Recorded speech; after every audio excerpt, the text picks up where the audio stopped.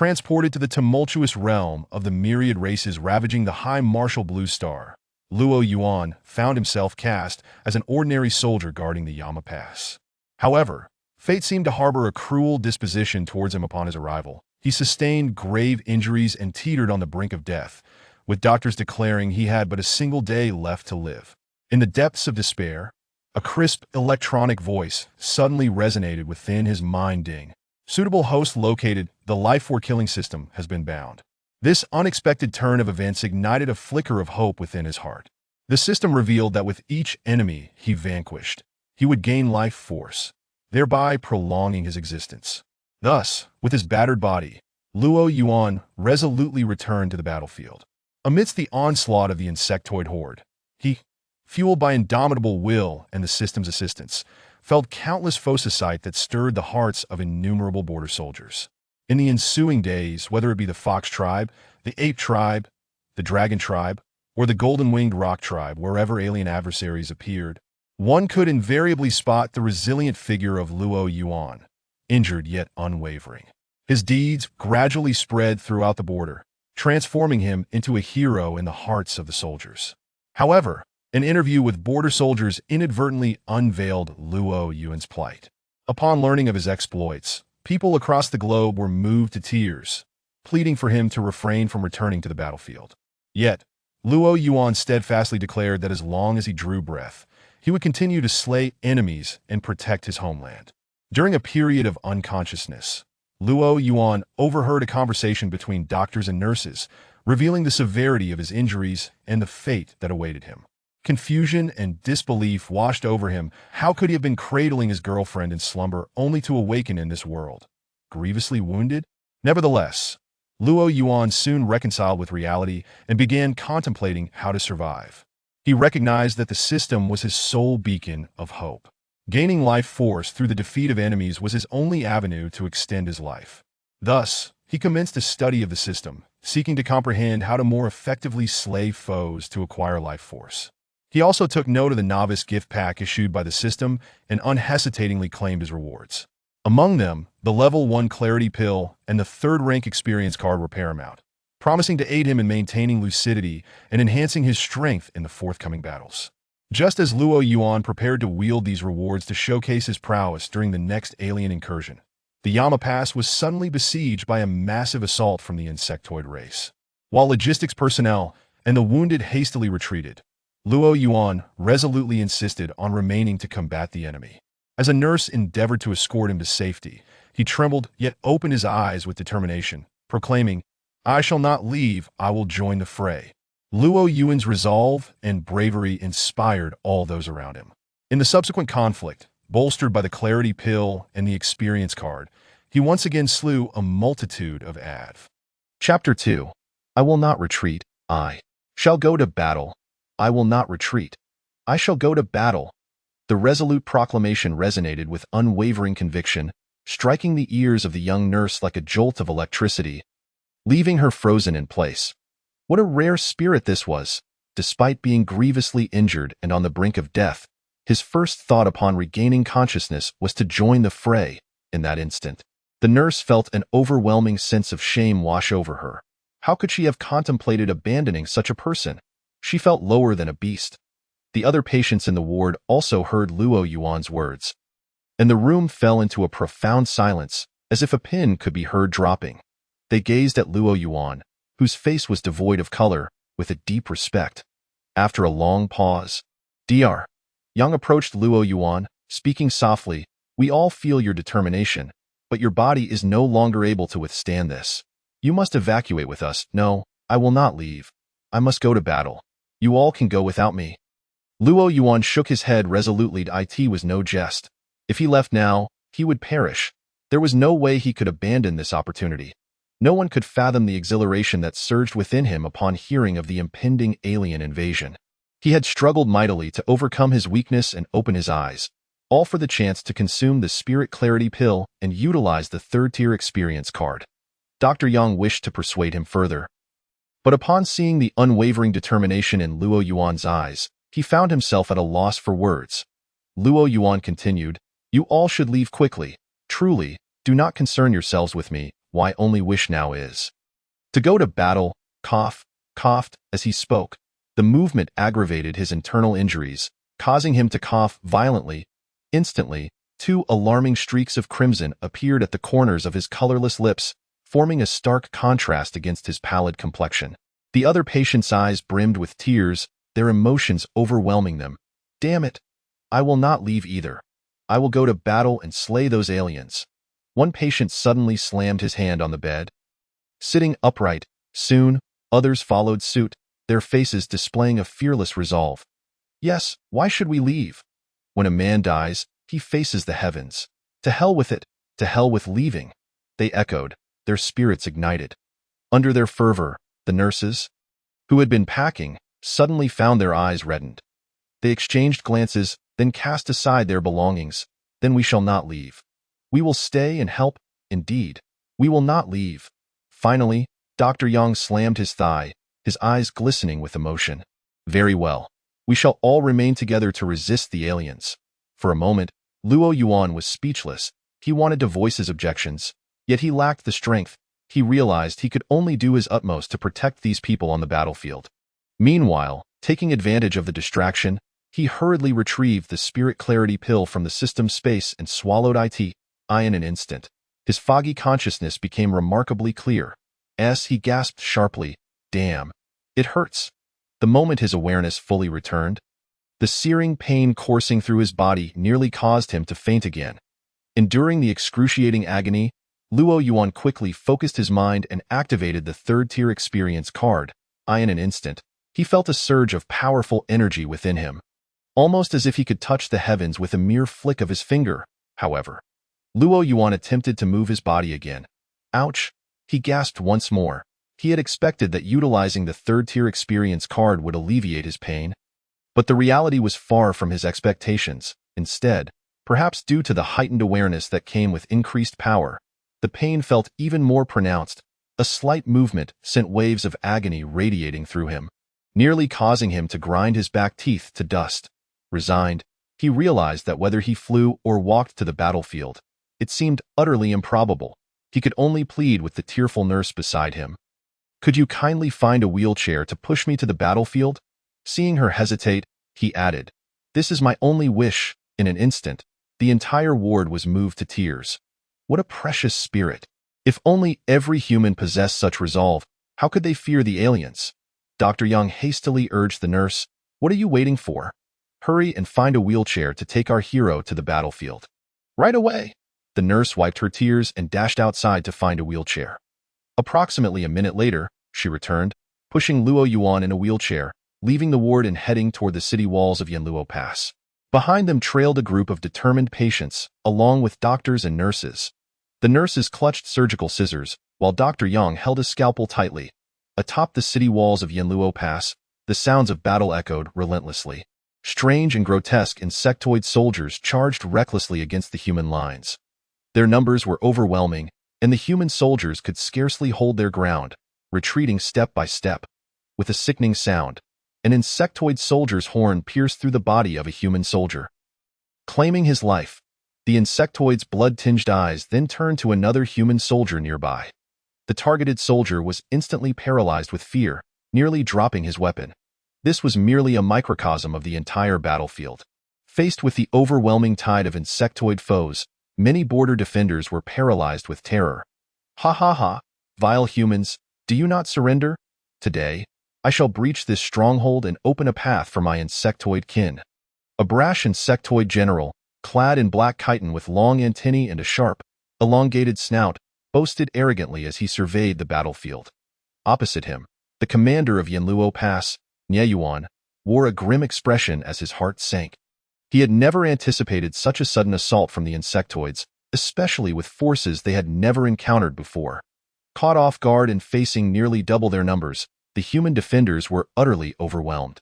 In just 2 minutes, human casualties were mounting, and morale had plummeted to an all-time low. Many soldiers had lost their will to fight. If morale could be restored, perhaps they could still hold the Yanluo Pass.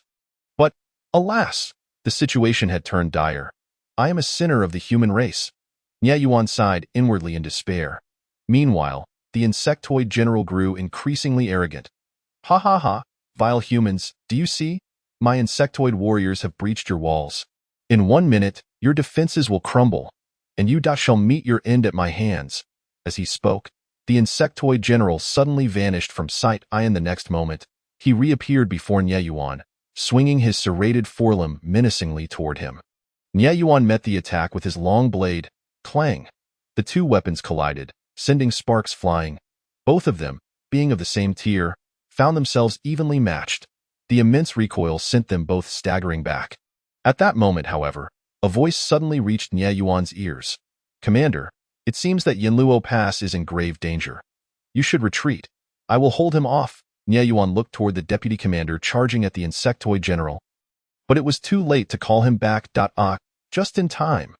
The insectoid general laughed heartily, unafraid, as he faced the approaching deputy commander. Swish! The insectoid general's forelimbs moved in a blur, and a scream echoed across the skies of Yanluo Pass. Simultaneously, a bloodied arm fell from the sky in a mere exchange. The deputy commander had lost an arm. But it did not end there. The insectoid general leaped high, crashing his foot down onto the deputy commander's abdomen, sending him crashing against the city wall. Boom! The impact echoed, and the deputy commander spat a mouthful of blood. However, before he could utter a word, the insectoid general stomped on his face, rubbing it as if extinguishing a cigarette. Ha ha ha, vile humans, how dare you try to stop me? What do you possess to hinder my path? Seeing this, Nie Yuan's face twisted with fury. Beast! A soldier may be killed, but never humiliated. Ha! I shall humiliate him. What can you do about it? The insectoid general dismissed his words, continuing to trample the deputy commander's face. In no time, the deputy commander's visage was a bloody mess, teeth scattered across the ground. His eyes reddened. Nie Yuan rushed toward the insectoid general, filled with rage. Today, even if it meant self-destruction, he would drag this insectoid general down to hell with him, regardless of the breach at Yanluo Pass. He felt utterly ashamed to face the myriad of human tribes behind him, to confront the countless valiant ancestors of humanity. Yet, at that moment, Nie Yuan noticed a young man, pale as a ghost, being wheeled forward by a nurse atop the distant city wall. Chapter 3. The Wheelchair Warrior. A single stroke slays the insectoid vice commander, human morale restored.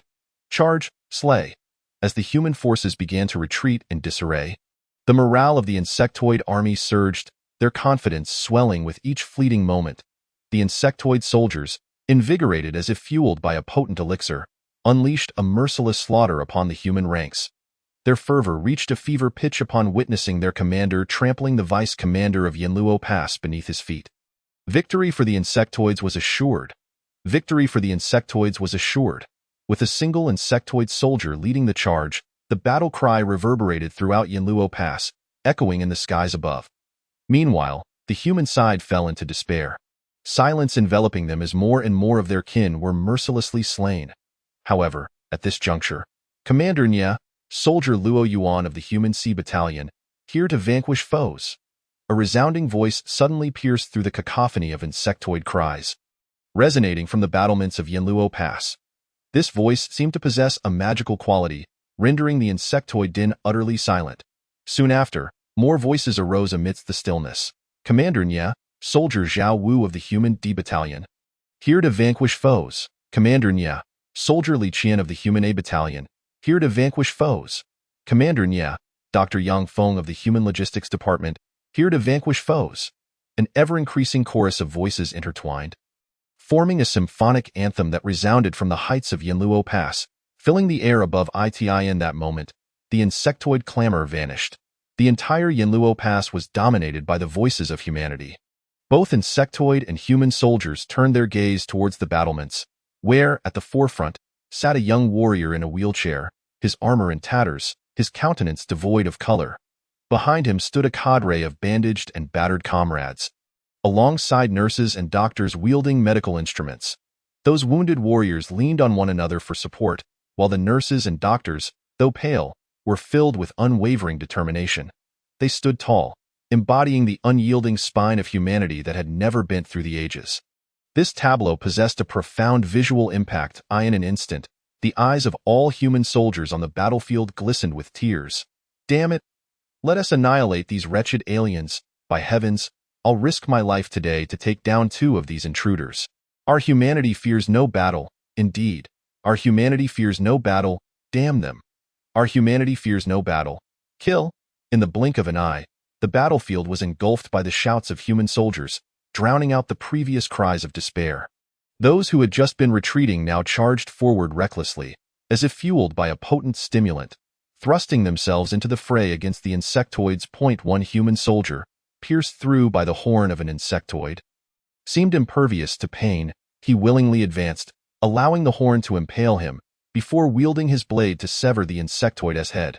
With a mighty heave, he withdrew the horn, dragging his unsteady form as he continued to strike down another nearby insectoid. The latter, taken aback, retreated in fright. Observing the battlefield, witnessing the swift reversal of fortunes between the humans and the insectoids, Nie Yuan could not help but cast a lingering glance at Luo Yuan in the wheelchair. Until this moment, he had been unfamiliar with Luo Yuan, but now he would forever remember the pallid visage of that young man. It was evident to all that Luo Yuan's arrival at the battlements, proclaiming his intent to fight, had reignited the spirits of humanity. Yet, Nie Yuan had no time to dwell on Luo Yuan, for he too felt invigorated and was determined to slay the insectoid commander. At this critical juncture, if he could fell that commander, they would surely drive the insectoids back. The insectoid commander, not one to be outwitted, recognized the pivotal role Luo Yuan played at this moment. It was Luo Yuan who had lifted the human morale from the depths of despair to soaring heights, even hinting at a potential to overshadow the insectoid forces. In a flash, the insectoid commander harbored a deadly resolve against Luo Yuan. He bellowed, "A handful of wounded soldiers dare to alter the tide of battle? Vice Commander, crush them underfoot. Other insectoid warriors, kill. Our victory is assured." Emboldened, the previously wavering morale of the insectoids stabilized. An insectoid vice commander, amidst the slaughter of human soldiers, immediately soared towards Luo Yuan with the intent to eliminate him. Nie Yuan felt a surge of urgency. He swiftly altered his course to intercept the vice commander. At this moment, Luo Yuan and his companions had become the spiritual backbone of their faction. Especially Luo Yuan, for without him, humanity would not have regained its fighting spirit. Thus, he could not allow Luo Yuan to fall. However, the insectoid commander, intent on eliminating Luo Yuan, blocked Nie Yuan's path. Noting Nie Yuan's anxious expression, he scoffed, "Humph, a dying wretch dares to meddle. Soon, I shall make him wish he were never born." Nie Yuan grew increasingly desperate. Yet despite several attempts, he could not break through the insectoid commander's blockade. He could only shout, "Soldiers on the wall, gather around Luo Yuan at once. Protect him." The insectoid commander sneered disdainfully. "Protect? They cannot even save themselves. Just watch them suffer." After a brief pause, he commanded the vice commander barreling toward Luo Yuan, "Since they fear not death, ensure they do not die easily. Let them suffer. Let them be tormented before the eyes of humanity." The wounded soldiers, nurses, and doctors behind Luo Yuan, witnessing the approaching insectoid vice commander, grew alarmed. Several wounded soldiers staggered forward, positioning themselves before Luo Yuan. "Brother, do not worry. If he seeks to kill you, he must first step over our corpses." "Indeed, brother, we cannot allow you to die before us." Luo Yuan wished to assert, "I can indeed slay this insectoid vice commander," but the vice commander was already upon them, as the insectoid commander had foretold. The human soldiers atop the wall were too preoccupied to protect Luo Yuan and his companions. They could only watch helplessly as the vice commander advanced unhindered toward them. The insectoid vice commander, adorned with green markings, bore a sinister expression as he addressed Luo Yuan and the others. "Ha ha ha, a bunch of defeated soldiers. Not only do you fail to hide, but you dare to approach. Since you fear not death, I shall ensure you wish for it." But at that very moment, thunk, a soft sound, akin to a gentle breeze passing through in an instant, the insectoid vice commander felt an eerie emptiness in his neck. Struggling to glance at the young man in the wheelchair, he beheld Luo Yuan, who had inexplicably produced a blade, now retracting it while coughing blood. Moments later, darkness enveloped him entirely. Thud.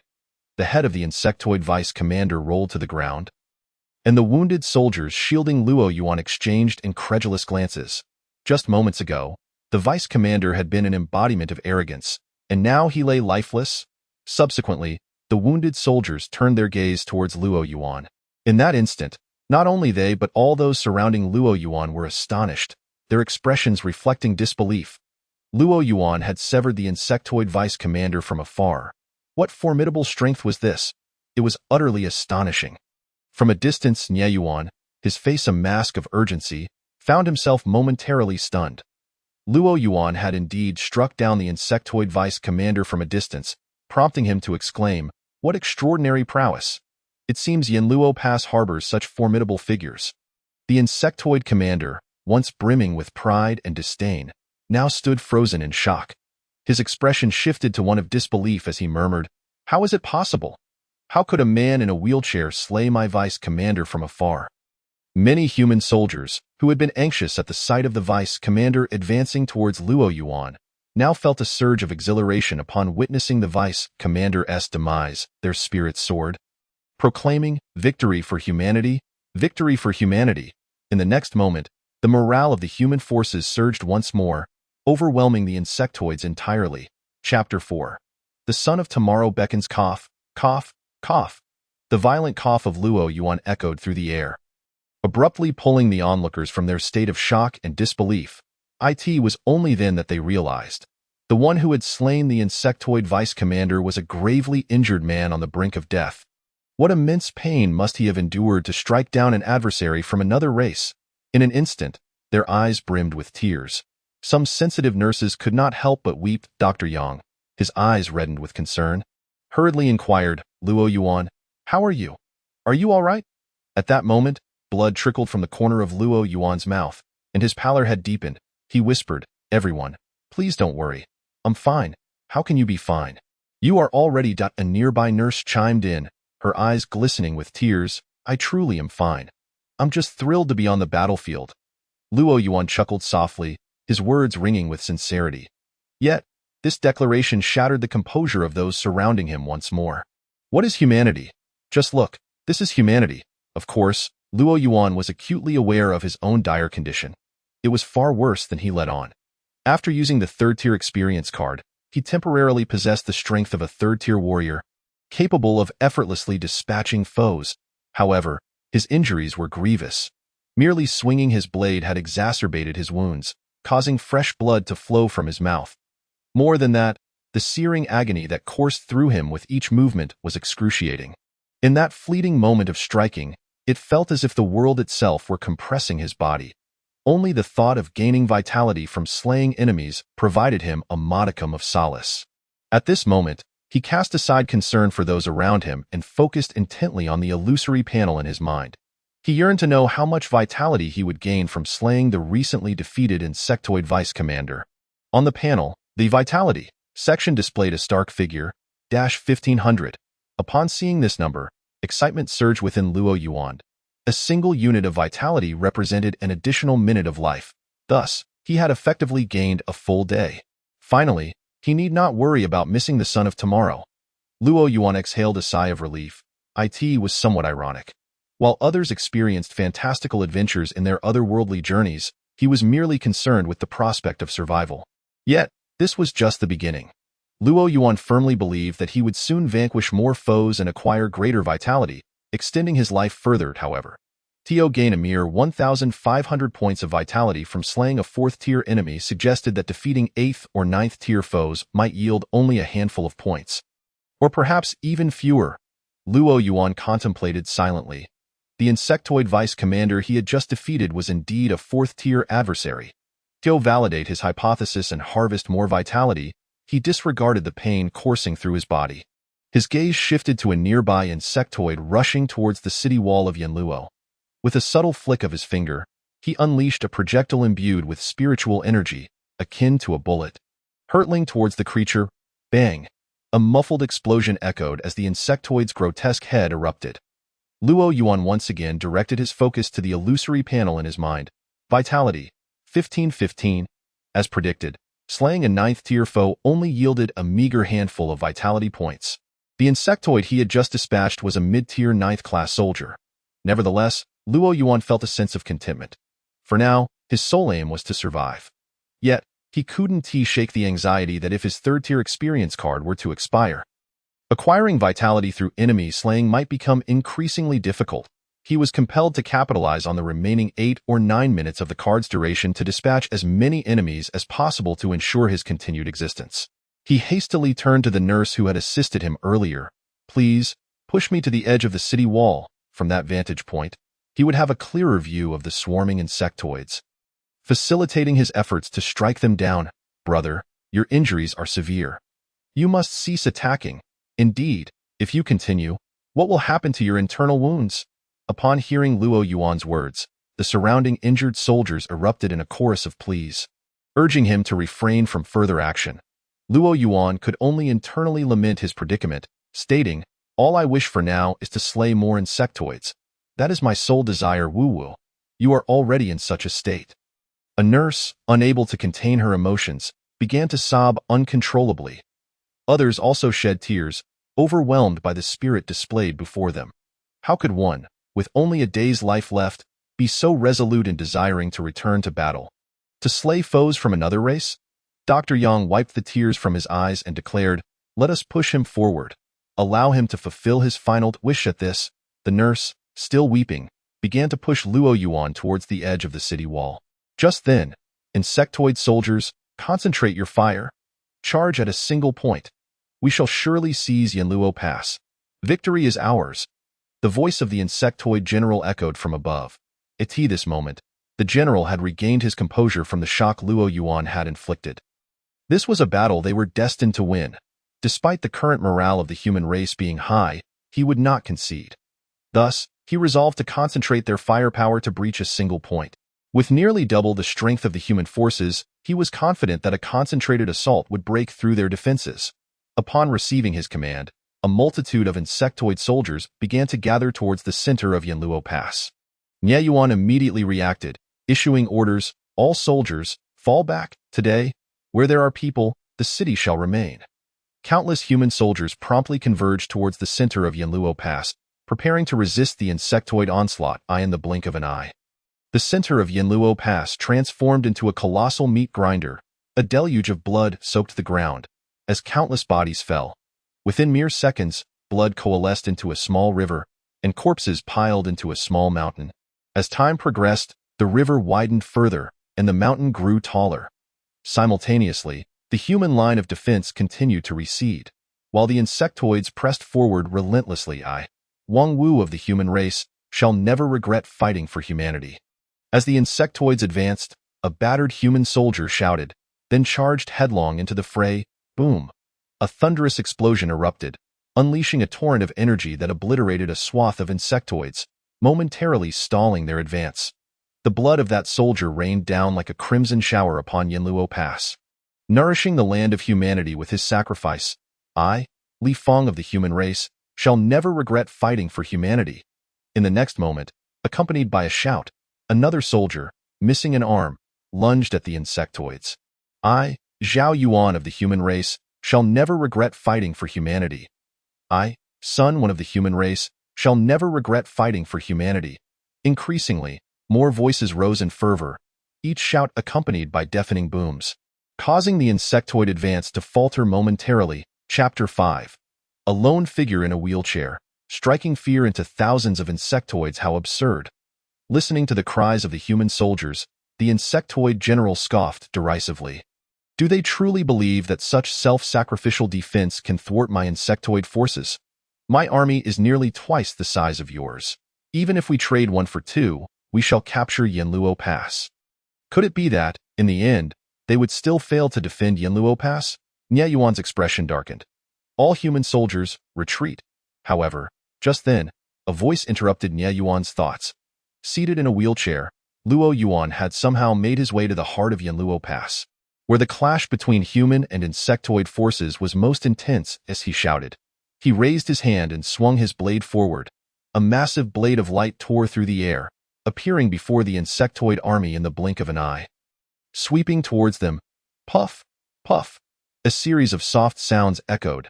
At this moment, the blade of light resembled a scythe harvesting wheat, while the insectoids were akin to the unripe grain awaiting harvest.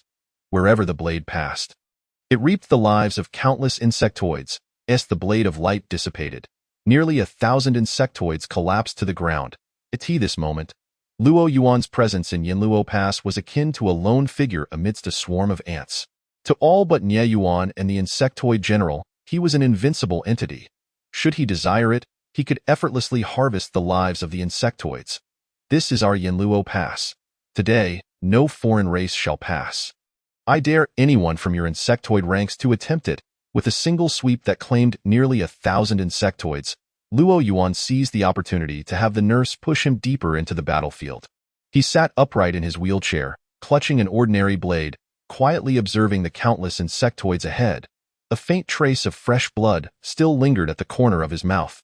Yet, at this moment, none of the insectoids dared to approach. They gazed at him with apprehension. The sheer intimidation of Luo Yuan's earlier display of power had left them in fear. Not you again. The insectoid general's face darkened ominously. Without hesitation, he sprang into action, intent on slaying Luo Yuan. However, Nie Yuan swiftly positioned himself in front of him, sneering, "Though our human race may be fewer than your insect race, with a single stroke, we can sever 1,000 foes. What can your insect horde achieve?" The scene bore a resemblance to the earlier confrontation, yet the circumstances had undergone a complete reversal. The insect general's demeanor contrasted sharply with Nie Yuan's. The insect general's expression grew increasingly grim, and he raised his voice, declaring, "Insect warriors, do not be intimidated by him. He is but one individual, confined to a wheelchair. How can I believe he can strike repeatedly? My insect warriors fear not the battle. Slay him. Whoever can sever his head shall be the greatest hero of this conflict. After the battle, I shall personally commend him with titles and honors." Spurred by the general's rallying cry, the previously intimidated insect army surged forward once more, brandishing their varied appendages as they charged at Luo Yuan. Faced with the dark mass of the insect horde, the nurse pushing Luo Yuan's wheelchair was suddenly struck with fear, her legs turning to jelly as her hands clutched tightly to the wheelchair, preventing her from collapsing. Meanwhile, Luo Yuan maintained a stoic expression, enduring the excruciating pain coursing through his body, and raised his hand to wield his blade. Though his movements were somewhat sluggish, he still managed to deliver a powerful slash. In an instant, a massive arc of blade light swept forth once more. Simultaneously, Nie Yuan commanded, "Soldiers of the human race, heed my call." Centered around Luo Yuan, support him and repel the insects. This battle shall be ours. With Nie Yuan's voice echoing through the gates of Yanluo, the shouts of the human soldiers resonated throughout. They surged forth from either side of Luo Yuan, colliding once again with the insect forces. Amidst this chaos, Luo Yuan stood resolute, raising his hand to unleash strike after strike. Despite the searing pain that racked his body and the blood that flowed from the corner of his mouth, staining his chest, he did not falter. On one hand, he sought to eliminate the alien foes to gain sufficient vitality. On the other, he could not allow the gates of Yanluo to fall. Given the current circumstances, this location was paramount to him. With each tremendous sweep of his blade, the insect soldiers fell before him, and within mere moments, a mound of their corpses began to accumulate at his feet. Yet, correspondingly, the blood flowing from his mouth increased. Each swing of his sword aggravated his wounds, and while he had slain numerous insects in this brief span, the blood continued to seep from his lips. Staining his chest, behind him, the nurse pushing his wheelchair was in tears. Others were too far from Luo Yuan to witness the full extent of his struggle, but she saw it clearly. His hand trembled violently as he wielded the blade. Especially with each upward motion to strike, his hand shook fiercely, reminiscent of someone gripping a steering wheel while traversing a bumpy country road. Luo Yuan attempted once more to raise his hand and swing his sword. He found himself momentarily unable to do so. The nurse, wiping her tears, pleaded softly, "You have already slain enough insects. Perhaps I should push you away, and we need not engage any further." Luo Yuan gently shook his head. "There are still so many insects. How can I leave now?" With gritted teeth, he suddenly lifted his hand, delivering another decisive blow. The nurse, continuously wiping her tears, sobbed, "Then let me wipe the blood from your lips." As she spoke, she reached out, trembling, to gently clean the blood at the corner of Luo Yuan's mouth. In that moment, her tears flowed as uncontrollably as the blood from Luo Yuan's lips. Another minute passed, and with another tremendous sweep of his blade, many more insects met their demise. The insect soldiers before Luo Yuan hesitated, their courage faltering as they dared not charge forward at this moment to the insect soldiers. Luo Yuan was no longer merely a wounded man in a wheelchair. He had transformed into a harbinger of death. One trembling insect soldier, filled with anxiety, nudged a nearby comrade. "Hey, you should go," to which his companion, equally tense and wide-eyed, trembled in response. Why don't you go?" I cannot go. This is too terrifying. How can such a fearsome person exist? Advance. What are you all waiting for? Charge. An insect squad leader urged the surrounding soldiers. Yet, the soldiers remained frozen, trembling in fear, fixated on Luo Yuan. The squad leader, feeling an eruption of frustration, kicked one of the nearby insect soldiers, shouting, "Advance. My insect warriors do not harbor cowards. I command you to move." The kicked soldier, toppled to the ground, cast a fearful glance at Luo Yuan before looking back at the squad leader. "Captain, why don't you go?" The insect squad leader was momentarily speechless. Why didn't he go? He was afraid too. Charging forward meant certain death. What glory, what titles, what honors were worth it if one was to lose their life? At that moment, Luo Yuan sat alone in his wheelchair, striking fear into the hearts of countless insects. And none dared to approach. Chapter 6. The insect race in retreat. One strike slays their general in midair. The insect general, locked in a fierce battle with Nie Yuan, also took note of the unfolding situation below. Thousands of insects were being routed by a single individual seated in a wheelchair. A monumental disgrace. He exerted himself fiercely, pushing back Nie Yuan, and shouted angrily, "What are you doing? Charge at him." Yet, despite his command, the insect soldiers remained hesitant, failing to advance towards Luo Yuan. The insect general, infuriated, felt as though his antennae might stand on end. After a brief moment of contemplation, he declared, "Do you not desire titles and honors? Do you not yearn for the queen's favor? Whoever can slay him, I shall personally bring before the queen to be rewarded." Yet, in the face of such grand temptation, the insect soldiers still hesitated. The general, feeling increasingly powerless, was left with a weight upon his chest and resorted to a harsh decree: cowardice in battle shall be punished by execution. Anyone who dares to falter shall be slain on the spot.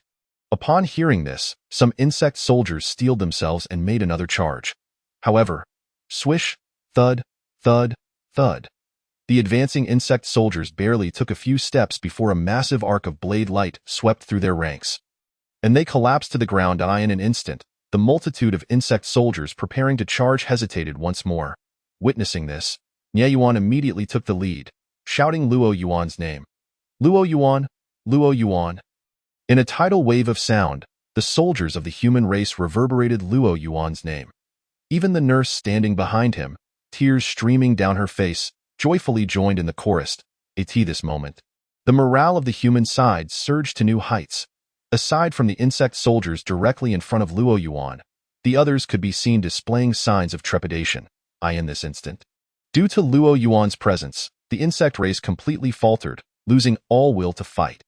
This signified that the scales of victory had tipped decisively in favor of the humans. The insect general, in a fit of rage, struck down an insect soldier, wanting to shout advance, but was interrupted by his deputy's voice. "General, we cannot win this battle. We must retreat and avoid further unnecessary sacrifices." The insect general, feeling utterly defeated, realized that this battle, once certain of victory, had turned into a debacle, all because of. His gaze locked onto Luo Yuan, seated in his wheelchair. Luo Yuan's emergence had rekindled the human morale while simultaneously demoralizing the insect forces. All of this was due to Luo Yuan. Everything stemmed from him. In that moment, the insect general etched Luo Yuan's pale visage into his memory, seething as he muttered, "You shall wait. When my insect race regroups and returns, I shall ensure your demise, using your head to pave the way for my kin." With that, he turned and vanished into the vast, dark rift in the sky. As the insect general retreated, the remaining insects collectively sighed in relief. Grateful to have survived, they hastily began to withdraw, flowing like a tide towards the rift in the sky. "Kill!" The humans erupted in a fervor, pursuing the retreating insects. "We have triumphed. We have won!" exclaimed the nurse behind Luo Yuan, dancing with joy. Yet, Luo Yuan gazed at the fleeing insect general, his brow furrowed. The duration of his third-tier experience card had not yet expired, and he still possessed the strength for one final formidable strike. He could not allow it to go to waste. With time running out, he resolved to seize the moment to add a final flourish to this victory. After a moment of contemplation, Luo Yuan gritted his teeth and lifted his gaze towards Nye Yuan in the sky. Commander Nye, do you have any means to delay that fellow for a while, granting me a bit of time? Understanding Luo Yuan's intent, Nye Yuan hesitated for a moment. Luo Yuan, I know your strength is formidable. But your body. The petite nurse behind Luo Yuan was taken aback and immediately interjected. My lord, I beseech you, do not engage further. Your body cannot withstand it. With further delay, that creature will surely return to the spatial rift. Yet, Luo Yuan fixed his determined gaze upon Nye Yuan. That creature holds a prestigious position as a bug tribe general. Capturing him would deal a significant blow to the bug tribe. Otherwise, they will swiftly return to launch another attack, leaving us no respite. Very well. Nye Yuan clenched his jaw, declaring, then today, I shall fight with all my might to impede that creature. As his words fell, an overwhelming surge of spiritual energy erupted from him, and he transformed into a streak of light, pursuing the bug tribe general. Utilizing an unknown secret technique, Nye Yuan's speed exceeded that of the bug tribe general in an instant. In the blink of an eye, he appeared behind the bug tribe general, brandishing his long blade and striking directly at the general's back. The bug tribe general's expression soured as he swiftly turned, swinging his forelimbs to counter Nye Yuan's attack. The clang of metal reverberated continuously as the two figures clashed mid-air. The bug tribe general, realizing Nye Yuan's intention, scoffed disdainfully while engaging in battle. Do you truly believe you can detain me? Nye Yuan? How can one ascertain the impossible without attempting? Nye Yuan retorted coldly, renewing his assault on the bug tribe general. Humph! To think you can hold me back, such folly, the bug tribe general sneered. Colliding once more with Nye Yuan, all the while inching closer to the distant spatial rift, at last. When they were but 100 meters from the rift, the bug tribe general bellowed, Insect Empress, grant me your aid. In the next moment, a dark red tentacle emerged suddenly from the inky black spatial rift, lashing out towards Nye Yuan. Not good. Nye Yuan swiftly raised his blade to defend. But with a resounding thud, he was flung aside, crashing violently to the ground. Seizing this opportunity, the bug tribe general immediately returned to the vicinity of the spatial rift. He turned to regard Nye Yuan, who lay pale and battered, and coldly scoffed, Humph! The next time my bug tribe returns, it will herald the end for your human race. You shall become slaves to my kind. However, before the bug tribe general could finish his words, two tentacles atop his head suddenly stood erect. In that moment, he sensed the taste of death. A faint glimmer of blade light appeared before him, slicing towards him. Though the blade light was no larger than a thumb, it radiated an overwhelming sharpness, cleaving through the very fabric of space. Instinctively, the bug tribe general raised his forelimbs to shield his chest. Yet, sizzle, with two soft sounds, his forelimbs were severed, and then, thud, like a thin sheet of paper torn by a gentle breeze. The thumb-sized blade light pierced through his throat. Terror flickered in the bug tribe general's eyes as the tentacles atop his head drooped, losing their vigor. His final gaze turned towards the direction of Yanluo Pass, where Luo Yuan, having mysteriously vacated his wheelchair, now hovered in mid-air. At that moment, his pallid face bore an expression devoid of emotion as he gazed intently at the bug tribe general. The last words the bug tribe general heard in this world were, "Those who offend the human race shall be pursued relentlessly." No matter the distance. Chapter 7. A Nation Aroused.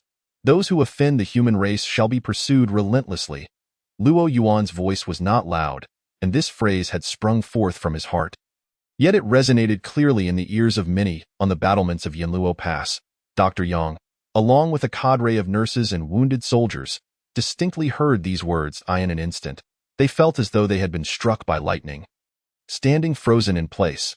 Soon after, they sensed their blood igniting within them, their spirits surging with fervor. At that moment, had the bug tribe not retreated to the spatial rift, they would have rushed forth to slay several of the creatures. Those who offend the human race shall be pursued relentlessly, Dr. Yang muttered, articulating each word deliberately. Ha ha ha!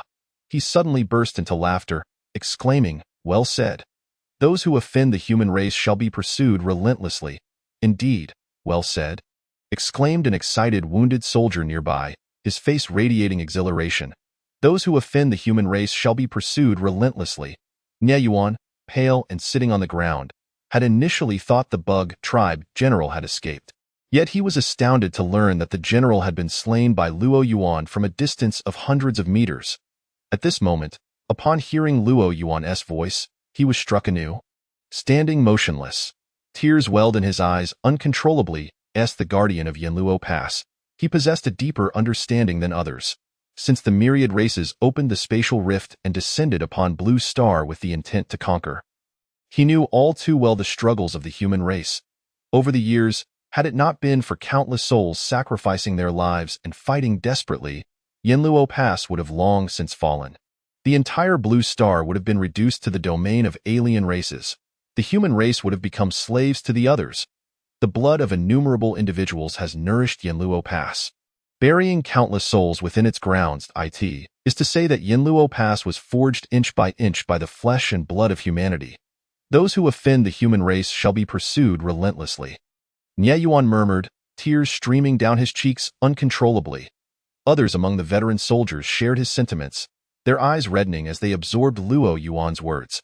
Those who offend the human race shall be pursued relentlessly, cried an old soldier, excitement etched across his face. Well said. Ha ha ha. Indeed, those who dare to invade our kind must be exterminated, regardless of distance. Those who offend the human race shall be pursued relentlessly.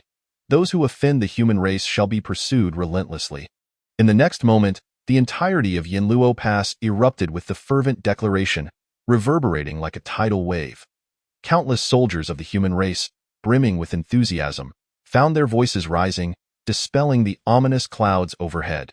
Simultaneously, all within Yanluo Pass raised their gazes in unison towards Luo Yuan, who hovered in the AIR.AT that moment. The dark clouds above parted, just enough to reveal a sliver of golden light. A beam of sunlight cascaded down, illuminating the scene at Yanluo Pass and bathing Luo Yuan in its glow. Behind Luo Yuan stood the battered and weathered Yanluo Pass. Beneath him lay a sea of corpses, while before him loomed the inky blackness of the spatial rift, as if it sought to devour the world. He stood like a war god clad in golden armor, confronting the endless abyss alone.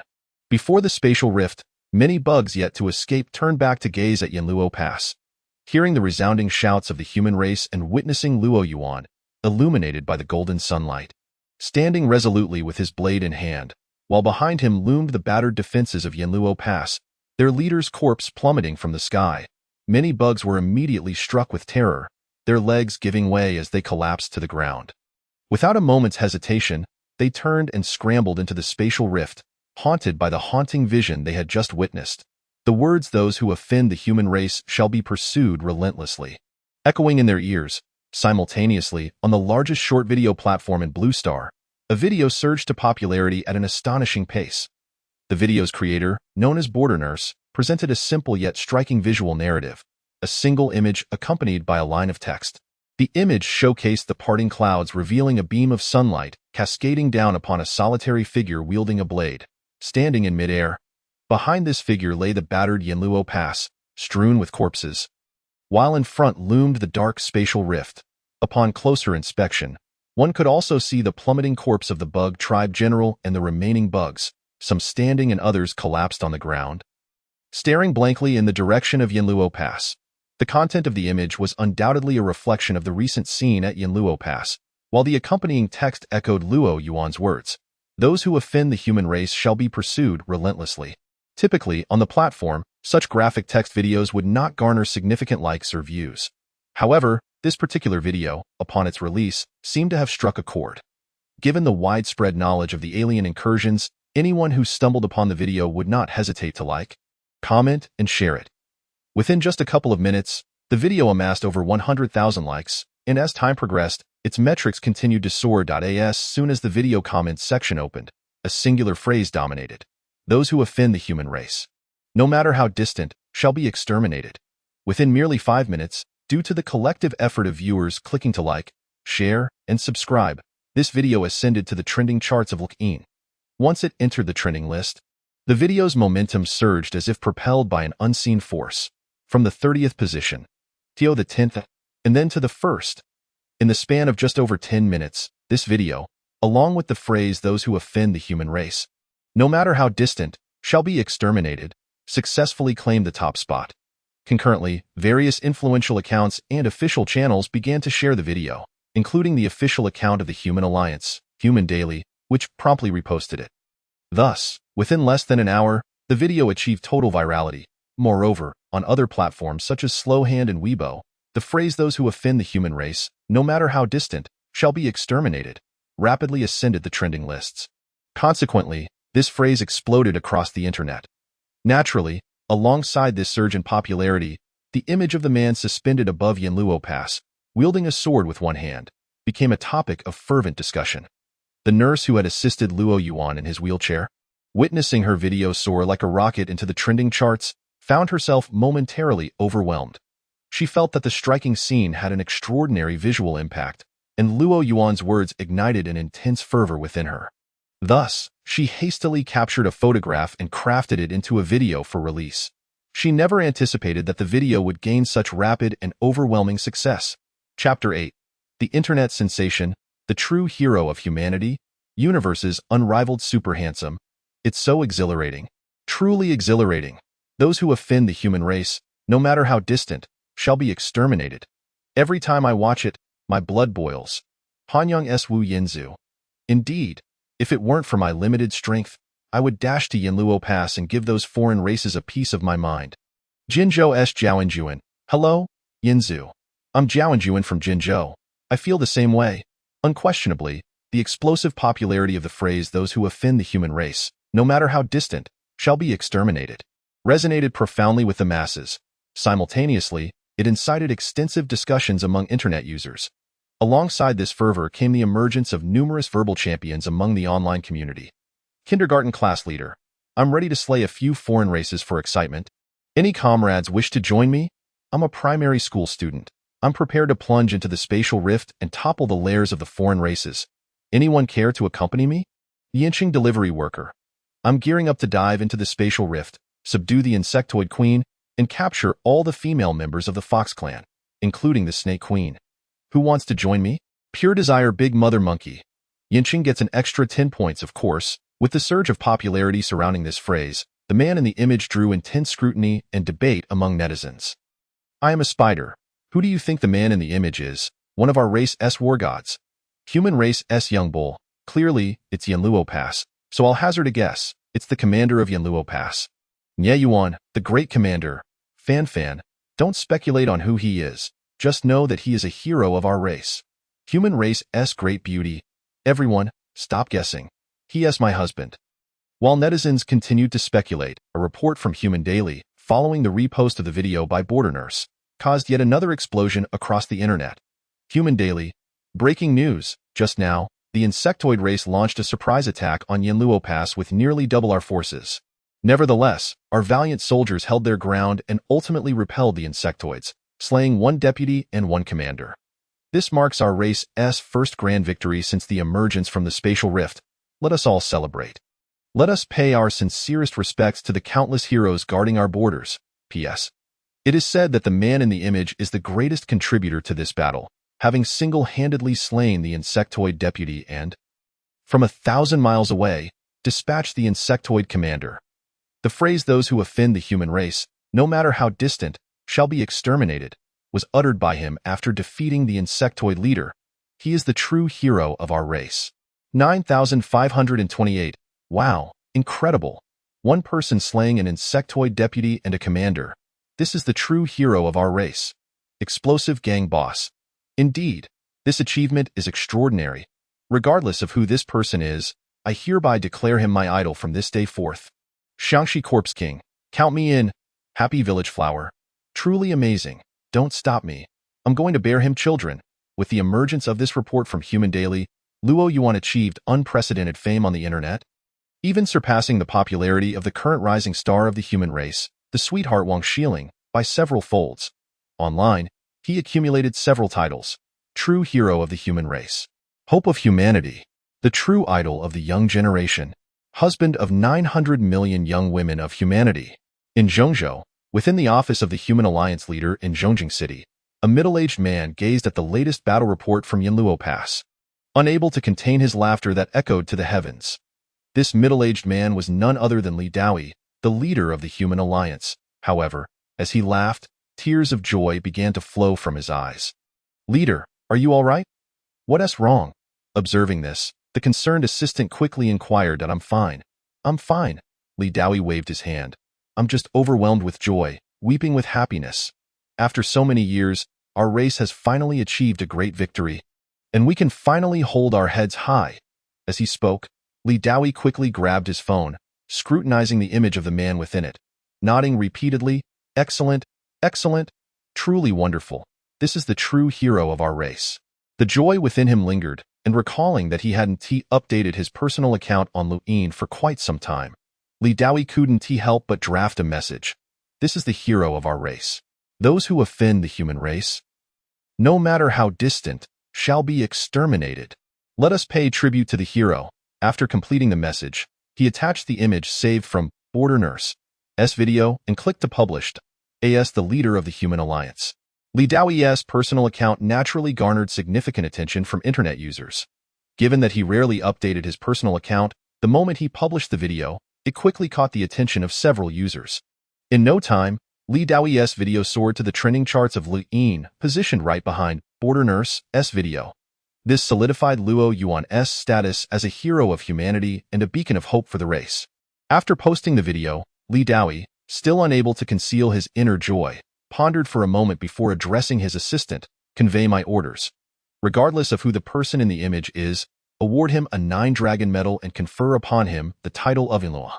This signifies our race's Yanluo, the guardian of Yanluo Pass, dedicated to exterminating foreign races and upholding the dignity of humanity."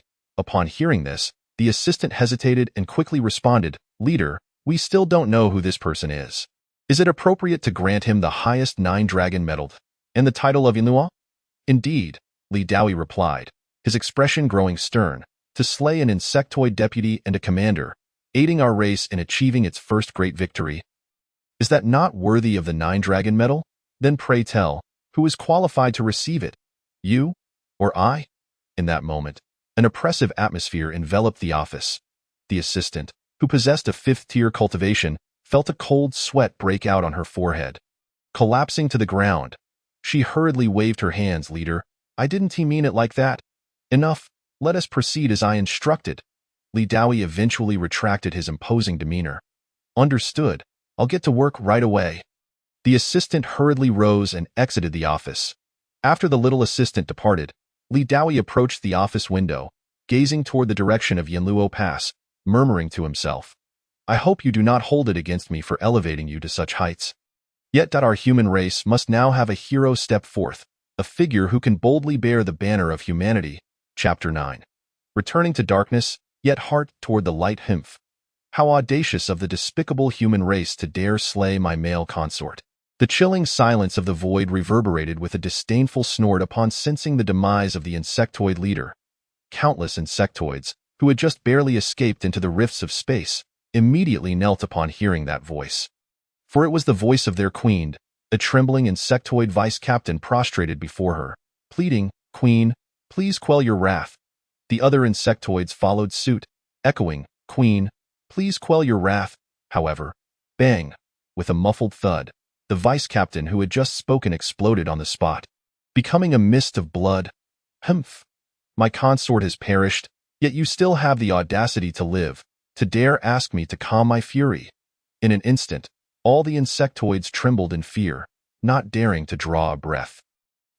Queen, venting your anger on a subordinate is hardly amusing." At that moment, a mocking laugh echoed through the dark void, followed by a series of voices. "Indeed, Queen, instead of wasting time here, why not contemplate how to subdue the human race? How to conquer Yanluo Pass? Queen, are your insectoids truly capable?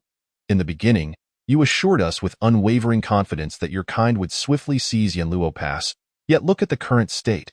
I propose, if your insectoids are inadequate, you should concede and allow our ape clan to take over."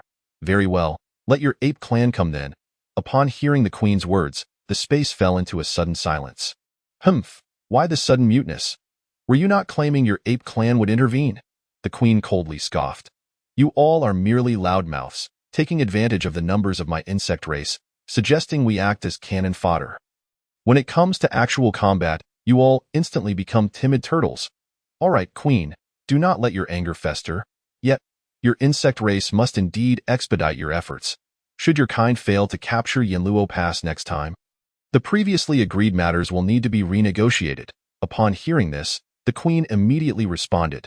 Next time, my insect race will undoubtedly seize Yanluo Pass. That as well. Sensing the energies dissipating one after another, the entire space fell into tranquility. The queen pondered for a moment before declaring, "Where are the leaders of the Mantid and Ant clans?" "I am here," came the voice of the Mantid leader. "I am here," echoed the Ant leader. "Both of you must quickly organize your respective clans, the Mantids and Ants. Next time, you two shall take the lead, commanding the assault on Yanluo Pass." "Understood," came the simultaneous response from the Mantid and Ant leaders. The space fell briefly silent, and then, the Mantid leader's hesitant voice broke through. "Queen, we can lead the troops, but we are both of the second rank. Can we traverse the spatial rifts?" "Humph, what is there to fear?" The queen replied coldly. "I have already sensed it. Now, even those of the second rank entering Blue Star should not face excessive suppression." As soon as the queen finished speaking, a voice emerged from the edge of the spatial rift. "Queen, according to our agreement, those below the second rank cannot engage. It would be wise to summon third rank insectoids to lead. Otherwise, humph, such audacity. To dare speak so boldly before me." The queen's icy voice resonated. "I shall observe from here. I look forward to seeing how you intend to slay the leaders of the Mantid and Ant clans." "Humph, do you truly think we are made of clay? You human race cannot simply declare death upon us. I stand right here, and I shall witness how you intend to slay me." The Mantid leader also huffed in response. The Ant leader remained silent, yet a terrifying aura suddenly enveloped the space. In that moment, the very fabric of the void trembled slightly. "Old comrades, having lingered here for so many years, it is time to stretch our limbs. Indeed, it has been far too long. My old arms and legs have grown rusty. Humph, they truly think our human race is easy to bully. Today, let them taste blood." Voices arose at the edge of the spatial rift, and soon, the trembling space stabilized. However, in the next moment, accompanied by an overwhelming pressure, the space began to shake more violently. Others continued to guard the spatial rift, lest we afford the alien races an opportunity. "The queen entrusted this to me and Old Jean. Wang He and Sun Kezi shall go slay the leaders of the Mantid and Ant clans. Let us add a touch of glory to our recent victory. Engage! Engage! My great blade is already thirsting for action." Commands flowed forth methodically, and in the next moment, at the edge of the spatial rift, for figures emanating a terrifying aura stepped forth in the inky void. It was discernible that most of these figures appeared aged and frail. Yet, as they took each step forward, their postures straightened. 4 figures emerged in total. 2 advanced in one direction, while the remaining 2 diverged toward different paths. Immediately, the previously indistinguishable space began to shake violently. Concurrently, intense energy fluctuations reverberated throughout the void. 5 minutes later, the agonized screams of the Mantid and Ant leaders arose almost simultaneously. Then came a teasing voice. "Ha ha ha. Sun Kezi, you are lagging behind. How amusing indeed. You are the fastest. No one can match your speed." Hearing the banter between the two, the queen seethed with rage. "Damn it. You truly have slain the leaders of the Mantid and Ant clans. But do you genuinely believe that by not deploying second-rank warriors, your human race can withstand my insectoid kind? Are there not more third-rank insectoids than your human race? Dispatch 10 third-rank warriors, and the outcome will be no different than with 2 second-rank. Just wait. Next time, I shall surely flatten your Yanluo Pass. The humiliation of today shall be repaid to your human race 100-fold, 1,000-fold. Await your insectoids," came the succinct 4-word response to the queen. Subsequently, the dark void fell silent once more. The 4 figures that had just stepped forth returned to the edge of the spatial rift. After a considerable time, sensing no alien presence, a voice finally emerged from the edge of the spatial rift. "Fellow old comrades, I yearn for the cuisine of my homeland. I may need to take my leave first. The future of the human race depends on you. Sun Casey, what a coincidence. I too long for my old partner. Shall we depart together? Damn it, who wishes to leave with you, monk? As the voices faded, a melancholic tone resonated after a long while. Let Li Xiaozi deliver a portion of Sun Casey's homeland cuisine. As for Wang He, let him rest peacefully in this starry void. Just as he once said, he was born for darkness and thus, he should return to the dark. Chapter 10. The True Circumstances of Luo Yuan. He is the true hero. Those who offend our human race shall be punished. No matter the distance, at Yanluo Pass, the resounding voice continued to echo, unyielding and eternal. All the inhabitants of Yanluo Pass raised their gazes toward the young man clad in golden armor hovering in midair. The scene of Luo Yuan slaying the insectoid leader from afar with a single stroke was vividly etched in their minds, deeply shaking their spirits. That was their benefactor, their hero, Luo Yuan. Luo Yuan. Yet suddenly, they beheld Luo Yuan plummeting from the sky. In that moment, whether among ordinary human soldiers or others, expressions shifted drastically, eyes filled with alarm. Nye Yuan, disregarding his bodily pain and weakness, scrambled to his feet and dashed toward the spot where Luo Yuan was descending. As Luo Yuan approached the ground, Nye Yuan gritted his teeth and invoked a secret technique, igniting the spiritual energy within him to propel his speed. At last, he reached Luo Yuan's falling position just as he was about to touch the ground, catching him in the nick of time. However, upon observing Luo Yuan's condition, Nye Yuan's anxiety deepened. At that moment, blood trickled slowly from the corner of Luo Yuan's mouth, staining his entire chest crimson, his face as pale as a sheet. Devoid of any hue, Nye Yuan urgently shouted, "Doctor, doctor, where are you?" "I'm here, I'm coming, General Nye." Yang Feng was seen racing toward Nye Yuan's location, a look of frantic urgency on his face. He stumbled over a corpse along the way, falling to the ground and losing one shoe. Yet he did not even bother to retrieve his shoe, hastily scrambling up and continuing toward Nye Yuan. Finally reaching Nye Yuan's side, he was out of breath, yet he immediately knelt on the ground and began to examine Luo Yuan. After a while, he gradually ceased his movements, collapsing onto the ground. His expression filled with anguish and despair. Upon noticing his condition, Nye Yuan's heart sank, and he anxiously inquired, "Old Yang, do speak up. What is the status of Luo Yuan?" "Commander Nye, Luo Yuan. He is clinging to his last breath and may pass at any moment." As he spoke, Yang Feng's eyes turned red. Although Luo Yuan had previously been an unknown figure in this battle, his role in repelling the insectoid threat and defending Yanluo Pass was undeniably paramount. Particularly, Luo Yuan's indomitable spirit deeply moved Yang Feng, filling him with admiration. One must ask, how many can stand resolute in the face of death, with their sole focus on confronting the enemy? Initially, upon witnessing Luo Yuan single-handedly slay the insectoid vice-commander, instilling fear in their ranks, Yang Feng harbored a glimmer of hope that Luo Yuan would recover. However, that hope was now extinguished, as Luo Yuan's condition had significantly deteriorated due to his relentless engagement despite his injuries. If he had a chance of survival before, now he seemed on the verge of death. Upon hearing Yang Feng's words, Nye Yuan immediately refuted. "How can this be? It cannot be true. Old Yang, you must have made a mistake. Please, re-examine Luo Yuan. Commander, I wish I were mistaken, but the truth of Luo Yuan's condition is as I say." Yang Feng sat on the ground, tears streaming down his face. "Impossible, absolutely impossible." Nye Yuan vehemently refused to accept that Luo Yuan was beyond saving. And he berated Yang Feng. "Old Yang, you incompetent physician, you must be mistaken. I will find someone else to check on Luo Yuan." While he scolded Yang Feng out of frustration, he scanned the surroundings and called out, "Where are the other doctors of Yanluo Pass? Hurry and come to attend to Luo Yuan, Werwo." "Commander Nye, Dr. Yang, what he says is true." Yet, before Nye Yuan could finish, he was interrupted by a weeping nurse nearby. The nurse, who had just wheeled Luo Yuan, named Wang Xiaoka, was once a lively and cheerful girl but now was in tears. Nye Yuan's gaze swept across the gathering injured soldiers and nurses, all of whom nodded solemnly. "Commander, it is true.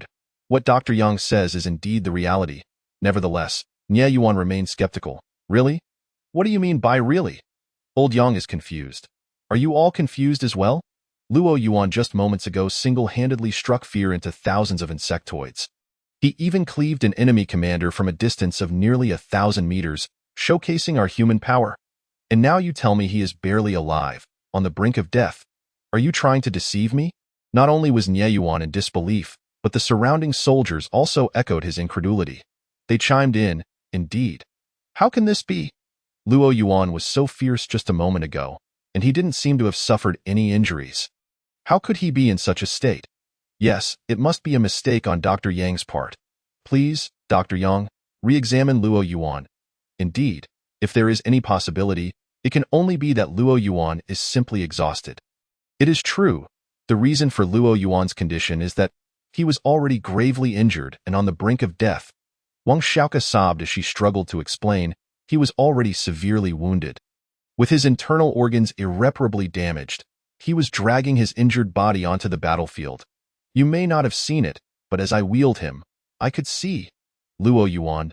Every time he raised his hand to strike, his hand trembled violently. With each action, he endured immense pain.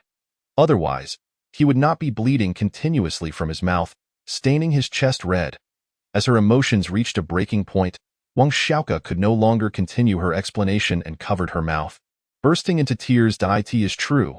Though I do not wish to accept it, Luo Yuan's condition is dire. At that moment, a soldier nearby, with tear-filled eyes, spoke up, but it is indeed the case. We shared a ward with Luo Yuan. We heard clearly about his injuries. We were supposed to withdraw, and Dr. Yang and the others could not have gone to the battlefield. We were all inspired by Luo Yuan's bravery, which is why we did not retreat and followed him into battle. You may not know, but despite being gravely injured, Luo Yuan's first words upon awakening were, "I want to fight the enemy." Exactly. It was precisely because Luo Yuan, despite being on the verge of death, refused to retreat and immediately sought to engage in battle that we followed him. Luo Yuan, he is truly magnificent. He is a true hero. Hearing the accounts from those around him, Nie Yuan was momentarily stunned, unable to comprehend the gravity of the situation.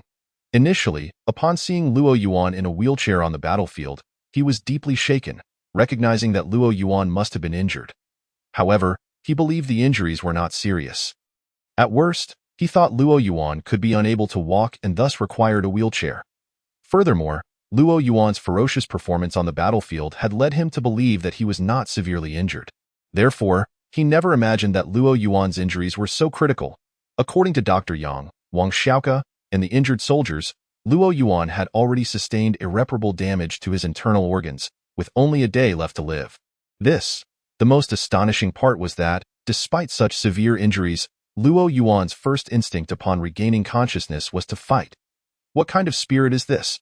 Nie Yuan searched his memory for someone akin to Luo Yuan but could find no one. Perhaps, considering the arrival of the alien forces, it would be difficult to find anyone like Luo Yuan among humanity. Furthermore, the thought of Luo Yuan enduring excruciating pain with each strike brought tears to Nie Yuan's eyes.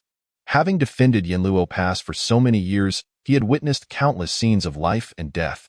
Yet, through all these experiences, he had never shed a tear. He thought himself strong enough. Or perhaps he had become numb from witnessing too much. However, at this moment, his tears flowed uncontrollably, a feeling he found shameful. He did not wish to cry, but Luo Yuan's actions were profoundly moving. In truth, it was not just Nie Yuan. Every soldier present was in tears. These men, seasoned in battle against the alien forces, now wept openly.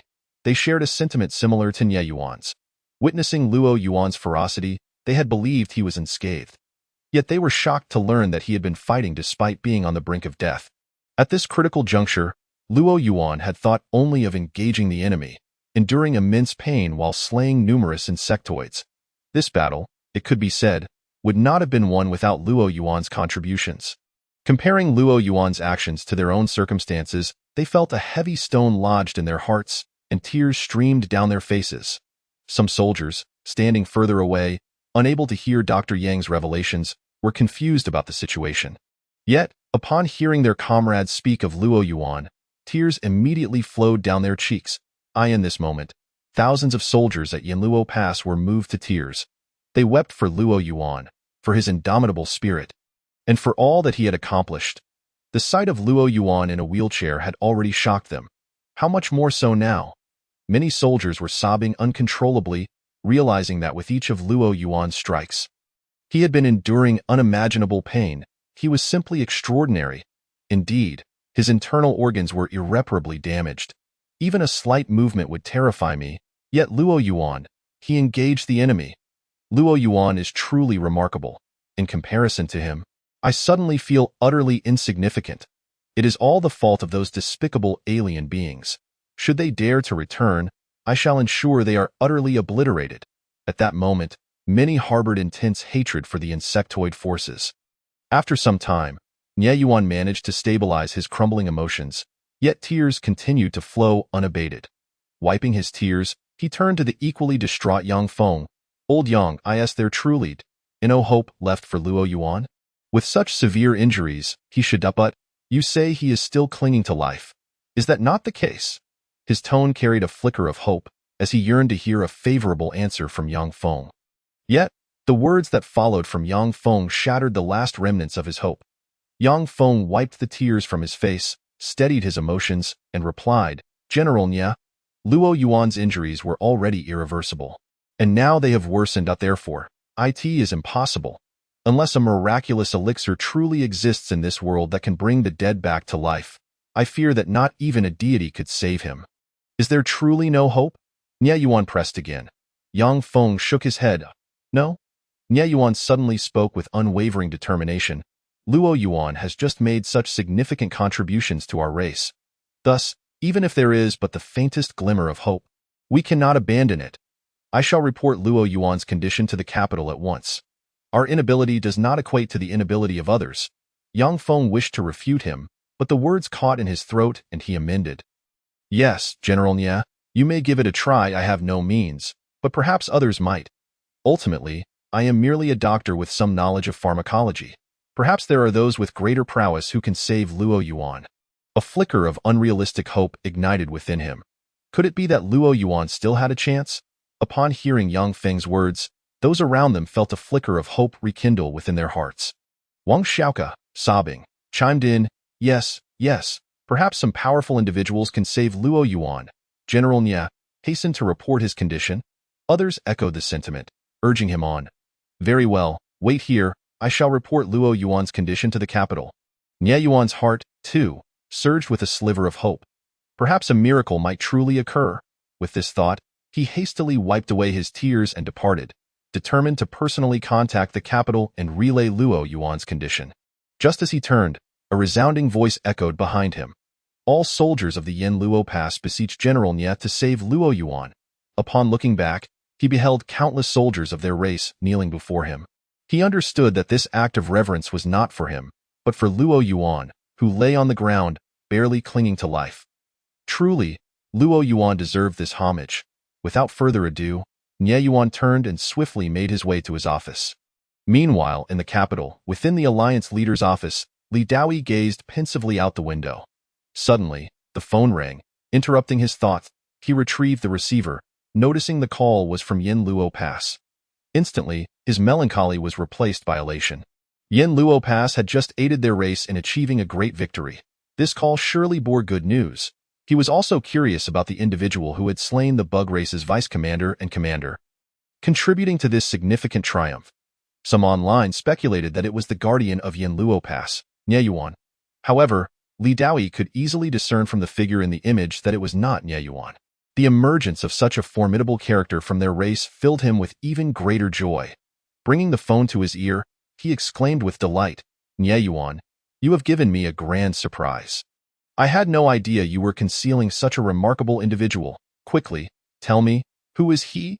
However, the joy on Li Daoyi's face gradually faded as he listened to Nie Yuan's account, replaced by shock and disbelief. Eventually, tears welled in his eyes. Nie Yuan, do not reveal Luo Yuan's condition just yet, understand? I, too, shall do everything in my power to save him. After imparting this final instruction, Li Daoyi sank into his chair. He had learned of the one who had slain the bug race's vice commander and commander, aiding their race in achieving its first victory.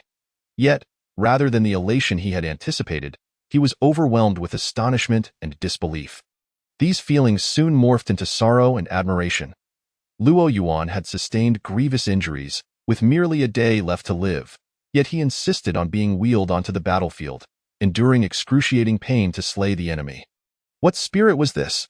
Li Daoyi could not articulate it. However, he understood that if every member of their race possessed such resolve, they would fear no foe, no matter how many came. Unbeknownst to him, a tear slipped down his cheek, suppressing the tumult of emotions within: shock, admiration, sorrow. He wiped his face and murmured, "You deserve the 9-Dragon Medal. Even if you had not slain the Bug Race's Vice Commander and Commander, even if you had not helped our race achieve this victory, you still deserve the 9-Dragon Medal." If earlier he had bestowed the 9-Dragon Medal upon Luo Yuan to elevate him as a hero of their race, now he genuinely believed Luo Yuan was worthy of such an honor. For no other reason than the spirit he displayed, he felt Luo Yuan deserved the 9-Dragon Medal. At that moment, his assistant returned to the office, having prepared the medal and the title of Yan Luo for the individual in the image. Yet, she felt the chairman's decision was somewhat inappropriate. The individual had merely slain a Bug Race Vice Commander and Commander, aiding their race in defending Yan Luo Pass, yet he was to receive the 9-Dragon Medal. Many others had silently contributed to their race during this tumultuous time, some of whom had even lost their homes and had no idea how many enemies they had slain. Yet none had received a 9-Dragon Medal. Thus, why should this individual be awarded such an honor? Lost in her thoughts, she approached the chairman's office door, preparing to knock. However, upon noticing Li Daoyi seated with a tear-streaked face, she panicked. The leader of their race's alliance was in tears. This was unprecedented.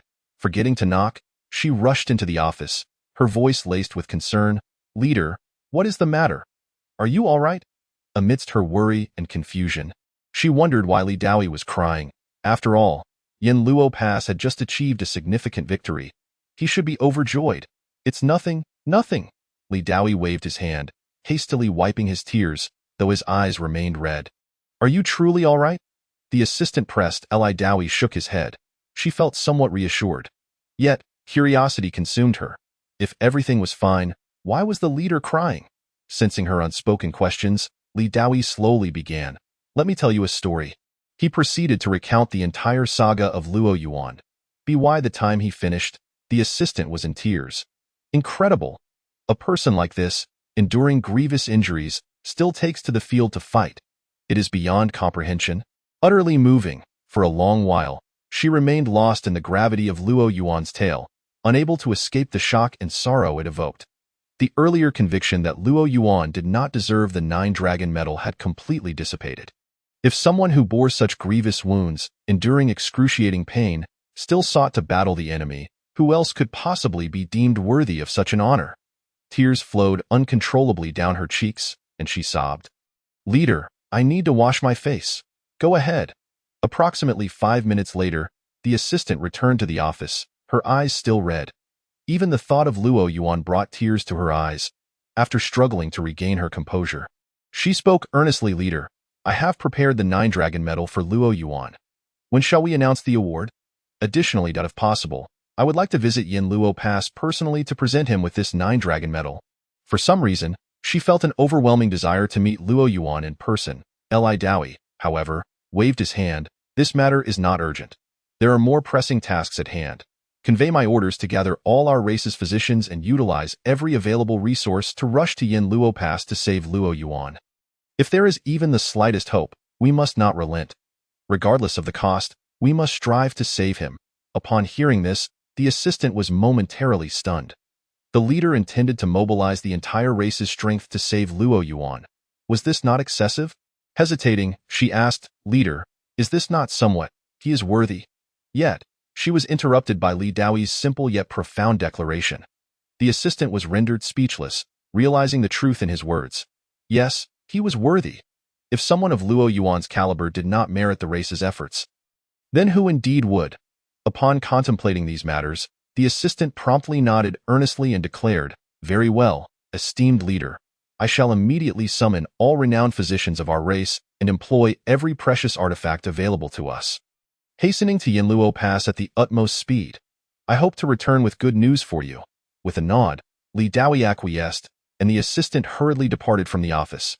Meanwhile, Li Daoi remained seated, pondering the grand mobilization to save Luo Yuan. Beyond his genuine desire to rescue Luo Yuan, he wished for every member of the human race to witness that, as long as one dedicates oneself sincerely to the human cause, the race shall never abandon you, even if you are left with but a single breath. Soon, every notable physician of the human race was summoned, instructed to hasten to Yanluo Pass with utmost urgency. Simultaneously, Li Daoi's assistant, Sun Xianqian, rushed forth with a plethora of life-saving treasures amassed by the human race, her singular aim being to spare no effort in saving Luo Yuan at that moment, although the reason remained unclear. The human territories of the 9 provinces and 18 cities were abuzz with commotion. Chapter 13. Renowned physicians gather at Yanluo Pass. Does this individual deserve such a grand mobilization? Look, it is Master Xiao. He is a famed physician among our people. I recall a case where he saved someone who had been stabbed multiple times. What of Master Xiao? Observed the 2 elderly gentlemen at the forefront. They are ranked first and second on our medical roster. Who would have thought they would come as well? Indeed, it appears that the central capital has spared no expense this time, gathering so many esteemed physicians. I hope they can heal Luo Yuan. With such a multitude of skilled doctors present, surely they can restore Luo Yuan to health. Within an hour of Nie Yuan's conversation with Li Daoi, numerous physicians arrived at Yanluo Pass, each one esteemed in their own right. The human race possesses a medical roster, and nearly all the physicians listed were now gathered at Yanluo Pass. Witnessing these distinguished healers, who were normally only seen online, the soldiers at Yanluo Pass were filled with excitement, convinced that such a number of doctors would surely succeed in healing Luo Yuan. However, at that moment, the renowned physicians wore expressions of indifference, some even appearing somewhat displeased. Following Yang Feng into Yanluo Pass, they whispered among themselves, lamenting their predicament. Who is it that we are to save, to warrant such a grand mobilization? Who knows? I was resting when I was summoned. Thrown into my clothes in a hurry. What of my situation? I was in the midst of using the restroom when I was dragged out, utterly absurd. One would think that with such a spectacle, we were aiding in the extermination of the enemy. Indeed, to have summoned 90% of our medical roster, this person must have truly contributed significantly to our race. These physicians, typically held in high regard, now felt as if they had been conscripted to Yanluo Pass, their hearts filled with grievances. As they congregated, complaints arose among them, with some unable to suppress their sarcastic remarks. The sheer scale of this mobilization, involving nearly all physicians from the human medical roster, was beyond their comprehension. They thought that even if the injured individual were Li Daoi himself, such an uproar would be unwarranted. Moreover, some among them were figures whom Li Daoi would treat with utmost respect. For instance, the 2 elderly men leading the group, ranked first and second on the human medical roster, were figures of great esteem wherever they went, and their presence at Yanluo Pass was perplexing. Meanwhile, the 2 venerable physicians ahead shared the same bewilderment over the commotion. Old Zhang, pray tell, who is this person we are to save? What monumental deeds have they accomplished for our race to warrant such a spectacle? I have no idea, replied the elder known as Zhang Xinian, the foremost physician on the human medical roster, revered as the sage of medicine, his skills unmatched in the realm of healing. Various ailments are no challenge for me. Even those on the brink of death can be saved with my expertise. Yet, this time feels excessively extravagant. I was in the midst of a surgery when I was pulled away. Should anything happen to my patient? Who shall bear the responsibility? Zhang Xinian's discontent was palpable. Indeed. Wang Yongnian, the second-ranked physician, echoed, I too was attending to a patient when I was abruptly brought here.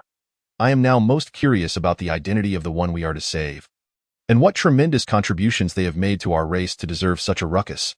Why not simply inquire? Yang Feng surely knows, Zhang Xinian suggested, quickening his pace to approach Yang Feng. Yang, do enlighten us. Who is this individual we are to save? Wang Yongnian inquired as he joined Zhang Xinian, curiosity etched upon his face. Yang Feng felt somewhat intimidated by the scrutiny of the 2 esteemed elders and hastily replied. Elder Zhang, Elder Wang, the person we are to save is none other than the one who recently aided Yanluo Pass in repelling the insect race, slaying both an insect general and a vice-general. However, before Yang Feng could elaborate, he noticed Sun Qianqian hurrying towards him, prompting him to rush over. Zhang Xinian and Wang Yongnian exchanged glances, with Wang Yongnian quipping, Old Zhang, Could this person be the illegitimate child of Li Daoyi? Others might have hesitated to voice such thoughts, but as the second-ranked luminary of the medical community, Wang Yongnian felt emboldened. Who knows? It could very well be Li Daoyi's offspring. Otherwise, what could explain such a tumultuous commotion? Zhang Xinian could not resist joining in the jest. Had the individual in question rendered significant service to the human race, their mobilization might have been more understandable. Yet, to think that a mere repulsion of the insect race, culminating in the slaying of a general and a vice-general, would prompt such an uproar, Zhang Xinian and Wang Yongnian felt it was utterly absurd. This cannot stand. After this affair, I must have a word with Li Daoyi about this madness. Wang Yongnian declared. Indeed, we shall confront him together. It seems he has become rather overzealous, Zhang Xinian concurred.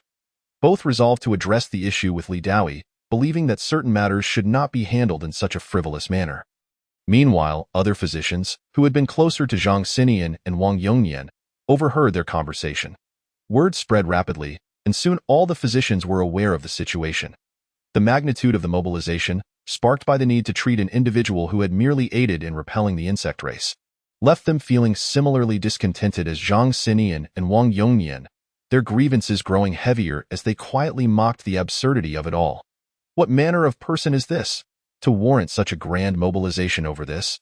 Indeed, if this is the standard, should we not gather the entirety of our race to honor those who have valiantly defended against foreign incursions time and again?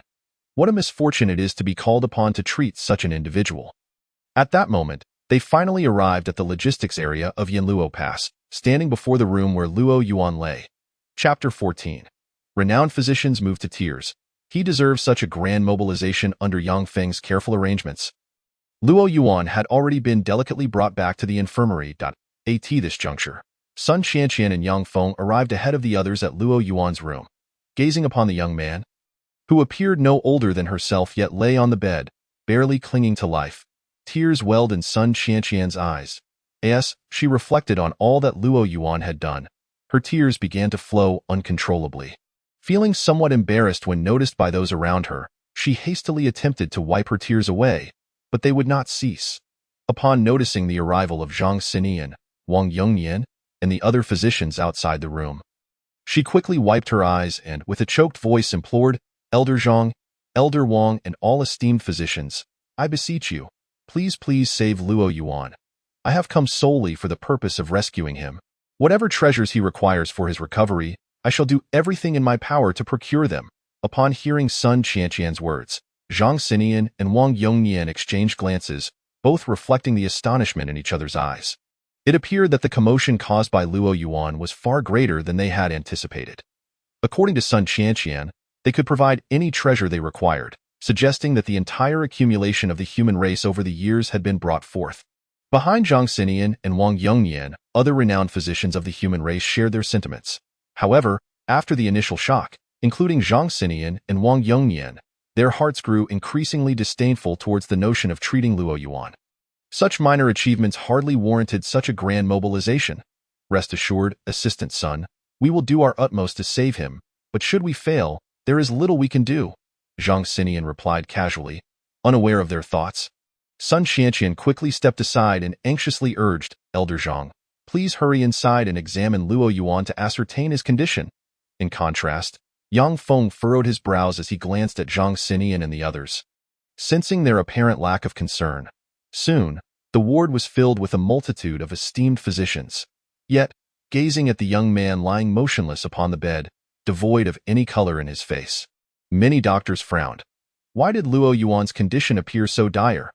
Had he truly sustained such injuries merely from slaying an insect race commander and deputy? Was this level of mobilization truly justified? Zhang Xinian and Wang Yongnian at the forefront also frowned, donning medical instruments as they began their examination of Luo Yuan. Despite their dissatisfaction towards him, they approached the patient with utmost seriousness and diligence. 2 minutes later, Zhang Xinian was the first to cease his actions, dissipating the spiritual energy within Luo Yuan's meridians. The white strands of hair above his brows were tightly knitted together in concern as he turned to Yang Feng. How could his injuries be so severe? He merely killed an insect race deputy commander and yet is in this state. Zhang Xinian had previously made certain estimations regarding Luo Yuan's condition in light of the significant mobilization for his treatment. However, the severity of Luo Yuan's injuries far exceeded his expectations. His internal organs were gravely damaged. Had it not been for the last flicker of life clinging to him, he would have been considered a corpse. At that moment, Wang Yongnian also halted his actions, mirroring Zhang Xinyan's perplexity as he looked towards Yang Feng. Clearly, he shared the same doubts. Luo Yuan had not sustained injuries when he dispatched the insect race commander and deputy. Or rather, he had emerged unscathed from that battle. Upon hearing Yang Feng's words, Zhang Xinyan and Wang Yongnian were even more confounded. If Luo Yuan had been unharmed during the battle, how could he now be on the brink of death? Logically, a person capable of slaying an insect race commander and deputy should be full of vitality. The other physicians exchanged glances, their eyes mirroring the confusion they felt. Luo Yuan's injuries had existed prior to this battle. Despite striving to maintain their composure, Yang Feng could not suppress his choked voice as he elaborated on Luo Yuan's condition. After a brief pause, he continued, "This battle merely exacerbated his injuries." Zhang Xinyan, Wang Yongnian, and the other physicians felt as though something had exploded in their minds at that moment. Zhang Xinyan, still in disbelief, asked, "Are you saying that Luo Yuan was already severely injured before this battle? And he fought on the battlefield while bearing such wounds?" "Indeed, Elder Zhang," came the response from an injured soldier squeezed outside, wrapped in bandages. "You may not know, but Luo Yuan had only one day left to live before this battle. However, upon awakening, his first words were, I want to join the fight." We all urged him to retreat with us, but he refused, declaring that fighting was his only wish. "You don't understand. I apologize for oversharing. But in short, Luo Yuan is a true hero, a magnificent individual. So, Elder Zhang and esteemed doctors, I implore you, please save Luo Yuan." "Yes, Elder Zhang, Elder Wang, and all the other doctors, can you imagine? A man whose internal organs have suffered irreversible damage, enduring unimaginable pain with each strike he delivers? Therefore, I beseech you, save Luo Yuan. If someone like him were to perish, what face would we have left to continue living?" Around them, an increasing number of injured soldiers and nurses began to plead with Zhang Xinyan and the others to save Luo Yuan. At this moment, Zhang Xinyan and his colleagues had pieced together the gravity of the situation. Tio put it simply, Luo Yuan had already been gravely injured prior to this battle, with only a day left to live. Yet he still dragged his wounded body onto the battlefield. Furthermore, he had slain both an insect race commander and deputy, aiding the human race in repelling the insect race and defending Yanluo Pass. In an instant, tears welled in the eyes of all the renowned physicians present, including Zhang Xinyan and Wang Yongnian. Many were already in tears. They had just claimed that Luo Yuan was unworthy of such a grand mobilization. And now, they could not help but berate themselves. If someone like Luo Yuan did not merit such an effort, then who could? "Esteemed doctors, please, save Luo Yuan." Suddenly, a resounding voice echoed in the ward, reaching the ears of the physicians. Zhang Xinyan and the others quickly turned to look outside, where they beheld a throng of human soldiers gathered outside Luo Yuan's ward. They ranged from the elderly to the young, including many injured individuals. Creating a sea of dark figures, all knelt on one knee, their eyes filled with earnest anticipation as they gazed at the doctors within the ward.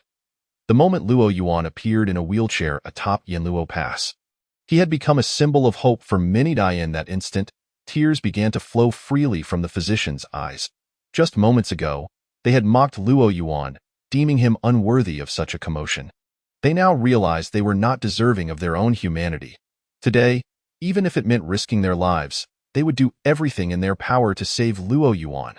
One doctor, tears streaming down his face, suddenly berated himself aloud. "Indeed, today, I will risk everything to save Luo Yuan. Yes, let us all unite our efforts to save Luo Yuan." As more and more doctors voiced their determination, Zhang Xinyan wiped away his tears and joined in. "Rest assured, we will certainly do everything we can to save Luo Yuan." As the foremost physician of the human race, he had witnessed countless partings of life and death, and he had long forgotten the last time he shed tears. Yet today, they flowed uncontrollably. "Indeed, everyone, rest assured, I, Wang Yongnian, will also risk my life today to save Luo Yuan." Wang Yongnian immediately echoed the sentiment, his age not preventing him from weeping profusely. Chapter 15. The Hope of Luo Yuan's Recovery. The despondency of the crowd, although the earlier emotional contagion instigated by Luo Yuan's plight had led them to pledge to do everything in their power to save him, after some time had passed and emotions settled. Zhang Xinian and Wang Yongnian exchanged glances, both recognizing the gravity of the situation reflected in each other's eyes. The severity of Luo Yuan's injuries was truly overwhelming. At this moment, it would not be an exaggeration to describe Luo Yuan as a living corpse. After a brief examination, Zhang Xinian and Wang Yongnian discovered that not a single organ within Luo Yuan's body remained intact. All had suffered varying degrees of damage.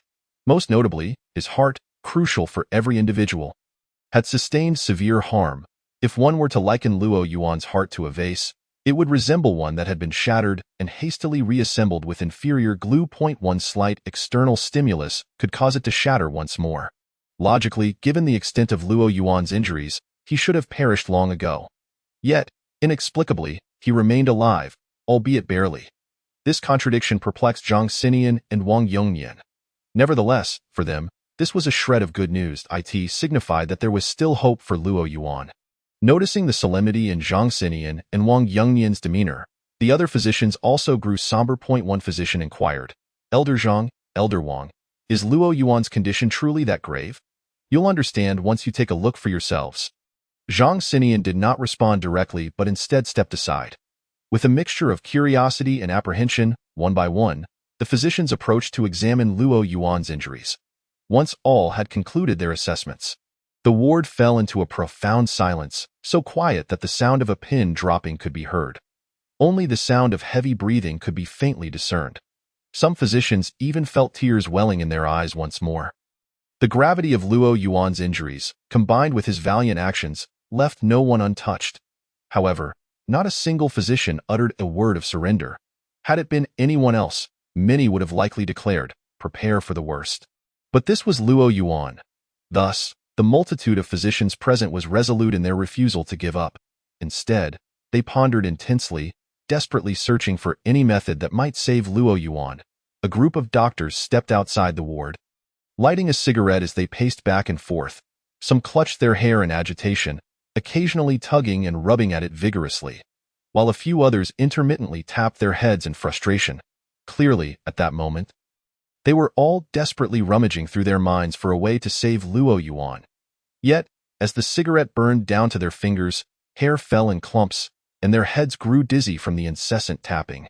No viable solution emerged to rescue Luo Yuan. The severity of his injuries was truly overwhelming, to the point where he seemed buried beneath the earth itself. After a considerable time, Zhang Xinian finally turned to Wang Yongnian with a grave expression and said, "The only possibility I can conceive for Luo Yuan's recovery lies in the self-repair of his internal organs. Beyond self-repair, there are virtually no external remedies capable of mending the damage to his organs. However, how could his internal organs possibly self-repair?" Wang Yongnian posed the most crucial question. With only a breath left, how could Luo Yuan's compromised organs achieve self-repair? It is said that above the first rank, one can regenerate lost limbs and be reborn from a drop of blood, Zhang Xinian remarked. Upon hearing this, Wang Yongnian's eyes suddenly sparkled with hope as he replied, "It seems that some ancient texts do indeed mention such possibilities." But Wang Yongnian hesitated, saying, "Above the first rank, however, there has not been a single individual among our people to attain that level. We do not even know if Luo Yuan will survive the next hour. How could he possibly reach the first rank? Judging by the circumstances of the previous battle, he could at most be at the pinnacle of the third rank." Zhang Xinian fell silent. Indeed, with uncertainty surrounding Luo Yuan's survival, how could he hope to ascend to the first rank? "Elder Zhang, based on your earlier statements, are there not still medications that could mend Luo Yuan's organs?" At that moment, a doctor interjected, "If we could find the legendary medicine that allows for limb regeneration, there would be a chance to save Luo Yuan." However, Zhang Xinian shifted his tone, "Our people simply do not possess treasures of that caliber. Moreover, even if such treasures existed, they may not be effective for Luo Yuan, as he has suffered irreversible damage to all his internal organs, particularly his heart. Is there truly no hope at all?" Another doctor lamented, his face etched with sorrow. "For now, our primary task is to stabilize Luo Yuan's condition, ensuring that his last breath does not extinguish. Beyond that, we must either await the emergence of a first-rank individual among our kind, or seek out the treasure that can regenerate lost limbs, or we may have to rely on Luo Yuan himself to reach the first rank. Zhang Xinyan shook his head once more, articulating his thoughts. However, stabilizing Luo Yuan's last breath will also require immense resources and energy. Then, Elder Zhang, can we not use some treasures to elevate Luo Yuan's realm? A doctor began, but faltered mid-sentence, cursing himself for his folly. How could one's realm possibly be elevated solely through the accumulation of treasures? Given Luo Yuan's circumstances, do any of you have alternative ideas? Zhang Xinyan inquired, glancing at the dejected doctors surrounding him. They all shook their heads in despair. Alas, Zhang Xinyan sighed deeply, then we shall proceed as I suggested. We will first stabilize Luo Yuan's last breath. See what unfolds. I will seek out Assistant Sun to ascertain what treasures she has brought. With that, Zhang Xinyan exited the ward. Outside the ward, all eyes turned towards him, filled with hope. So, Elder Zhang, what is Luo Yuan's condition? Sun Qianqian asked anxiously. Gazing into those earnest eyes, Zhang Xinyan ultimately shook his head in resignation. In an instant, the light faded from many faces. Zhang Xinyan then turned to Sun Qianqian, saying, Assistant Sun, what treasures have you brought? Show me. We will do our utmost to stabilize Luo Yuan's last breath while simultaneously using medicines to nourish his internal organs and provide energy to his body. As for the rest, we must either find the treasure capable of limb regeneration, or await the emergence of a first-rank individual among our people, or hope that Luo Yuan himself reaches the first rank. Sun Qianqian's eyes dimmed, her spirit visibly deflated. Nevertheless, she handed Zhang Xinyan a storage ring. Upon receiving the ring and inspecting its contents, Zhang Xinyan was taken aback. The storage ring brimmed with a dazzling array of treasures. The human race categorizes treasures from the 1st to the 9th rank, and this ring contained items of at least the 7th rank. Sun Qianqian had indeed spoken true when she said she would spare no effort to provide whatever treasures Luo Yuan required. However, what use were so many treasures? Zhang Xinyan sighed again, feeling a wave of despondency wash over him. Subsequently, he returned to the ward, teaming up with Wang Yongnian and enlisting the help of the other doctors to begin administering medications to nourish Luo Yuan's internal organs. They also employed treasures to provide energy to Luo Yuan's body, alleviating the burden on his organs. Yet, this was all they could accomplish. The news of Luo Yuan's untreatable condition spread like wildfire through Yanluo Pass, casting a pall of despair over many. Nie Yuan sat in a daze atop the walls of Yanluo Pass, gazing at the distant rifts in space, lost in thought. Nurse Wang Xiaoku sat vacantly before Luo Yuan's ward, staring blankly at the sky as if Luo Yuan were still suspended in the air. Yang Feng seemed to have lost his mind, neglecting food and drink as he tended to the injured in Yanluo Pass. Sun Qianqian boarded a flight back to Zhongjing City, devoid of good news to relay to Li Dao Yi. Her spirit dulled throughout the journey. On this very day, the human race across the 9 provinces and 18 cities received the same edict, to seek out the treasure capable of limb regeneration. Chapter 16. A New Year at Yanluo Pass. Luo Yuan awakens. Xiaoku, do you think Luo Yuan will awaken? What kind of talk is that? Of course Luo Yuan can wake up, but I've heard them say that either Luo Yuan must reach the first rank, or we must find the medicine that allows for limb regeneration for him to have a chance of recovery. It certainly seems impossible for him to reach the first rank, and it's been 2 or 3 days without any sign of the regeneration medicine. Enough! Don't speak such things. Come on, let us say together, Pft. Luo Yuan is such a good person. He will surely find the medicine for limb regeneration. Amidst a haze of confusion, Luo Yuan heard the faint murmurs of 2 voices drifting into his ears. Gradually, his consciousness began to awaken, and he first gauged his condition. At this moment, he could clearly feel that his physical state remained unchanged, with no sign of improvement in his injuries. However, relative to before, he sensed a warm energy flowing within him, nourishing his body. Near his injured internal organs, there was also a presence of energy, nurturing them as well. Though this energy might not significantly aid his injuries, it provided him with a much greater sense of comfort than before. At the very least, with this energy, he could move without experiencing unbearable pain in his internal organs. Simultaneously, Luo Yuan recalled the content he had just overheard. According to what he had heard, there were 2 methods for him to recover from his injuries. First, find the treasure that allows for limb regeneration. Second, elevate his realm to the first rank in an instant. Luo Yuan felt a sense of helplessness. Both methods seemed insurmountably difficult. Treasures capable of limb regeneration appeared non-existent in his memories of this world. As for elevating his realm to the first rank, that was an even greater challenge. Throughout the development of the human race, there had not been a single instance of anyone reaching the first rank in his recollections. In other words, whether or not the human race even possessed a first rank remained uncertain, let alone anyone surpassing it. The system. Luo Yuan suddenly remembered the system. He had yet to check how much life he had left. He quickly focused his attention on the ethereal system panel. Host, Luo Yuan Realm, mid-9th rank, remaining life, 87 days, life value, 125,280. System all. Opened, click to view details. Seeing that his life had increased from just 1 day to 87 days, Luo Yuan let out a silent sigh of relief. Finally, he no longer had to worry about perishing. His previous struggles and the immense pain he endured in battle had not been in vain. However, 87 days of life was still not ample. He needed to strive harder and persevere.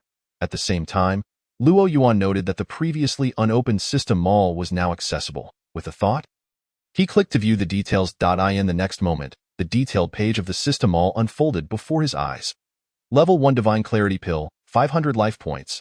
Level 2 Divine Clarity Pill, 1000 life points. Level 1 Minor Restoration Pill, 500 life points. Level 2 Minor Restoration Pill, 1000 life points. Time limit 15 minutes. Level 8 Experience Card, 1000 life points. Level 3 Experience Card, 10,000 life points. Level 2 Experience Card, 100,000 life points. Level 1 Experience Card, 1,000,000 life points. Time limit 30 minutes. Level 8 Experience Card, 2,000 life points. With a simple glance at the system's store page, Luo Yuan couldn't help but gasp in astonishment. The life points required for the Level 2 and Level 1 Experience Cards were particularly daunting, leaving him feeling overwhelmed. Moreover, this was merely the 15-minute experience card. If it were the 30-minute version, the cost would be even more exorbitant. As for the Divine Clarity Pill, Luo Yuan was already aware that it was a potion designed to keep his consciousness fully alert. Upon checking the introduction for the Minor Restoration Pill, he discovered that it was capable of enhancing his cultivation level. This realization ignited a spark of excitement within him. Reaching beyond level 1 through his own efforts seemed a distant dream. However, with the Minor Restoration Pill, the prospect of swiftly elevating his cultivation appeared distinctly promising. Yet, what vexed him was the necessity of life points to exchange for these items. It was utterly outrageous, trading his very life for such rewards. Despite the sting of the cost, Luo Yuan decided to redeem one Level 1 Divine Clarity Pill and one Level 1 Minor Restoration Pill. Observing that his remaining lifespan had dwindled to merely 86 days, Luo Yuan felt an urge to curse, yet he found himself powerless to alter the situation. With the 2 pills now in his possession, he made a concerted effort to open his eyes. The first sight that greeted him was a pair of large, blinking eyes seemingly fixated on him. In the next moment, Luo Yuan is awake. Luo Yuan is awake. He watched as the petite nurse who had previously assisted him sprang up like a rabbit, then dashed out of the room in a flurry. Was it really necessary to be this enthusiastic? Luo Yuan's lips twitched as he awkwardly forced both pills into his mouth. Almost instantly, his previously hazy consciousness was revitalized. Simultaneously, he could sense a surge of pure energy spreading throughout his body, propelling his cultivation from the mid-stage of Level 9 directly to the late stage. Incredible! The efficacy is astonishing. If I continue to redeem and consume Minor Restoration Pills, could I not perpetually elevate my cultivation? Luo Yuan marveled. However, just as these thoughts crossed his mind, the system's notification chimed in promptly. Friendly reminder. After the host's cultivation level increases, it is imperative to stabilize one's strength before consuming additional Minor Restoration Pills. Otherwise, their effects will be wasted. Luo Yuan immediately felt deflated. Yet, upon reflection, it was quite reasonable. If he could endlessly consume Minor Restoration Pills, the consequences would be unthinkable. I'm not lying, Luo Yuan truly awakened. Luo Yuan truly awakened. At that moment, an excited voice rang from the doorway of the ward. Soon after, a throng of people surged into the room. Leading the charge were Nie Yuan and Yang Feng. Upon witnessing Luo Yuan's miraculous return to consciousness, expressions of sheer joy and disbelief illuminated their faces. Others shared in their exhilaration. Overcome with emotion, Nie Yuan hastily approached Luo Yuan's bedside, exclaiming, "Luo Yuan, I can't believe you're truly awake. This is wonderful. How do you feel?" "Indeed, Luo Yuan, you've actually awakened. How do you feel?" "Luo Yuan, you're finally awake. This is fantastic." Others chimed in, equally filled with excitement. "Please, quiet down.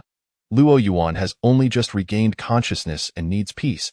If you continue this ruckus, what if he falls unconscious again?" Yang Feng turned and shot a fierce glare at the crowd behind him. Instantly, they all covered their mouths in unison, their wide eyes fixed on Luo Yuan. The sight nearly made him chuckle. Yang Feng approached Luo Yuan's bedside, breathing somewhat rapidly, and softly inquired, "Luo Yuan, how do you feel? Is there anywhere you feel discomfort? Perhaps you should close your eyes and rest? I feel significantly better than before." Luo Yuan replied truthfully.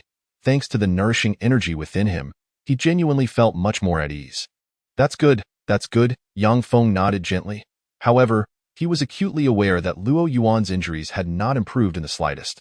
Meanwhile, the news of Luo Yuan's awakening spread like wildfire throughout Yanluo Pass.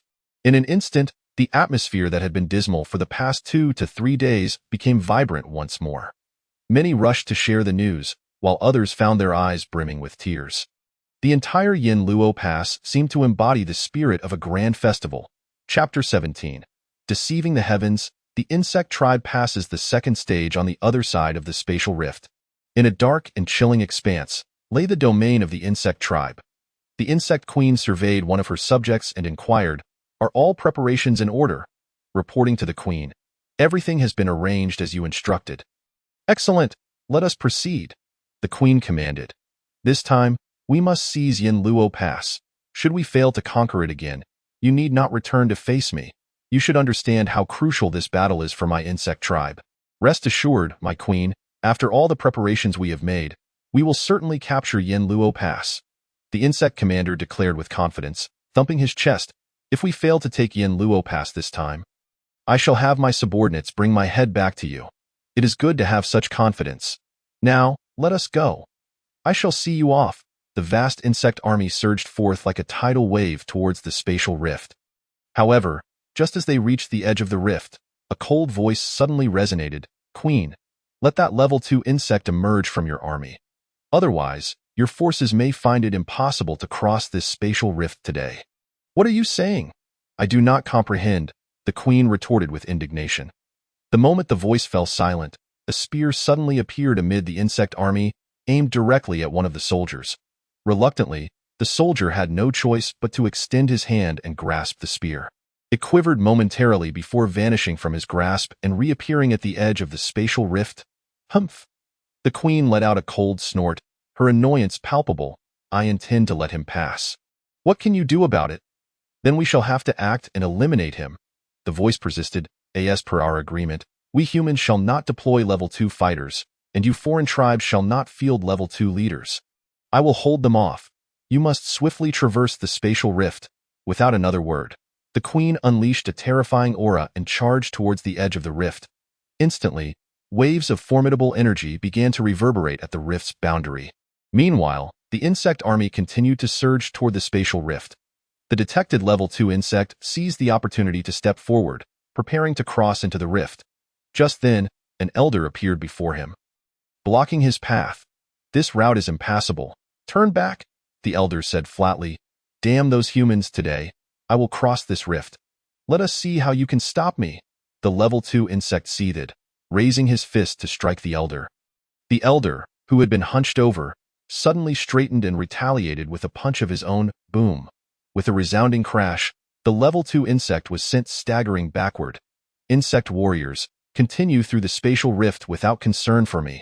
Seeing the insect army hesitate, the level 2 insect issued a command. The previously stalled army surged forward once again toward the spatial rift.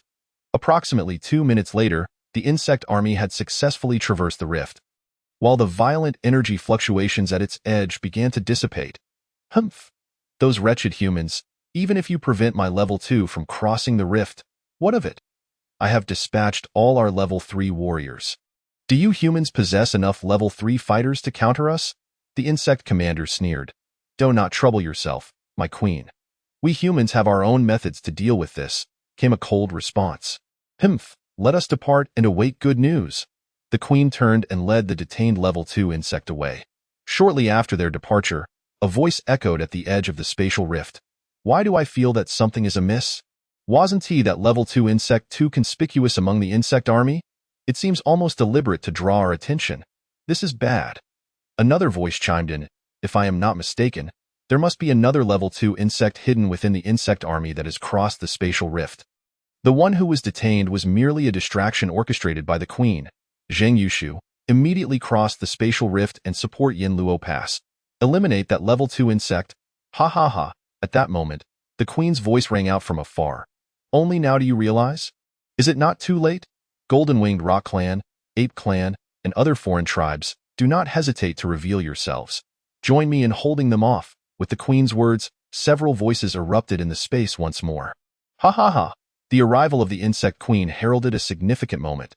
If the insect race fails to capture Yanluo Pass this time, it would indeed be inexcusable. Indeed, with a second-tier warrior in play, if they still cannot succeed, it would reflect poorly on the insect race. Without further ado, let us act swiftly and hold back these accursed human beings, lest they thwart the queen's grand designs. The voice of the insect queen resonated again. As long as we can restrain these fellows and deny them the opportunity to reinforce Yanluo Pass, this time, the insect race shall undoubtedly seize it. We will then advance boldly, conquering the human race and claiming this planet. In an instant, the very fabric of space seemed to twist and turn. As the air around began to tremble and powerful energy waves reverberated at the edges of the spatial rift, the human experts who had originally guarded this rift were now filled with anxiety, desperately attempting to breach the alien blockade and traverse the rift to support Yanluo Pass. However, this time, the insect queen had summoned aid from other alien races. Faced with numerous formidable foes, they found no opportunity to penetrate the rift. Seeing that the human side was momentarily stalled, the insect queen could not help but exclaim with arrogance. Ha ha ha, you shall remain here to entertain us for a while. Before long, you shall hear the glorious news of Yanluo Pass's fall. On the other side, the mighty insect army loomed before the spatial rift. A vividly colored insect, its head adorned with a shell resembling a pot lid, marched to the forefront of the insect horde. Behind it followed a multitude of variously shaped third-tier insects. The second-tier insect inhaled greedily, exclaiming, "The air of this newly birthed planet is truly delightful, General, once we capture that distant Yanluo Pass. This planet will belong to us at that time. The General may indulge in the pleasures of this world's air, indeed." A sinister grin spread across the second-tier insect's face as it contemplated the capture of Yanluo Pass and the planet itself. The Queen's clever tactics have allowed me to successfully navigate through the spatial rift. Now, it is time for me to achieve great deeds for our insect race. Where are my brethren? Here! The resounding voice of the insect race echoed with fervor. Follow me, and let us slay. On the walls of Yanluo Pass, numerous human soldiers were resting along the edge.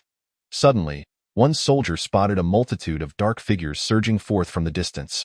Emerging from the spatial rift, filled with urgency, he leapt to his feet, shouting, "The aliens are attacking! The aliens are attacking!" At the sound of his voice, the previously seated soldiers sprang up as if propelled by springs. Nie Yuan, along with several third-tier and fourth-tier human experts, swiftly appeared atop the walls. Upon witnessing the tide of insect warriors approaching Yanluo Pass like an overwhelming wave, Nie Yuan bellowed, "Everyone, prepare for battle." In that moment, the insect army surged forward like a colossal black wave, intent on engulfing Yanluo Pass. Chapter 18. The human race fears not war. If war comes, we shall respond. Nie Shui. It appears that the insect forces this time are not as numerous as before. Observing the approaching insect army, a third-tier human beside Nie Yuan breathed a sigh of relief. With our current strength at Yanluo Pass, we should easily withstand them. Indeed, it seems the insect forces are indeed fewer this time. Nie Yuan too felt a wave of relief wash over him. He had feared an even greater onslaught than before, which would stretch their defenses thin. Yet, if they had deployed so many forces last time and failed to breach Yanluo Pass, how could they possibly have less this time? As uncertainty clouded his mind, Nie Yuan's senses extended outward toward the insect army. For human warriors, from 9th tier to 1st tier, Each tier not only denotes strength, but also a significant distinction in sensory perception. The initial flicker of perception allows one to sense a radius of 1 meter for 9th tier, 10 meters for 8th tier, 100 meters for 7th tier, 1,000 meters for 6th tier, 10,000 meters for 5th tier. The ability to see through objects for 4th tier, the capability to sense everything around while ignoring physical barriers for 3rd tier, and finally, 2nd tier practitioners can grasp their surroundings and objects with ease, whereas 1st tier can fully comprehend the environment and changes within a certain range. As a peak 3rd tier expert, Nie Yuan could clearly perceive everything afar. Upon sensing an overwhelming and unfathomable aura emanating from the front of the insect forces, his expression shifted dramatically. Is this a 2nd tier? How could a 2nd tier cross the spatial rift? His eyes widened in terror. Nie Yuan urgently turned to his deputy, who had just spoken. Seek reinforcements immediately from Zhongjing City. A 2nd tier leads this wave of insects. Hearing his words, the deputy's expression also changed drastically, disbelief and fear flashing across his features. Without hesitation, he vanished from the city walls. I have heard that Luo Yuan has awakened. I wonder if his injuries have improved? In Zhongjing City, in Li Daoi's office, Sun Qianqian sat in a daze, lost in thought. Suddenly, the shrill ringing of the telephone jolted her back to reality. Realizing it was a call, she hastily picked it up, irritation creeping into her voice. Who is it? However, the anxious voice on the other end caused her countenance to change drastically. Instantly serious, she passed the phone to Li Daoi, who was processing documents beside her. Alliance leader. A distress call from Yanluo Pass. Li Daoi's expression turned grave as he took the phone. Upon hearing the message, he immediately responded. Hold the fort at Yanluo Pass. You must not allow the insect race to breach it. I will promptly mobilize the experts from the 3 great academies and the 18 cities of Jiuzhou to rush to your aid at the fastest speed. Remember, you must hold your ground. The survival of the human race rests upon you. After hanging up, Li Daoi wasted no time in making call after call to IN the southwestern state of the human race. In Yunyang City, a middle-aged man was placing a birthday hat upon his young daughter's head. Then, he picked up the birthday cake with lit candles beside him and said, Xiao Wei, come, let us blow out the candles and make a wish.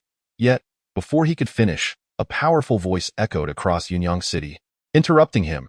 The middle-aged man's expression changed dramatically as he hastily set down the birthday cake he had just brought to his daughter. Daddy, you promised to celebrate my birthday with me.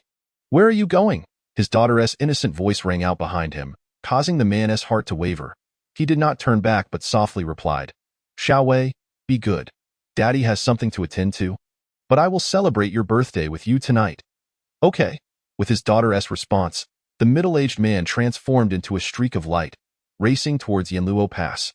Meanwhile, the little girl, known as Xiao Wei, cried out to the sky, Daddy, you must keep your promise and come back. Don't be like Mommy, who never returned after breaking her promise. In the northern state of Hebei, in Hanyang City, within a hospital, a young man was gently wiping the hands and feet of his father, who sat in a wheelchair.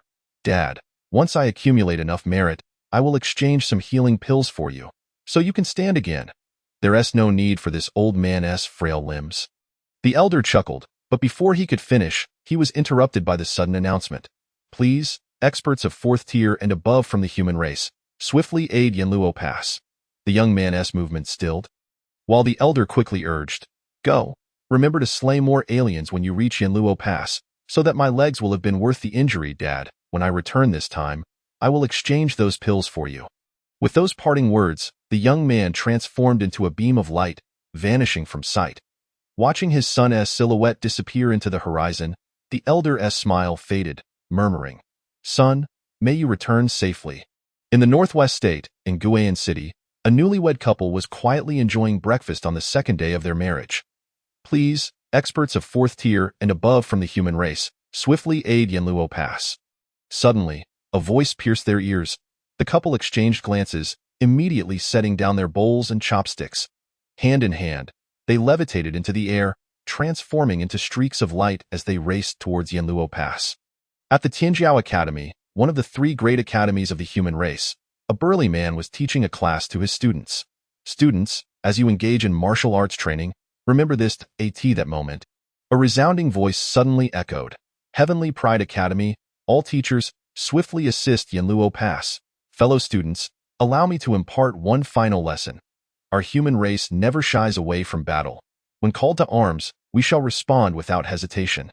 As the words fell, the chalk in the man's hand was replaced by a long spear. He then stepped forward, transforming into a streak of light, vanishing into the horizon.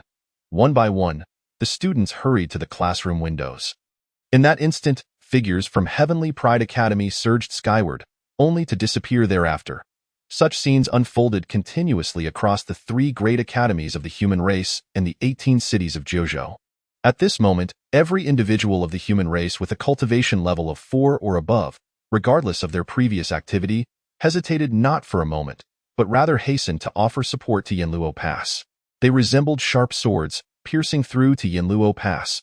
Meanwhile, ordinary citizens, witnessing the disappearing figures in the distance, placed their hands upon their chests, offering prayers for their safe return. May their loved ones return unharmed. May Yanluo Pass remain unscathed. May our human race endure without fear. Chapter 19. The battle erupts, the terrifying second-ranked insectoid Xiaoli. I hear a commotion outside. Could it be that the alien race has come again? Wang Xiaoka stood vigil by Luo Yuan's bedside in the logistics department of Yanluo Pass. Upon seeing another nurse enter the room, she could not help but inquired, "It seems so," the nurse replied, glancing at the unconscious Luo Yuan, and then softly asked, "Is Luo Yuan asleep?"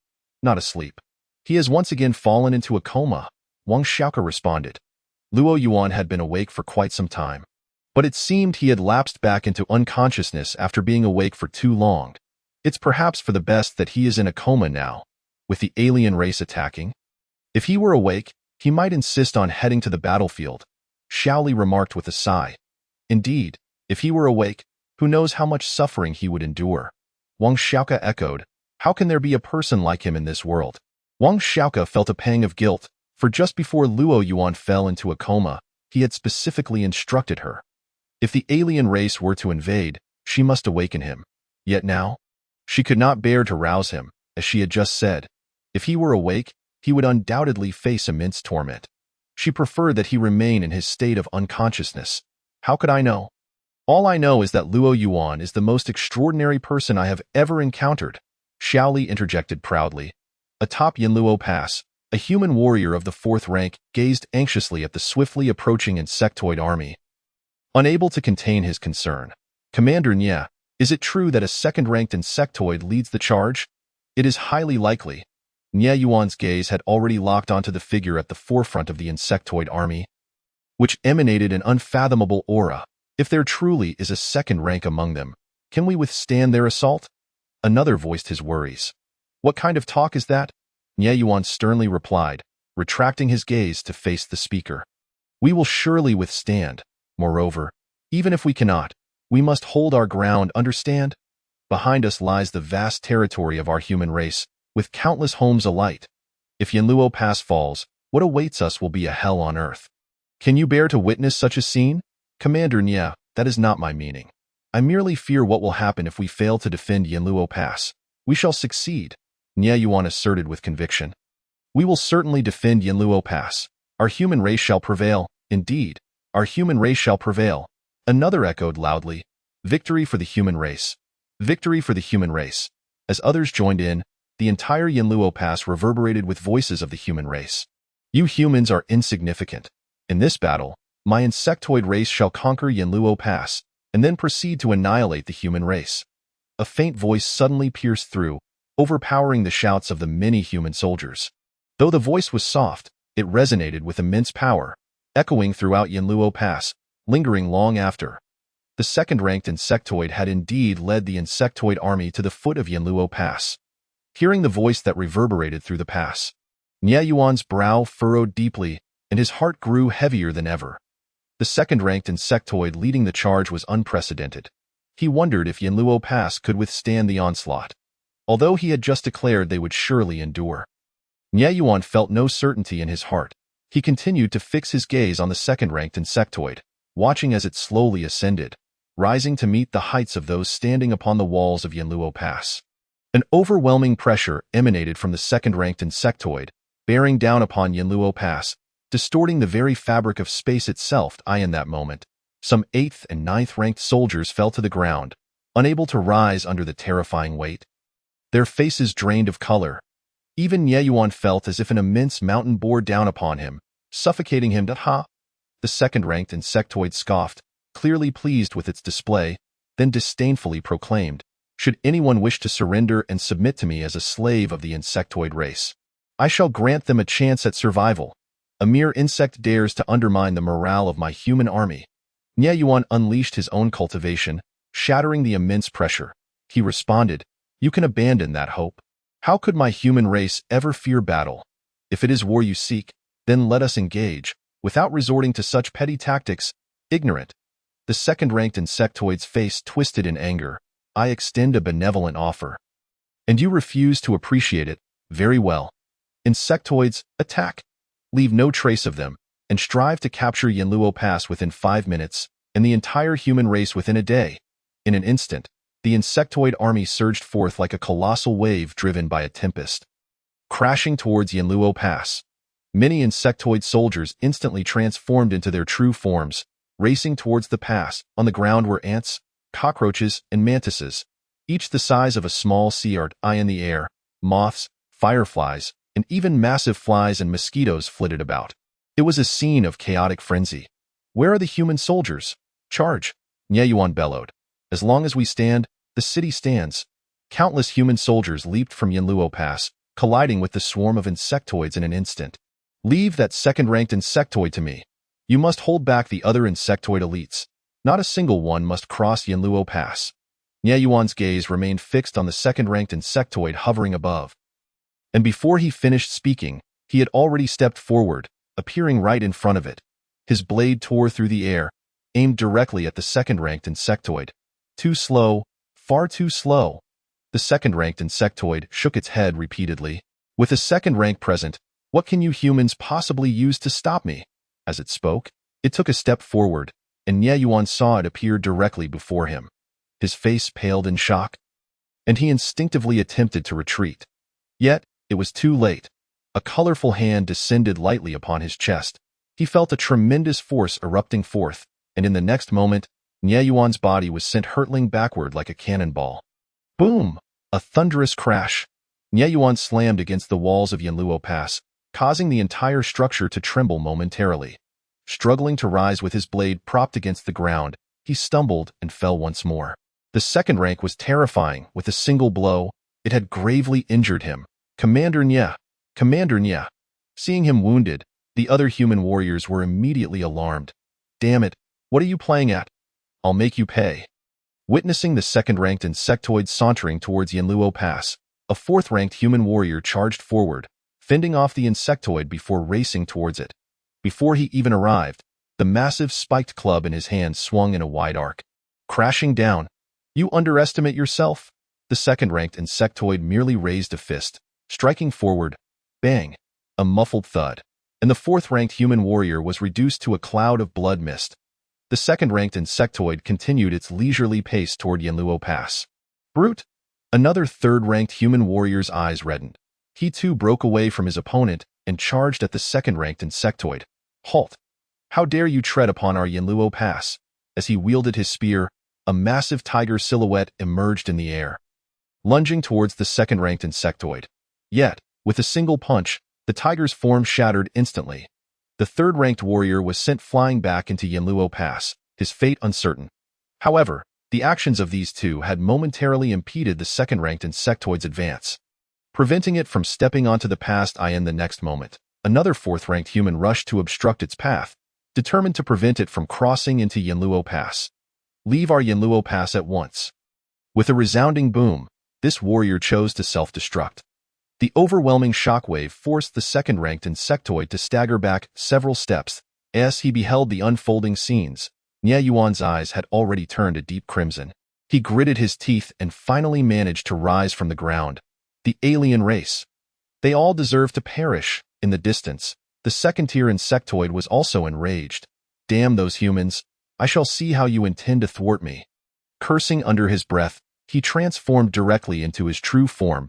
A colossal ladybug emerged, soaring into the clouds, its body stretching for 1,000 miles. The once majestic and imposing Yanluo Pass now appeared diminutive before it. If one were to liken this ladybug to an infant, then Yinluo Pass at this moment would be akin to mere building blocks at its feet. In the next moment, this gigantic ladybug descended like a shroud, gradually pressing down upon Yinluo Pass. Chapter 20. The human commander of Yinluo Pass, Nie Yuan, in the logistics department of Yinluo Pass, Wang Xiaoke and several other nurses were busy gathering supplies for the wounded. Suddenly, Wang Xiaoke noticed that the world in front of her had inexplicably darkened. What is happening? It feels as if the sky has suddenly turned dark. A sense of confusion arose within her. You all look. What is that? At that moment, a small nurse trembled in fear, pointing at the sky. With curiosity, Wang Xiaoke looked up. In the next instant, terror gripped her face, her once rosy cheeks turning pale. That a ladybug. But how could a ladybug be so enormous? The ladybug in the sky seemed to dominate the entire firmament, casting a shadow over Yinluo Pass.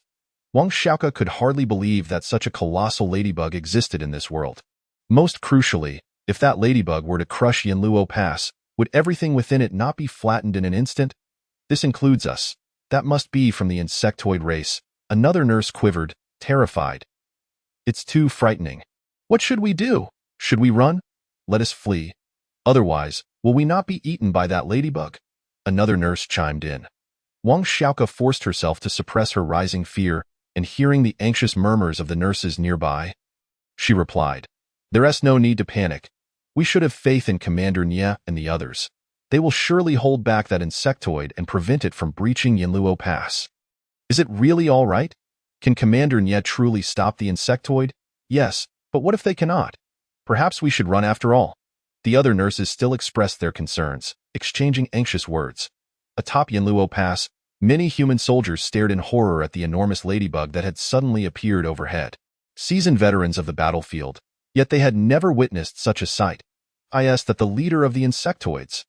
A soldier's face drained of color, his body trembling slightly, forgetting even to fend off the insectoid soldiers before him.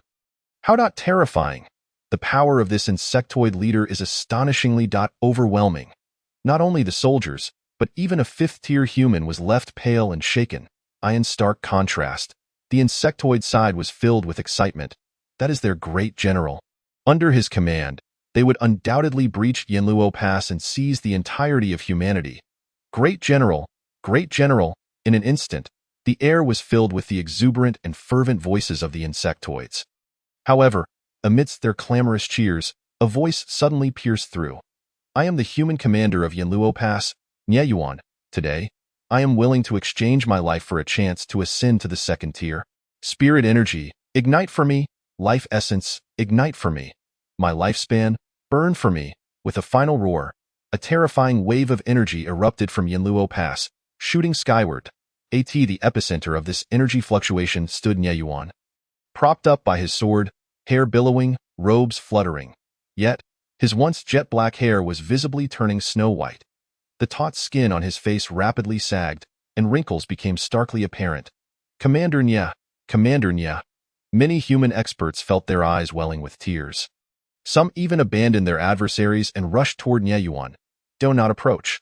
Anyone who allows the insectoids to step upon Yinluo Pass, I shall slay them, Nie Yuan shouted fiercely. His voice was hoarse, resembling that of a weary elder. The energy fluctuation intensified, and a tempest arose. However, after a few seconds, the energy began to wane, as if it were about to dissipate. Not yet enough. Burn. Ignite for me, Nie Yuan, who had been stooped over, straightened once more, shouting to the heavens. The energy that seemed about to fade reignited, as if a bucket of gasoline had been suddenly poured onto a flickering flame. Surging once again. Under this overwhelming energy, the surrounding world appeared to distort. Then, at the heart of this violent energy, Nie Yuan, with his head of white hair and sword in hand, slowly began to levitate. A terrifying pressure emanated from him, spreading outward into the cosmos. In an instant, as Nie Yuan forcefully broke through to the next tier. Only a few seconds had passed. How could our Yinluo Pass be tread upon by a mere insect? Get out of my way! At this moment, gazing up at the colossal ladybug descending toward Yinluo Pass, Nie Yuan wielded his sword and struck out. This strike appeared deceptively ordinary, lacking any remarkable qualities. Yet, the moment he swung his sword, His body was thrust backward as if repelled by an immense force, sliding back several hundred meters in an instant. Swoosh! A flash of brilliance flickered in the next moment. A cataclysmic blade intent manifested in the space before the gigantic ladybug, followed by an enormous blade of light. This blade emanated an unparalleled sharpness, as if it sought to cleave the very heavens asunder. Around the blade of light, the fabric of space shattered like a broken mirror, revealing the pitch-black cosmos beyond. Bang! A thunderous collision resounded as the blade of light struck the ladybug's massive body. A violent wave of energy erupted forth, sweeping across the surroundings. In the wake of this energy surge, several 8th and 9th tier human and insectoid soldiers were sent sprawling to the ground. Even Nye Yuan was forced to retreat step by step. Raising his left hand to shield his eyes, however, seeing that the gigantic ladybug, too, was forced back several hundred meters by the tremendous energy, a glimmer of joy appeared in his eyes. The commander of Yanluo Pass has finally prevented the alien race from stepping foot upon Yanluo Pass. The colossal ladybug vanished, revealing the figure of the second-tier insectoid, who glared at the white-haired Nye Yuan with rage, gritting his teeth. Very well, quite impressive. You dare to burn your own life force to forcibly break through to the second tier. But as a mere pseudo-second tier, what gives you the right to obstruct me? Before his words had fully dissipated, the figure of the insectoid vanished from sight. Nye Yuan's momentary joy evaporated. He had thought his recent strike would inflict some damage upon the insectoid, but it seemed he had overestimated himself. That strike had not harmed the second-tier insectoid in the slightest. The insectoid appeared once more before him. Almost instinctively, Nye Yuan raised his long knife to cross before his chest. Boom! It felt as though a bomb had detonated at his chest, a surge of energy erupting outward. In the next instant, Nye Yuan's body plummeted like a kite with its string cut, crashing toward the ground. Boom! A resounding explosion sent a mushroom cloud of dust spiraling skyward. At the center of the dust cloud lay a massive crater, 4 or 5 meters deep, its base crisscrossed with spiderweb-like fissures. Supporting himself with his sword, Nye Yuan knelt in the center of the crater, his chest heaving violently as he gasped for breath. Hiss! Hiss! So fast! So powerful! Is this what true second-tier strength feels like?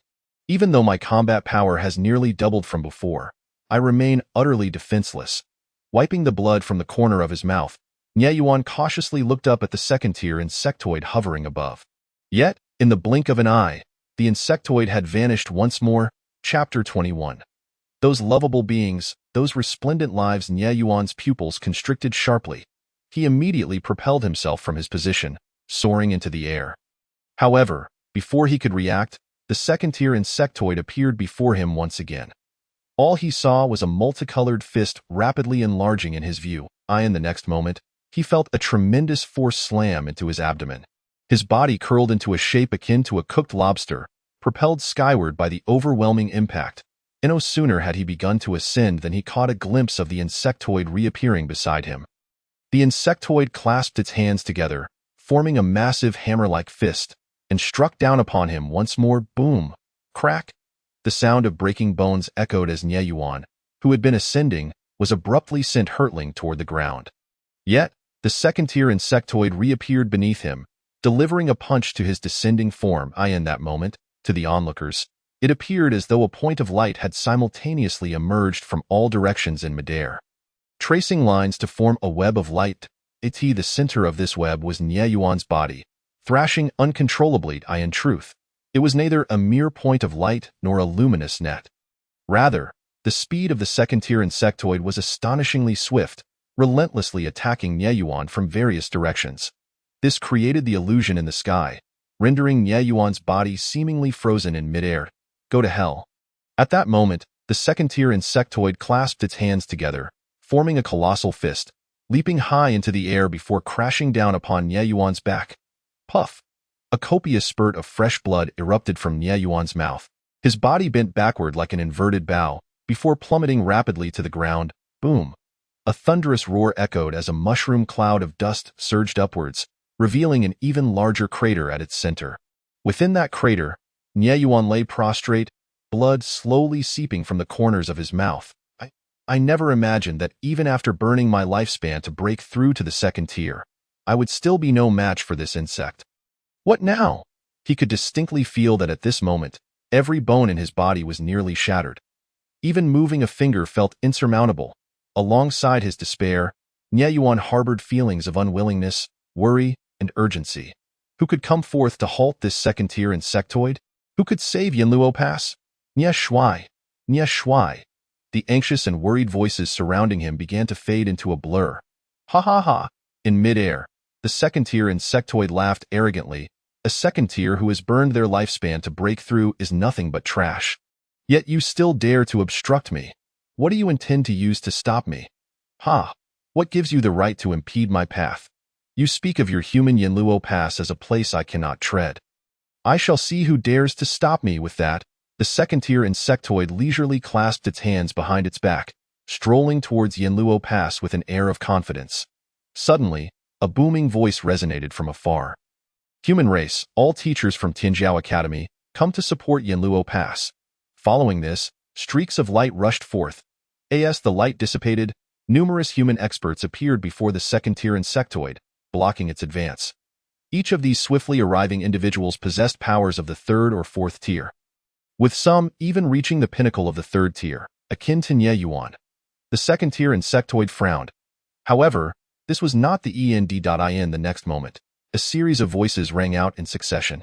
Human race, all teachers from Maju Academy, come to support Yanluo Pass. From Yunyang City, Yun Feiyang, come to support Yanluo Pass. From Gaian City, the Xia couple, come to support Yanluo Pass. From Hanyang City, Xiao Feng, come to support Yanluo Pass. The continuous echoes reverberated over Yanluo Pass, bringing a sigh of relief to the previously anxious human defenders. Nie Yuan also felt a weight lift from his heart, a glimmer of joy emerging within. Reinforcements had arrived. Kill, in the next moment, as if in response to the earlier proclamations. The united voices of all human soldiers at Yanluo Pass erupted into a thunderous chorus. The morale, which had been wavering among the human ranks, suddenly stabilized in the wake of this resounding battle cry. Before the second-tier insectoid, a multitude of human experts now stood, mirroring Nie Yuan's earlier stance, blocking the insectoid's path to Yanluo Pass. An elderly man with gray hair stepped forward, directing, "Those at the pinnacle of the third tier shall remain and join us in besieging this vile creature. The rest may return to their duties." What of the second tier? I refuse to believe that he can withstand our combined might. Upon hearing the elder's words, those who were not at the pinnacle of the third tier soared off to various battlefields, joining the fray. Ultimately, 8 figures remained before the second-tier insectoid. They were the pinnacle third-tier warriors of the human race, the strongest force available in the absence of the second tier. Ha! The second-tier insectoid scoffed. "Today, I shall impart a lesson to you. Sometimes, quality cannot be compensated for by quantity." With that, the insectoid vanished from sight. "Be careful, attack." The human experts immediately launched their assault. In an instant, the sky reverberated with intense energy fluctuations, spinning and swirling.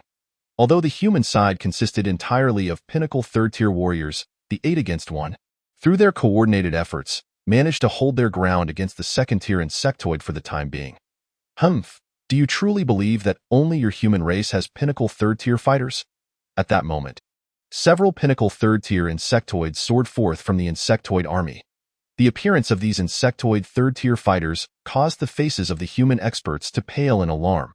If those insectoids joined the battle, defeat would be inevitable. However, the second-tier insectoid appeared displeased. Glancing at the approaching third-tier insectoids, "I have no need for your assistance. You shall swiftly eliminate the other human third-tier warriors. I can handle this on my own." The insectoid third-tier fighters were left with no choice but to halt. The human experts who were besieging the second-tier insectoid breathed a sigh of relief. Yet, in the next moment, their expressions changed drastically. "Since you have no other options, then perish." The second-tier insectoid roared, "Seven-colored great palm." The heavens dimmed in an instant as a colossal, vibrant palm print emerged in the sky, overshadowing everything. The moment this 7-colored giant palm appeared, it descended upon the 8 human experts with lightning speed. The 8 human experts hurriedly employed their abilities to resist the mighty palm, but their efforts crumbled like dry twigs under a torrential storm. Boom! A thunderous sound resonated throughout Yanluo Pass. The ground quaked violently, revealing a massive palm imprint, eye in the center of the imprint. The 8 pinnacle third-tier warriors of the human race bore blood at the corners of their mouths. Their faces pale, gravely injured by a single strike. Ha ha ha, is there anyone left? Anyone at all? The second-tier insectoid's arrogant laughter echoed across the battlefield as it disdainfully surveyed the human experts below. Now I suppose no one can prevent me from stepping upon Yanluo Pass. Can they? With a contemptuous smile, the second-tier insectoid averted its gaze and strode directly towards Yanluo Pass. No, that is our human Yanluo Pass. The alien race cannot tread here. Meanwhile, in the depths of the massive crater, the barely conscious Nie Yuan's eyes brimmed with unwillingness. He struggled to lift his hand, yearning to grasp the blade beside him. Yet, his hand refused to move. The other human experts wore anxious expressions, while the soldiers of the human race at Yanluo Pass watched the second-tier insectoid with palpable tension. Could it be that today, the alien race truly intended to ascend our human Yanluo Pass? Despair flickered in the eyes of some 8 pinnacle third-tier warriors were insufficient to contend with the second-tier insectoid. Who else could stop it? Who could save Yanluo Pass? Who could save the human race? In the midst of the massive palm imprint, a middle-aged man suddenly turned to the elderly figure nearby. Old man, remember to take care of Xiao Wei for me. As his words fell, he mustered the strength to rise, propelling himself upward as he charged toward the second-tier insectoid, who was advancing towards the sky. The wind rises and clouds soar.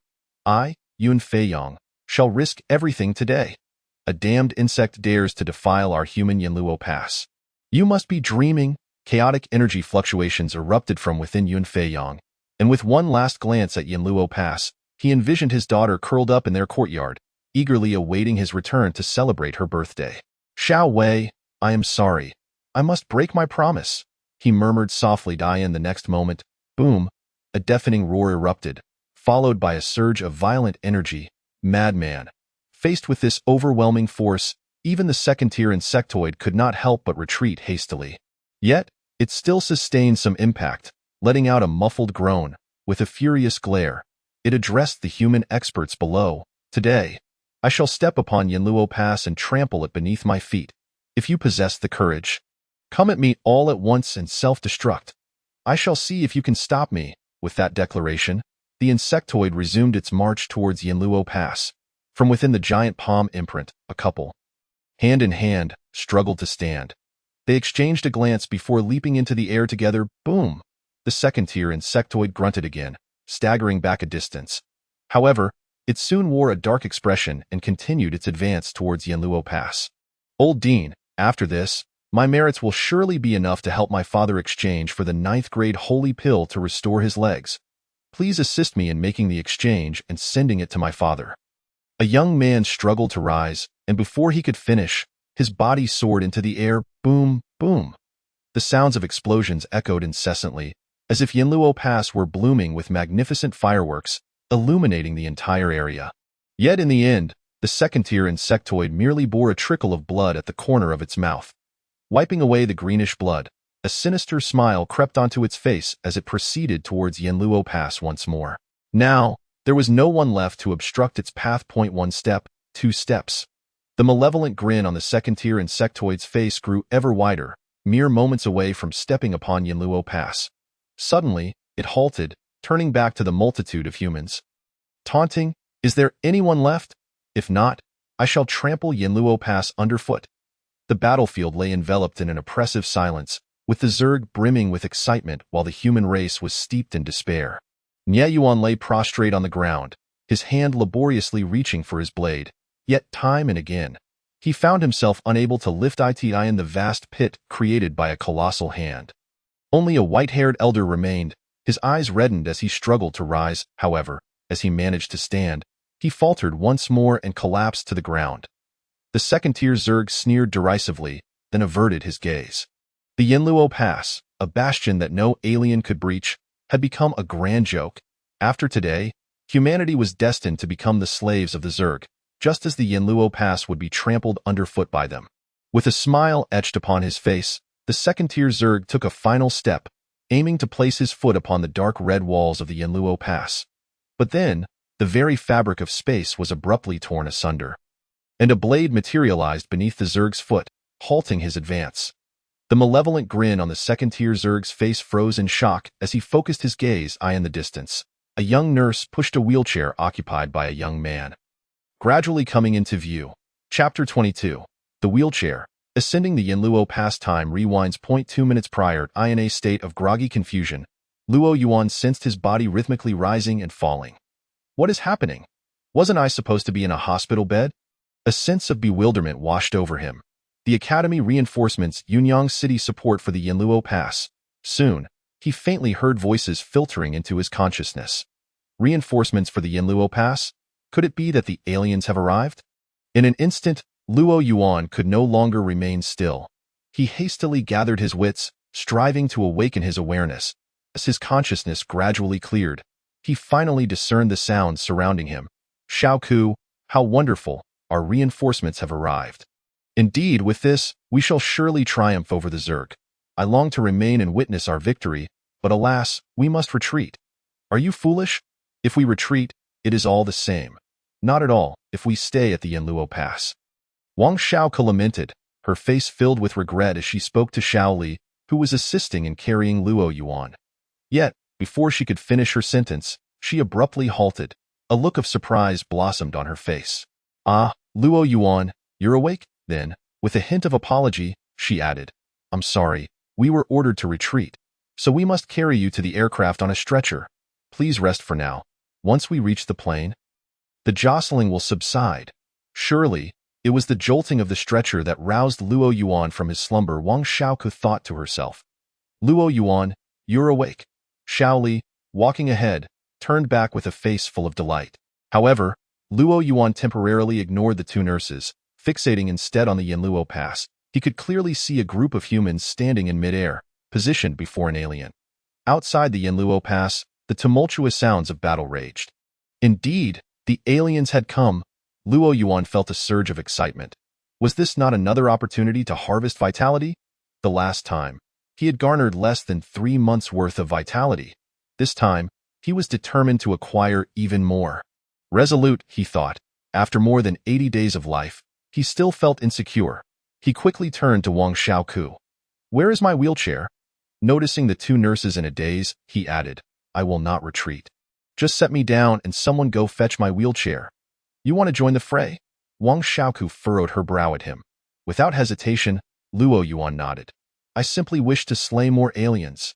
But do you not realize that your injuries cannot heal? Your survival hinges on the treasures that Elder Zhang and the others have provided. Should your condition worsen, you may perish. Luo Yuan fell silent for a moment. Contemplating, finally he spoke.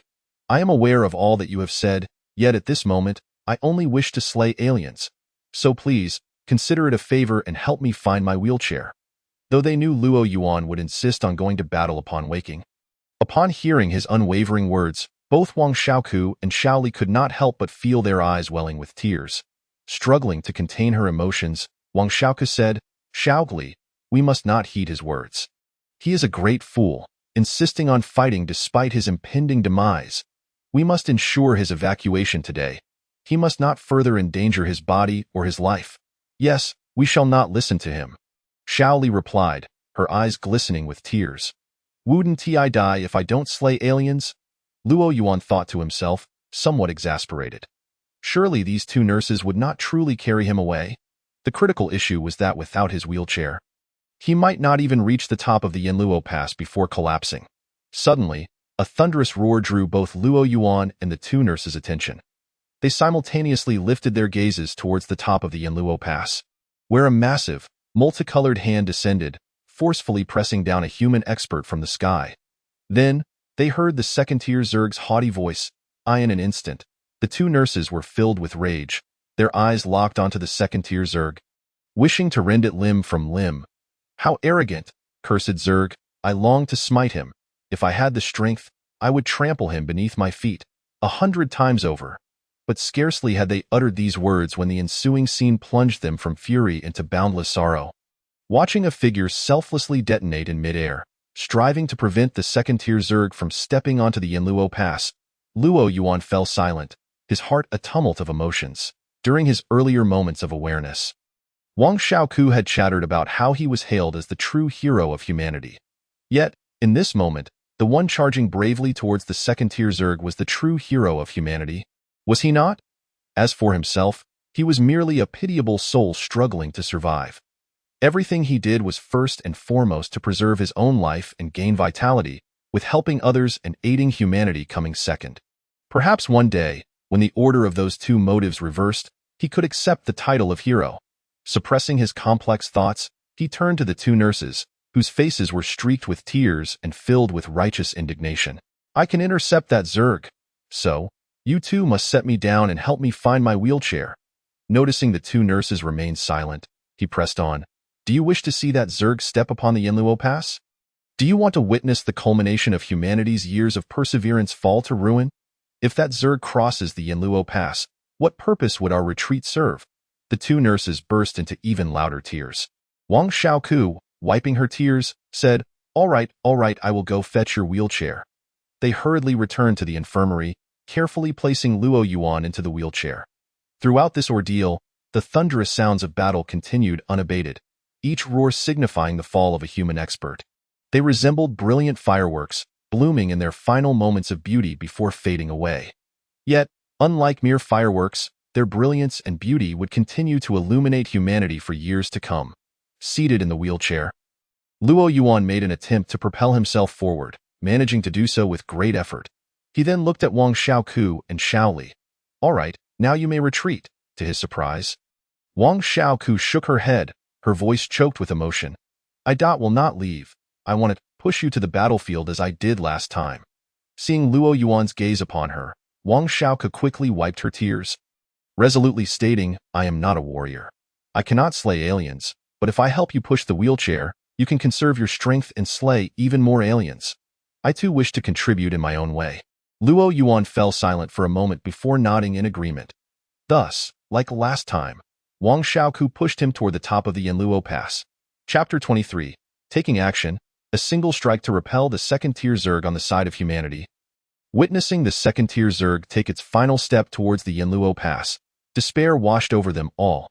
If the second-tier Zerg truly set foot upon the Yanluo Pass, it would signify the futility of countless human efforts.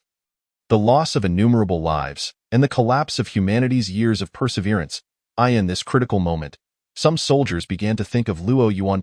One soldier murmured in despair, if only Luo Yuan could appear like he did last time. Surely, he must have retreated by now, another replied. And considering Luo Yuan's severe injuries, this is the second-tier Zerg, even if he did show up. Just as the second-tier Zerg's foot appeared to touch the top of the Yanluo Pass, the soldier's words faltered. He could say no more, his face a picture of despondence, his heart heavy with despair. It was over. Humanity's years of perseverance had ultimately come to naught. Many felt their inner resolve shatter in that instant. In that moment, every person on the side of humanity could not help but bow their heads, devoid of fighting spirit. This cannot be. At that moment, a fourth-rank human, filled with excitement, suddenly exclaimed, look closely. Beneath his feet, a blade seems to have materialized out of nowhere. He is standing upon that suddenly appearing knife. He has not set foot on the Yama Gate. He has not stepped onto the Yama Gate. Ha ha ha! The fourth-rank human laughed heartily, but his laughter turned to tears. He was overwhelmed with emotion. Many on the human side, upon hearing his words, instinctively looked up at the city walls of Yama Gate. They indeed saw a blade beneath the feet of the second-rank insectoid, and, in an instant, their spirits soared. Many were even moved to tears of joy in that fleeting moment. The warriors of the human faction on the battlefield felt as if they had been reborn. However, a sense of confusion lingered. Which human expert had arrived at such a critical juncture? They craned their necks, excitement and curiosity etched on their faces, gazing at Yama Gate. Finally, a pale face gradually came into view, followed by the sight of a young man seated in a wheelchair, accompanied by a petite nurse pushing it, a familiar visage, a familiar scene. It was Luo Yuan. The realization sent waves of exhilaration through the ranks of the human faction. Last time, at a critical moment, it was Luo Yuan who had appeared on the battlefield in a wheelchair. This time, they had not anticipated it would happen again. Luo Yuan, Luo Yuan. In the next instant, the entire battlefield erupted with a thunderous clamoring of the human side, chanting Luo Yuan's name. For a moment, They even forgot about Luo Yuan's injuries and the threat posed by the second-rank insectoid. As they beheld the slowly approaching wheelchair and the figure of Luo Yuan seated within it, the second-rank insectoid was initially taken aback, but soon recollected the outcome of their previous encounter. It was said that their last defeat was due to a young man in a wheelchair. It was this very young man who had single-handedly turned the tide in favor of the humans. Just before their expedition, the Insect Queen had specifically warned them that if they encountered this wheelchair-bound youth again, they must eliminate him without mercy. His name, if memory served, was Luo Yuan. As the chants of the human side reverberated around him, the second-rank insectoid muttered under his breath, feeling a sense of disdain. Could these humans truly believe that Luo Yuan could alter the course of battle once more? Did they genuinely think he could triumph over him? How utterly laughable! He was a second-rank warrior, while Luo Yuan was merely a cripple confined to a wheelchair. How could he possibly be defeated? The second-rank insectoid then cast his gaze toward Luo Yuan, a wicked thought flickering in his mind. The fact that Luo Yuan enjoyed such acclaim among the humans intrigued him. What if he pricked at Luo Yuan's vulnerabilities? Would it not be entertaining? To provoke him, and then defeat him without hesitation. Just the thought of it was amusing. With a malicious grin, the second-rank insectoid swallowed his earlier words and instead taunted, with such a roar of acclaim. Why don't you stand up and greet them? When he noticed Luo Yuan remained silent, his malicious amusement only grew stronger, and he added, if I had such a following among the insectoids, I would certainly rise to savor the moment. Luo Yuan, expressionless, felt no emotional disturbance at such juvenile taunts. It was Wang Xiaoke who was suddenly enraged. Damn insectoid, can't you see Luo Yuan is in a wheelchair? Why would he come up here? Is he here to perform? The second-rank insectoid scoffed, and his words jolted some from their joyous stupor. Indeed, just moments ago, Nie Yuan had broken through to the second rank but still could not contend with this insectoid. Even the many-peak third-rank warriors had been unable to face him. Now, Luo Yuan was already gravely injured, relying on a wheelchair for movement. How could he possibly stand against the second-rank insectoid? Luo Yuan, please, just go. Yes, Luo Yuan, hurry and leave. Don't approach. Luo Yuan, I beg you, retreat. After regaining their senses, many became frantic, pleading with Luo Yuan to withdraw. What are you doing here? Didn't they tell you to retreat? Alas, ultimately, it is my inadequacy that has led to this, murmured Nie Yuan, lying on the ground, barely clinging to life. Ha ha ha. They are actually begging you to leave. But the second-rank insectoid's tone shifted dramatically. It's too late. A cripple believes he can alter the course of battle. How absurd. Do you think I am like that previous fool? With one last glance at this world, he proclaimed, now, I shall put an end to your suffering. Have you finished speaking? Came Luo Yuan's cold voice in response to the second-rank insectoid's childish antics, utterly devoid of interest. Yet, the countless human soldiers, filled with anxiety, implored him to withdraw, a reaction he had not anticipated. In that moment, his emotions became more complex. Suppressing his thoughts, he trembled slightly as he raised his hand and gently grasped forward. The blade that had appeared beneath the second-rank insectoid's feet reappeared in his grasp. During his approach, he had expended 100,000 life points to exchange for a 15-minute second-rank experience card. Now, he possessed the combat prowess of a peak second-rank warrior. However, this expenditure pained him deeply. 100,000 life points. What a significant cost. Who could fathom the extent of his anguish in obtaining this experience card? Thus, he vowed to reclaim that 100,000 life points from the alien races. Gripping the blade, he struck decisively, aiming it at the second-rank insectoid. To the untrained eye, it appeared as an unremarkable strike, devoid of any spiritual fluctuations or imposing aura. Yet, the second-rank insectoid, who had been grinning wickedly, suddenly changed his countenance, the mockery evaporating entirely. His pupils constricted in horror. And almost instinctively, he crossed his arms before his chest. With a faint sound, a flash of brilliance zipped past, and a spray of blood erupted from his arms, which had been crossed defensively, immediately following. A cataclysmic explosion of energy erupted before him, akin to air compressed to its limits or a balloon bursting, violently detonating in front of his chest. The roar resounded throughout Yama Gate. The second-rank insectoid's body was sent hurtling backward. as if a kite severed from its string, soaring nearly 1,000 meters away. His arms were now a blurry mass of flesh, dripping with green blood. Chapter 24. The Counterattack of the Second Rank Insectoid. Not all experts are fools. The thunderous explosion seemed to press the pause button on the entire battlefield of Yamagate. The sounds of combat, exultant shouts, anguished cries, all fell silent in that instant. Yamagate, at that moment, was enveloped in complete stillness, the sound of a pin dropping palpable, if one were to identify any noise. It would be the sound of blood dripping from the severed arms of the second-rank insectoid, drip, drop. This sound struck like a heavy hammer upon the hearts of all present, awakening a deeply buried emotion known as shock. Whether from the human faction or the insectoid side, in that moment, they were collectively engulfed in a singular sentiment. Shock. Shock to an unimaginable degree. Shock that defied belief. They all rendered blank stares toward the city walls of Yamagate, where Luo Yuan sat in his wheelchair, mouths agape, as if they could fit 2 eggs inside. Luo Yuan had actually repelled the once insurmountable and formidable second-rank insectoid with a single strike. He had severed the insectoid's arms with one blow. This was simply inconceivable. Luo Yuan, Luo Yuan, Luo Yuan. As some began to regain their senses, the next moment, the entire human faction erupted into a frenzy. They were ecstatic. They were elated. They were shouting Luo Yuan's name with wild abandon. In that moment, they felt a sense of liberation, as if the emotions that had been stifled within them had finally found release. Could he, today, replicate the miracle of the past? Lying immobile on the ground, Nie Yuan's eyes sparkled as he murmured softly, straining to lift his head to gaze at the city walls of Yamagate. In stark contrast, the insectoid faction found themselves in a state of utter disbelief and denial.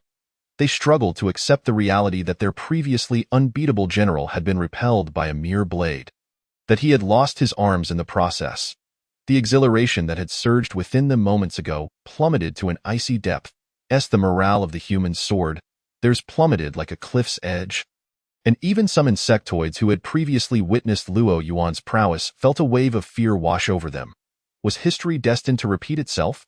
Looking at the second-rank insectoid, whose eyes still bore traces of terror, the remnants of shock gradually took over. His gaze fixated blankly on the city walls of Yamagate, where Luo Yuan sat in his wheelchair, as if he had forgotten that his arms had been severed. After a span of 10 seconds, the expression on his stunned face morphed into one of fury. Impossible. Absolutely impossible. His eyes widened. Fixated on Luo Yuan, he exclaimed, "How could you be so powerful? How could you possess the strength of a second rank, let alone a peak second rank? No, you must have attacked me by surprise. Yes, it was a sneak attack. I was unprepared, which is why you managed to repel me with one strike. Next, I will show you my true might. Let you witness the power of a second rank. Do you think severing my hands can harm me? How delightfully naive." In the midst of conversation, the second-tier insectoid, once a mangled mass, astonishingly regrew its severed hands. Then, in an instant, its figure vanished from sight. Witnessing the miraculous regeneration of the insectoid's hands, Luo Yuan's pupils involuntarily constricted. This must be a special ability of the insectoid race. Otherwise, a mere second-tier being could not possess the power of limb regeneration. Nevertheless, he quickly suppressed the tumult of emotions within him. Observing the insectoid's disappearance into the distance, he furrowed his brow and, with great effort, lifted his hand to strike towards his left. It was still a rather unremarkable slash. Devoid of any imposing might, however, as a bright streak of light flashed by, the second-tier insectoid's form abruptly fell into view from the left. Simultaneously, a visible gash oozing with green blood emerged across its chest. Shock and lingering dread flickered in its eyes. Had it not reacted swiftly, it might have been cleaved in two by that very strike. The pain radiating from its chest felt akin to a resounding slap across its face. Just moments ago, it had accused Luo Yuan of a sneak attack, claiming that he had only been able to inflict harm due to its lack of vigilance. Yet now, Luo Yuan had once again carved a long bloody mark upon its chest. This was undoubtedly a blatant slap in the face. Luo Yuan, Luo Yuan. Countless human soldiers grew increasingly agitated and exhilarated. The thunderous cheers from the human side, coupled with the wounds Luo Yuan had inflicted, gradually calmed the second-tier insectoid's emotions.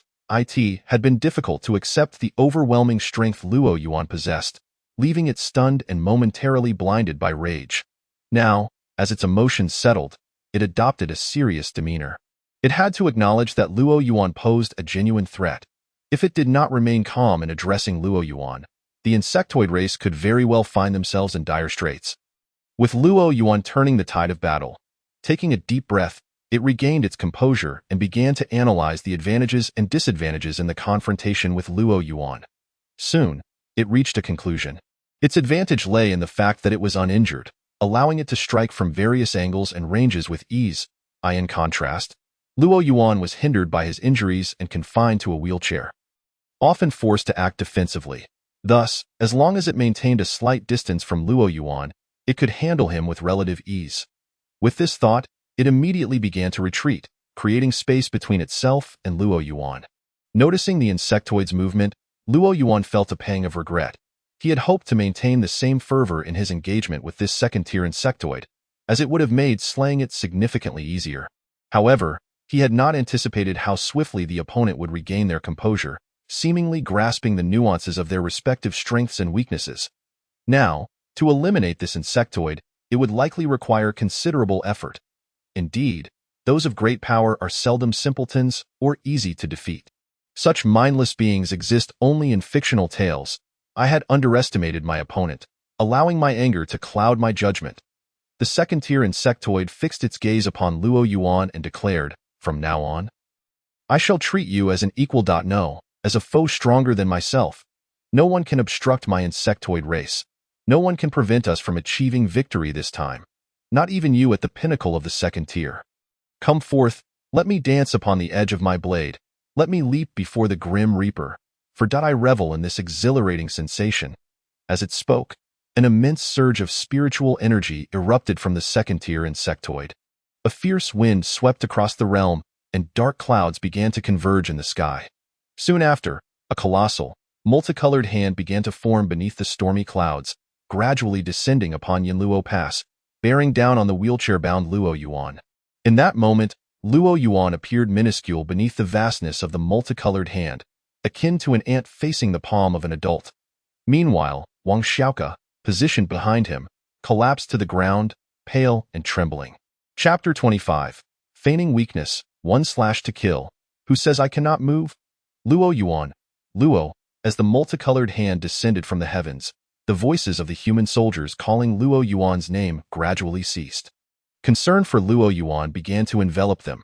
After all, it had been this very multicolored hand that had previously defeated 8 peak third-tier experts from the human side in one fell swoop. Could Luo Yuan withstand this strike? The insectoid side, however, glimmered with anticipation in their eyes. They eagerly awaited their general's palm to vanquish Luo Yuan. The wind whipped against his face, and finally, Luo Yuan raised his gaze towards the slowly descending multicolored hand. His eyes remained as calm as ever, devoid of any ripple of emotion. Then, much like before, he raised his trembling hand that gripped the blade and gently swung it. The descending multicolored hand came to an abrupt halt. Sizzle! A flash of light akin to a white streak flickered and vanished. Crack! A sharp sound resonated as the multicolored hand suddenly split in two, disintegrating into nothingness, and the tempestuous winds ceased. The sky cleared, restoring tranquility to the world. Luo Yuan! Luo Yuan! The human side erupted once more in fervent cheers for Luo Yuan, even more frenzied than before. In contrast, disappointment flickered in the eyes of the insectoid side. However, the second-tier insectoid's laughter rang out. Indeed, each time you strike, you must endure the agony inflicted by your injuries, and you cannot move vigorously. This simplifies matters greatly. I shall see how you handle me from here on and how long you can endure. Upon hearing these words, the excitement among the human soldiers began to dissipate as they turned their gazes towards Luo Yuan. They found him as pale as a ghost, blood trickling from the corner of his mouth. His chest heaving violently. It was evident that the second-tier insectoid spoke the truth. In an instant, concern for Luo Yuan reignited among them, and their fervent calls for him began to fade once more. After a few seconds, the voices of the human side on the battlefield fell silent, all eyes fixed anxiously on Luo Yuan. The flickering light in the insectoid side's eyes rekindled with fervor. General, General! As some took the lead, the insectoid side began to echo the fervent calls for their second-tier general, mirroring the earlier enthusiasm of the human side. In an instant, the tides shifted once more. Relishing the cheers of his kin, the second-tier insectoid could not help but burst into laughter. Ha ha ha, come again. I shall see how much longer you can endure. Before the echoes of its laughter faded, the second-tier insectoid's figure vanished once more. Luo Yuan, vigilant, raised his hand and tightened his grip on the blade, scanning his surroundings with acute awareness. The situation mirrored that of earlier, as the second-tier insectoid stealthily altered its approach. Seeking to attack him, Luo Yuan's blade shifted direction in response. This relentless back and forth escalated the strain on his body, and the blood at the corner of his mouth began to flow more freely. Behind him, Wang Xiaoke was already in tears. After nearly a minute of stalemate, Luo Yuan decisively slashed forward. However, this strike failed to connect with the insectoid. Instead, it caused him to lean forward, nearly losing his balance. Had it not been for Wang Xiaoke's quick reflexes in catching him, he might have collapsed to the ground. The second-tier insectoid materialized in the distance, its delight evident in its eyes. Is this your limit? I had thought you could endure a bit longer. If that is the case, then prepare to receive another strike from my multicolored palm and see if you can withstand it. As it spoke, a wave of spiritual energy surged from the second-tier insectoid, and once again, the world grew dark, winds howled, and a colossal multicolored hand began to coalesce, descending upon Luo Yuan. Emotions of unwillingness and rage surged within Luo Yuan's eyes. At long last, he gritted his teeth and raised his trembling hand, striking a decisive blow against the vibrant, colossal hand descending from the heavens. Crack! The flash of the blade was fleeting, and the multicolored giant hand, just as before, was cleaved in two. However, PFF. Luo Yuan coughed up a mouthful of blood, his complexion turning even more ashen. Resembling that of a corpse, he slumped back against his wheelchair, his eyes squinting into mere slits, as though they might close at any moment. Luo Yuan. Tears surged forth from Wang Xiaoke's eyes, her face awash with anxiety. The human side, witnessing this scene, was engulfed in desperation. It was over. This time, it was truly the end. Luo Yuan was finished, and no one could hinder the second-tier insectoids any longer. Ha ha ha. Since you are done for, allow me to send you on your way. The second-tier insectoid laughed arrogantly, its figure vanishing in an instant. The previous multicolored palm strike had merely been a final probe, a last effort against Luo Yuan. Now, it felt utterly assured. Yet, it remained cautious, constantly shifting its position in search of an opportunity to slay Luo Yuan. Eventually, as Luo Yuan attempted to raise his hand several times, failing each time, the insectoid's figure suddenly materialized above him, one hand reaching for Luo Yuan's head. Cackling, it declared, "Die. What of being at the pinnacle of the second tier? A cripple remains a cripple." A cruel smile spread across the insectoid's face. That moment, everyone on the human side closed their eyes in utter despair, unable to bear witness any longer. Suddenly, the second-tier insectoid's expression changed dramatically. The hand that Luo Yuan had struggled to lift just moments ago shot up with unexpected vigor, and he swung his blade fiercely at it.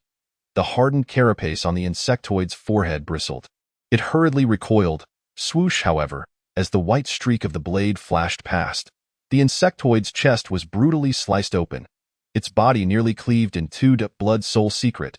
A surge of blood mist erupted from its body, signaling its intent to employ a secret technique and retreat further away.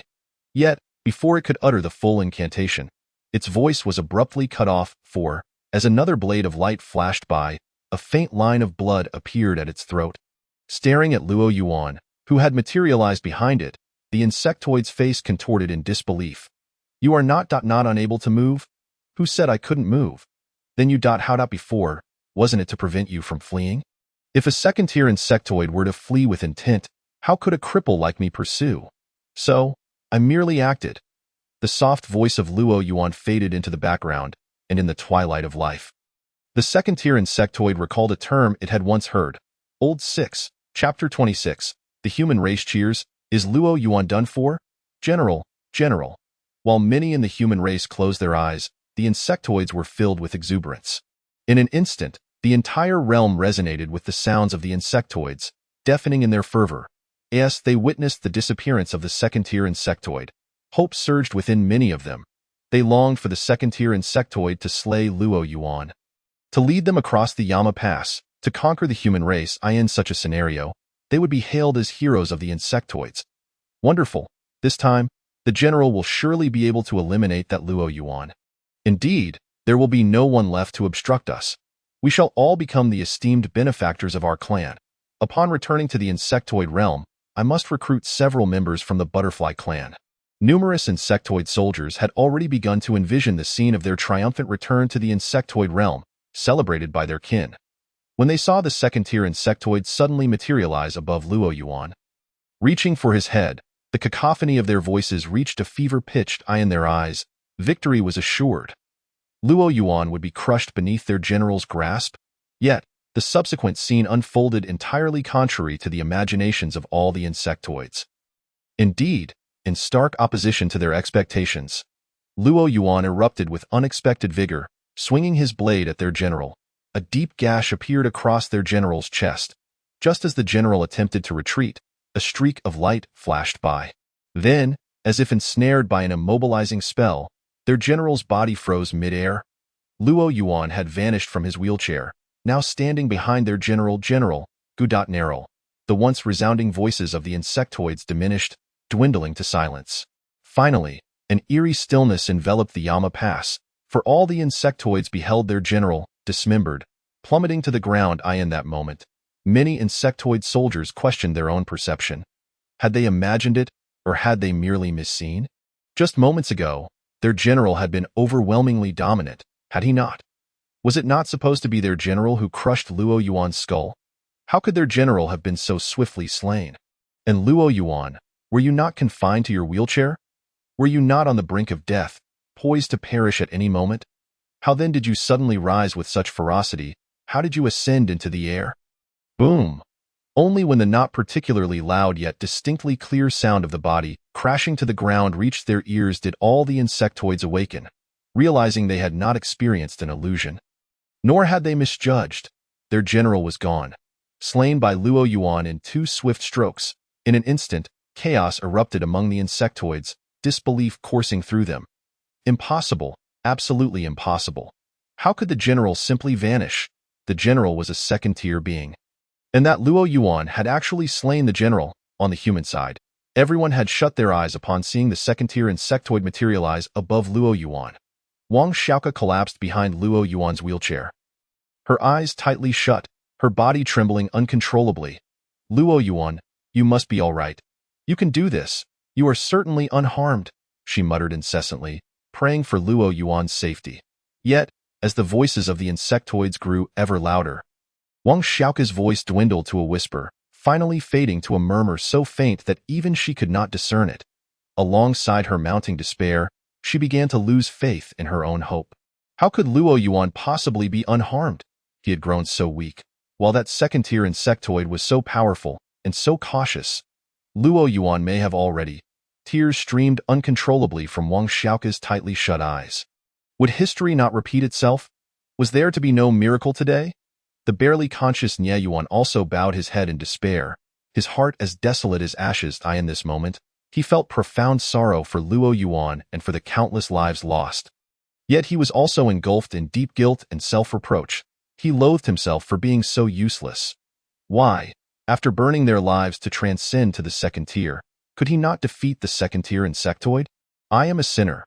I have wronged the countless martyrs of the human race. I have wronged the soldiers of the Yama Pass. Nie Yuan fell into deep self-recrimination. However, at that moment, he noticed something odd. Why had the voices of the insectoids vanished? Could it be that Luo Yuan had? Nie Yuan dared not lift his gaze toward the Yama Pass. Were it not for the fact that he could scarcely move a finger, he might have sought to end his own life. Wang Xiaoke felt the same. Upon realizing the thunderous sound of the insectoids had suddenly ceased, she could not bring herself to open her eyes, nor could she bear to glimpse the unfolding scene. Until suddenly, a voice rang out, "The second-tier insectoid is dead." Huh. The second-tier insectoid is dead? Both Wang Xiaoke and Nie Yuan felt a wave of confusion wash over them. Before they could fully comprehend, a cascade of ecstatic voices flooded their ears. The second-tier insectoid is dead. Luo Yuan has slain the second-tier insectoid. Luo Yuan has slain the second-tier insectoid. Luo Yuan, Luo Yuan. The clamor grew ever louder, reverberating through the air until it matched the previous cacophony of the insectoids. Finally, Wang Xiaoke and Ye Yuan dared to open their eyes, to lift their heads toward the sky. They beheld Luo Yuan, standing majestically, and below him, the second-tier insectoid, its body and head severed asunder. Wang Xiaoke and Ye Yuan stood in stunned silence, their expressions morphing into shock and disbelief. Luo Yuan had actually slain the second-tier insectoid? He had truly done so.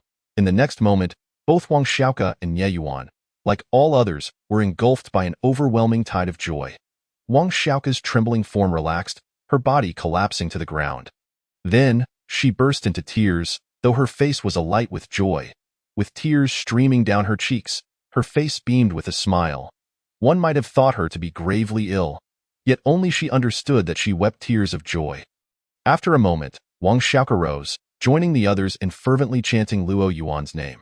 You have once again created a miracle, but are you truly all right? Unlike the others, who were entirely immersed in elation, Ye Yuan, while filled with joy, was also deeply concerned for Luo Yuan's injuries, for his well-being. Luo Yuan's internal injuries had only been stabilized through the use of numerous precious items. Once again, he took action, and this time he had slain a second-tier insectoid. Would his injuries not become severe? Would he not die in an instant? Ye Yuan found himself contemplating a conclusion he dared not voice. Luo Yuan, Luo Yuan. At that moment, an overwhelming cacophony of anxious voices surged in Ye Yuan's ears. He hastily glanced upwards towards the position where Luo Yuan stood in midair, only to witness him suddenly plummeting. Hurtling towards the ground. Chapter 27. One man slaughters insectoid masters. Please do not strike again. Seeing Luo Yuan abruptly descend from the sky, Ye Yuan's heartbeat faltered momentarily. Had his apprehensions come to fruition?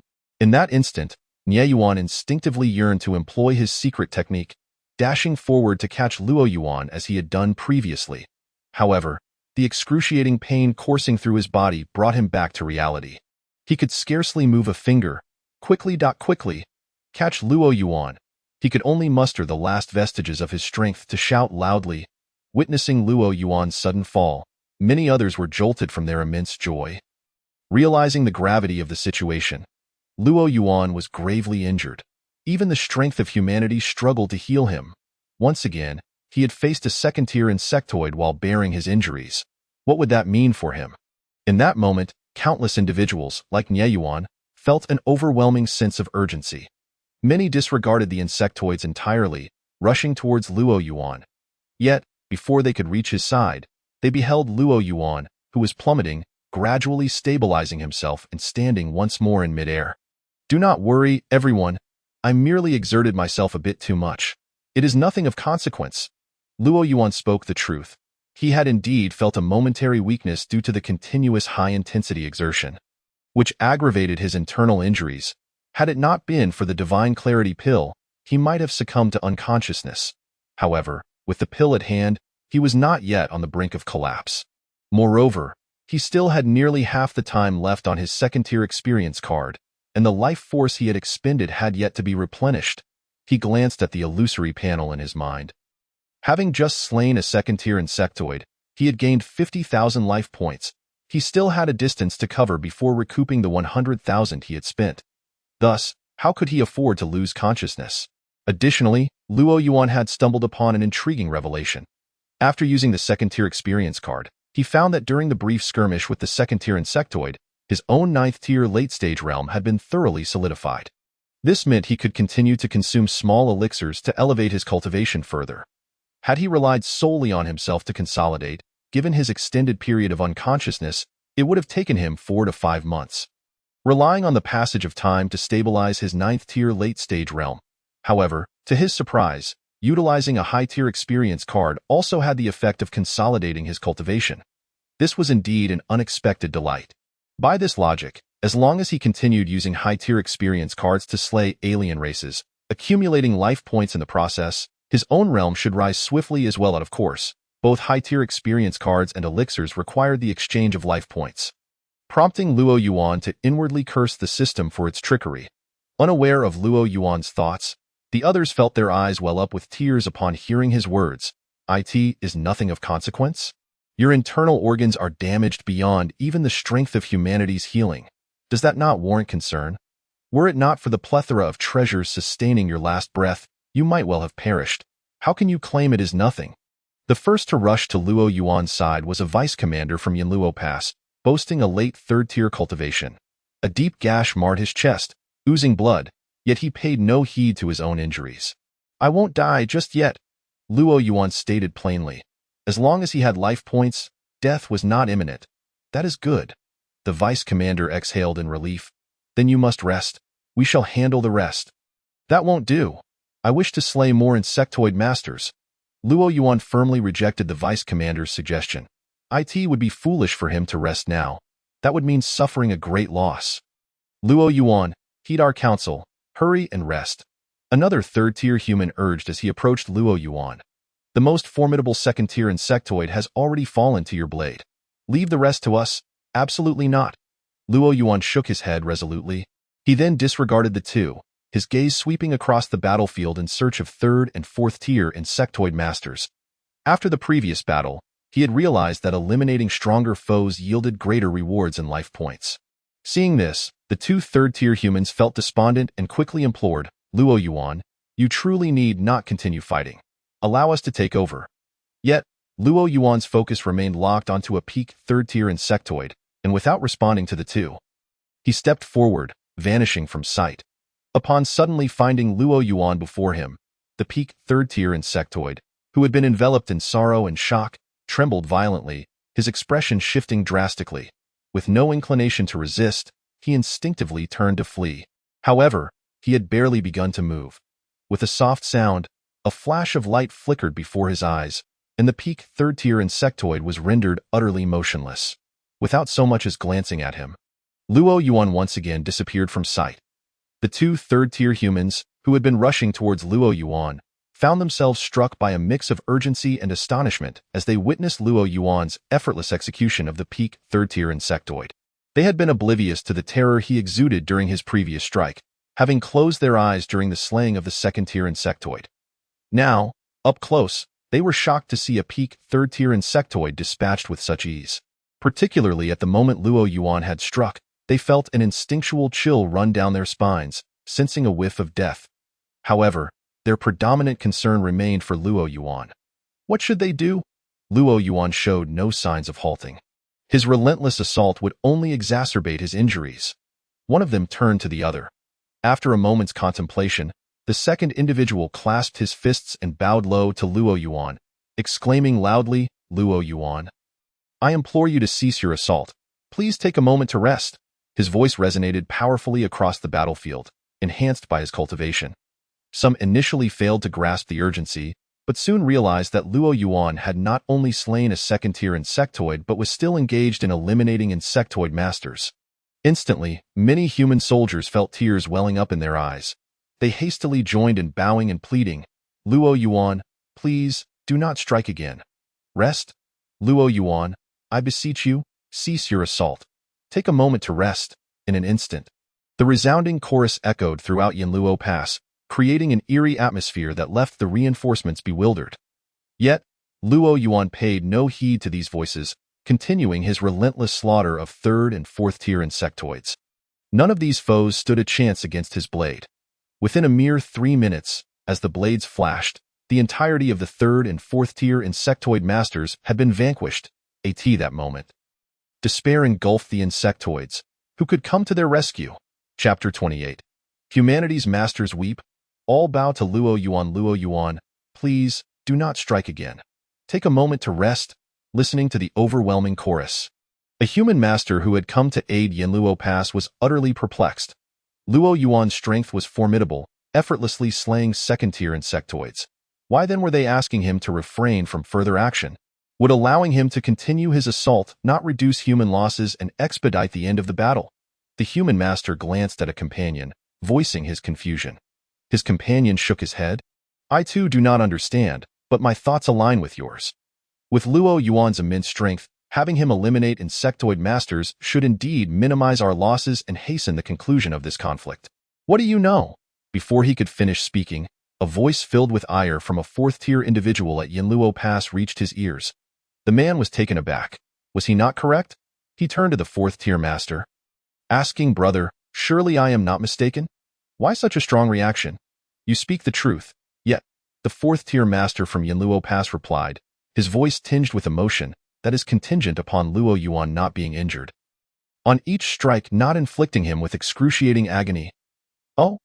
Upon hearing this, the two supporting individuals exchanged glances, recognizing the shared confusion in their eyes. One of them then inquired, "Brother, if what you say is true, does that mean Luo Yuan is still fighting while injured? Yet he is so valiant, easily dispatching second-tier and peak third-tier insectoids. Surely his injuries cannot be that severe?" "Not severe," the fourth-tier master from Yanluo Pass retorted. His eyes reddened. "Do you not realize that Luo Yuan has spent most of his time in a state of unconsciousness? Are you aware that even the foremost and second-ranked physicians on the human medical list, Zhang Lao and Wang Lao, are utterly at a loss regarding Luo Yuan's injuries?" Upon hearing this, the expressions of the two reinforcements grew solemn. They were well aware of Zhang Lao and Wang Lao, both revered as medical saints, each possessing the miraculous ability to restore life. The fact that they are helpless against Luo Yuan's condition speaks volumes about its severity. Brothers, I apologize, but we are not familiar with Luo Yuan's circumstances." The two expressed their regret, and one of them, with a hint of curiosity, continued, "Could you elaborate on Luo Yuan's situation for us?" The fourth-grade officer from Yanluo Pass, having momentarily lost his composure, also offered an apology before adding, "This is common knowledge within Yanluo Pass. Surely, you have heard that in the previous battle, it was Luo Yuan who enabled us to hold our ground and achieve victory." The two reinforcements nodded in agreement. They were aware of this.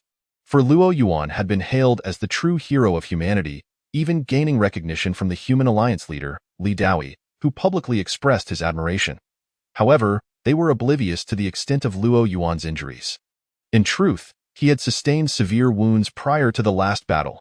As the fourth-grade officer recounted Luo Yuan's plight, tears involuntarily streamed down his face. Before that battle, Luo Yuan had already suffered irreversible damage to his vital organs, with only a day left to live. Yet when the insect horde attacked, his first words upon regaining consciousness were a command to engage in battle. After a brief pause, as the fourth-grade officer concluded his account of Luo Yuan, the two human experts were overwhelmed with emotion, tears cascading down their faces. They were astonished to learn of the gravity of Luo Yuan's injuries. It became evident that the earlier speculation from the insect faction was indeed accurate. Every strike he executed was accompanied by excruciating pain.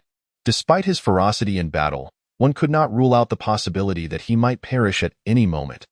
What kind of conviction drives a person to endure such torment? What spirit propels them forward?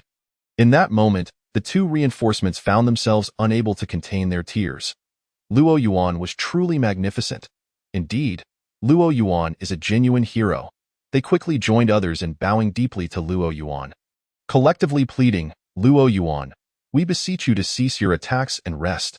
The head of Tianjiao Academy, the elderly Mo Cheng with flowing white hair, listened to the chorus of pleas, feeling the same bewilderment as the other reinforcements. Why were the defenders of Yanluo Pass imploring such a formidable second-grade peak expert to refrain from further combat? Beyond his confusion, he also felt a surge of anger. If Luo Yuan possessed such overwhelming strength, why did he not intervene sooner?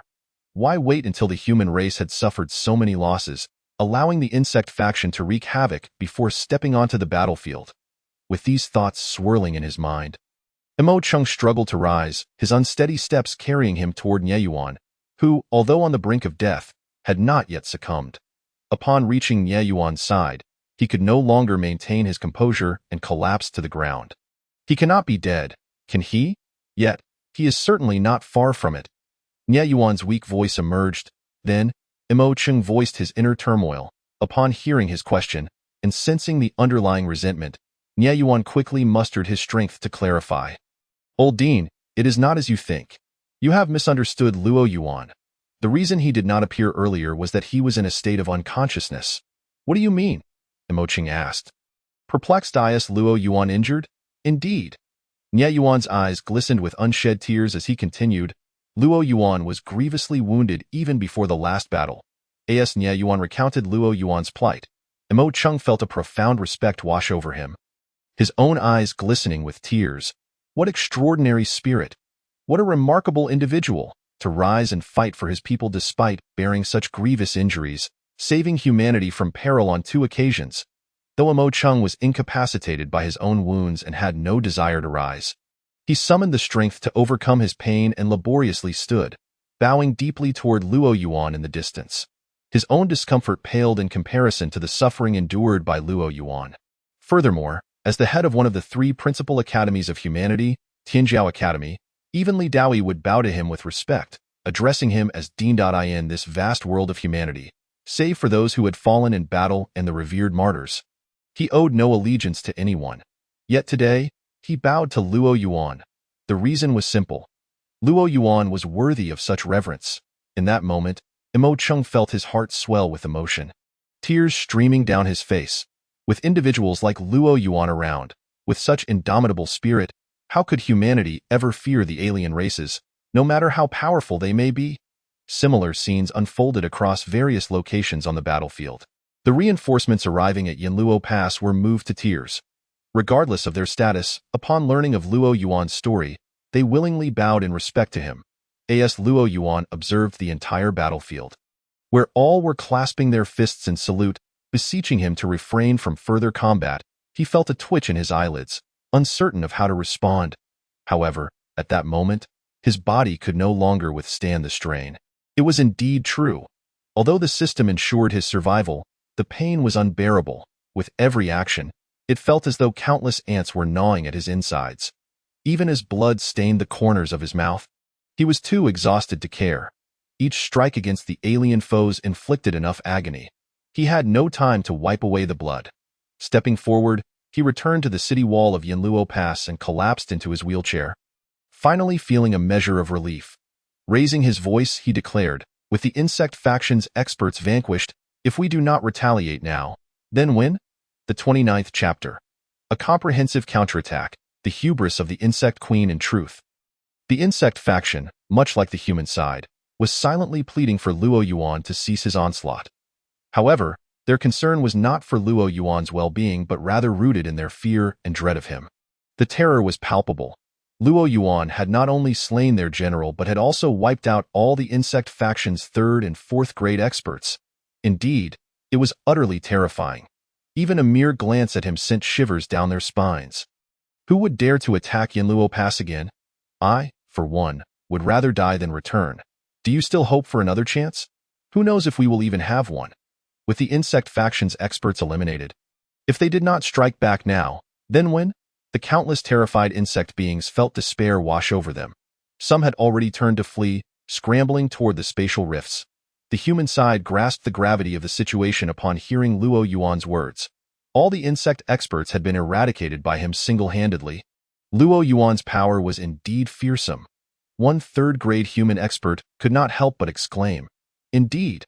Another echoed, "And this is while he is gravely injured. Imagine how much more terrifying he would be if he were unscathed." Of course, they were unaware that had Luo Yuan not been injured, he would not have fought with such desperation. Enough lamentation. We must swiftly engage the alien forces, even if we cannot kill their experts. We must at least slay a few of their soldiers. Indeed, let us act quickly. I refuse to return from this reinforcement mission without having slain a single alien. Many who had come to reinforce Yanluo Pass found themselves in a similar predicament. When they initially arrived, they faced the insect faction's 3rd and 4th grade experts, in a standoff where both sides were evenly matched. Neither could claim victory. Consequently, many had yet to kill a single alien.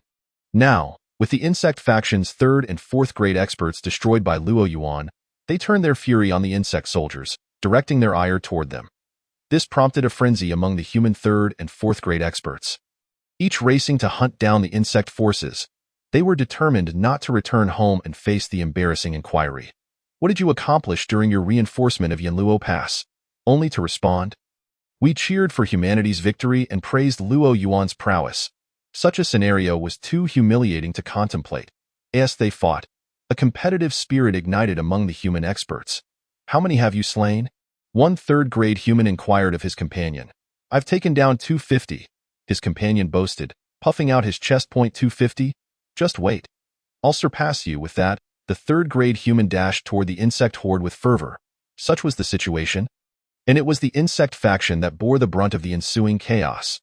The Zerg soldiers, upon their discovery, found that these human experts seemed to have lost their sanity, relentlessly pursuing them with an intensity that left them no opportunity to escape. It was as if these human masters feared that they had not slaughtered enough of the Zerg, lest they suffer the humiliation of inadequacy. The critical factor was that, had the Zerg's third and fourth-tier warriors still been present, they might have posed a hindrance to the human elite. However, all of the Zerg's third and fourth-tier fighters had been mercilessly slain by that madman, Luo Yuan. This left the human experts free to act like wolves among sheep, leaving the Zerg with no means of resistance and forcing them to flee for their lives. They had to run with utmost swiftness. Anyone who lagged behind would surely meet their demise. In summary, the Zerg had descended into utter chaos. The arrogance they had displayed upon crossing the spatial rift had been replaced by sheer desperation. Kill, annihilate these beasts, do not let them escape. On the human side, they were all invigorated, launching a fierce counterattack. Their previous worries and oppression had transformed into fervor and determination. On the other side of the spatial rift, amidst the inky expanse of the starry sky, violent energy fluctuations had persisted since the Zerg army had crossed through. The human guardians stationed at the rift were growing increasingly anxious. Upon learning that a second-tier Zerg had managed to slip through undetected, they longed to return to Yanluo Pass to provide support. Yet, faced with numerous alien masters, they found themselves unable to break free. The Zerg Queen and her cadre of alien warriors were reveling in their triumph, their elation growing with each passing moment. Ha ha ha, you might as well concede. The Zerg Queen taunted while engaging in combat with the human master. So much time has passed. Yanluo Pass must surely be in ruins under the assault of my Zerg army. Perhaps even your human forces have been subdued. It was evident to her that the humans were destined to become the Zerg's slaves, and any further resistance was futile. A second-tier Zerg commander shared her confidence, asserting that this time, victory was assured for the Zerg. With the human second-tier fighters temporarily detained, what could Yanluo Pass possibly use to defend against a second-tier foe, unless someone intervened with extraordinary power? The humans stood no chance of withstanding the Zerg onslaught. Indeed, continuing this battle is pointless. This fight will undoubtedly end in our victory, remarked a master from the Golden-Winged Rock clan with a relaxed tone. You are all formidable warriors. You might as well sit down and discuss your future with us, Zerg Queen. Are you certain there are no issues? Inquired a master from the Ape clan. Let us not encounter any misfortunes. Impossible. Absolutely impossible. The Zerg Queen replied with unwavering conviction. If we fail to seize Yanluo Pass this time, if we cannot subdue the humans, I shall never take another male consort again and shall willingly endure the torment of unfulfilled desires. The human masters fell into a silence, their hearts heavy with sorrow. Had one among them been able to traverse the spatial rift in time to assist Yanluo Pass, they could have countered the Zerg's claims. However, they were now faced with a harsh truth. The Zerg Queen's assertions were, in fact, not unfounded. They were acutely aware of the chasm that lay between second and third-tier fighters, a disparity akin to that between heaven and earth. A mere second-tier warrior, even one in the early stages, could not be compensated for by sheer numbers of third-tier fighters. And with so much time having elapsed, despair began to creep into the hearts of the human experts. Perhaps this time, the humans were truly doomed. Just then, the Zerg Queen suddenly exclaimed with delight, "Ah, one of my Zerg warriors has returned." Her eyes sparkled with anticipation, fixated on the spatial rift, from which the presence of Zerg soldiers began to emerge. The other alien masters, sensing the arrival of their kin, also displayed expressions of joy in stark contrast. The faces of the human experts darkened, their silence betraying a deep sense of hopelessness. Chapter 30. The Zerg Queen's fury as the aura of the Zerg soldiers emanated from the spatial rift. Both the alien masters and the human experts ceased their hostilities, choosing instead to await the outcome in silence, in the expectant gaze of the Zerg Queen and her alien allies, amidst the anxious anticipation of the human masters. A Zerg soldier finally tumbled through the rift, appearing disheveled and shaken. The Zerg Queen's brow furrowed, yet she could not suppress her excitement as she urged, "Quickly, tell me, have you breached Yanluo Pass and subjugated the humans?" The Zerg soldier, upon hearing her inquiry, became visibly agitated, stammering as he struggled to find the right words. "Hurry and speak." The Zerg Queen snapped impatiently. Simultaneously, the soldier's demeanor filled her with an ominous foreboding. "Your Majesty, we did not breach Yanluo Pass." The soldier's voice trembled as he spoke, his gaze fixed firmly on the ground, too afraid to meet her eyes. "What did you say?"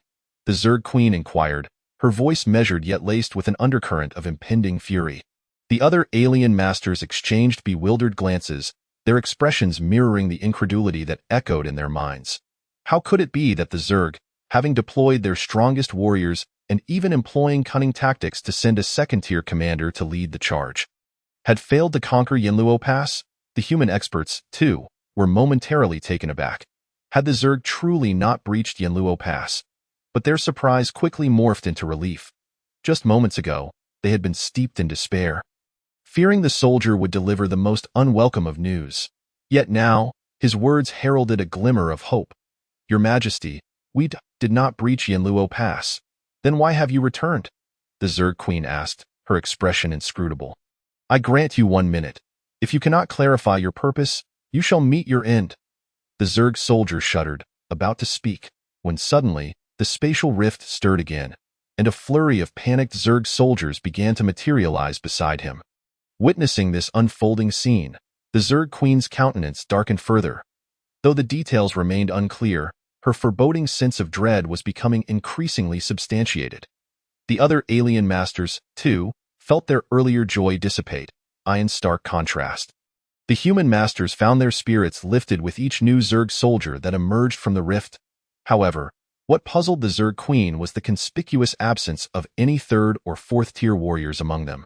Logically, even in the event of an unforeseen mishap, there should have been a third or fourth-tier soldier present to report to her. Her gaze finally settled on a fifth-tier Zerg warrior, who appeared utterly distraught. "You, explain to me what transpired." "Yes." The fifth-tier Zerg soldier bowed his head, stammering, "Your Majesty, we were defeated.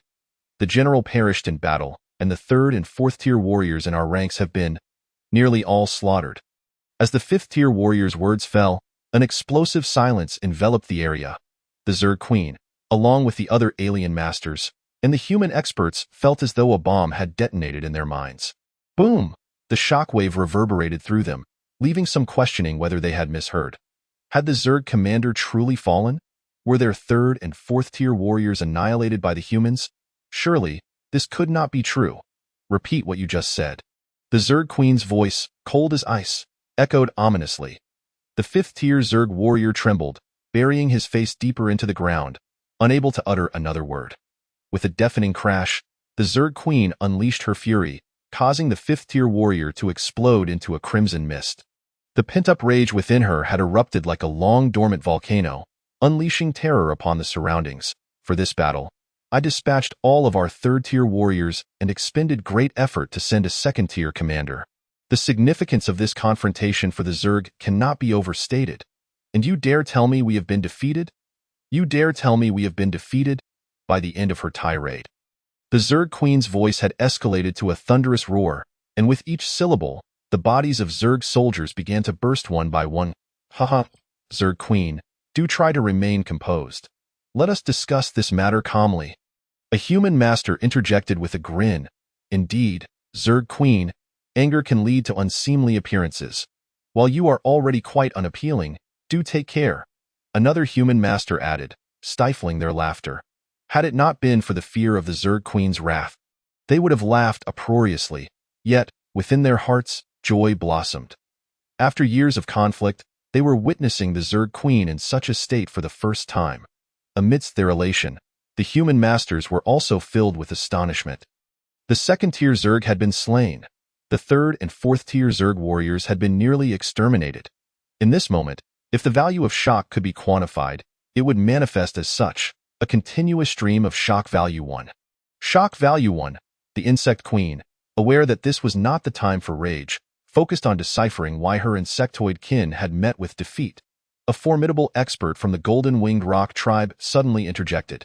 "You allowed a mere second-tier commander to lead? And dispatched all your third-tier support? Meanwhile, all of our human experts are momentarily occupied here. Logically, your insect tribe should have emerged victorious, Upon hearing this, the insect queen struggled to suppress her inner turmoil.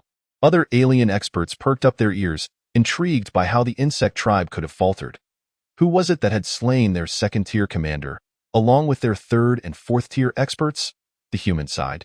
2 quietly listened in, eager to know why they had suffered defeat and who had vanquished their general, as well as their third and fourth-tier warriors. The insect queen's gaze fixated on a fifth-tier insectoid who had just traversed the spatial rift. Report. Your Majesty, it is .it is that. Wait a moment. The fifth-tier insect's words were abruptly cut off by the insect queen, her eyes sweeping across the assembly of alien experts. As per our agreement, my insect tribe has lost this battle and shall henceforth refrain from participating in the conflicts here. Why should we share intelligence with you? If you wish to uncover the reasons behind our defeat, you must seek it out yourselves. The insect queen suddenly realized how unreasonable it was for her tribe to bear such significant losses alone. The other alien factions must have suffered similarly. Most crucially, the insect tribe had incurred such great losses without any gains, and now they were to depart hastily. This was unacceptable. You are being rather excessive. A member of the ape tribe glared at the insect queen. Humph! The insect queen scoffed. Isn't your ape tribe renowned for its prowess? Then you should investigate the depths of the human faction yourselves. The ape experts' anger flared momentarily. Meanwhile, the human experts remained silent, internally urging, let it escalate. Let it escalate. At that moment, a voice resonated from the depths of the cosmos. You, as the vanguard for so many years, have made contributions as well as sacrifices. Here is the proposal. Allow your insect tribe to rest for now. But if we conquer the humans and successfully seize this planet, your insect tribe shall be permitted to inhabit it. Now that is more agreeable. The insect queen coldly snorted, feeling somewhat satisfied. She then turned her attention back to the fifth-tier insect. Please continue. Yes, Your Majesty, it is .it is that Luo Yuan. Chapter 31. The name of Luo Yuan, the pillar of humanity Luo Yuan. Upon hearing this name, both the alien experts and the human faction were expressions of confusion. How had they never encountered this name before? The alien experts wondered if this was an elite of the humans deliberately concealed from them, while the human experts speculated if this was a newly ascended second-tier warrior. Only the insect queen was overwhelmed with astonishment. It was indeed this Luo Yuan. Previously, the insect tribe was poised for victory, but at a critical juncture, it was this very Luo Yuan who turned the tide, resulting in their defeat. Before the insect army embarked on this campaign, she had specifically instructed her second-tier warriors to obliterate Luo Yuan. Little did she expect that once again it would be this Luo Yuan who not only evaded her commands, but also went on to slay their second-tier, third-tier, and fourth-tier experts. Luo Yuan, Luo Yuan, she gritted her teeth, silently repeating the name in that moment. Though they had yet to meet, the insect queen yearned to devour Luo Yuan's flesh and drink his blood. Struggling to contain her emotions, she coldly commanded, Continue, Your Majesty. Initially, our insect tribe possessed overwhelming advantages, especially our general, who alone suffocated the human experts. The fifth-tier insect recounted the details of the battle. Each time he mentioned Luo Yuan, his teeth clenched in fury. Among the alien factions, the ones who loathed Luo Yuan the most were undoubtedly the insect tribe, having suffered defeat at his hands on 2 occasions. The fifth-tier insect refrained from elaborating on Luo Yuan's presence on the battlefield in a wheelchair. For in his eyes, such a notion was absurd. How could someone so formidable require a wheelchair? To him, the wheelchair was merely a facade hiding Luo Yuan's true strength. Meanwhile, the alien experts and human warriors alike were once again taken aback. Luo Yuan had single-handedly slain the insect tribe's second-tier general, as well as all their third and fourth-tier warriors. This was truly terrifying. How powerful could Luo Yuan be? No one had an answer to this question at that moment. However, whether among the alien experts or the human faction, the name Luo Yuan was indelibly etched into their memories. If he could slay a second-tier warrior from the insect tribe, he must surely be a second-tier himself. Then, the voice from the depths of the cosmos resonated once more. The humans have already sent a second-tier warrior to the fray. Next time, we can also dispatch a second-tier commander. How absurd. A voice from the human side erupted in outrage. If it weren't for the insect tribe breaching the agreement first, how could we have sent a second-tier warrior? We haven't even sought retribution for this violation. Shall we send 2 little monkeys into the fray, or perhaps chop up a couple of little birds for sport? Another hidden human expert chimed in. Indeed, some form of punishment is necessary. Otherwise, these creatures will truly believe the humans are to be trifled with. Another voice joined in. Damn it. Just because we don't make a fuss, these beasts think we are bedraggled cats. As one spoke, a terrifying surge of energy erupted from him, directed at an expert from the golden-winged rock tribe. The insect queen and the assembly of alien experts swiftly retreated, vanishing in the blink of an eye at the edge of the spatial rift.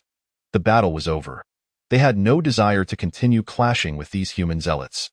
If entangled with such madmen, it was conceivable they might truly meet their end here. The human fanatics seemed unafraid of death, and one could not rule out the possibility of a desperate exchange, which would not be worth the risk. The voice from the depths of the cosmos rang out again. We shall not intervene in this matter, however, since the humans have sent a second-tier warrior into the fray. The previous agreement is null and void. Next time, we shall certainly dispatch a second-tier commander. How dare you? If you dare send a second-tier commander, we will eliminate him on the spot and see if your second-tier warriors can even traverse this spatial rift. A human voice retorted immediately. Others added, Insect Queen, remember your earlier proclamation. From now on, no more male consorts. After a while, the insect soldiers who had returned through the spatial rift departed, their demeanor a stark contrast to their earlier arrogance. Moments later, a voice emerged at the edge of the spatial rift. Have you heard of the name Luo Yuan before? No. Another voice responded. When I first heard that the insect tribe's second tier and all their third and fourth tier warriors were slain, I thought it was that Li Dawi kid, who had been biding his time for so long, finally unable to hold back. I felt it was quite regrettable, but to my surprise, it was not Li Dawi. I have not heard of Luo Yuan either. As for Dawi, he will not lose his composure until the final moment of our people's survival. Luo Yuan must be the latest expert to emerge from our human ranks. In moments of life and death, sudden enlightenment is not unheard of. Let us not speculate. We can simply inquire with Dawi later. Regardless, Luo Yuan's sudden emergence is not a misfortune for our people. Indeed, currently Dawi is unable to step forward. Luo Yuan can aptly assume the mantle as the pillar of our people, bearing the banner of humanity. For many years, the spatial rift had loomed, and our people had been in a state of passive defense. While many lived peacefully and prosperously, it was palpable that the human spirit was under immense strain. If another pillar did not arise soon, the morale of our people would inevitably crumble. Voices echoed one after another, each expressing their perspective. Enough of this discussion. Lastly, a voice tinged with exasperation broke the topic. What are your thoughts on the next occurrence of alien factions sending second-tier commanders? What else can we think? If they dare come, we shall annihilate them. A belligerent voice shot back. It is not that simple. We must prepare in advance. They will undoubtedly seize this opportunity to thwart us from slaying their second-tier commander. After a brief silence, the previously exasperated voice resumed. Sigh, if a second-tier warrior truly enters the fray, we humans will be at a disadvantage. We possess so few second-tier warriors, while how many do the alien factions have? This is an unavoidable situation. If these alien factions are genuinely intent on protecting their second-tier commanders, we are unlikely to stop them. Indeed, it is undeniable that the Yanluo Pass can scarcely be defended by the solitary presence of Luo Yuan, a mere second-tier figure. If circumstances demand, Yushu, you should return to the Yanluo Pass and stand guard alongside Luo Yuan. Chapter 32. The human race celebrates glory to our kind. Atop the walls of Yanluo Pass, Luo Yuan remained blissfully unaware that he had caught the attention of numerous experts from various races, as well as many distinguished figures from the human race. In fact, he had been designated as a pillar of strength for humanity by many of his peers. After sitting in his wheelchair for a while, he finally managed to gather his thoughts. Observing the chaotic retreat of the insectoid foes and the relentless pursuit of his fellow humans, he silently redirected his focus to the ethereal interface within his mind. His concerns lay not with the ongoing battle, but rather with the 100,000 life points he had expended. Had he managed to reclaim them? If not, a fleeting glance at the multitude of fleeing insectoids suggested there might still be time for another strike. Host: Luo Yuan, Realm, late 9th tier, remaining life, 112 days, life points, 161,080, System Store. Open, click to view details. Seeing his life points increase from the previous figure of just over 80 days to 112, Luo Yuan ceased to fret over the retreating insect soldiers. This round was not a loss. Although he had spent 100,000 life points, his current total was greater than before that expenditure. Therefore, it was a gain. Contemplating his newfound ability to consume a minor healing elixir, he reluctantly redeemed one. However, despite its consumption, he did not achieve a breakthrough. Enduring the sting of loss, he redeemed another, yet still, no breakthrough was attained. One elixir after another, until 5 had been consumed, he finally sensed his advancement to the initial stage of the 8th tier. At that point, he could no longer continue using the minor elixirs. And he stopped. Yet, he felt utterly despondent. The life points he had barely begun to warm had evaporated into thin air. This pain was magnified 100-fold compared to the monetary losses from his previous life. After all, money can be earned anew, but life points lost, well, technically, they could be regained, provided there were enough foes to face. How long must he endure such a life? After a significant period of grappling with his immense heartache, Luo Yuan turned to Wang Xiaoke, who was blissfully unaware, engrossed in his phone. Let us return. Oh, all right. Wang Xiaoke promptly set aside his phone. Meanwhile, on the Line platform, countless netizens discovered that the video from Border Nurse had been updated. This time, the video featured a simple combination of images and text. Although the visuals lacked the previous impact, they exuded an undeniable coolness. The images depicted, underneath a colossal spatial rift, a solitary figure wielding a sword, casually striking forward. Before this figure stood an insectoid, grotesque in appearance, mouth agape, eyes wide in panic. The accompanying caption for this video was succinct. So cool. Upon release, Border Nurse's video instantly captivated a vast audience. Previously, the support of numerous human experts for Yanluo Pass had become common knowledge. Although countless ordinary individuals lacked the capacity to join the fray, they remained engaged through the internet, closely monitoring the situation at Yanluo Pass. Now, upon viewing Border Nurse's video, they were quick to like, share, and comment in unison. The comment section buzzed with activity. Su Yanhua, may the mountains and rivers remain intact, and the human race free from worry. This was the most liked comment, beneath which were a flood of similar sentiments. Naturally, among the vast sea of netizens, a few jesters emerged. Shushush, is this so cool, referring to the insectoid? It does have a certain charm, doesn't it? Dogeface 9528 is a handsome guy. Why doesn't the nurse show her face? I have a friend who wants to see her. Sly smile Grandma Mo. The person in the image is truly handsome. I wish to bear his children. Is there anyone who supports me? Center for the Intellectually Disabled. You up there? You really ran fast, slipping away right under my nose. Nonetheless, amidst the serious tone of the video, the jesters were but a minority. 99% of viewers were genuinely concerned about the situation at Yanluo Pass, offering their prayers for its safety. Speculation about the identity of the man in the video ensued. Han River Guofuqing. Do you think the man in the image is the same hero from last time? Wang Fuguwei. After extensive studies in anatomy, photography, optics, and 100 other disciplines, I believe this is indeed the hero from before. Xiao Jiaochan.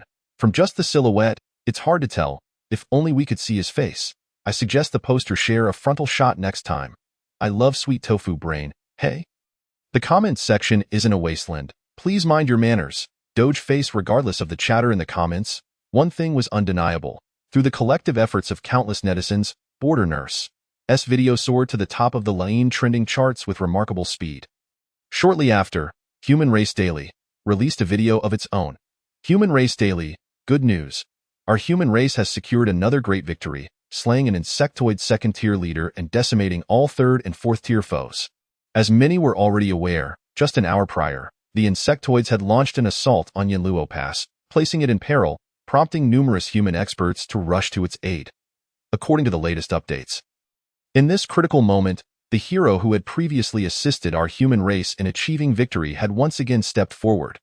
His decisive blow felled the insectoid leader while he ruthlessly eliminated all third- and fourth-tier adversaries, thereby turning the tide of battle in favor of humanity. Such a resounding triumph deserves 3 days of celebration. Glory to our race, P.S. For those wishing to witness the hero's prowess, the individual featured in Border Nurse's video is none other than our human race's champion. At the video's conclusion, Human Race Daily specifically tagged Border Nurse. Following the release of this news, a multitude of netizens, official accounts, and influential figures promptly shared the video. It rapidly ascended the Line trending charts, even surpassing Border Nurse's video in the rankings. The comment section was filled with a singular sentiment: glory to our human race. In the real world, countless individuals celebrated the human race's resounding victory, sweeping away the oppressive atmosphere that had lingered just an hour prior. Simultaneously, the young man whose silhouette had twice turned the tide of battle against the insectoids was solidified as a symbol of human hero and hope for humanity. Online accolades for him bloomed like mushrooms after rain, proliferating endlessly. Chapter 33. The Human Race at Yanluo, elevating our clan's prestige in the Central Plains, within the office of the Human Alliance leader in Zhongjing City. Sun Qianqian hung up the phone, her face alight with excitement as she turned to Li Daoyi. "Leader, we won. We actually won." Li Daoyi remained silent, though it was evident he breathed a sigh of relief. He had not anticipated that Yanluo Pass could withstand the insectoid assault. Even with a second-tier leader at the helm, it was nothing short of miraculous. Suppressing his joy, Li Daoyi inquired of Sun Qianqian, who managed to halt the insectoid second tier. "Leader." Upon hearing this, Sun Qianqian's excitement was doused like a bucket of cold water, her demeanor deflating. It is said that at the crucial moment, Luo Yuan stepped forward, dragging his wounded body in a wheelchair to Yanluo Pass, where he intercepted the insectoid second tier and slayed it. Subsequently, he continued to strike down all insectoid third and fourth tier foes, securing our victory. Li Daoyi's initial exhilaration plummeted at the revelation that it was Luo Yuan. He found it hard to believe, having expected a different human expert to achieve the second-tier breakthrough, or for a concerted effort to have taken down the insectoid leader.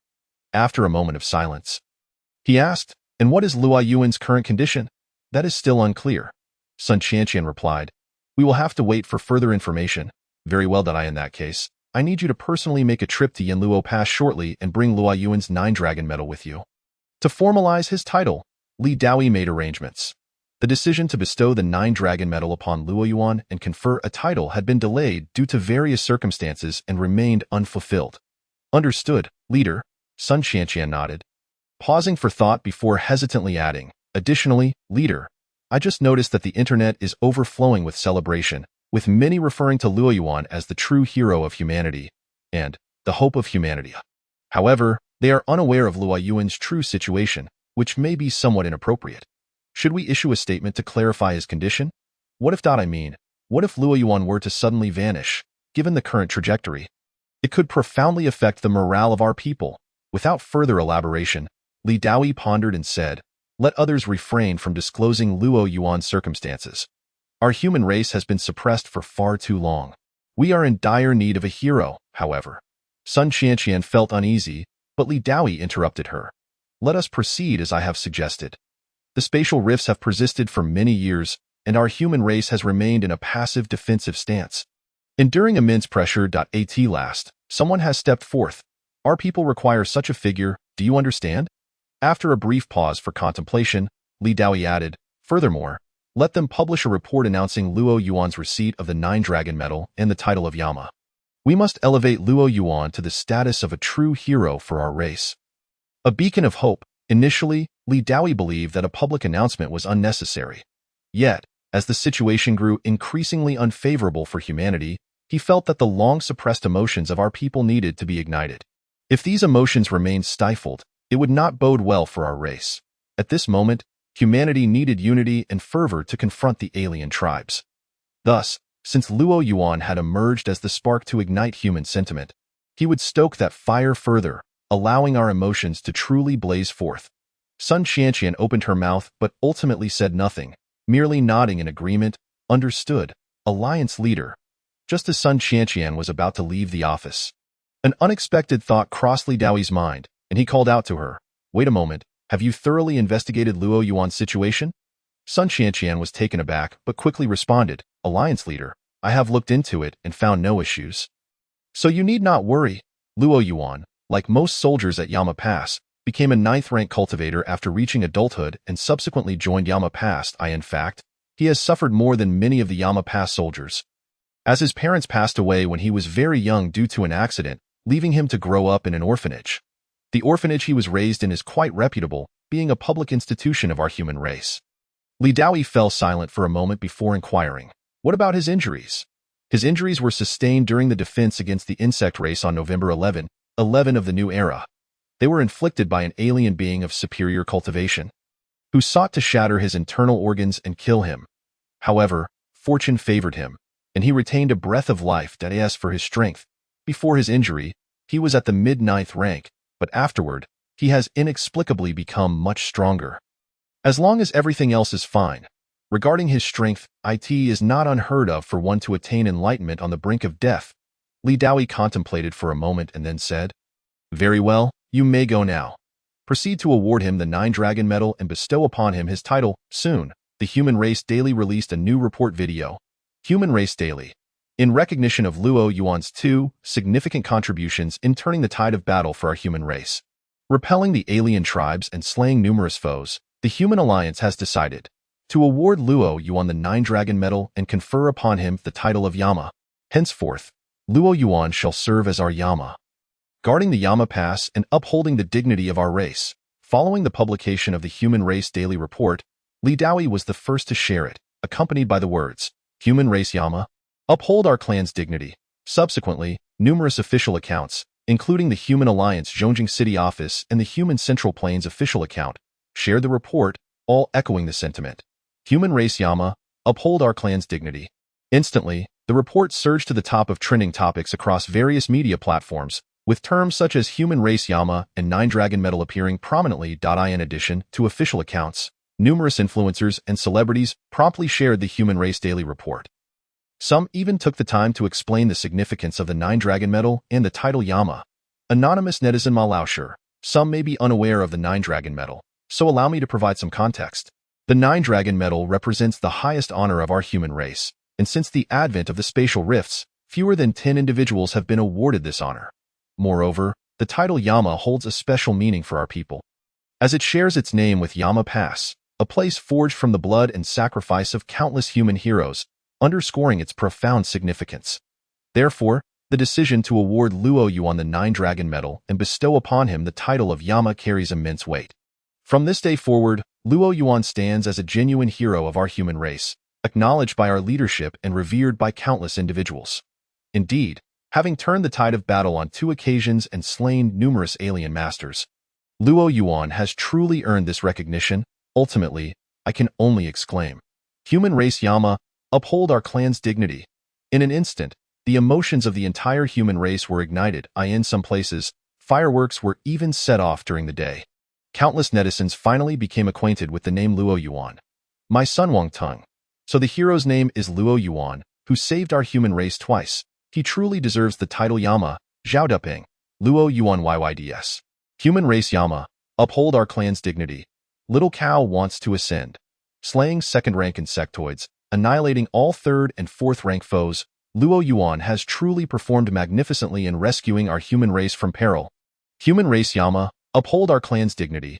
Despite never having shown his face online, with only 2 images of his back in existence, Luo Yuan's fame exploded across the internet. Anytime a blogger posted a video related to Luo Yuan, it would rapidly gain traction. This signified that Luo Yuan had truly become a hero of our human race, a spiritual icon for countless individuals. The name Yama swiftly became known throughout the human race's 9 provinces and 18 cities. On this day, the phrase Human Race Yama, uphold our clan's dignity, reverberated throughout our entire race. Chapter 34. Sending off our human race hero. Farewell. 2 hours had passed since the insectoids retreated. Everything outside remained irrelevant to Yama Pass. At this moment, in the logistics department of Yama Pass, where Luo Yuan was housed, Yang Feng was examining the medical scans in his hands, while the 2 nurses, Wang Xiaoke and Xiao Li, anxiously inquired, "Dr. Yang, how is he? How is Luo Yuan?" "Yes, Dr. Yang, please tell us quickly. It's killing us with worry." After returning to the hospital room from the Yama Pass's battlements, Luo Yuan fell into a coma, alarming both Wang Xiaoke and Xiao Li, who promptly summoned Yang Feng for a checkup. Yang Feng set down the scans and spoke in a somber tone. Luo Yuan's internal injuries have worsened. His injuries were already precarious to begin with, and even the slightest movement could exacerbate them. Furthermore, he had just been on the battlefield, slaying so many alien masters. Wang Xiaoke and Xiao Li couldn't help but redden their eyes. Luo Yuan's condition had indeed deteriorated. His injuries had been severe, and now they had worsened. Had it not been for Yama Pass, had it not been for humanity, had it not been for his valiant efforts in battle, his condition would not have intensified. After stabilizing her emotions, Wang Xiaoke anxiously pressed, "Then, Dr. Yang, will Luo Yuan? I can't say for certain." Yang Feng remained silent for a moment before continuing, "Luo Yuan has been hanging on by a thread. If he cannot sustain that final breath of life, well, I doubt he will die just yet." At that moment, a faint, almost imperceptible voice suddenly reached Yang Feng and the others' ears. Yang Feng, Wang Xiaoke, and the two nurses instantly felt a surge of excitement. "Ah, Luo Yuan, you're awake? How do you feel? Are you still in pain? Dr. Yang said your injuries have worsened. You surely won't die, right?" "Yes, Luo Yuan."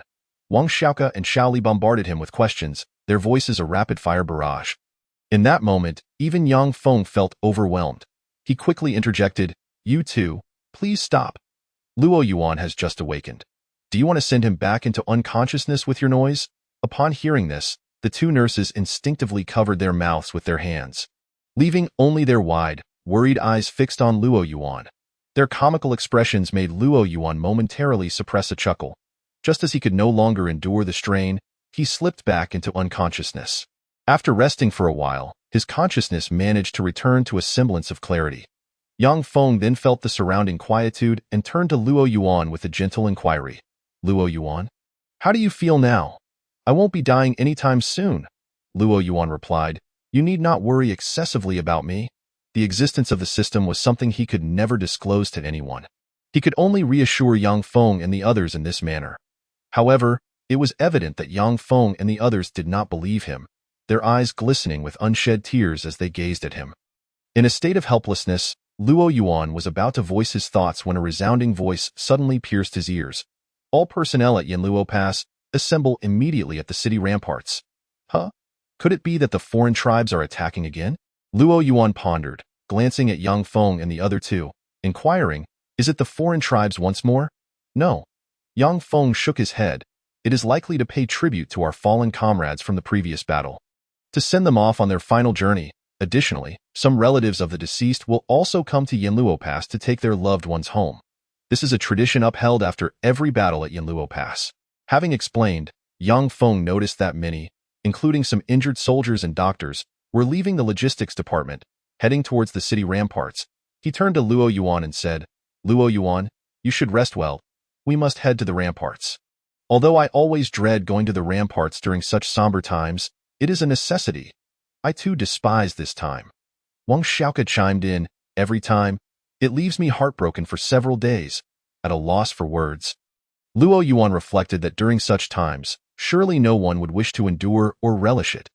After a moment's contemplation, he turned to Wang Xiaoke and said, "Where is my wheelchair? I wish to accompany you to take a look." At that moment, for reasons unknown, Luo Yuan felt an overwhelming desire to see the city ramparts of Yanluo Pass. "Your wheelchair is over there." Wang Xiaoke hesitated, "But your condition, I truly wish to go." Luo Yuan asserted firmly, "I am well aware of my own state. If I say I will not perish at this moment, then I shall not. Dr. Yang, what do you think?" Wang Xiaoke's uncertainty lingered as she turned her gaze to Yang Feng.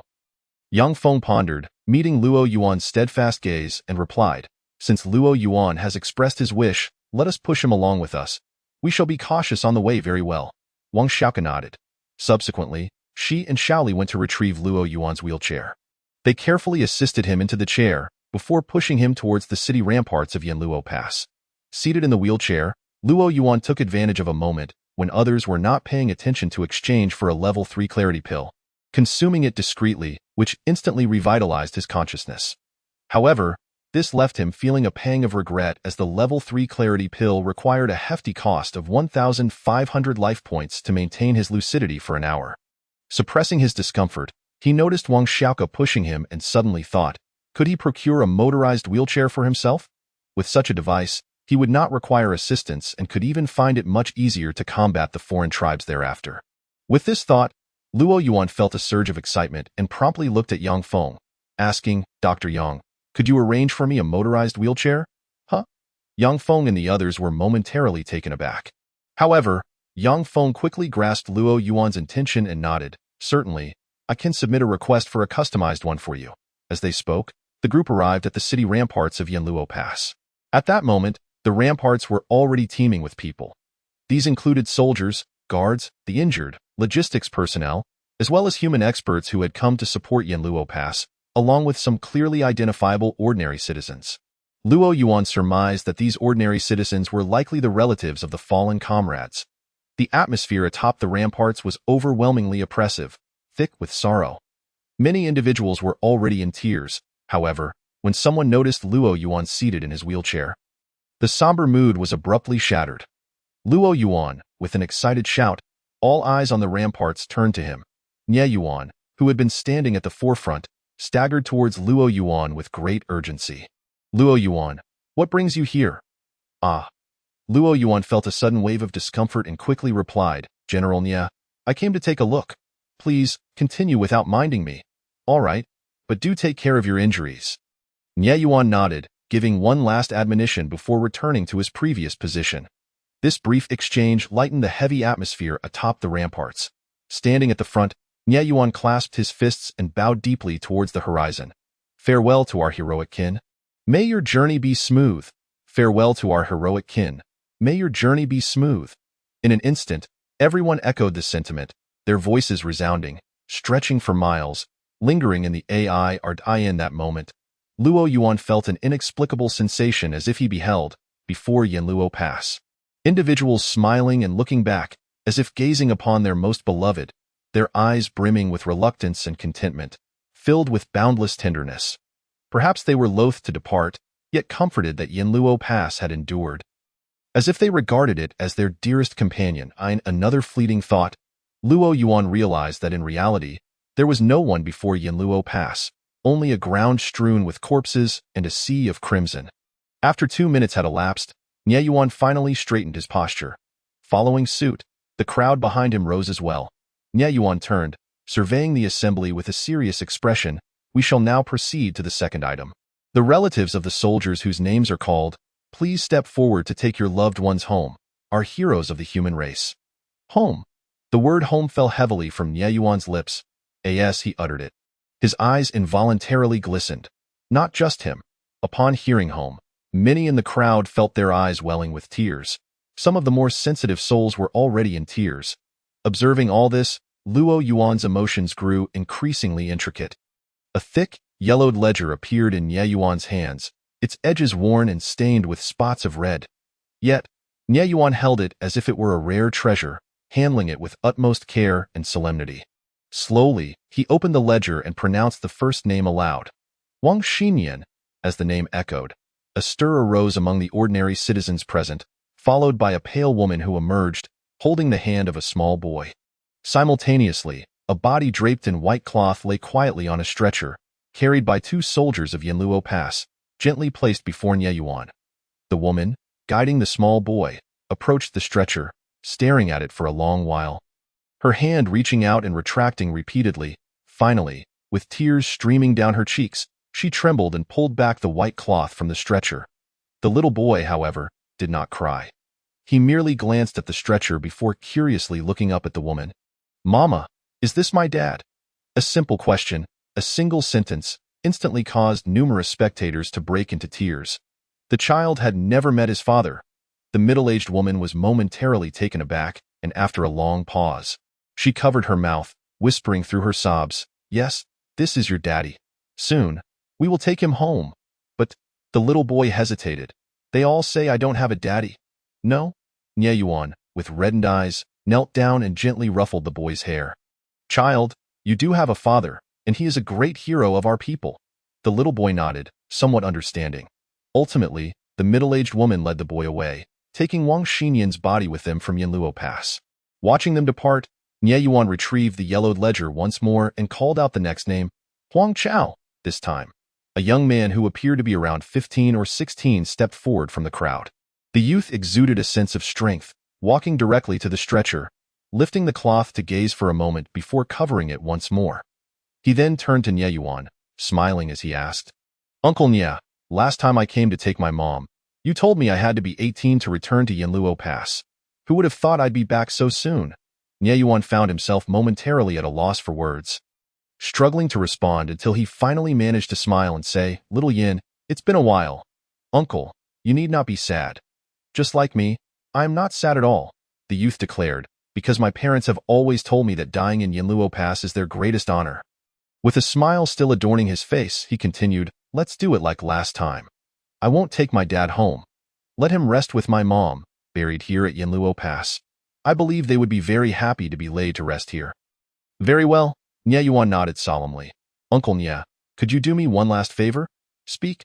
The youth hesitated briefly, retracting his neck. "Uncle Nie, actually, I don't plan to leave this time. Could you allow me to stay at Yanluo Pass?" "Impossible." Upon hearing this, Nie Yuan immediately shook his head in refusal. "You are not yet 18. According to our human regulations, those under 18 or who have not become warriors cannot enter Yanluo Pass." "Uncle Nie, I have already become a warrior. Before I arrived at Yanluo Pass, I was already a warrior, so your disagreement is inconsequential." Nie Yuan immediately wished to say more, but the youth would not grant him the opportunity. The expression on the youth's face suddenly turned grave as he saluted Nie Yuan with a standard military gesture. "General Nie, I am Huang Yin, a human warrior, here to report to you today. I wish to fulfill the unfinished aspirations of my parents. I implore you, General Nie, to grant me permission to ascend Yanluo Pass." At that moment, Nie Yuan felt a sense of helplessness and could only return the salute, stating, "Today, I, Nie Yuan, the commander of Yanluo Pass, hereby grant permission to Huang Yin, a human warrior, to ascend Yanluo Pass." A more pronounced smile spread across Huang Yan's face as he straightened his posture and stepped away. Throughout the encounter, a smile lingered on his face, yet it evoked an inexplicable sorrow in those who beheld Li Fong. "Make way, make way!" A voice laden with fatigue emerged from the crowd, followed by an elderly man with graying hair. He approached the stretcher with a faltering gait. Rather than looking at the stretcher on the ground, he made an effort to stand tall and saluted Nie Yuan. "I am Li Guang, a former soldier of Yanluo Pass. Greetings, General Nie." Until that moment, no one had paid attention, but as the old man saluted, tears welled up in the eyes of the onlookers. The old man's saluting hand was shockingly devoid of a palm. Only an arm remained. Nie Yuan, taken aback, felt his eyes redden as he gazed at the old man's bare arm and hurriedly returned the salute with the opposite hand. "I am Nie Yuan, the current commander of Yanluo Pass. Greetings, old soldier." Upon witnessing Nie Yuan switch hands for the salute, the old man quickly mirrored the gesture, yet upon switching hands, Nie Yuan felt an even deeper pang of sorrow as tears surged forth. The old man's other hand, too, was devoid of a palm. In that moment, it was not only Nie Yuan but everyone present who was overwhelmed with tears. Suppressing his emotions, Nie Yuan gently embraced the old man. A smile appeared on the elder's face as he spoke. "General Nie, my grandson will turn 18 in a year. Once he becomes a warrior, I will certainly bring him to Yanluo Pass to fight for our people." "Very well," Nie Yuan nodded solemnly. The old man's body slumped again, and he trudged alongside the stretcher, slowly departing Yanluo Pass. In that moment, he embodied a father. Yet, one could only imagine that a year later, his grandson would stand tall as he ascended Yanluo Pass once more. Chang Chao, Zheng Jun. One name after another was read aloud by Nie Yuan from the roster in his hand, as individuals emerged from the crowd to take their loved ones home. These people varied in age and gender. Though they may have been sorrowful, they took pride in their kin. Luo Yuan observed this scene, his eyes also unwittingly glistening with tears. His gaze shifted to the highest point of Yanluo Pass, where the human banner fluttered in the wind, and he recalled a phrase he had once encountered. "Take me home, take me home, take me home." Chapter 36. General, your white hair is truly striking. In this battle, our human race fielded a total of 105,000 warriors, ultimately losing 41,000 lives. Of those, 38,000 have already returned home with their loved ones. Now, I request the remaining relatives of the 3,000 individuals whose names have yet to be called to step forward. Time passed, and one stretcher after another was carried away. Nie Yuan ceased reading names and instead spoke. Perhaps some may wonder about my previous statement, but Luo Yuan instantly understood the reason behind it. The remaining 3,000 did not leave anything behind on this battlefield. Luo Yuan remained atop Yanluo Pass because he had extended his consciousness. Each time he sensed his awareness fading, he would expend life force to exchange for a level 3 divine clarity pill. Luo Yuan yearned to continue witnessing I in the distance, upon hearing Nie Yuan's words. Several remaining individuals stepped forward. They were similarly diverse in age and gender. As these individuals emerged, Nie Yuan's eyes reddened, and he continued. The remaining 3,000 have not left behind any bodies. Pausing to steady his emotions, Nie Yuan added, therefore, we will now observe another tradition of Yanluo Pass, opening the city gates, using earth to honor the fallen. Soon, I shall command the gates of Yanluo Pass to open, and you may briefly leave to the battlefield outside. Gather a handful of soil and bring it back. The soil from beyond the gates will serve as a substitute for them, allowing you to take them home. As Nie Yuan's words fell, a wave of sobs rippled through the crowd. Subsequently, under Nie Yuan's guidance, all gathered at the foot of the walls, behind the gates of Yanluo Pass. The gates were immense, far exceeding Luo Yuan's imagination. He estimated that they stood at least 30 to 40 meters high. At first glance, the enormous gates gave an illusion of being endless. The material of the gates was unknown, yet beyond them, a grand and vigorous aura could be distinctly felt in a fleeting moment. Luo Yuan almost believed he could hear the chaotic sounds of battle beyond the massive gates. Open the gates, Nie Yuan's voice rang out, grave and solemn. Following this, 2 or 3 dozen soldiers of Yanluo Pass stepped forward. Removing the massive bolts securing the gates, slowly drawing them open. Creak, as the gates creaked open. The scene beyond became visible. A pungent stench of blood assaulted the senses, and the ground was strewn with crimson corpses. A mere threshold separated 2 starkly contrasting realms, one resembling a hellscape, the other akin to paradise. Overwhelmed by the acrid odor and the ghastly sight, some individuals turned pale, and a few even succumbed to nausea. Ordinary people had never witnessed such a scene. Even Luo Yuan was momentarily stunned. Previously, atop the gates, he had felt little, but now he was profoundly shaken. In summary, it was utterly shocking. This feeling was ineffable. Now, everyone, please exit the gates as swiftly as possible, gather a handful of earth, and return. Nie Yuan's voice resounded once more. Many appeared pale, yet still took steps toward the gates, determined to bring their loved ones home.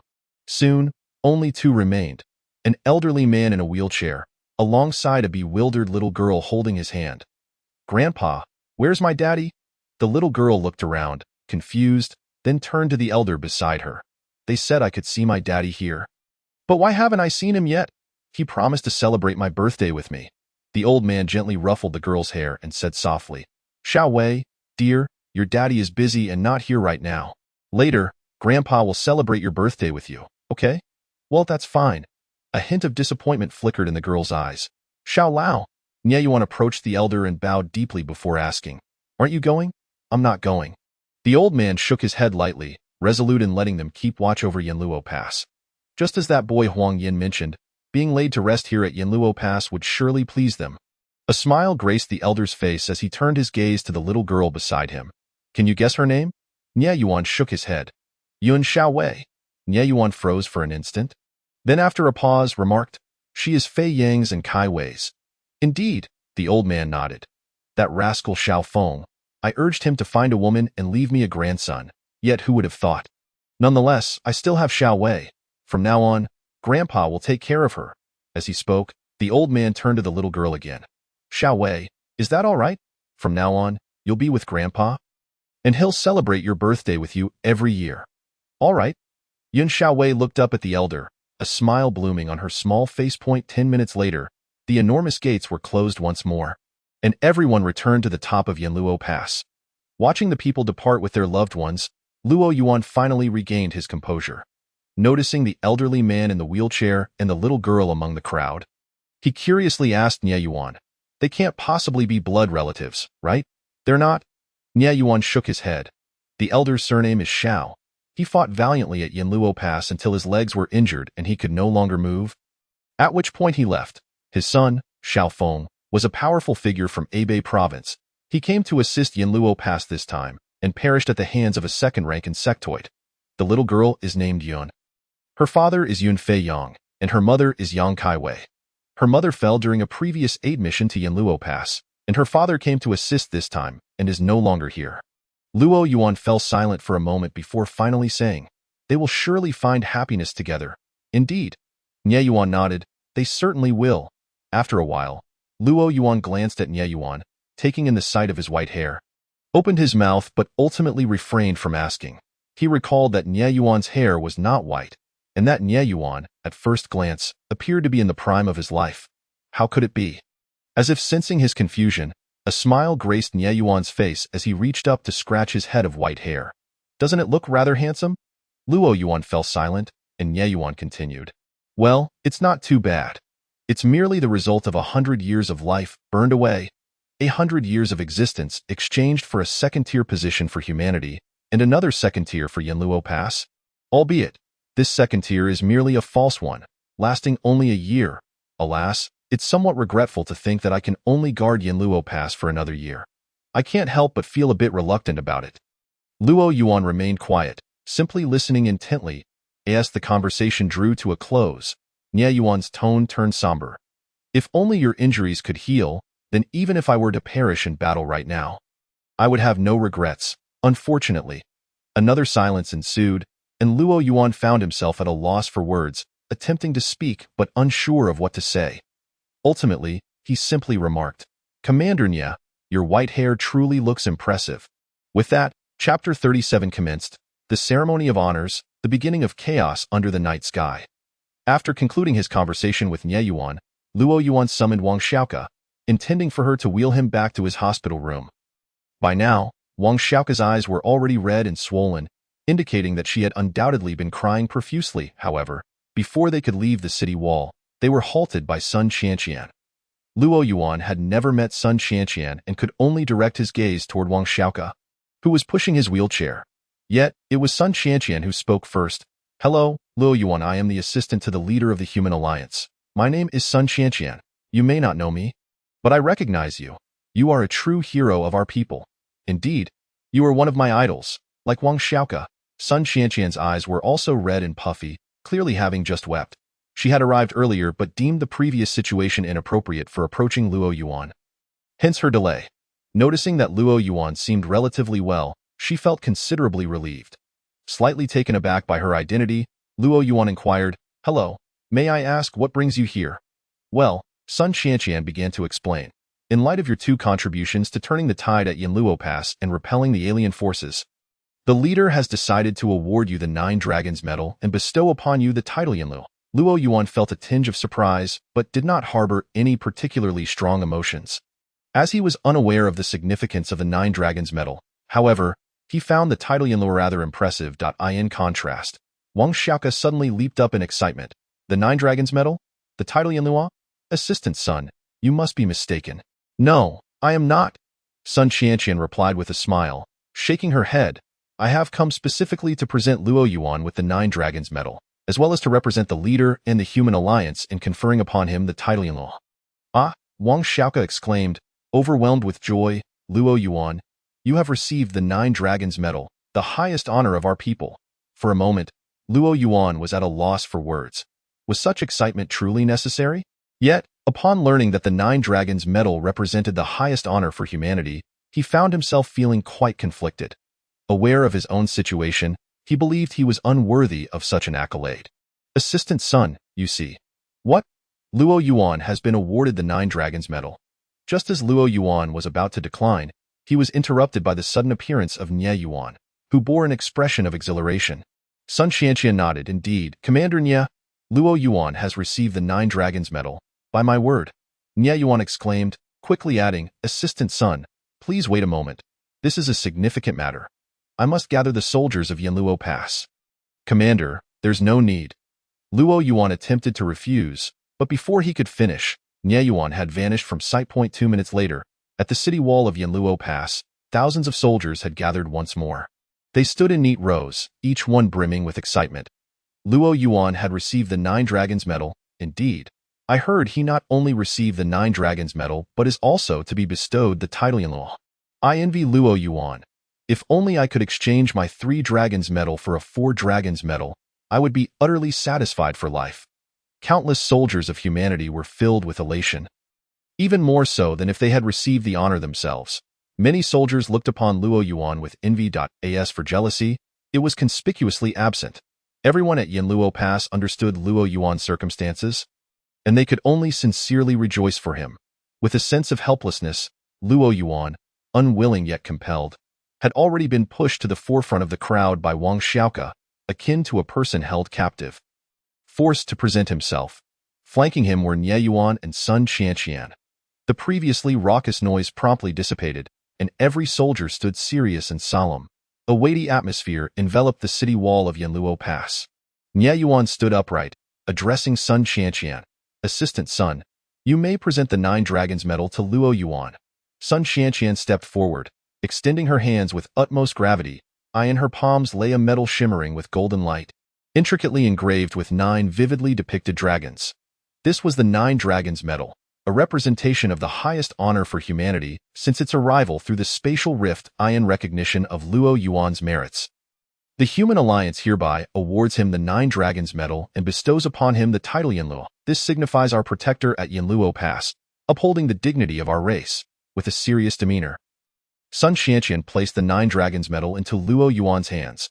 Luo Yuan, feeling somewhat resigned, thought to himself that he had no choice but to accept it. Sigh.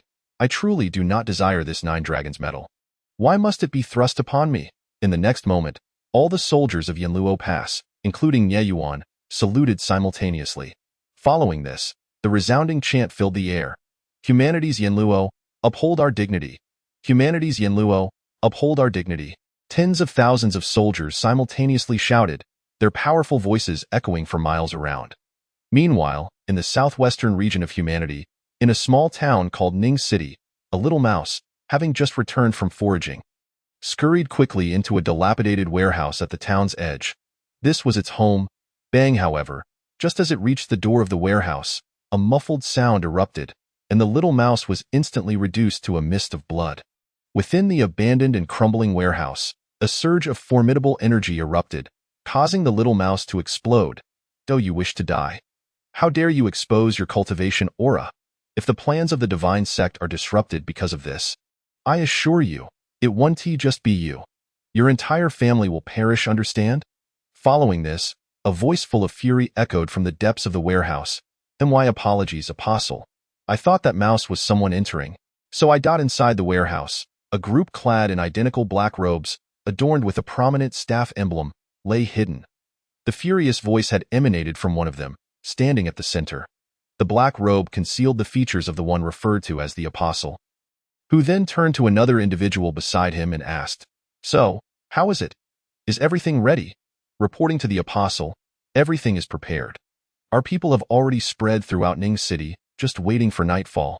Apostle, what exactly is the divine sect's plan this time? Are we truly going to slaughter everyone in Ning City? One person hesitated to inquire. However, before his words could fully escape, the Apostle's piercing gaze fixed upon him. Do not ask questions that should not be asked. We merely need to act according to the will of the divine. As darkness fell and the lights of the town flickered to life, Ning City, this remote little town, became a tapestry of glowing homes. Peaceful and beautiful, time continued to pass. Boom! The tranquility of Ning City was suddenly shattered by an explosion of vibrant fireworks in the night sky. Huh? A weary passerby, returning home late, looked up at the fireworks, a smile blossoming on his fatigued face. What beautiful fireworks! Yet in the next moment, boom!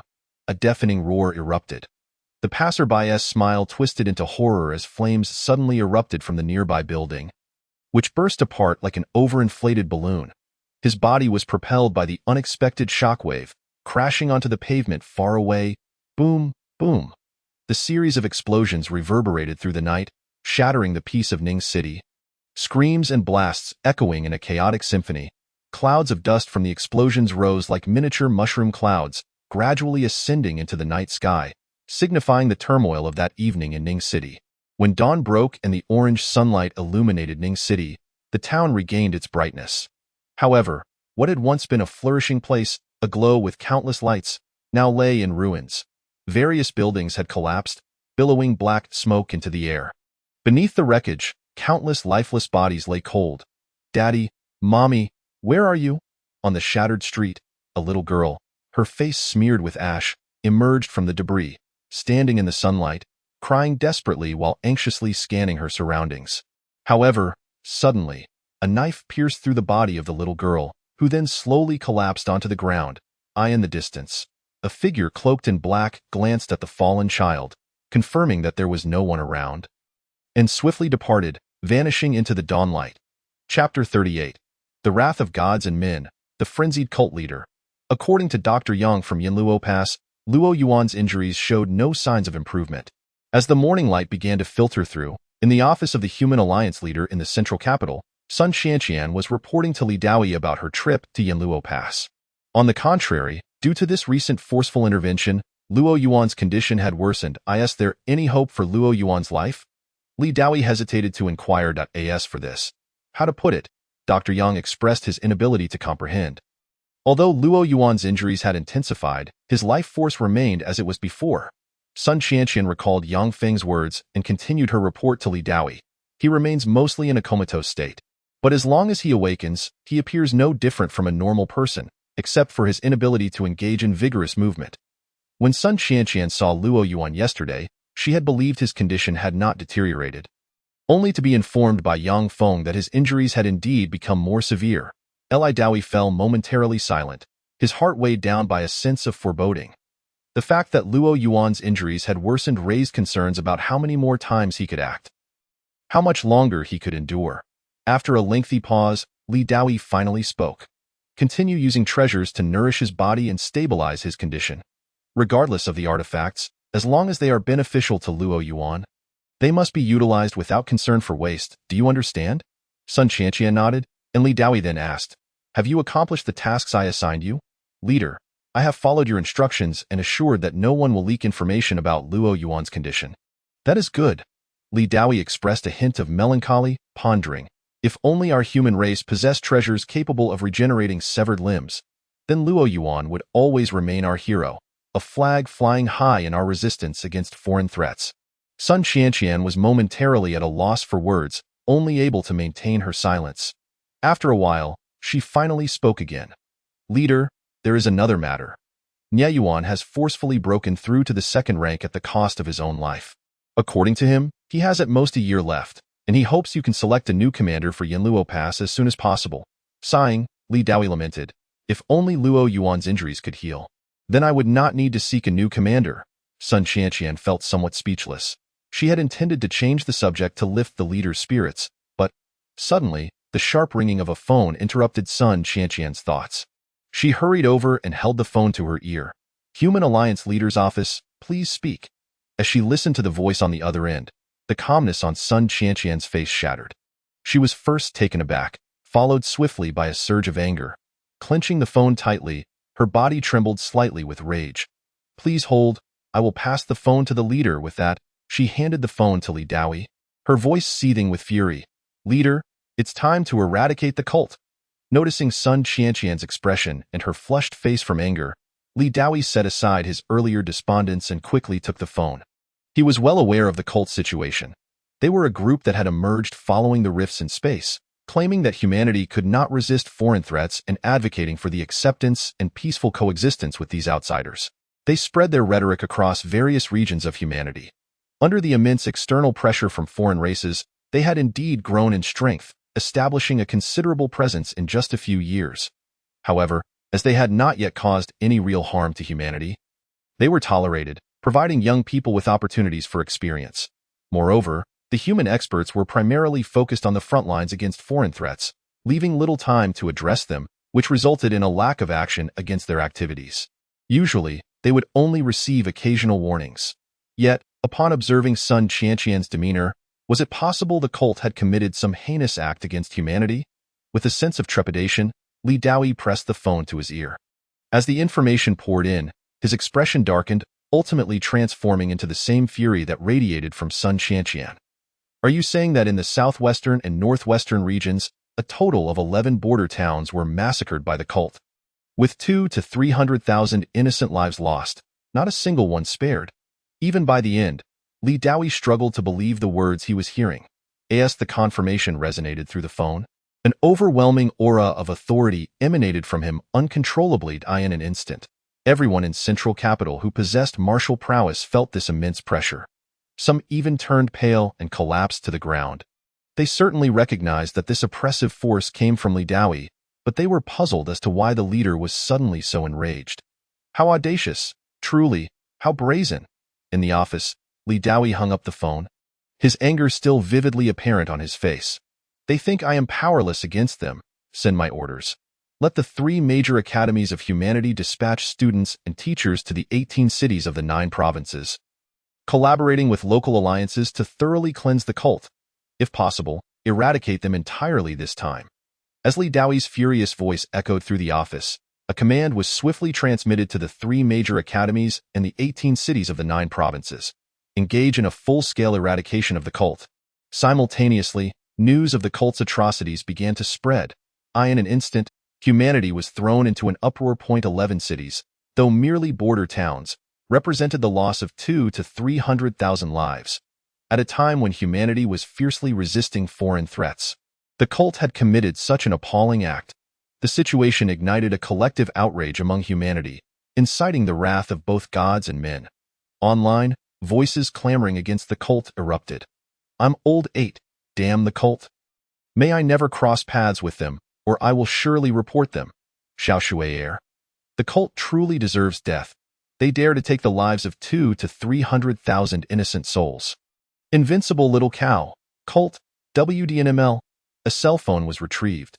In a darkened room, several cloaked figures sat across from one another.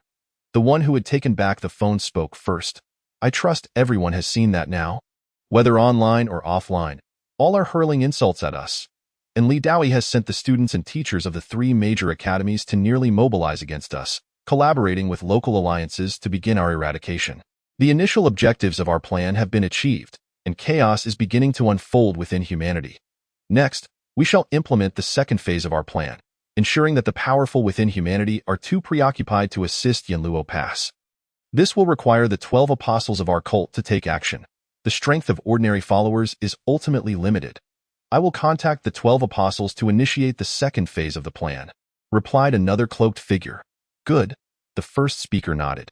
Everything we do is for peace, for the future of humanity. I believe that one day, someone will understand our intentions. The divine guides us, urging us to follow the will of the divine and create a uniquely peaceful and prosperous era. Follow the will of the divine. Follow the will of the divine. In the darkened room, deep, hoarse voices echoed, resonating endlessly. Chapter 39. The 3 major academies in peril, seeking aid in the face of the onslaught from the 3 major academies of humanity and various experts. The cult clearly anticipated this move. In an instant, they seemed to vanish without a trace. Thus, after a day of purging, although some cult members were located and successfully eliminated, these individuals were evidently mere ordinary followers, inflicting little harm on the cult itself. Leader, this operation clearly indicates that the cult had long been plotting. In the office of the central capital, Sun Qianqian, having received feedback from various regions, wore a troubled expression as she continued her report to Li Daoyi. In response to our eradication efforts, the cult members have seemingly evaporated into thin air. We can find no trace of them. Even when located, they are merely ordinary followers. Eliminating them surely poses no significant threat to the cult. Li Daoyi's expression darkened. He regretted not taking decisive action against the cult when they first emerged, allowing their growth unchecked. After this incident, he realized the cult had already gained considerable traction, if it weren't for the external pressure from foreign races. A couple of top-tier human experts could easily uncover their whereabouts. However, due to the ongoing threat, humanity's experts were stretched thin. After a moment of contemplation, Li Daoyi's face grew grim as he declared, "Let the 3 major academies continue cooperating with the local forces to eradicate the cult. Simultaneously, we must enhance surveillance across all regions. If any cult members appear, we must ensure their presence is detected immediately." Understood. Sun Qianqian nodded and asked, "Leader, are there any other arrangements? For now, let it be as it is. You may go about your business." After watching Sun Qianqian leave the office, Li Daoyi walked to the window, gazing out with a hint of melancholy. Cult, what are you truly after with such a disturbance? Li Daoyi did not believe that the cult merely sought to incite anger among the human race. He suspected they had ulterior motives. However, the cult's true aims still eluded him. Time passed, and another day slipped away. As night fell and the city lights began to twinkle, the daytime clamor gradually faded. leaving only the serene stillness that belonged to the night. In the southwest corner of Zhengzhou stood the Tianjiao Academy, the foremost of the three great academies of the human race.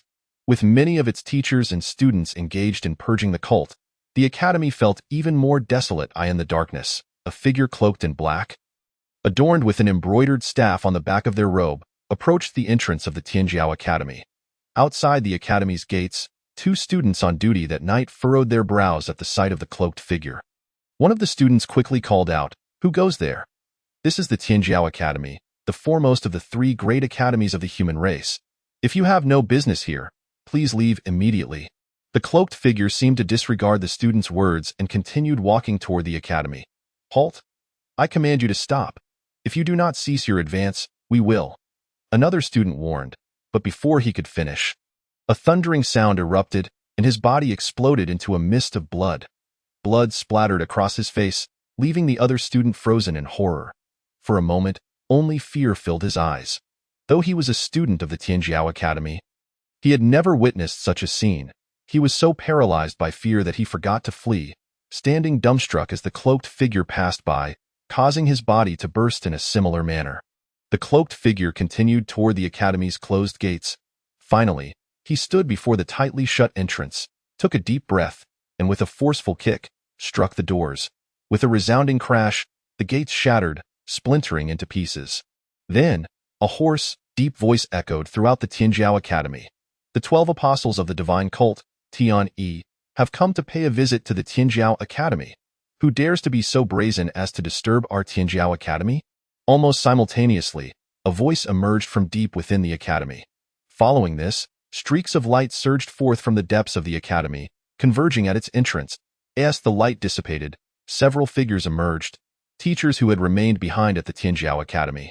Upon witnessing the shattered gates, their expressions turned grim.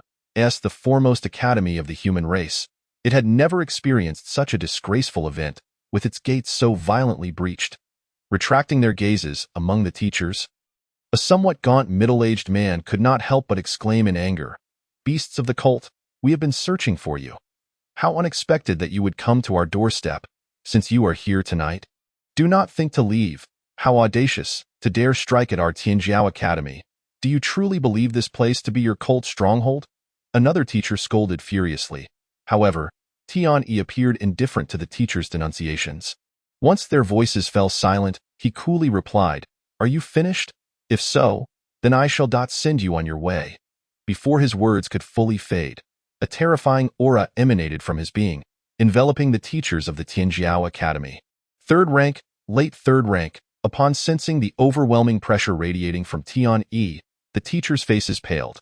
Although they were instructors at the Tianjiao Academy, the strongest among them was merely at the initial stage of the third rank. Faced with Tian-Yi, who had reached the late stage of the third rank, they realized that even if they combined their strengths, they would likely be no match for him. It was not that the teachers were weak, but rather that the more powerful instructors had accompanied the dean to support Yanluo Pass and had yet to return to the academy. The gaunt man in the center, being the strongest among the teachers at the initial stage of the third rank, immediately declared, "You all retreat at once and protect the students within the academy. I will hold him off for the time being. This is Zhongjing City. We cannot allow him to act so recklessly. We just need to stall him." As he spoke, a sword materialized in his hand, and he charged at Tian-Yi. The other teachers of the Tianjiao Academy complied, retreating to safeguard the students. Overestimating oneself? Facing the advancing gaunt man, Tian-Yi disdainfully uttered 4 words before making his move. In an instant, a violent surge of energy erupted at the gates of the Tianjiao Academy. In Li Daoi's office, he too sensed the energy fluctuations emanating from the direction of the Tianjiao Academy. "What is happening?" Li Daoi pondered in confusion. "Leader, something has happened." At that moment, Sun Qianqian rushed into the office, her face a mask of urgency. "All 3 great academies are currently facing the assault of the cult's masters. They have dared to strike at the 3 great academies. After the battle at Yanluo Pass, many powerful individuals were dispatched to support it, and numerous students were sent out to eradicate the cult. Thus, none of our academies have any strong figures on standby. While the Tianjiao Academy may be holding, the other 2 have already called for our assistance, hoping we can dispatch powerful individuals to suppress the cult's forces." Chapter 40. The arrival of the other races. What is the cult's true objective? Upon hearing Sun Qianqian's words, Li Daoi's expression darkened considerably. The cult's masters were audaciously attacking the three great academies at such a time. Their arrogance knew no bounds. Most importantly, the masters of the three academies were absent, leaving them truly helpless. Suppressing his inner fury, Li Daoi turned to Sun Qianqian. You must inform the other two academies to hold on a little longer. I will personally intervene to eliminate the cult's masters. Leader, if you personally intervene, who will remain to guard Zhongjing City once you leave? Sun Qianqian began, but before she could finish, Li Daoi's figure vanished from the office, leaving behind only his voice echoing. I have never been one to remain idle in Zhongjing City. Li Daoi moved with incredible speed, and in the blink of an eye, he appeared above the Tianjiao Academy. Observing Tian Yi, who was brazenly forcing the academy's teachers into retreat, a palpable killing intent filled Li Daoi's gaze. Without hesitation, he prepared to strike down Tian Yi. However, Li Daoi, you have finally arrived. I have been waiting for you for quite some time. A sinister voice suddenly pierced his ears. Li Daoi's pupils constricted as he turned his gaze to a nearby figure cloaked in black. Sensing the black-robed figure's strength, a sense of gravity weighed upon his heart. He fixed his gaze on the figure, his expression darkening. I did not expect that by ignoring your cult for so long, you have actually managed to grow strong enough to reach the pinnacle of the third rank. You must be the cult's leader, correct? Ha! The black-robed figure chuckled lightly, replying, I am not the leader. Our leader is a master of strategy and prowess. Far beyond my humble capabilities, I have merely managed to scrape together a position as a vice leader of the divine cult. Nothing of significance, nothing at all. You have caused such a ruckus, mobilizing so many masters. Is your intention to draw back the powerful figures of the three great academies from Yinluo Pass? What do you think? The black-robed figure chuckled again before taking the initiative to attack Li Daoi. They say Li Daoi is formidable. Today, let me witness it for myself. You? Li Daoi scoffed disdainfully, then launched a straightforward punch at the black-robed figure. A seemingly ordinary punch, akin to that of any average person. Yet the black-robed figure's expression shifted in alarm as he hurriedly transitioned from defense to offense. Bang! With a muffled thud, the black-robed figure felt as though a simple punch had struck him, only to suddenly explode with a surge of overwhelming energy, as if he had concealed a bomb in his chest that had just detonated. His body was sent hurtling backward by the sheer force. As expected, Li Daoi is indeed powerful. After retreating several hundred meters and barely stabilizing himself, the black-robed figure remained shaken. Had Li Daoi's punch been aimed at a late-stage third-rank opponent, they would have likely been obliterated. However, the black-robed figure then chuckled, Fortunately, my task is merely to delay you. Though I may not be able to defeat you, I believe I can manage to hold you off for a short while. Li Daoi's expression darkened at this, realizing that the cult's intentions had become abundantly clear. They sought to lure back the masters of the three great academies from Yinluo Pass. In addition, he feared that Yinluo Pass might also be in peril. As Li Daoi speculated, at this very moment, at Yinluo Pass, the head of Tianjiao Academy, Imo Cheng, urgently sought out Nie Yuan, exclaiming, Nie Shuai, I have received alarming news from the teachers within the academy. There are formidable practitioners of a heretical sect infiltrating the institution. It appears that the leader has also been temporarily detained by these cultists. I fear I must escort 2 teachers back to the academy. Nie Yuan's expression shifted from shock to immediate concern, and he hastily began to respond, but was interrupted. Nie Shuai, I have been informed that powerful members of the heretical sect have invaded the academy, and without any experts to defend it, the situation has already resulted in considerable casualties. I must return with 2 teachers at once. The visitor was Zhao Zhigua, the head of the prestigious Maju Academy, one of the 3 great academies of the human race. No sooner had Zhao Zhigua finished speaking than a refined gentleman hurriedly entered Nie Yuan's office. This gentleman was Li Guangxiao, the head of another of the 3 great academies, Hanlin Academy. Without needing Li Guangxiao to speak, Nie Yuan had already deduced the nature of his arrival. It was evident that Hanlin Academy had also fallen victim to the onslaught of the heretical sect's experts. Before Li Guangxiao could utter a word, Nie Yuan interjected, Gentlemen, you must rush back to your academies with your teachers at once. You need not worry about the situation here at Yinluo Pass. Nie Shuai, we shall return to our academies forthwith. Imo Cheng nodded in agreement, then cautioned, however, you must not let your guard down at Yinluo Pass. as the heretics are deliberately luring us away with ulterior motives. I will exercise caution, Nie Yuan affirmed. Subsequently, the heads of the three academies departed Yanluo Pass with their respective teachers, hastening back to their institutions.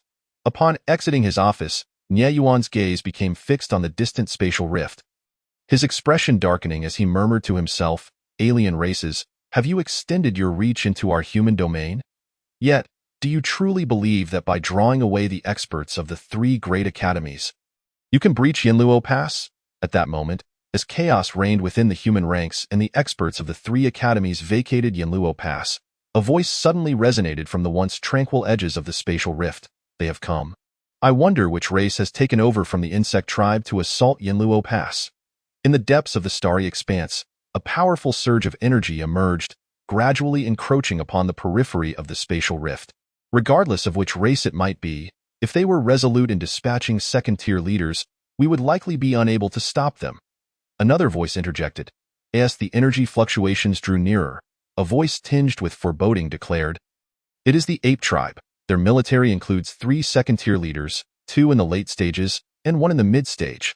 Behind the ape tribe's forces, the tribe leader and other formidable beings from alien races follow closely. Yushu, you must immediately traverse the spatial rift and return to Yanluo Pass to assist the garrison in defending it." No one responded verbally, yet a figure at the edge of the spatial rift transformed into a streak of light, darting toward the rift. Approximately 2 minutes later, the imposing ape tribe army arrived at the boundary of the spatial rift. The human experts stationed there unleashed a terrifying pressure, standing resolutely against the ape tribe forces. Then, a voice from the human side rang out, "Do you truly intend to send second-tier leaders into battle? If so, the ape tribe shall find it impossible to traverse this spatial rift today. If possible, the humans would prefer to avoid facing second-tier leaders from the alien races, as such an encounter would be exceedingly disadvantageous for them." The disparity in the number of second-tier warriors was striking. What a joke! Your human race has already dispatched second-tier fighters. Why should we not send our own? The leader of the ape tribe scoffed, continuing, "The ape tribe shall pass through the spatial rift unimpeded." As soon as he finished speaking, a torrent of terrifying energy erupted, surging toward the human experts at the edge of the rift. In that instant, the spatial rift erupted with violent energy fluctuations. As the 3 second-tier leaders from the ape tribe led their forces directly into the rift, simultaneously, in the southwestern region of the human realm, in a desolate and uninhabited desert, a group of individuals clad in black robes appeared. Scanning their surroundings, the figure at the center declared, "This is the location. Let us commence the preparations." "Understood, Master."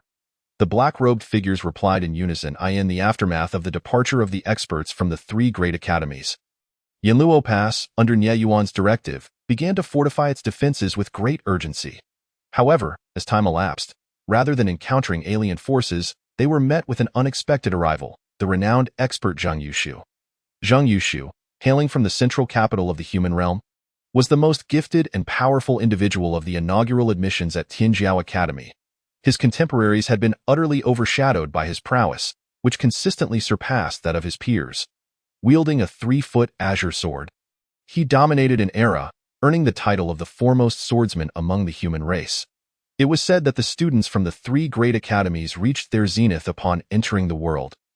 For since Zhang Yushu's emergence, no other had surpassed his achievements, embodying the pinnacle of success for the students of the 3 great academies. Some even speculated that had Zhang Yushu not mysteriously vanished, he would have undoubtedly been the leader of the human alliance. Zhang Yushu's sudden appearance at Yanluo Pass took Nie Yuan by surprise, prompting him to respectfully address, "Senior Brother Zhang." Simultaneously, Nie Yuan's curiosity was piqued regarding Zhang Yushu's unexpected presence at Yanluo Pass. While others might be unaware, Nie Yuan was cognizant that Zhang Yushu had been stationed at the spatial rift. Reflecting on this, Nie Yuan suddenly realized that Zhang Yushu's arrival at Yanluo Pass might indicate that the alien forces preparing to assault were exceptionally formidable. Indeed, Zhang Yushu's subsequent words confirmed Nie Yuan's suspicions. "Nie Shui. No need for such formality." Zhang Yushu waved his hand dismissively, then with a serious demeanor, stated, "I have come to Yanluo Pass to assist you in its defense. The ape tribe has taken over from the insect tribe to continue their assault on Yanluo Pass, and this time they have dispatched second-tier leaders. Furthermore, they are sending 3 second-tier leaders, 2 in the late stages." and one in the mid-stage. As Zheng Yushu's words echoed in the office, the expressions of all human experts present, including Nie Yuan, darkened significantly. The alien races had indeed sent 3 second-tier leaders, 2 in the late stages and 1 in the mid-stage. A shared thought emerged among many. Could the human race truly defend Yanluo Pass? Noticing their worried expressions, Zhang Yushu reassured them there is no need for excessive concern. While the alien races have dispatched second-tier leaders, we humans are not without our own. I am a second-tier leader, as is Nie Shuai, and Luo Yuan is also a second-tier expert. Moreover, if Luo Yuan can slay second-tier foes, his strength must be formidable enough to potentially eliminate several of the ape tribe's second-tier leaders. Zhang Yushu's gaze swept across the office, curiosity evident as he continued, speaking of which, where is Luo Yuan? I am quite eager to meet him. Having heard of Luo Yuan's exploits in vanquishing the insect tribe's second-tier leaders and all their third- and fourth-tier experts, Zhang Yushu had longed to meet him. The emergence of a strong second-tier expert among the human ranks was a rare occurrence, and he was keen to engage in a friendly spar with Luo Yuan. Thus, he had been eagerly anticipating their meeting. However, after observing for some time, he had yet to catch a glimpse of Luo Yuan, which left him somewhat puzzled. What struck Zhang Yushu as even more peculiar was that upon his inquiry, the entire office fell into an unexpected silence. After a prolonged pause, Nie Yuan finally spoke. Senior Brother Zhang, Luo Yuan. His situation is somewhat special. Special situation? Zhang Yushu's curiosity deepened. Remain vigilant. After advising the numerous deputy commanders in the office, Nie Yuan turned to Zhang Yushu and said, Senior Brother Zhang, allow me to take you to meet Luo Yuan.as for his situation. You will understand once you see him. Very well, Zhang Yushu nodded. His anticipation steadily building. He was genuinely eager to meet Luo Yuan. As Nie Yuan moved toward the office door, Zhang Yushu hurriedly followed behind. Nie Shuai, does Luo Yuan have some pressing matters to attend to? He inquired, his curiosity piqued in his view. Unless there was something of great importance to address, Luo Yuan should be stationed at the battlements of Yanluo Pass at this critical juncture. Not at all. Nie Yuan shook his head, a bitter expression clouding his face. Zhang Yushu's earlier observation was indeed valid, but that was contingent upon Luo Yuan's physical well-being. Had Luo Yuan been in good health, he might have been capable of single-handedly confronting several of the aliens' second-tier leaders. However, following the last battle, Luo Yuan's injuries had worsened, and after being awarded the Nine Dragon Medal, he had fallen into a coma, remaining unconscious to this day. With the impending alien assault, whether Luo Yuan would awaken remained an uncertainty in Nie Yuan's mind. Upon hearing Nie Yuan's words and noting his expression, Zhang Yushu's confusion only deepened. Nie Yuan's demeanor suggested that Luo Yuan might not be present at all. Opting to refrain from further inquiries, he silently trailed behind Nie Yuan. Yet, upon arriving at the logistics department of Yanluo Pass, Zhang Yushu could no longer contain his curiosity. Nie Shuai, did you not promise to introduce me to Luo Yuan? Why have you brought me to the logistics department's infirmary? Zhang Shixiang, Luo Yuan is in the ward. Nie Yuan replied. Luo Yuan is actually in the ward. Could it be that Luo Yuan has been injured, or is he perhaps a doctor? A series of questions surged through Zhang Yushu's mind. With his curiosity piqued, he followed Nie Yuan into a hospital room. As his gaze swept around, Zhang Yushu's confusion deepened. The ward contained only a petite nurse and an injured patient lying on the bed, barely clinging to life. Where is Luo Yuan? He turned to Nie Yuan and asked, Nie Shuai, you aren't suggesting that this little nurse is Luo Yuan, are you? Or perhaps the injured patient on the bed? In Zhang Yushu's mind, Luo Yuan was a newly emerged powerhouse of the human race, formidable enough to easily slay a second-tier insectoid. Therefore, he could not possibly reconcile the image of a frail patient with that of Luo Yuan. Zhang Shixiang, this is indeed Luo Yuan, Nie Yuan said with a bitter expression. I mentioned earlier that Luo Yuan's situation is special, and this is precisely why. Luo Yuan is gravely injured and may not be with us much longer. Nie Shuai, please don't joke. Where is Luo Yuan? He wouldn't be avoiding me, would he? Zhang Yushu still found it hard to believe that Luo Yuan could be reduced to a mere shadow of his former self, lying helplessly in a hospital bed. What is wrong with you? This is Luo Yuan. Are you questioning his identity? At that moment, Wang Xiaoke, standing nearby, cast an annoyed glance at Zhang Yushu. How dare he question Luo Yuan's identity? Even if the leader of the human race were present, she would not hesitate to challenge him. Luo Yuan was a figure of great significance, and she could not tolerate anyone speaking ill of him. Noticing Wang Xiaoka's discontent, Zhang Yushu hesitated for a moment before incredulously asking, "Is this truly Luo Yuan?" Nie Yuan and Wang Xiaoka both nodded gravely in unison. But wasn't Luo Yuan capable of effortlessly slaying second-tier insectoids? How could he? Zhang Yushu was shocked but still found it hard to accept. When Luo Yuan had slain the second-tier insectoids, he had endured immense suffering to achieve that victory. Wang Xiaoka immediately retorted in frustration. Well, after a moment, Zhang Yushu reluctantly came to terms with the fact that Luo Yuan was indeed a frail patient. However, his curiosity regarding Luo Yuan's circumstances grew, and he turned to Nie Yuan and Wang Xiaoka, asking, "Could you tell me more about Luo Yuan?" His intuition told him that Luo Yuan's story was anything but simple. 2 minutes later, after listening to Nie Yuan recount Luo Yuan's tale, Zhang Yushu, filled with disbelief, pressed on. So, each time Luo Yuan went to battle, he did so while bearing serious injuries? Nie Yuan and Wang Xiaoka nodded solemnly in agreement. In that moment, Zhang Yushu felt a profound respect welling up within him, rendering him speechless. To drag a wounded body into battle, to endure excruciating pain while striking down foreign foes, and to turn the tide of war for humanity on 2 occasions. Even if I have but a single breath left, I will fight to the end against the alien race.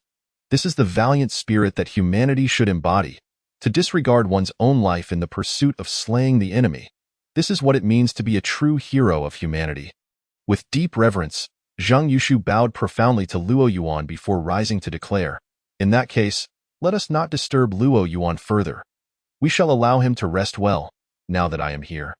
I will stop those few second-tier ape warriors at all costs. I will ensure that Luo Yuan does not have to return to the battlefield and suffer again." Chapter 42. Awakening. A refusal to remain off the battlefield is not an option. As Nie Yuan and Zhang Yushu departed, the hidden Xiaoli swiftly slipped into Luo Yuan's hospital room. With admiration in her eyes, she gazed at Wang Xiaoka, saying, "Xiaoka, you are truly remarkable, daring to speak to our number 1 swordsman of humanity in such a manner." "Number 1 swordsman of humanity?" Wang Xiaoka replied, slightly puzzled. "Zhang Yushu, you didn't know?" Xiaoli looked at Wang Xiaoka with curiosity. He is a renowned powerhouse of humanity, even before the current leader of the human race. It is said that he has always been the best among the 3 great academies, and he is also referred to as the number 1 swordsman of humanity. Oh my! Wang Xiaoka felt a jolt of surprise, her legs going weak as she sank onto the floor. The person she had just spoken to was actually the number 1 swordsman of humanity, Zhang Yushu, and she had dared to speak to him in such a casual manner. That would require the courage of 1,000 leopards. "Xiaoka, you weren't unaware of Zhang Yushu's identity, were you? That's why you spoke to him so boldly?" Noticing Wang Xiaoka's unusual demeanor, Xiaoli's eyes widened in astonishment. How could that be possible? Wang Xiaoka forced a smile. Even if he were the revered ancestor of humanity, if he dared to question Luo Yuan's identity, I would still confront him. Really? Xiaoli regarded the seated Wang Xiaoka with skepticism. "Of course. You know how much I idolize Luo Yuan." Wang Xiaoka leaned against the hospital bed, struggling to stand, her legs still trembling. "I had a pet duck once, after it died. Its body was soft everywhere except for its beak."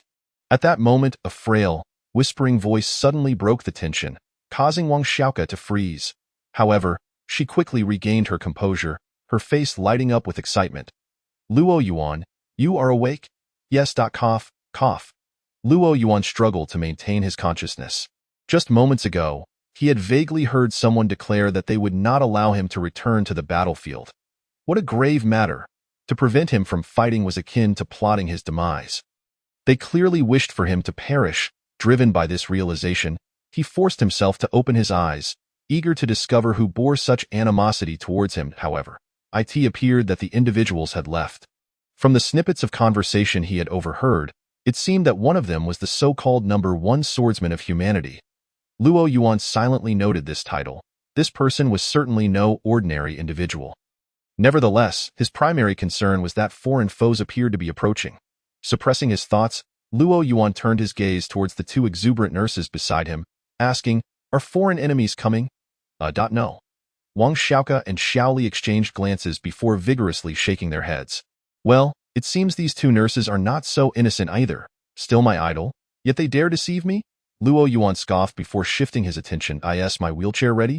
Earlier, Luo Yuan had requested Yang Feng to procure a wheelchair equipped with an engine for him. It seemed it was finally complete. Wang Xiaoka nodded. Where's the wheelchair? You two go fetch it so I can see.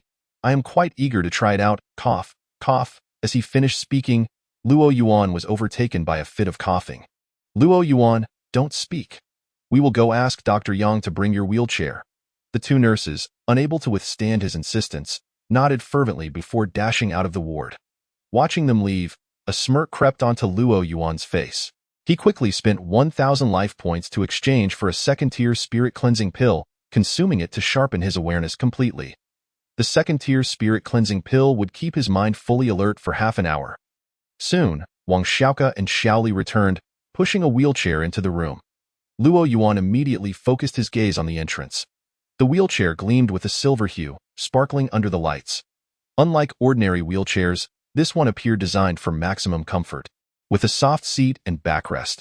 Most notably, the armrests were adorned with numerous buttons, and an engine was mounted beneath the frame.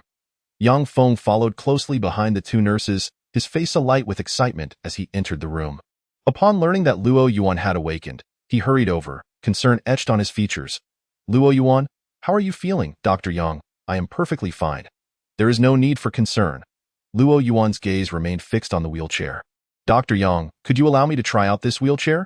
Hearing Luo Yuan assert that he was well, Yang Feng opened his mouth but ultimately chose not to voice any further objections. When Luo Yuan expressed his desire to test the wheelchair, Yang Feng readily agreed without hesitation.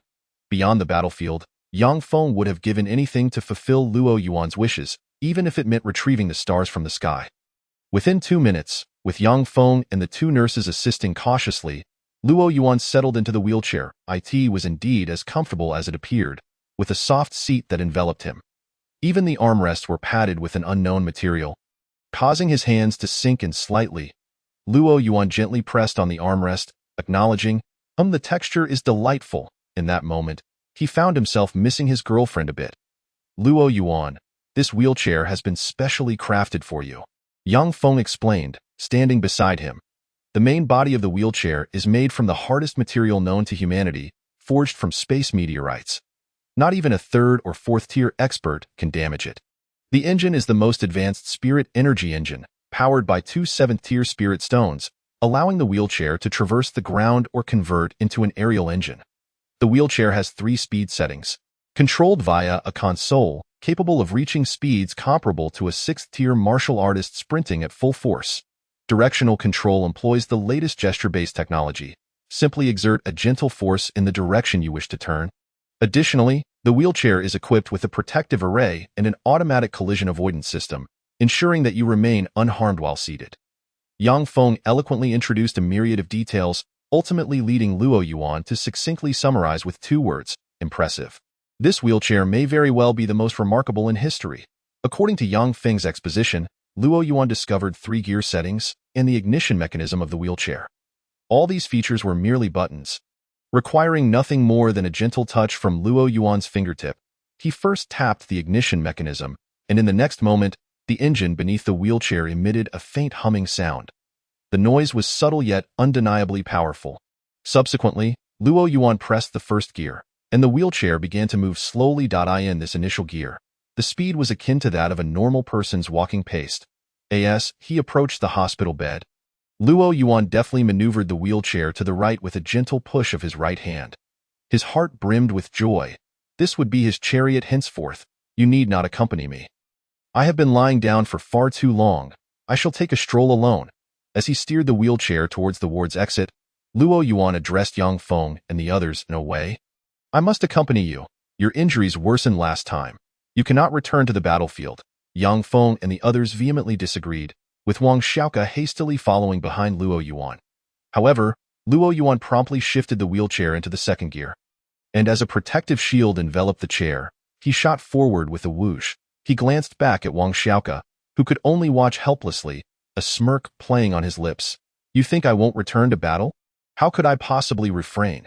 Without engaging in combat, how shall I vanquish foes and earn vitality points? If I cannot earn vitality points, how am I to survive? Meanwhile, before the rift in space, a formidable army of the Ape Clan emerged. Led by 3 second-tier warriors of the Ape Clan, they steadily advanced towards Yanluo Pass. Chapter 43. Why should my human clan fear battle? Gazing into the distance, as the alien army advanced, it gradually stirred up a cloud of dust, eventually resembling a sandstorm bearing down on Yanluo Pass. Standing side by side atop the city walls of Yanluo Pass, Nie Yuan and Zheng Yushu wore grave expressions. Their eyes were firmly fixed on the 3 figures at the forefront of the alien army, 2 late-stage second-tier warriors and 1 mid-stage second-tier warrior. General Nie. At that moment, a deputy commander approached Nie Yuan. The 3 major academies have sent word. Although they returned promptly, the cult's experts have temporarily retreated. They remain uncertain whether the cult will strike the academies again. Thus, they cannot provide support to Yanluo Pass at this time. I understand. Nie Yuan's expression darkened. The cult's objectives had truly been realized. At this critical juncture, as 3 powerful alien second-tier warriors led the charge against Yanluo Pass, the experts from the 3 major academies were astonishingly unable to assist. It should be noted that nearly half of Yanluo Pass's high-level combat strength stemmed from these 3 academies. Now that their experts were unable to aid, Yanluo Pass's overall combat capacity had diminished by at least 30%. The expressions of the other deputy commanders also grew somber. The fact that the 3 major academies could not lend their expertise to Yanluo Pass meant a significant decrease in their fighting capability. Indeed, with 3 second-tier experts from the alien forces leading, their strength already surpasses that of Yanluo Pass. Now, with the academies unable to provide support, a palpable sense of worry hung in the air among some deputy commanders. Though their words were unspoken, the meaning was clear. They feared that Yanluo Pass would not withstand the assault. The devastation wrought by a single alien second-tier expert in the previous battle was still fresh in their minds. Now, they were faced with an alien force led by 3 second-tier experts, and the intimidation was overwhelming. Many deputy commanders could already feel the pressure emanating from those 3 alien second-tier warriors. A weight that made it difficult to breathe. What nonsense is this? The battle has yet to begin, and you're already raising the spirits of the aliens while diminishing our own. Nie Yuan turned his gaze to the concerned deputy commanders, reprimanding them angrily. Indeed, the battle has not even commenced. How can you presume we will not prevail? Let us act. A brave commander quickly echoed Nie Yuan's sentiment. Meanwhile, Zheng Yushu appeared puzzled and inquired, "What is going on?" Nie Yuan promptly recounted the cult's recent actions to Zheng Yushu. The latter was immediately incensed. "The cult, you say? If we can repel the aliens this time, I shall personally see to it that they are eradicated. While the cult certainly deserves to be uprooted, our foremost priority now is to thwart this alien incursion." Nie Yuan interjected. As they conversed, the army of the Ape Clan had already reached the foot of Yanluo Pass. Nie Yuan raised his voice, declaring, "All personnel, prepare for battle." Instantly, the thousands of human soldiers atop Yanluo Pass adopted a serious demeanor, tightly gripping their weapons. An aura of impending violence surged forth, soaring into the heavens, directly opposing the Ape Clan's forces. However, the Ape Clan did not launch an immediate attack. Among the 3 second-tier warriors, the one positioned in the center raised a hand, prompting the Ape Clan army to halt momentarily. This second-tier warrior surveyed Yanluo Pass, ultimately fixing his gaze upon Nie Yuan, and with a light chuckle, remarked, "You must be the defending general of Yanluo Pass, Nie Yuan. However, you hardly seem like a competent leader. Did you not inform them that your forces are currently lacking a significant number of experts?" Nie Yuan's expression darkened at once. He narrowed his eyes, focusing intently on the speaking second-tier warrior. "If you wish to fight, then let us engage. Why waste words? Are you afraid?" The ordinary human soldiers of Yanluo Pass were unaware that the experts from the 3 major academies had departed. Nie Yuan refrained from disclosing this at such a critical moment, fearing that knowledge of this fact would demoralize their side. Yet, unexpectedly, this second-tier warrior from the Ape Clan boldly highlighted the issue. You may not be aware, but due to the internal chaos caused by your human cult, the experts from your 3 major academies have all temporarily returned to assist them. This means that Yanluo Pass is currently at least short of half its high-level combat strength. Meanwhile, we, the Ape Clan, have 3 second-tier warriors leading, with 2 late-stage and 1 mid-stage, not to mention countless 3rd-tier and 4th-tier experts. Do you truly believe you can withstand us? The second-tier warrior's gaze returned to Nie Yuan, as he eagerly anticipated how the general would respond. Furthermore, this was merely his opening gambit. Indeed, as his words fell, the once fierce morale of the thousands of human soldiers began to waver. What? The human cult has created chaos at this crucial moment. The experts from the three major academies have returned to their institutions, leaving Yanluo Pass significantly weakened. A wave of anxiety swept through the ranks of human soldiers. Nie Yuan and Zhang Yushu exchanged glances, both wearing grave expressions. With the two armies poised for confrontation, the human side's combat strength diminished, and now, with morale compromised, it was dire. Everyone, do not be swayed by his words. We shall defend Yanluo Pass. The experts from the three major academies will surely come to our aid. Victory will be ours. Suppressing his emotions, Nie Yuan hurriedly spoke, striving to maintain morale. Let me be frank. The experts from your three major academies will not come to your aid. The cult will keep them occupied until we seize Yanluo Pass. The second-tier warrior from the Ape clan retorted with a mocking laugh, then directed his gaze towards Zhang Yushu, stating, I hear there is a formidable warrior named Luo Yuan among your ranks. Might you be he? In his perception, Zhang Yushu was a late-stage second-tier warrior, leading him to mistakenly assume Zhang Yushu was Luo Yuan. He continued, you see, both your human clan and our ape clan possess second-tier warriors. I wonder if your second-tier warriors are bold enough to face off against us. This was his second maneuver. By undermining the human clan's experts, he sought to further diminish their morale. The ape clan's numerical and power advantage was evident, making victory seem inevitable. He could not fathom that they would falter in a 3-on-2, considering Nie Yuan's feigned second-tier status. He was determined to crush the human morale to its nadir, thereby ensuring the capture of Yanluo Pass. Although the clan leader had instructed him to assault Yanluo Pass without concern for success or failure, as a leader of the ape clan, he was resolute in his intention to conquer Yanluo Pass.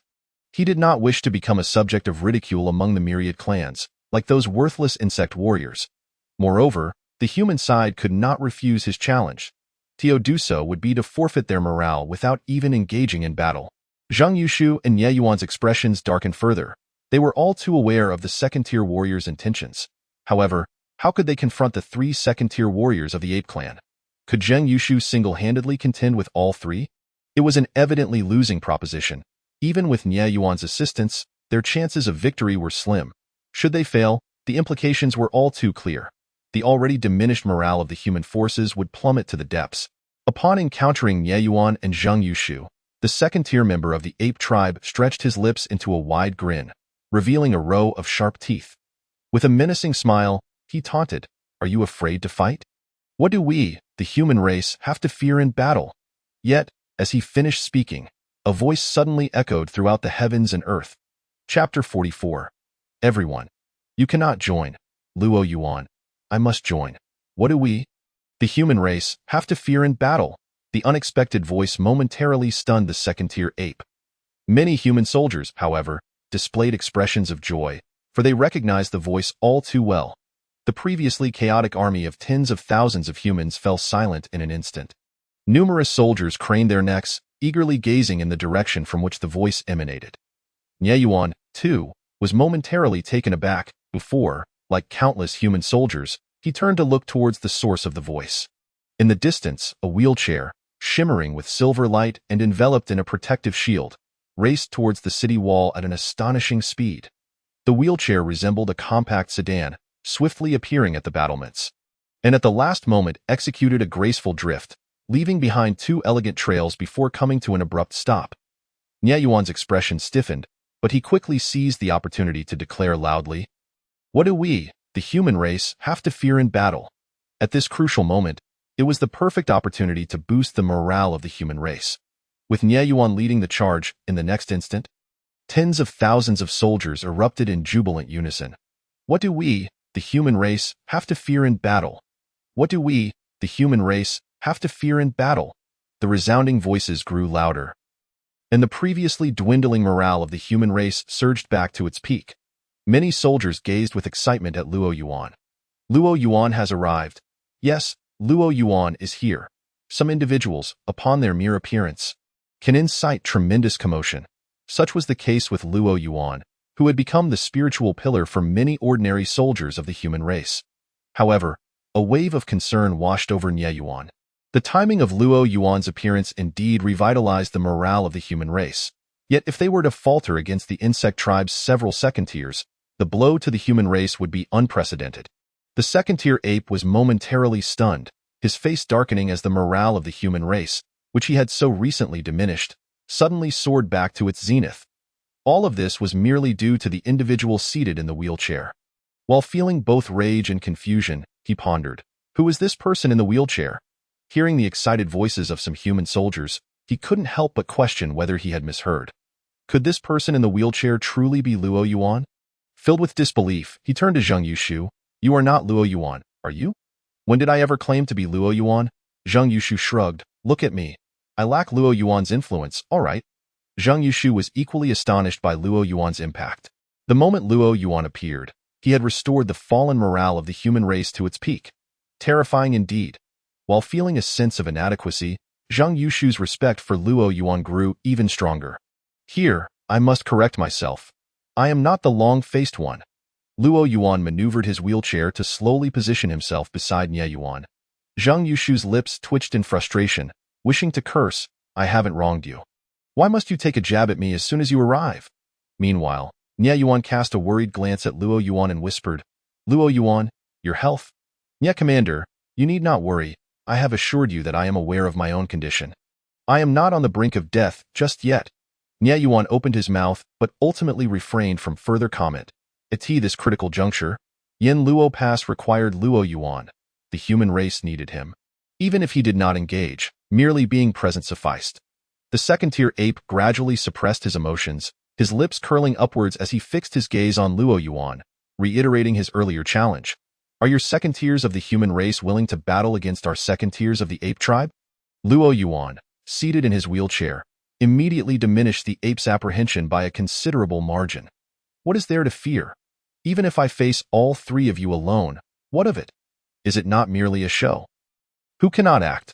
The main point was, if the three of you do not attack together, how can I simultaneously reap 3 portions of immense vitality? Upon hearing Luo Yuan's words, the second-tier ape was initially taken aback but quickly responded with delight. Is that true? You intend to take on all 3 of us alone? Just as Luo Yuan was about to speak, Nye Yuan interjected hastily, Luo Yuan, no. How could you possibly face all 3 of them alone? Moreover, your injuries are severe. Your wounds were exacerbated in the last battle. Therefore, you must not participate in this fight. Just stay seated here. That is sufficient. This was Nye Yuan's plan. To keep Luo Yuan beside him, ensuring that the morale of the human race did not plummet. However, now that Luo Yuan declared his intent to fight, he could not agree. If Luo Yuan were to engage again, he might not survive. Yes, Luo Yuan, this is not a matter to be taken lightly. Zheng Yushu also quickly chimed in. If anyone should face them, it should be me. Your injuries are far too grave. How can we allow you to fight? Many human soldiers shared the same sentiment as Nye Yuan and Zheng Yushu. No, Luo Yuan, your injuries are too severe. You cannot return to the battlefield. Indeed, Luo Yuan, you must reconsider. Your injuries are far too serious. You cannot engage in combat any longer. Arriving late and breathless, Wang Xiaoke came to a halt behind Luo Yuan, supporting herself on her knees, gasping, Yes, Luo Yuan, your injuries are too severe. You cannot go back. Having voiced their concerns, the second-tier ape boldly declared, Do you not adhere to your word? Are you not committed? No one could comprehend the roller coaster of emotions experienced by the second-tier ape during this short span. When Luo Yuan appeared and instantly revitalized the morale of the human race, his own spirit had plummeted to the depths of despair. Yet, when Luo Yuan claimed he would face all 3 second tiers alone, his spirits soared to the pinnacle now. Seeing many in the human ranks pleading for Luo Yuan not to engage, he was even more determined to compel Luo Yuan to fight. If Luo Yuan did not engage, how could they easily defeat him and send the recently rejuvenated morale of the human race crashing back down? Our human race certainly stands by our word. Briefly responding to the alien tribe, Luo Yuan shifted his gaze back to Nye Yuan. Nye Commander, I can refrain from joining, but can anyone among you withstand them? Luo Yuan's words struck a painful chord with Nye Yuan. Indeed, if Luo Yuan did not fight, was there anyone capable of standing against these several elite apes? Zheng Yushu gritted his teeth, declaring, I will hold them off. Are you trying to get me killed? Luo Yuan shot Zhang Yushu a sidelong glance. Are you certain you can withstand all three of them? I am willing to give it my all, Zhang Yushu replied through gritted teeth. Are you sure? Luo Yuan pressed again, leaving Zhang Yushu speechless. In truth, he was merely at the late second-tier stage. While he could potentially hold one late second-tier at bay, he certainly could not fend off all three apes. Seeing Zhang Yushu's silence, Luo Yuan continued. Well then, if I do not engage, who will stand against them? Hence, I must fight. Trust me. I will be able to hold them off. Finally, Luo Yuan added softly, I have a method that can temporarily restore my health. Recently, Luo Yuan had discovered that the system store had refreshed with a new item, which gave him the confidence to claim he could take on the 3 second tiers of the ape tribe alone. 100 Health Experience Card allows the host to temporarily possess a state of complete health, causing no harm to the host body. 100 Health Experience Card, Second Tier Experience Card, Peak State of Peak Second Tier. Why should Luo Yuan hesitate? He would charge forward. Moreover, after previous experiences, Luo Yuan realized that the power experience cards provided by the system seemed to exceed the capabilities of this world's equivalent tier. For instance, if the second tier of this world was merely ordinary, the second tier experience card from the system might represent a level that transcended the norm. Thus, Luo Yuan not only aspired to battle 3 second-tier apes, but also greedily wished to convert them all into his own vitality.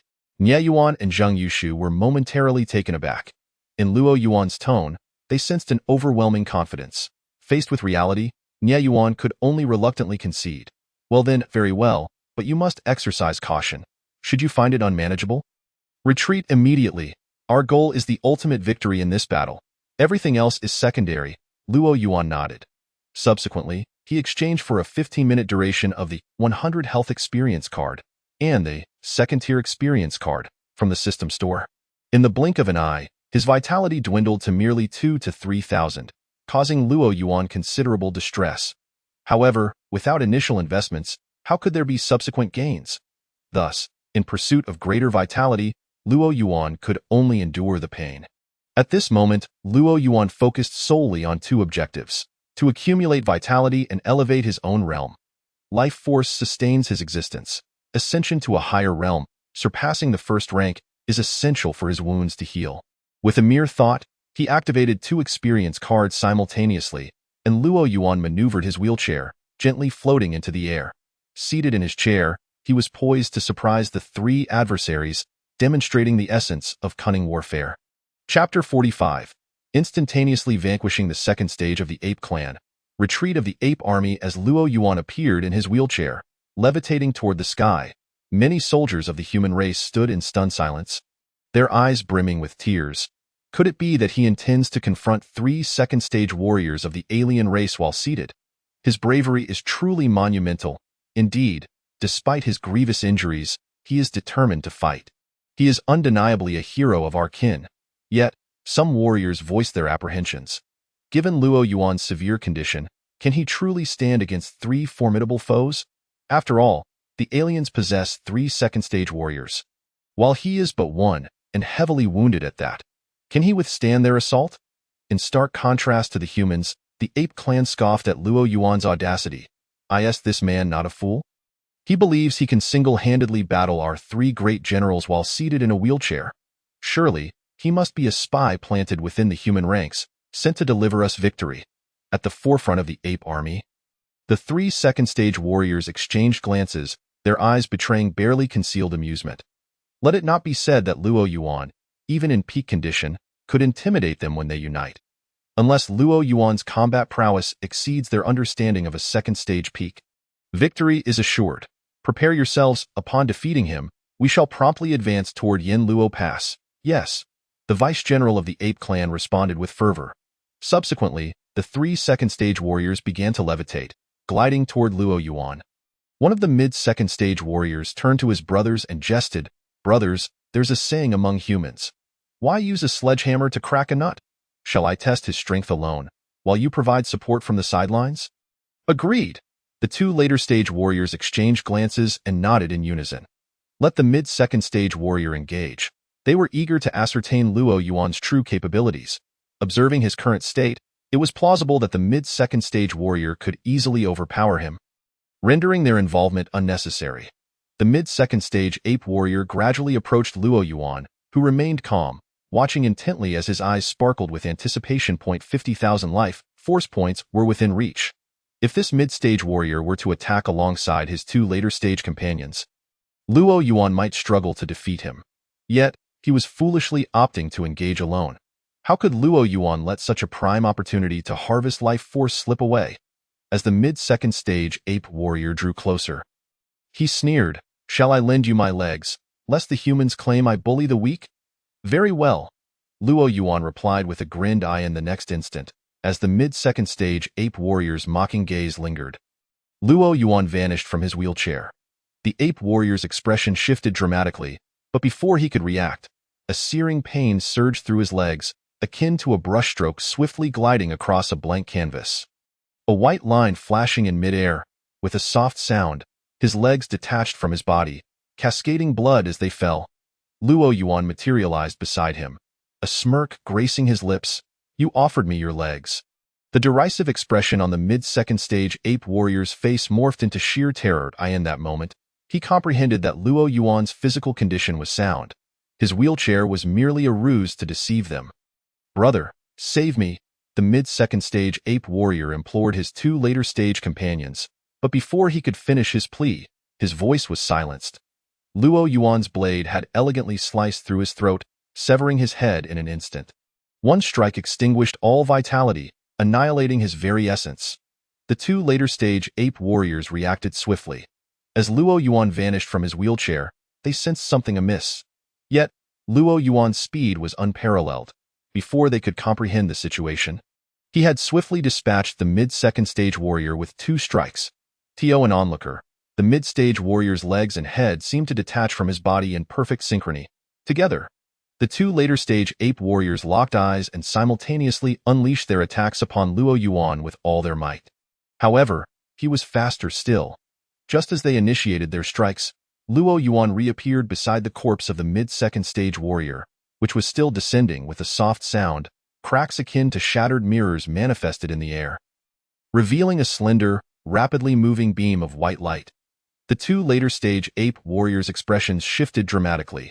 They hastily employed their defenses. One manifested a crimson energy shield, while the other summoned a colossal ape to shield him.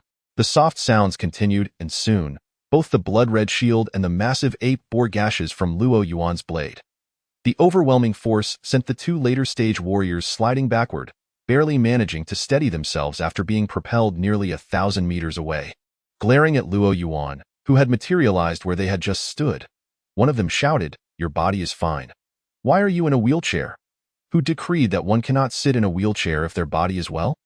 Luo Yuan replied coolly. In that moment, both later-stage ape warriors were filled with unbridled rage. Yet, unbeknownst to them, Luo Yuan's body was only temporarily restored to health. They were also utterly astonished that he had effortlessly annihilated their mid-stage warrior. In the blink of an eye, the trio of ape clan leaders had been reduced to just two. At this moment, the two later-stage ape warriors comprehended a crucial truth. Luo Yuan was not only powerful but exceedingly cunning.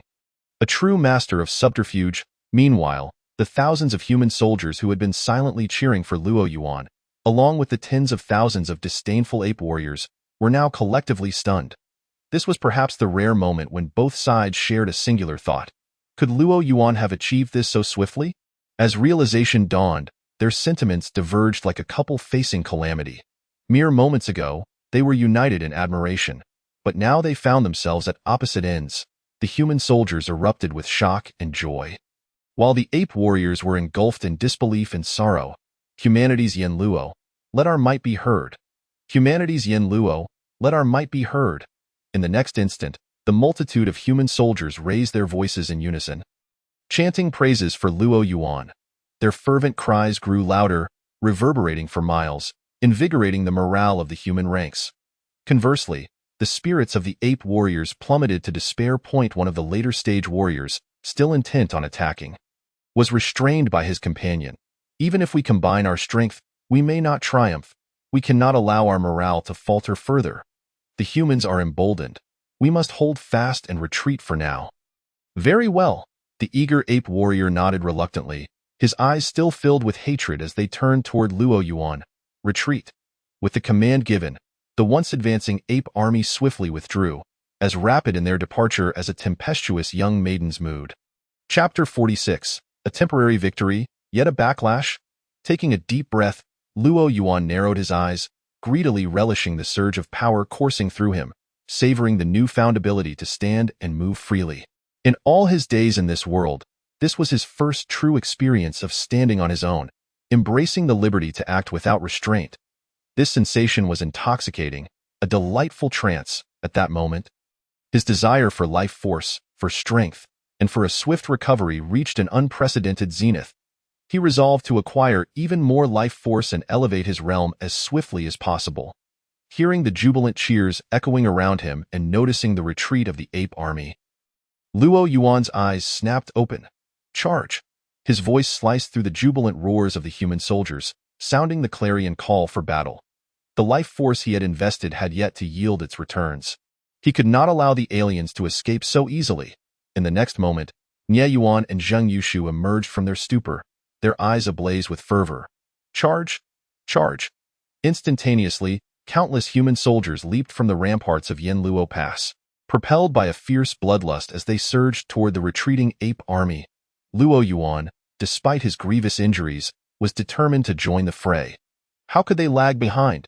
The ape army, akin to the receding waves of a tide, found themselves overwhelmed by the relentless onslaught of the human forces, which surged forth like a newly risen tide, ravenously devouring the remnants of the old. The ape warriors, demoralized by Luo Yuan's successive blows, found themselves bereft of the will to resist against the invincible morale of the humans, who were now invigorated by Luo Yuan's triumph. In that moment, the ape army was left in disarray. Their resolve shattered.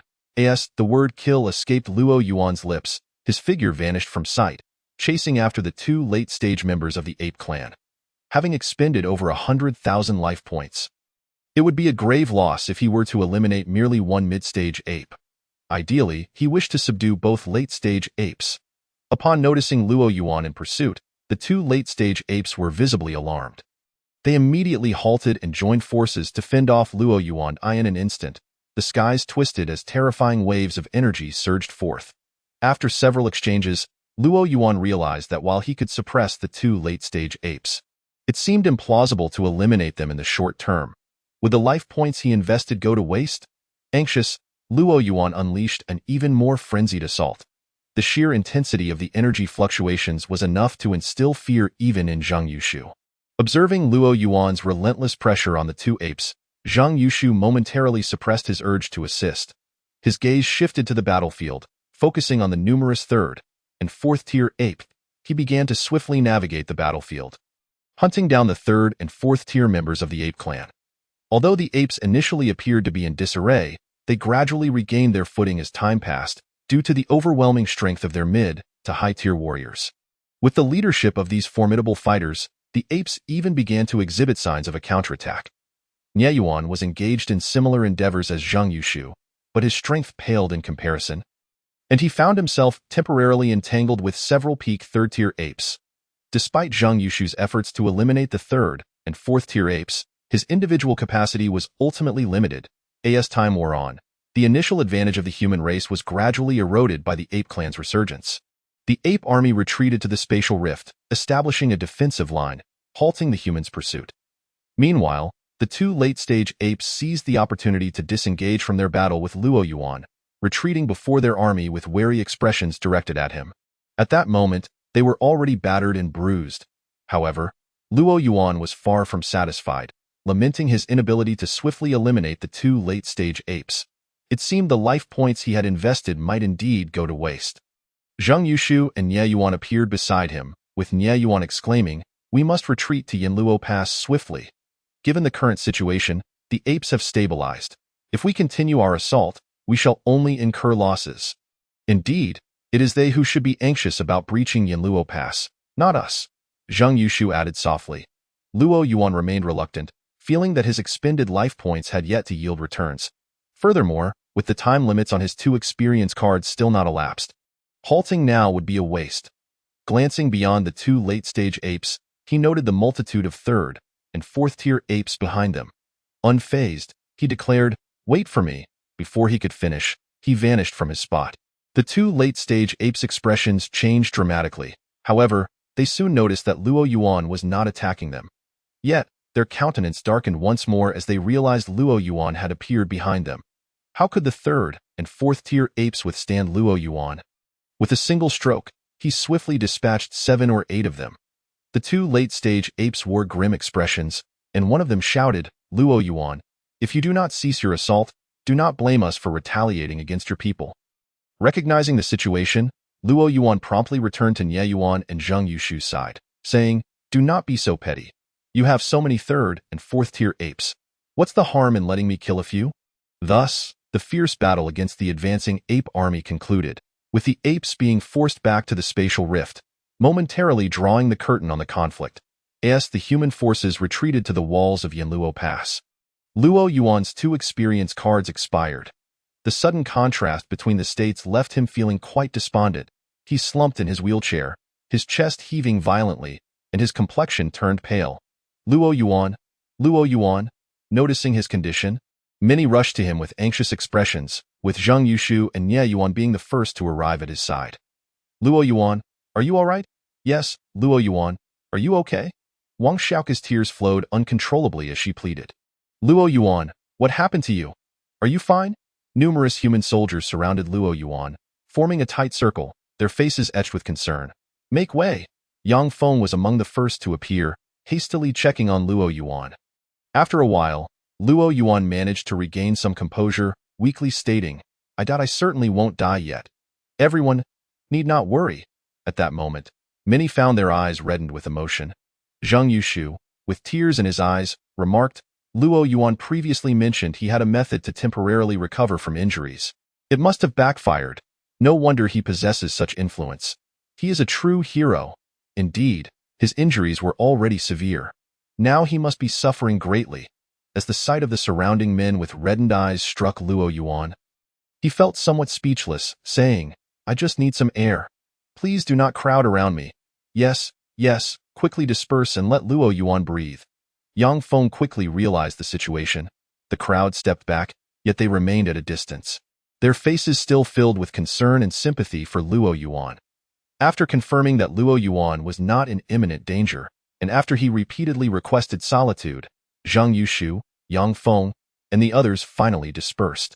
Alone at last, Luo Yuan turned his attention to his data panel.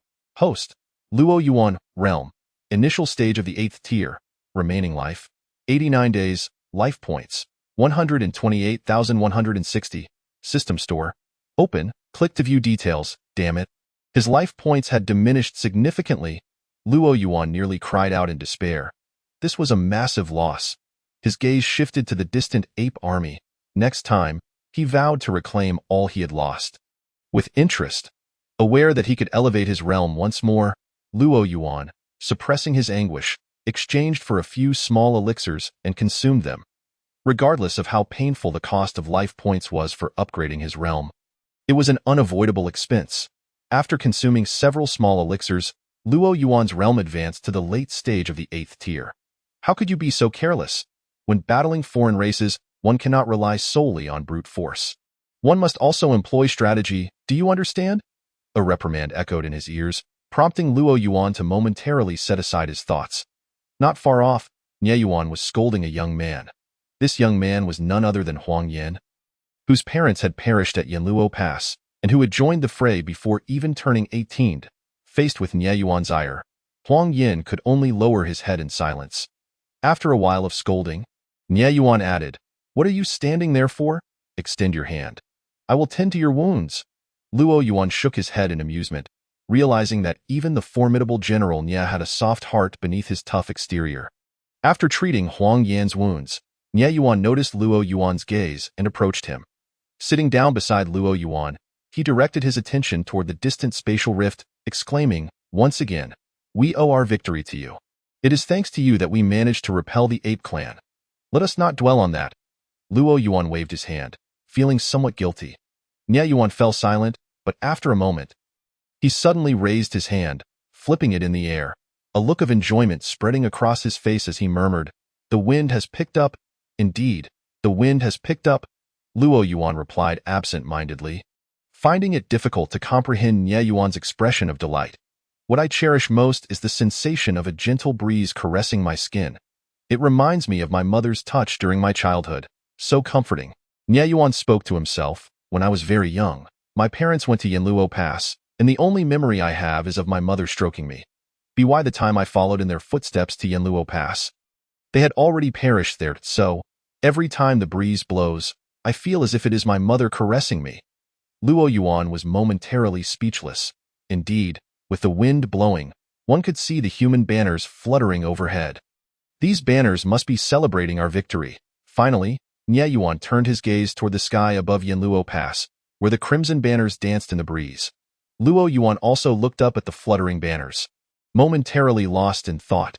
Suddenly, a deafening sound shattered the silence, jolting Luo Yuan and Nie Yuan from their reverie. Instinctively, they turned to the direction of the sound. In the distance, the sky appeared to fracture like a shattered mirror, revealing a pitch-black rift. Zhang Yushu gazed intently at the sudden rift that had appeared in the distant sky for a while, and suddenly, his expression changed drastically. With a trembling voice, he exclaimed, "It is a spatial rift. Someone dares to open another spatial rift." What? Nie Yuan's face also underwent a swift transformation. The rift in the far-off sky was indeed an indication that someone sought to create a second spatial rift. With one spatial rift already at Yanluo Pass, the human race was struggling to defend it. If another spatial rift were to emerge, the human race would likely be overwhelmed by the onslaught of alien forces. "Senior Zhang, are you certain?" Nie Yuan pressed urgently, momentarily reluctant to believe that anyone could be so reckless as to attempt to open a second spatial rift. "There is no mistake, absolutely none." Zhang Yushu's emotions settled somewhat as he replied gravely, "Having guarded the spatial rift for so many years, could I possibly misinterpret its essence? That unmistakably is the aura of a spatial rift." At the edge of the spatial rift, the alien masters withdrew, restoring the previous tranquility. Yet, in that moment, a voice filled with astonishment, tinged with fury, suddenly rang out. "How dare the alien race forcibly rend the fabric of our ancestral star's space to open a second spatial rift? Is this truly the case?" Someone questioned. In the vastness of the cosmos, is it not impossible to forcibly tear apart the space of the ancestral star? While it is indeed unfeasible to tear the space in the cosmos, what if there are individuals within the ancestral star collaborating with them? Immediately contact Yushu and Dowie, instructing them to swiftly identify those wishing to open a second spatial rift from within the ancestral star. We must thwart the alien forces currently tearing apart the space in the cosmos. As the voice fell, the guardians of the spatial rift among the human race rose in unison. "Where do you intend to go?" Yet, the voice of the ape clan leader resounded through the void. Behind him, a group of alien masters who had just departed were also present. An alien master, brimming with excitement, remarked, "The ape clan leader is indeed astute. Having conceived the idea of opening a second spatial rift, if we succeed, subduing the human race will be exceedingly effortless." The reason the myriad races had failed to conquer Yanluo Pass for years was precisely because the human race steadfastly defended this singular spatial rift, rendering their efforts futile. Should a second spatial rift be opened, the situation would drastically change. The experts of the human race paled, their voices laced with urgency as they decisively declared, "Zhou Qing, you must traverse the spatial rift and lead a team from within the ancestral star to prevent the alien race from opening the rift. Remember, regardless of the cost, we absolutely cannot allow the second spatial rift to be opened." Understood.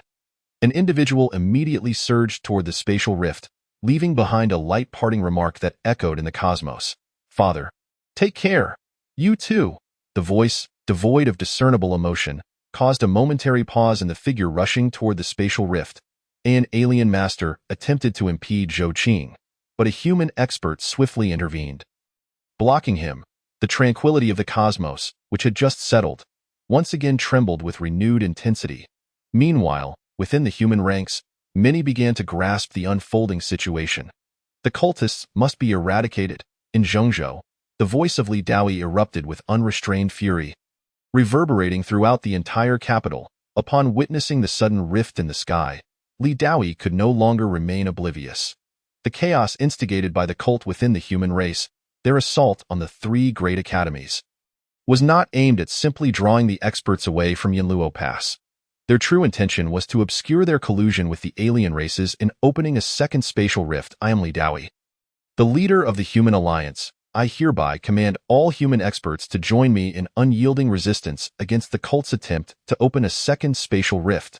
In the next moment, Li Daoyi's voice echoed across the 9 provinces and 18 cities of the human realm. In Zhongjing City, he stepped forth, appearing above the capital. Li Daoyi, you are futile. At that moment, the vice leader of the cult, who had previously clashed with Li Daoyi at the Tianjiao Academy, materialized before him. We have prepared for so long. How could we allow you to thwart us so easily? At this juncture, I shall be forthright. Our cult has mobilized nearly all our forces to counteract those human experts who would impede us.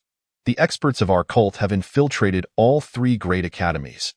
Unless you withdraw forces from Yanluo Pass to stop our leader, the Ape Clan's army is poised to strike. The moment any human expert departs, they will immediately assault Yanluo Pass. Do you dare to draw forces from Yanluo Pass? Li Daoyi remained silent, but the murderous intent in his eyes surged like a tempest. Without hesitation, he launched an assault on the cult's vice leader.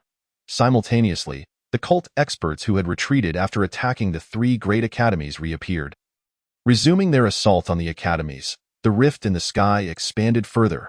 If no human experts intervened soon, the second spatial rift would inevitably manifest. At this critical juncture, the fate of the entire human race hung in the balance. At Yanluo Pass, Zhou Qing transformed into a streak of light, landing beside Luo Yuan and Ye Yuan, urgency apparent in his tone. Who among you will join me to thwart the alien forces from opening the second spatial rift? Brother Zhou, I shall accompany you. Zhang Yushu immediately volunteered. No. Ye Yuan swiftly interjected, Brother Zhang, Luo Yuan, at this critical juncture, Yanluo Pass needs both of you to remain vigilant.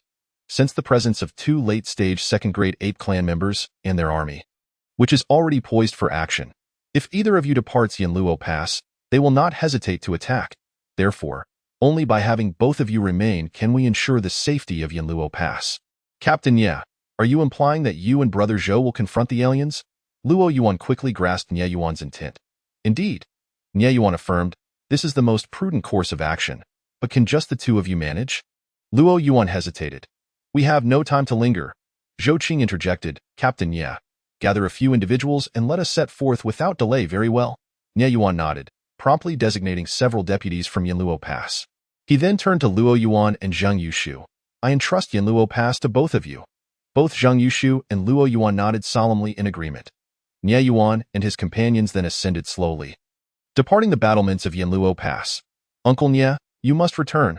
Huang Yin suddenly appeared nearby, shouting towards Ye Yuan and his group, look, the banners of the human race cheer for you. Ye Yuan and Zhou Qing turned to glance back at Yanluo Pass, where the vibrant red banners of the human race fluttered in the wind. We shall undoubtedly return. Ye Yuan retracted his gaze, nodding at Huang Yin before turning once more, the group transforming into streaks of light, racing toward the rift in the sky.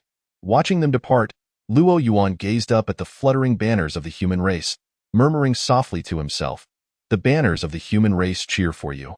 So you will surely return, will you not? Chapter 48. A lone figure in a wheelchair halts tens of thousands of Ape Clan soldiers.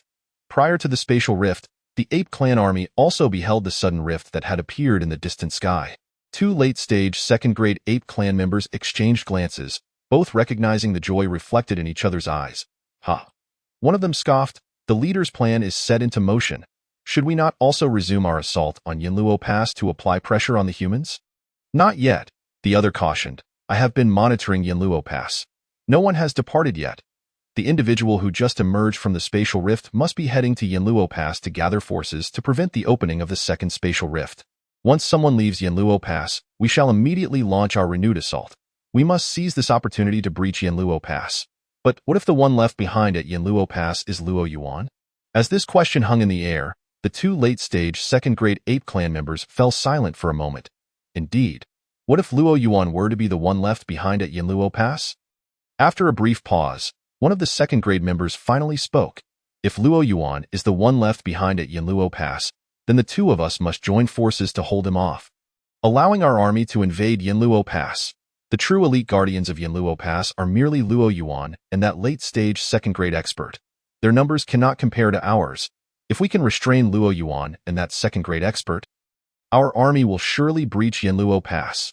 Someone has departed from Yanluo Pass. At that moment, the nearby second-grade ape clan member suddenly pointed towards several streaks of light departing from Yanluo Pass. That group of light unmistakably represented the experts of Yanluo Pass making their exit. Excellent, the opportunity has arrived. The leading late-stage second-grade ape clan member promptly issued the command. Ape clan warriors, follow me to assault Yanluo Pass. Thus, the ape clan army swiftly gathered their forces once more, charging toward Yanluo Pass, Yanluo Pass. As they watched Nie Yuan and the others depart, Luo Yuan felt a tumult of emotions surging within him. The ape clan is coming. Only when Zhang Yushu's voice resounded in his ear did he manage to suppress his thoughts. Zhang Yushu gazed solemnly into the distance, where the vast army of the ape tribe surged forth like an encroaching tide towards Yanluo Pass.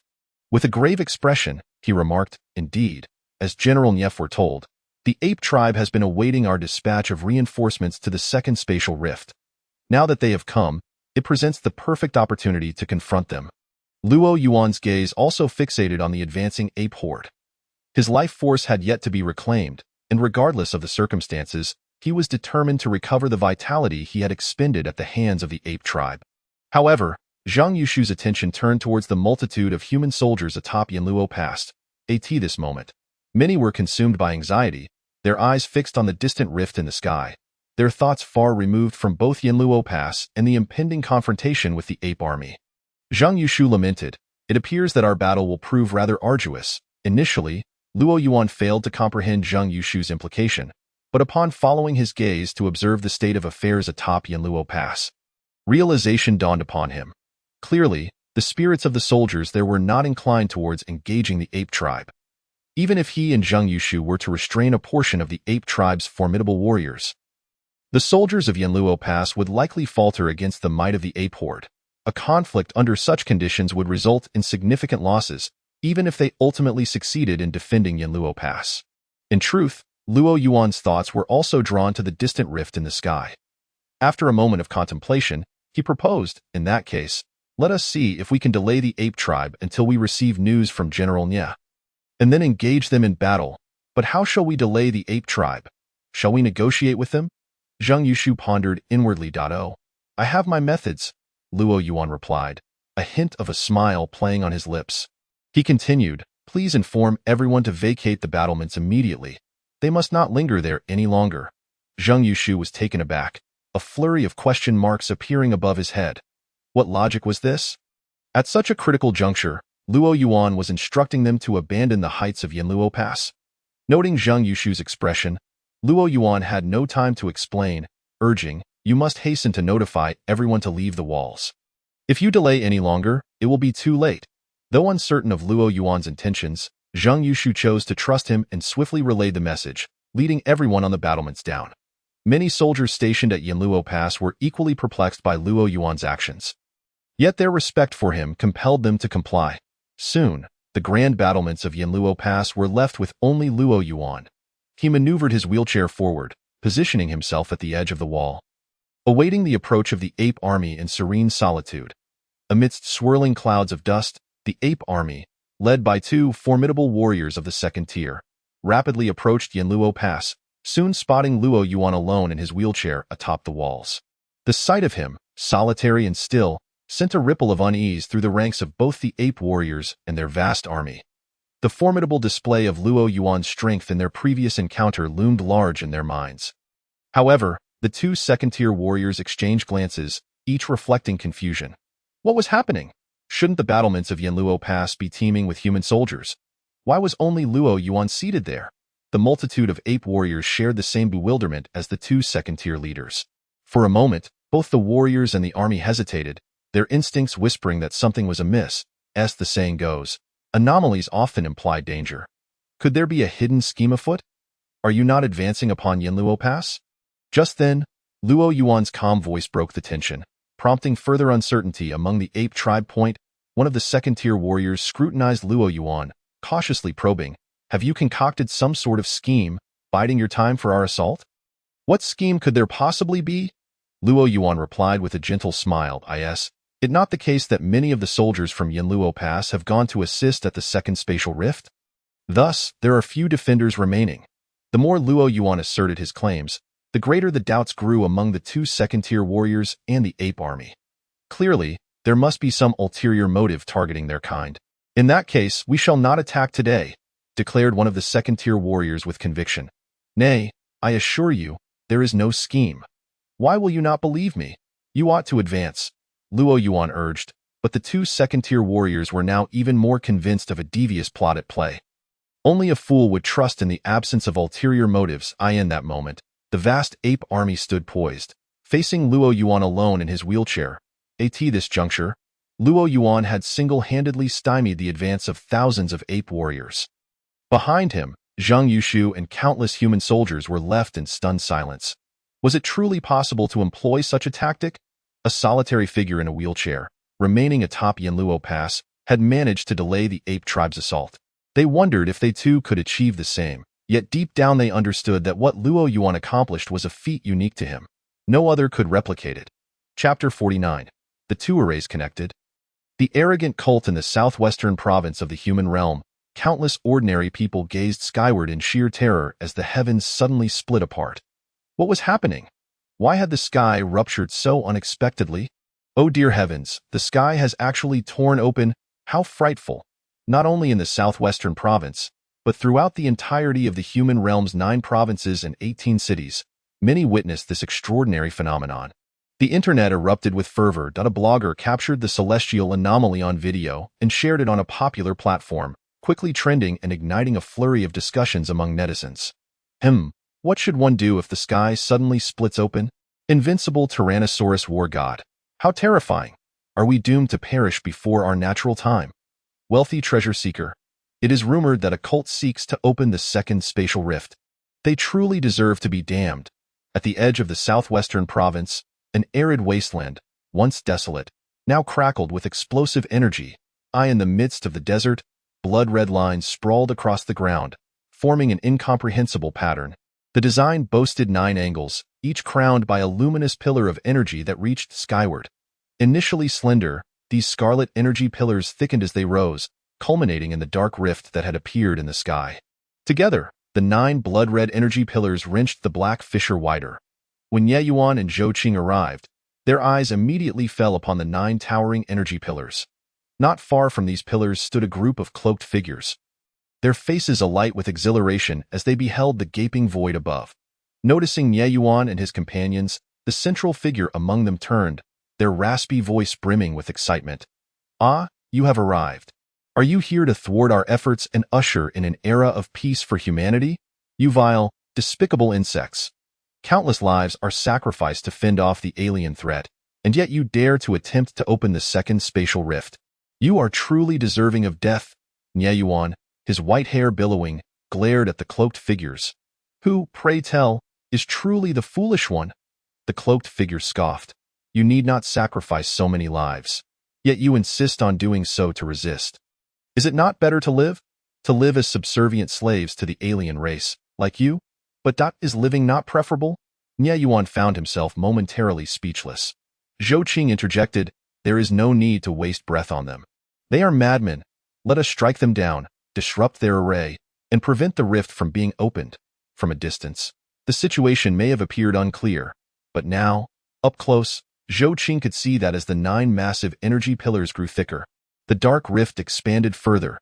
If they did not act swiftly to dismantle the array, the spatial rift would soon solidify. "Do not be so hasty in destroying the array," the cloaked figure replied nonchalantly. "You might want to glance to your left." Immediately, Ye Yuan turned in curiosity to his left. A few kilometers away, beyond the wasteland, loomed a human city, now shrouded beneath a blood-red barrier. "You madman, what are you plotting?" Ye Yuan shot a glare at the cloaked figure. "I am merely offering a word of caution." The figure rasped from beneath their hood. "I have connected this array to the one enveloping that city of 200,000 souls. Should you destroy this array, then that one will also, boom, it will explode. Ha ha! In that instant, you will become the murderers of 200,000 innocent souls. Aren't you all supposed to be the guardians of humanity? Surely, you would not be so cruel, would you?" The calm voice of the man in the black robe resonated. Boom! Ye Yuan and Zhou Qing, along with their companions, felt as though their minds had exploded in an instant, cold sweat trickling down their spines. This formation was inexplicably connected to the one enveloping that small city. If they were to destroy this formation, the lives of 200,000 people in that city would vanish in an instant. Yet, if they refrained from dismantling it, the formation would open a rift in space. In that fleeting moment, Nie Yuan and the others were consumed with rage. With bloodshot eyes, Nie Yuan glared at the man in the black robe, demanding, "You madman! How can you use the lives of so many innocent people as bargaining chips? Do you possess no shred of humanity? For the future peace and prosperity of humanity, sacrifice is necessary." The man in the black robe replied, his tone still unwavering, "Isn't that what you often proclaim? You?" Nie Yuan trembled with fury. Zhou Qing, barely suppressing his inner wrath, glanced upward at the ever-widening rift in the sky and said, "We must immediately head to that city and see if we can disable the formation that shrouds it, rescuing the people inside. The spatial rift should require a little more time to fully form." "We still have a moment," a hoarse warning from the man in the black robe interrupted. "If you resort to brute force and attempt to destroy that formation, it will boom, explode. You beast, I will kill you first," shouted a vice commander from Yinluo Pass, his face flushed with anger as he lunged at the man in the black robe. Yet, the black-robed figure merely raised a hand and waved it forward lightly, causing the vice commander to rebound as if he had collided with an inflated balloon. The man in the black robe chuckled. "Instead of wasting your time attacking me, perhaps you should contemplate how to dismantle the formation. Your time is running out, or do you intend to break the formation by sheer force?" Hee. Surely, the heroes who protect humanity would not wish to disregard the lives of 200,000 ordinary people? "You wretched creature, you vile beast!" Nie Yuan shouted in fury. "Nie Shui, do not waste your breath on him. He is merely stalling for time. Let us proceed to that small city and see if we can breach the formation and rescue the inhabitants." Zhou Qing placed a reassuring hand on Nie Yuan's shoulder. With great effort, Nie Yuan suppressed his anger and nodded. "All right." They transformed into streaks of light and sped towards the small city. Ha. Heroes, farewell, and best of luck." The man in the black robe's hoarse, arrogant laughter echoed behind them, causing them to grit their teeth in frustration. Meanwhile, within the small city, countless ordinary citizens had already stepped outside their homes, gazing in terror at the blood-red dome that loomed above. "What is this? Why has something like this appeared over Qingshan City? I don't know, but that dome looks foreboding. It's so frightening. Are we going to die? I don't want to die. Look over there. Someone is flying towards us." "Yes, I recognize their attire. They are the heroes who guard our borders. They must be here to save us. Yes, everyone, do not be afraid. We are saved." As Nie Yuan and Zhou Qing approached Qingshan City, countless citizens turned their attention towards them. Seeing the excitement and eagerness on their faces, Nie Yuan felt an overwhelming sense of apprehension. If they failed to breach the formation, Nie Yuan dared not contemplate the consequences. Zhou Qing felt similarly. Taking a deep breath to steady his emotions, Nie Yuan stepped forward and declared, "Everyone, please listen. Your small city is currently..." His voice resonated throughout the city, reaching the ears of its 200,000 residents. After a brief pause, Nie Yuan recounted the situation succinctly.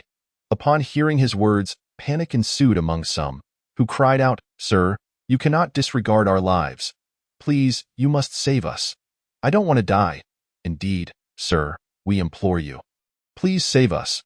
We do not wish to perish." Conversely, some understood the gravity of the situation. Despite the despair in their hearts, they spoke up, "Sir, if it truly comes to that, you need not concern yourselves with us. I am but a worthless life, yet I feel honored to have the chance to sacrifice for humanity. Yes, sir, if it cannot be helped, you need not worry about us. Though we may not fight on the front lines like you, we are willing to lay down our lives for our kin. Indeed, for humanity, we would die without regret." Voices echoed throughout Qingshan City, merging into a resounding chorus that reverberated in Nie Yuan and his companions' ears. Hearing the desperate cries of the ordinary people, Nie Yuan's eyes turned red. Zhou Qing felt similarly and, suppressing his emotions, spoke up, "I have sensed that the core of this formation lies within Qingshan City. But we cannot enter the formation to dismantle its core. There should be martial artists stationed in Qingshan City. If you can identify the location of the formation's core, I can direct the station martial artists to destroy it. Nie Yuan pondered aloud. Look, that building over there. I sense the formation's core resides within it. Zhou Qing pointed to the tallest building in Qingshan City. Where are the martial artists guarding Qingshan City?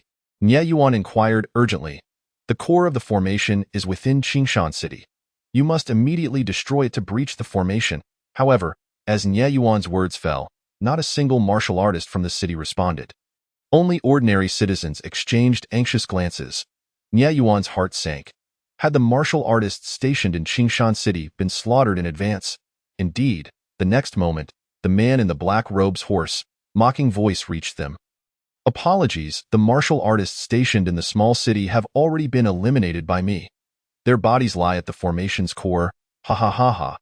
After a fit of maniacal laughter, the voice continued, do you not possess the second rank? Why not attempt to manipulate the natural elements within the city to destroy the formation's core? Hearing this, Zhou Qing turned to glance at the black-robed figure in the desert. Was this a ploy to deplete his energy? Among their group, he was the only second-rank warrior, posing the greatest threat to the black-robed man. Nevertheless, Zhou Qing had no choice. This was a blatant trap, and the black-robed man had clearly planned it all along. For the sake of the 200,000 lives in Qingshan City, he could only attempt to use his spiritual sense. His consciousness spread forth, penetrating the formation and reaching the building housing the core. With a sudden surge, his intangible spiritual sense exploded forth. Boom! A deafening roar echoed as the tall building crumbled and collapsed. However, Zhou Qing immediately spat a mouthful of blood. A second-rank warrior could sense the surrounding environment and objects. But that did not equate to possessing the power to unleash significant destruction. His attempt to destroy the building did not affect the formation's core, leaving Zhou Qing feeling dizzy. Taking a deep breath, gritting his teeth, Zhou Qing's spiritual sense surged once more towards the formation's core. It collided violently against the core. Blood sprayed from Zhou Qing's mouth, ears, and nose as he plummeted from midair. Had it not been for Nie Yuan's timely intervention, he would have crashed to the ground. Is it impossible? Nie Yuan asked softly. Zhou Qing weakly shook his head. They were prepared. My spiritual sense cannot breach the formation's core. It seems they have set up defenses against spiritual manipulation. And my spirit has been severely damaged. Ha ha ha. Of course you cannot break it. The black-robed man's arrogant laughter rang out. Boom. Just then, a thunderous noise resounded. Nie Yuan and Zhou Qing quickly looked up at the sky. The dark rift had been stretched to its limit, now showcasing 9 thick, blood-red energy pillars. In the center of the rift, a tiny point of starlight began to emerge. This is bad. Zhou Qing's expression changed drastically. The spatial rift had already opened. If they did not dismantle the formation soon, the rift would soon solidify. Yet, what would become of the 200,000 ordinary lives in Qingshan City if they destroyed the formation? In that moment, despair washed over Nie Yuan. Many in Qingshan City had witnessed the unfolding scene, and panic ensued among the citizens. What do we do? Are we not to be saved? Indeed, I do not wish to die. Some individuals fell to their knees, repeatedly bowing towards Nie Yuan and Zhou Qing, pleading, My lords, please, I beg you, save us. I do not wish to die. Yes, my lords, we implore you. You must save us in that moment. There were those who, with a carefree smile, proclaimed loudly, As an ordinary individual, I once believed I would live out my days in peace, never anticipating that today I would have the opportunity to sacrifice myself for the sake of our human race. Today, I willingly embrace death for my people. Indeed, noble ones, do not hesitate or concern yourselves with us any longer. For the sake of the greater good, for our descendants, unleash your assault on the formation. For humanity, I would die without regret. The cries for help, the voices resigning themselves to death, despair, panic etched upon their faces. Yet there was also a certain liberating resolve in that instant. All of it fell upon Nie Yuan and his companions' ears and into their eyes, striking them like heavy hammers upon the depths of their souls, leaving them bewildered and helpless. Boom! Another resounding roar echoed, as the fissure in the sky widened, revealing more starlight. Following this, the arrogant voice of the figure in black robes thundered, Ha ha ha! Since you will not intervene, the era belonging to our divine sect shall soon arrive. Damn it! The vice-commander of Yanluo Pass felt his face flush crimson, unleashing a torrent of expletives to vent his inner fury and helplessness. In that moment, despite their formidable strength, they felt an overwhelming sense of impotence and despair. We must breach the formation. It is now or never. Zhou Qing strained to stand upright, declaring, since none of you can bear to take action, then today, I shall take on this burden. His body trembled uncontrollably. Even as a second-tier warrior, he could not quell the shaking. Taking a deep breath, he gritted his teeth and declared, "Let this sinner be me." As his words fell, he trembled as he removed the insignia from his shoulder, slowly disrobing the garments that symbolized the warriors of humanity. Tears streamed down his cheeks uncontrollably as he placed the insignia upon the discarded clothing. He reached out, gently touching the fabric that represented the glory of humanity, the insignia that embodied his own achievements. Then, with a fierce surge of spiritual energy, he obliterated the insignia and the garments. Finally, he fell to the ground, trembling, and knelt before the city of Qingshan, weeping uncontrollably. To kill the sinner. Zhou Qing, Chapter 51. A moment of light, a moment of darkness. Killer, sinner Zhou Qing.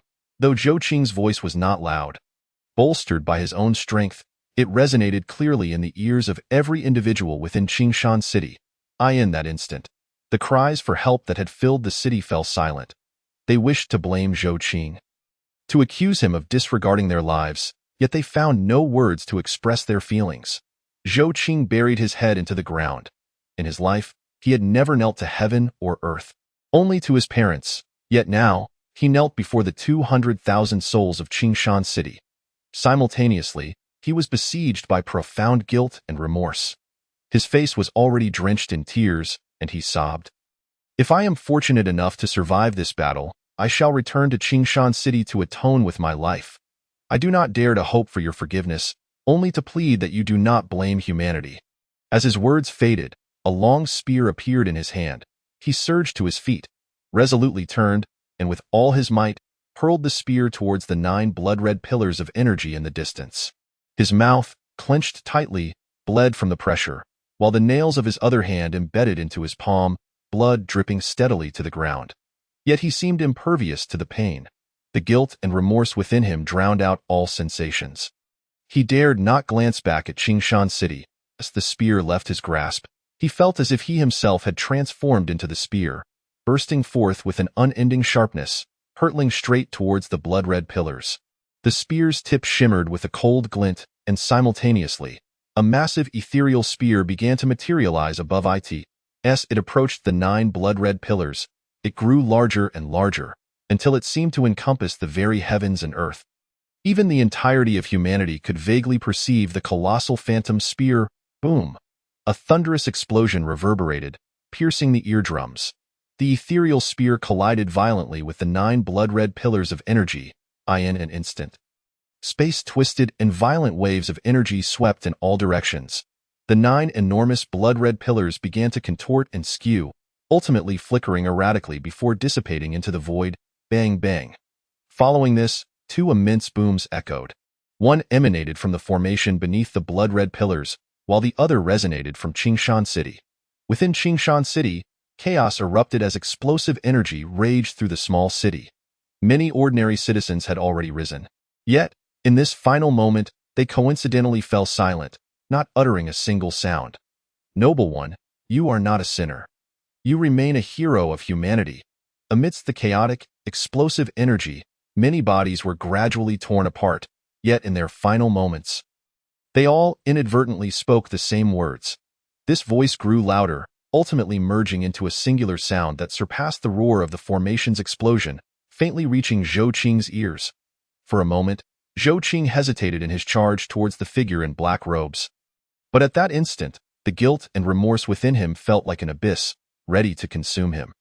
Zhou Qing felt himself sinking into a chasm of guilt and self-reproach, a suffocating sensation rendering him breathless. He dared not linger, igniting the spiritual energy within him to propel himself even faster towards the figure in black robes. He feared that if he slowed even slightly, the endless guilt and remorse would catch up, hindering his speed. Meanwhile, Nie Yuan and several vice-commanders of Yanluo Pass were also flushed with rage, their teeth gritted in determination. As Zhou Qing hurled his spear, all their spiritual energy surged forth, converging on Qingshan City. They fought desperately to save even a single life within the city. However, against the explosive energy of the formation, their spiritual power seemed utterly feeble before it could even penetrate Qingshan City. Their energies were torn asunder, completely obliterated. PFF, PFF, blood gushed from their mouths as they plummeted from the air, sustaining grave injuries. Damn it, damn it. Are you not the hero safeguarding humanity? How could you How could you destroy the formation? The once arrogant figure in black now appeared utterly deranged, emanating a frenzied wave of destructive energy. Zhou Qing remained silent, his figure flashing before the black-robed man, his hand reaching out as the spear he had just hurled reappeared in his grasp. Then, radiating an insatiable sharpness, the spear lunged straight for the figure in black. In the blink of an eye, a violent wave of energy erupted between them, shaking the very heavens and earth. For a moment, all that could be seen were two streaks of light moving at astonishing speed, colliding furiously. Meanwhile, Nie Yuan and the others, having failed to save anyone, were filled with rage as they charged at the remaining members of the evil sect.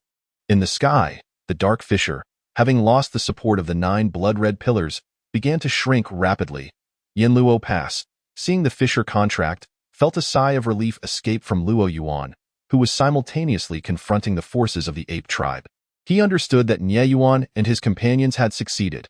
They had successfully thwarted the formation of the second spatial rift. Countless members of humanity shared Luo Yuan's sentiments. Whether they were the experts from the 3 great academies battling the evil sect's masters or Li Daoi, desperately confronting the vice leader of the evil sect, all felt a wave of relief as they witnessed the Fisher close. Boom. Suddenly, with a resounding explosion, the rapidly shrinking Dark Fisher halted its contraction. Boom, boom. Continuously, deafening booms echoed, as if someone outside a closed room was frantically kicking the door. The Fisher, which had been diminishing, began to widen once more. The starlit points within the Fisher grew larger and larger. Not good, Luo Yuan, who had just begun to relax, felt his heart sink once again. Were it not for his duty to guard Yanluo Pass, fearing an assault from the ape tribe, he would have rushed to support Nie Yuan and his companions. Others, trapped by the evil sect in various regions, also felt their hearts plummet. The leader of the evil sect, who had been battling Zhou Qing with frenzied intensity, suddenly regained his composure. A smile spread across his face as he deflected Zhou Qing's relentless assaults. Laughing maniacally, "Ha ha ha! Did you believe you have prevented the formation of a spatial rift? In reality, you have not. Look, the masters beyond the stars are still opening the rift. It will only take a moment, and the spatial rift shall ultimately be opened. The era of our divine sect, the peaceful and prosperous age for humanity, shall surely arrive." Chapter 52. Reinforcements have arrived. Where are our warriors? Boom, boom. The rumbling in the sky grew louder and clearer.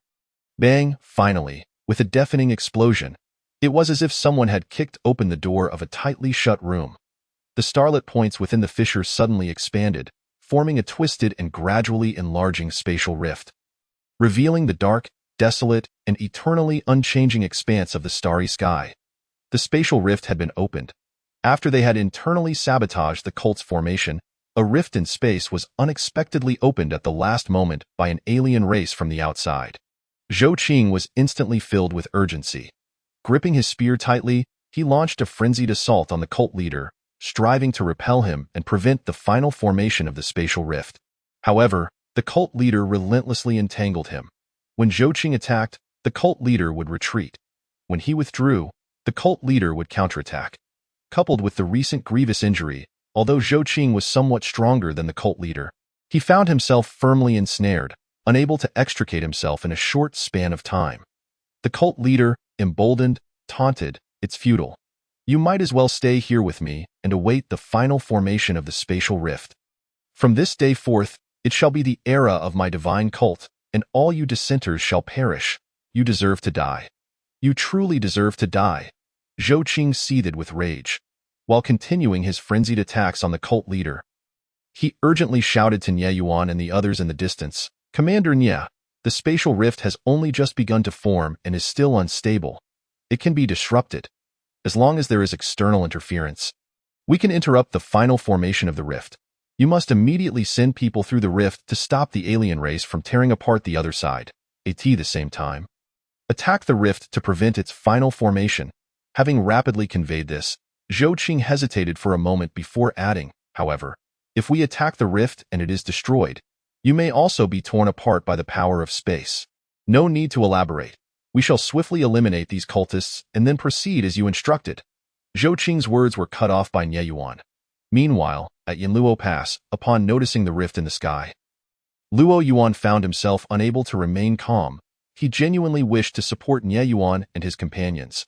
That white-haired Commander Nie, that stubborn yet soft-hearted Commander Nie, who had fought valiantly at Yanluo Pass throughout his life. Luo Yuan did not want him to die. Yet, upon observing the menacing presence of the ape race army outside Yanluo Pass and recalling Nie Yuan's warnings before departing, Luo Yuan could only suppress the impulse within him. If only there were other human experts available to support Yanluo Pass right now, he would not hesitate to charge at the ape army, eliminate them, and then assist Nie Yuan. Ha ha ha, Luo Yuan, what use is it for you to guard Yanluo Pass? The ape army had also noticed the situation in the distant sky. A late-stage second-rank ape warrior, gleeful and arrogant, exclaimed, "Did you see? The second spatial rift has been opened. Once it stabilizes, the armies of other races will immediately attack your human race through this rift. When that time comes, what will you humans use to resist? Ultimately, your human race will belong to us all. Shut your mouth." Before the late-stage second-rank ape could finish speaking, he was interrupted by Luo Yuan's impatient and irritable shout. "If you keep blabbering, I'll take your head right now. You." Just as the late-stage second-rank ape was about to retort, his expression suddenly changed as his gaze shifted to the distance beyond Yanluo Pass. There, streaks of light were rapidly approaching Yanluo Pass. As the light dissipated, figures emerged. They were human experts, covered in blood, their chests heaving as they gasped for breath. They were the 3 Great Academies experts who had left earlier. Aware of the dire situation, some of them had broken through the encirclement of the cult with the protection of others and rushed to Yanluo Pass without pause. Of course, some were heading toward the second spatial rift. Luo.huff. Sorry, we are late. One of the late-stage third-rank teachers from the Tianjiao Academy, gasping heavily, managed to speak in fragmented sentences, seeing the bloodied figures of human experts who had arrived just in time. Luo Yuan could not help but feel a pang of emotion. After a brief moment of daze, he replied, "It's not late. You arrived just in time." As his words fell, he turned his gaze behind him and shouted, "Reinforcements have arrived. Where are my human soldiers?" Here, in an instant, a unified voice surged from behind Luo Yuan, soaring into the sky.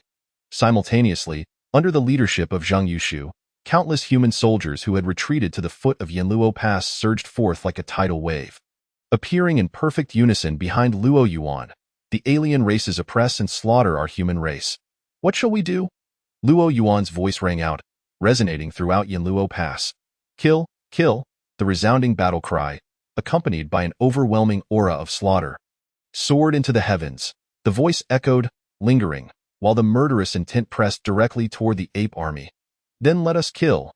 Luo Yuan's voice rose even higher, directly initiating the charge. Annihilate these alien races, in an instant. Countless human soldiers leaped from Yanluo Pass without hesitation, charging toward the still-dazed ape army. Kill, the human experts, who had just arrived at Yanluo Pass and were still gasping for breath, transformed once more into streaks of light, racing toward the ape army. Have you ever fought desperately for something or someone? If it were before this very moment, Luo Yuan would have answered without hesitation. No. Yet at this moment, he yearned to fight desperately, not knowing for whom or for what. Watching countless human soldiers charge toward the ape army, he immediately turned to Zhang Yushu beside him. "Brother Zhang, please help me hold off a late-stage second-rank ape for a while." "All right," Zhang Yushu nodded without hesitation. Luo Yuan promptly spent 100,000 life points to exchange for a 15-minute, second-rank experience card, using it without a second thought. Initially, he had intended to exchange for a 100% health experience card. But he lacked sufficient life points. His life points dwindled to under 10,000, and his lifespan was reduced to mere days. It would be a lie to say he felt no pain over this. However, today, he wished to fight desperately just once. Activating his wheelchair, Luo Yuan maneuvered it toward a late-stage second-rank ape. Zhang Yushu followed closely behind, attacking another late-stage second-rank ape. Before they reached their targets, Luo Yuan's hand already wielded a long knife. Gritting his teeth as he struck fiercely at the late-stage second-rank AT that moment, an excruciating pain, akin to being cut by countless blades, surged through his body, causing his face to pale. Yet he grit his teeth and bore it. Chapter 53. In the end, he reached out to touch the gentle breeze of the human realm. The pain of countless blades erupted within his organs, sweeping through his entire being. With each strike, blood would seep from the corner of Luo Yuan's mouth, and his hands would tremble violently. The late-stage second-rank ape engaged in battle with him noticed his condition. Initially puzzled, the ape quickly deduced.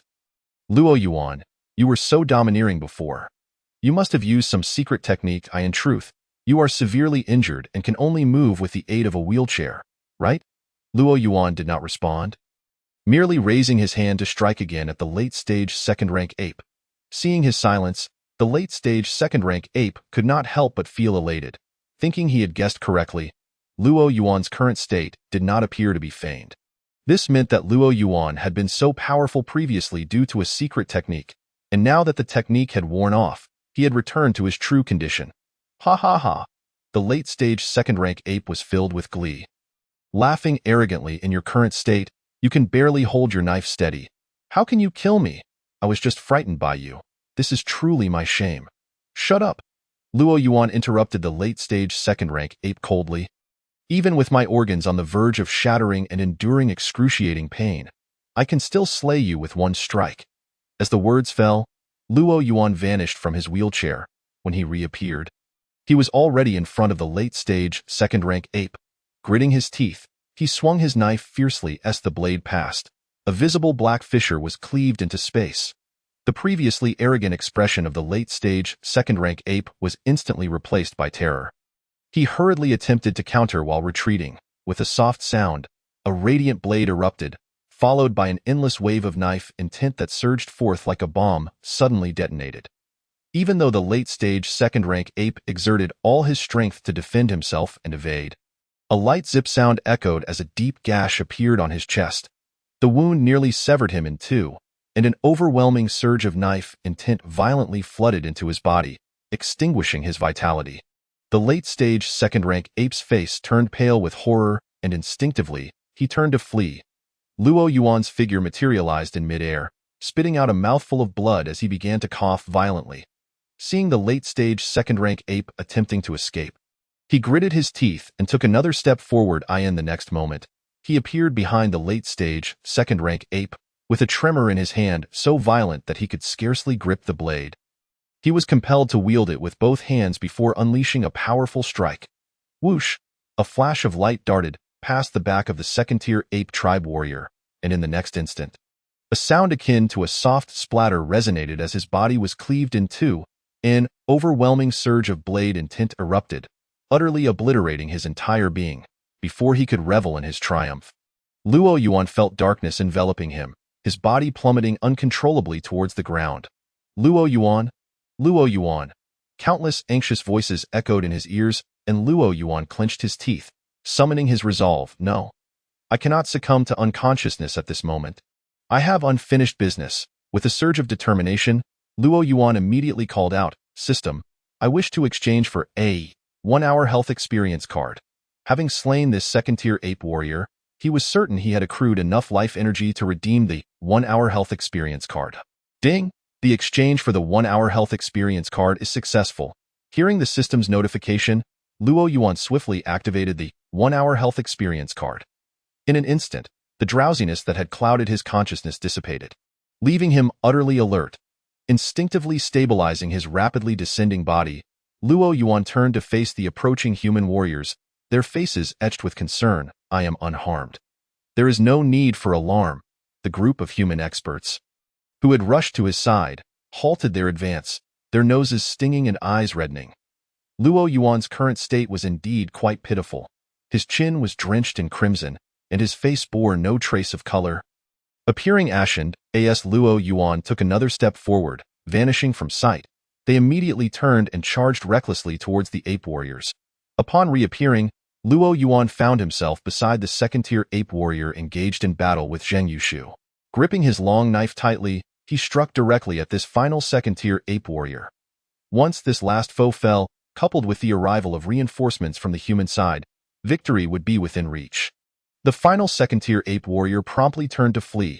However, empowered by the 1-hour health experience card, Luo Yuan now possessed strength surpassing that of the pinnacle of this realm. While 2 second-tier ape warriors might have posed a challenge, a single one stood no chance against him. Splatter! A soft sound echoed as the lower half of the fleeing ape warrior was severed from its body. Stricken with terror, the ape warrior disregarded the pain, resembling a leaky bucket as it dragged its blood-soaked upper half in a frantic escape. Wherever it passed, blood splattered onto the human soldiers engaged in battle, causing the ape warriors to wear expressions of dread. With a cold demeanor, Luo Yuan stepped forward once more, reappearing behind the fleeing second-tier ape warrior. With another strike, the fleeing form of the ape warrior suddenly froze in place. His bulging eyes, filled with fear and despair, turned to the ground. Yet, these emotions swiftly faded, before his corpse even touched the ground. As with the previous one, an inexorable blade in tint erupted, erasing his body from existence. Zheng, this area is entrusted to you. After a brief instruction, Luo Yuan stepped forward, transforming into a streak of light as he rushed toward the location of the second spatial rift. Nye Shuai, wait for me. Beneath the forming second spatial rift, Nye Yuan, accompanied by several vice commanders, swiftly dispatched the cultist. He then gazed upward at the expanding rift in the sky, which was growing larger by the moment. I will traverse the spatial rift to halt the otherworldly beings from further tearing apart the fabric of space. Can you attack the rift to interrupt its final formation? Nye Yuan's gaze swept over the vice commanders of Yanluguan as he made arrangements. Certainly, the vice commanders of Yanluguan nodded without hesitation. Charge. Immediately, Nye Yuan led the charge toward the rift in the sky. In the blink of an eye, he stood before the rift. Pausing momentarily, he turned back, reaching out to feel the gentle breeze of the human realm. Then, with unwavering resolve, he turned and stepped into the rift. Farewell, my gentle breeze. Farewell, my Yanluguan. Farewell, my human kin. Alas. Ultimately, the commander of Yanluguan would not perish upon its walls. Alas, he could no longer guard Yanluguan. As Nye Yuan was engulfed by the distorted spatial rift, several vice commanders from Yanluguan flew to its vicinity, commencing their assault on the rift. The rift, once twisting and expanding, gradually ceased its growth. Zhou Qing, whose heart had been in his throat, finally felt a modicum of relief. Meanwhile, the cult leader, who had been engaged with him, exhibited a countenance marked by fluctuating emotions. If there were an award for the best face-changing performance, the cult leader would undoubtedly be a frontrunner. However, before Zhou Qing could relax for even a moment, an unexpected turn of events unfolded. Splatter! Splatter! A series of soft sounds echoed as the vice commanders of Yanluguan, who had been assaulting the rift, suddenly faltered. Then, with a hissing sound, blood arrows erupted from their chests, revealing deep gashes. Clop! Clop! The unmistakable sound of footsteps resonated from within the rift. Zhou Qing's heart, which had just begun to settle, leapt back into a state of alarm as he fixed his anxious gaze on the rift. No, please, no, he silently prayed. Yet, contrary to his hopes, the footsteps ceased, and several ape warriors emerged at the edge of the rift. Just as humans could disrupt the spatial rift, the ape warriors could certainly guard it. Standing at the rift's edge, the ape warriors surveyed Zhou Qing with an air of superiority, their expressions replete with disdain, as if silently mocking. What good has your sacrifice done? The cult leader, nearly driven to madness, trembled with laughter. Welcome, esteemed lords, welcome, esteemed lords, curse it. Despite our sacrifices, are we unable to stop you? At this moment, Zhou Qing felt a wave of despair wash over him. A small city, the lives of 200,000 people. Commander Nye Yuan of Yanluguan, the vice commanders, they all perished due to this spatial rift. If, in the end, they were still unable to prevent the otherworldly beings from opening a second rift, how profoundly unjust. Why must my kin endure such cruelty? Zhou Qing felt a surge of hysteria. A torrent of spiritual energy began to swell within him. Just then, a flurry of light approached them from a distance. As the light dissipated, it revealed several human warriors, breathless from their haste. Due to their rapid journey, they felt as though flames were igniting in their throats. However, one of the pinnacle third-tier experts managed to rasp. I apologize for our tardiness. It is not too late. Zhou Qing's hysteria subsided as he suppressed the tumultuous energy within him. He continued, "You all hold back the cult leader while the rest accompany me into the rift. I will confront the otherworldly beings. You must continue to assault the rift to prevent its final formation. Understood?" Though they were exhausted to the point of collapse, the newly arrived human experts nodded in agreement without hesitation. They quickly banded together to encircle the cult leader. Even though the cult leader's power exceeded theirs, they remained undaunted. The human race has never known fear of death. Seizing the opportunity, Zhou Qing distanced himself from the cult leader. His long spear aimed directly at the rift above, targeting the nearby ape warriors. "Charge!" As his command rang out, Zhou Qing vanished from his spot, while his comrades surged forth like a barrage of arrows directed at the rift. Zhou Qing's form materialized beside one of the ape warriors, his spear thrusting directly toward its throat. The once arrogant ape warrior now bore an expression of terror, yet, confronted with Zhou Qing's spear, its sense of superiority offered no salvation. Splatter, with the spear launching forth like a dragon, the glistening tip effortlessly penetrated the ape warrior's throat. The ensuing violent intent shattered its body into fragments. Without pause, Zhou Qing advanced once more, arriving before another ape warrior. This foe had braced for combat, yet his strength proved utterly insufficient against Zhou Qing's spear. In a single thrust, he fell beneath Zhou Qing's might. Having swiftly dispatched several ape warriors, Zhou Qing prepared to step into the rift. However, he hesitated, turning back to the distant, ravaged Qingshan city, bowing deeply in respect. Then, resolutely, he turned and stepped into the rift. As he crossed the threshold, an overwhelming sense of relief washed over him. For him, the greatest atonement would be to perish in battle. The reinforcements of human warriors followed closely behind Zhou Qing, appearing at the edge of the rift to commence their assault. However, merely a few seconds had elapsed, and with a series of puff sounds, several human experts attacking the spatial rift were once again slain. Tap, tap. The sound of footsteps approached, and in the next moment, a member of the ape tribe materialized beside the spatial rift. The oppressive aura emanating from this ape was unmistakably that of a second-tier warrior. In the starry sky, the battle between the human experts and numerous alien warriors continued unabated. Yet, both sides were keenly attuned to the situation at the second spatial rift. At this moment, it was evident that the circumstances at the second rift were skewing decidedly in favor of the alien forces. Why continue this futile resistance? I have dispatched a late-stage second-tier warrior, a mid-stage second-tier warrior, and numerous third-tier warriors to the second rift, proclaimed the elder of the ape tribe with evident delight. After all this preparation, how could you humans possibly thwart our myriad tribes from opening the second spatial rift? Once it is opened, you humans are destined to become the slaves of our countless tribes. In response to the elder's words, the human experts fell into a profound silence. Many felt their hearts sink. The ape tribe had sent 3 second-tier warriors to assault Yanluo Pass, and now, there were 2 more at the second spatial rift. In stark contrast, the human side had far too few second-tier warriors. Moreover, these were merely the second-tier warriors of the ape tribe. What of the others from the various alien tribes? Some human experts had already succumbed to despair, realizing that the tides of war were against them. Beneath the second spatial rift, the heretical cult leader, besieged by human experts, broke into manic laughter once more.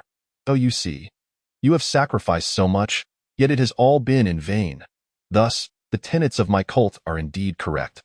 We should not engage in futile sacrifices, but rather coexist peacefully with the upper tribes and welcome their arrival. Has the backbone of our human race ever bent?" At that moment, a voice suddenly resonated from afar. "Our human race is like dragons. Do you truly believe that everyone is like you, groveling before the alien tribes as if you were a mere dog?" The voice was unseen, yet its presence was palpable. The heretical cult leader furrowed his brow.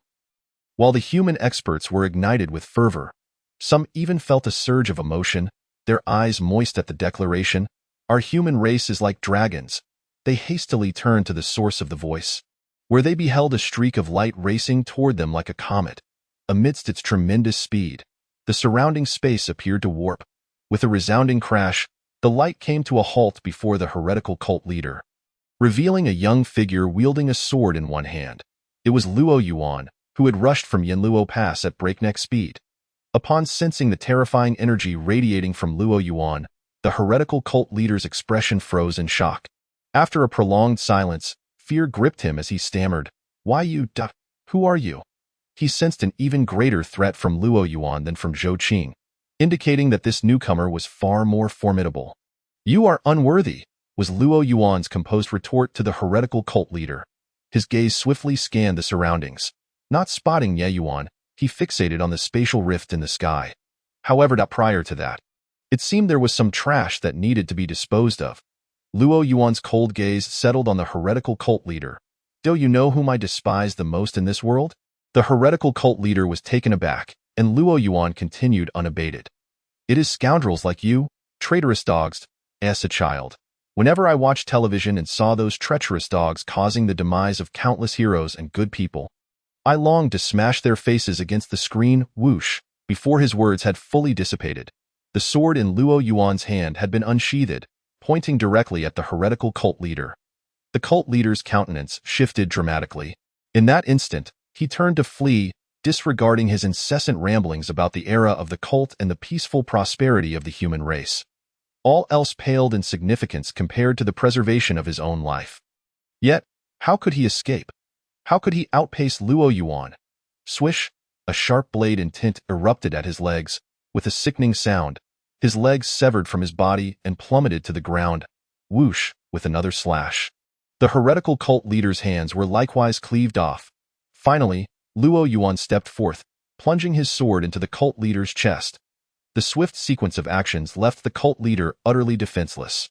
The relentless blade in tint surged within the heretical cult leader's body, wreaking havoc upon his internal organs and shattering his meridians. Ultimately, when Luo Yuan withdrew his sword, the heretical cult leader lay as motionless as a dead dog, clinging to life by a mere thread. Luo Yuan observed him with an impassive expression. "Weren't you pleading before the alien tribes? I shall spare you for now, allowing you to witness how your alien allies can be trampled beneath my feet. Just as you are, keep an eye on him. Do not let him die yet." With that, he discarded the heretical cult leader as one would toss away refuse, sending him toward the gathering human experts. Luo Yuan then stepped forward, positioning himself beside the spatial rift. Without a moment's pause, he directed his blade towards the mid-tier second-tier ape warrior guarding the rift. The mid-tier second-tier ape warrior was already astounded. Upon seeing Luo Yuan, he barely regained his composure, only for his expression to shift to one of horror. As a mid-tier second-tier warrior, he considered himself a formidable force, but in the face of Luo Yuan's strike, he sensed the chilling breath of death. Without a moment's hesitation, he turned to flee into the spatial rift, disregarding the grand designs of the ape tribe. His only desire was to survive. However, swish! A faint sound pierced the air, and in the next instant, an overwhelming blade in tint erupted from his back. Pain surged through his body, engulfing him in darkness. Stepping over to the corpse of the mid-tier second-tier ape warrior, Luo Yuan seized the body and casually discarded it upon the ground.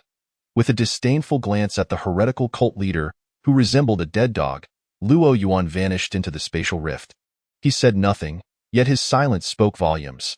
The human experts who had previously besieged the heretical cult leader now gazed in awe at Luo Yuan's departing figure. How powerful, slaying a second-tier warrior as though they were mere livestock. Indeed, too strong. The human warriors could not help but exclaim in wonder. Which master of our human race is this? He is astonishingly powerful. Some among them, unfamiliar with Luo Yuan, inquired in confusion. "This is Luo Yuan," came the immediate reply. "Have you heard of Yanluo, our human Yanluo? By the heavens! By the heavens!" The questioned warrior exclaimed in astonishment, realizing this was none other than the famed Yanluo. "And no wonder he is so strong.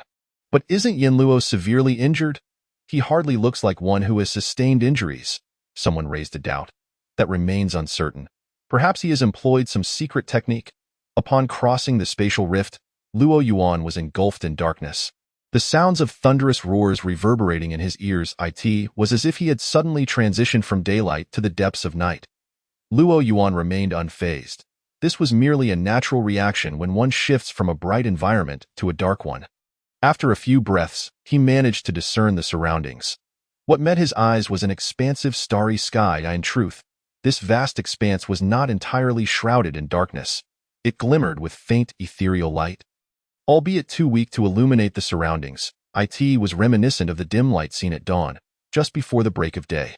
Following the direction of the roaring sounds, Luo Yuan spotted Zhou Qing, besieged by a throng of ape warriors. Nearby, he noticed a broken figure, its white hair barely visible, quietly suspended in the void. In an instant, Luo Yuan's mind went blank, staring at the still figure. Had it truly come too late? Struggling to suppress the tumult of emotions within, a surge of nameless fury welled up inside him. His gaze sharpened, locking onto the ape warriors encircling Zhou Qing. Gripping his long sword tightly, he stepped forward, positioning himself before the late-stage second-tier ape warrior. With his anger-infused strike, he cleaved through space, aiming directly at the late-stage second-tier ape warrior. The warrior had already taken note of Luo Yuan, yet he had previously dismissed him. Believing Luo Yuan to possess strength comparable to Zhou Qing's, it was not until this moment that the warrior's expression shifted drastically. Sensing the imminent threat of death, he hastily raised his defenses while attempting to evade. Yet it was evidently too late.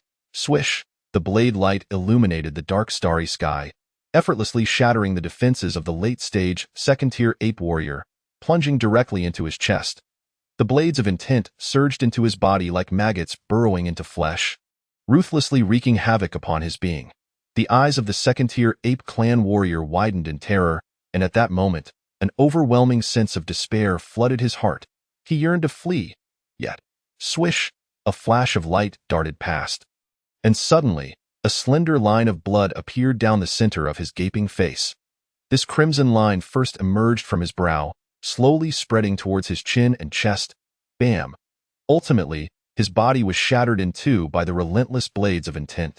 However, under Luo Yuan's control, the corpse of this second-tier ape clan warrior remained intact. With a flick of his long knife, the bisected body of the second-tier ape clan warrior appeared before the quietly suspended figure with white hair not far away. As if in worship, after dispatching the second-tier ape clan warrior with 2 strikes, Luo Yuan did not pause for a moment. With a single step, he manifested before a peak third-tier ape clan warrior. Swish! The long knife in his hand slashed directly towards this peak third-tier ape clan warrior. The latter, already paralyzed with fear, had no thoughts of resistance and turned to flee. He could not comprehend why the human experts were not being delayed. Where had this god of death emerged from? It was utterly absurd. A second-tier warrior had been slain with just 2 strokes. What kind of existence was this, if not sheer bullying of the apes? Were they still going to fight? Yet how could a peak third-tier warrior hope to escape? With a slash and a flick of the knife, another alien corpse joined the white-haired figure suspended nearby. Soon, a third, a fourth. The pile of alien corpses grew taller, ultimately forming a small hill, all prostrated before the quietly floating white-haired figure. 2 minutes later, in this expanse of starlit sky, only Luo Yuan, standing resolutely with his knife in hand, and Zhou Qing, who sat slumped and coughing blood, remained. The numerous third-tier ape clan warriors had all been reduced to lifeless forms. Zhou Qing's eyes were filled with shock. He was staggered by the overwhelming power on display. He wished to speak, but as soon as he opened his mouth, blood gushed forth. At that moment, Luo Yuan's anger subsided somewhat as he noticed Zhou Qing's condition and quickly stepped before him. He then raised his hand, pressing it against Zhou Qing's back. However, Zhou Qing struggled to shake his head. Cough. Cough. It's no use, I was already injured, and just now I burned my life force to hold back these aliens. You must quickly destroy the array they set up, then return to Blue Star and seal the space rift. Luo Yuan's expression was complex as he withdrew his hand and looked towards the array that held the space rift not far away. Without hesitation, he struck with his knife. Boom. With a resounding explosion, the alien array designed to tear apart Blue Star's space shattered. The array's support vanished. The space rift began to destabilize, and Luo Yuan hurriedly gathered Nye Yuan's corpse and Zhou Qing. Swiftly darting toward the rift, they appeared above a desolate expanse, and Luo Yuan once more slashed at the distorted space rift. An inexhaustible surge of blade intent erupted within the rift, causing the distortion to intensify until it began to slowly shrink.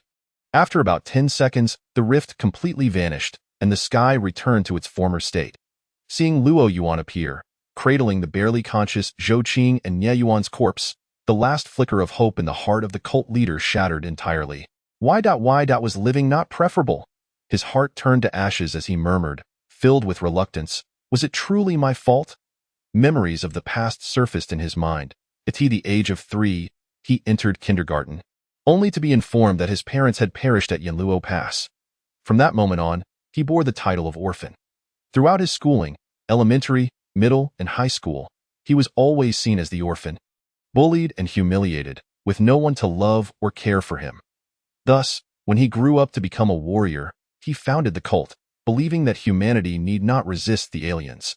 If resistance was futile, then submission was the only path. If one did not resist, they would not be a bullied orphan, unloved and uncared for.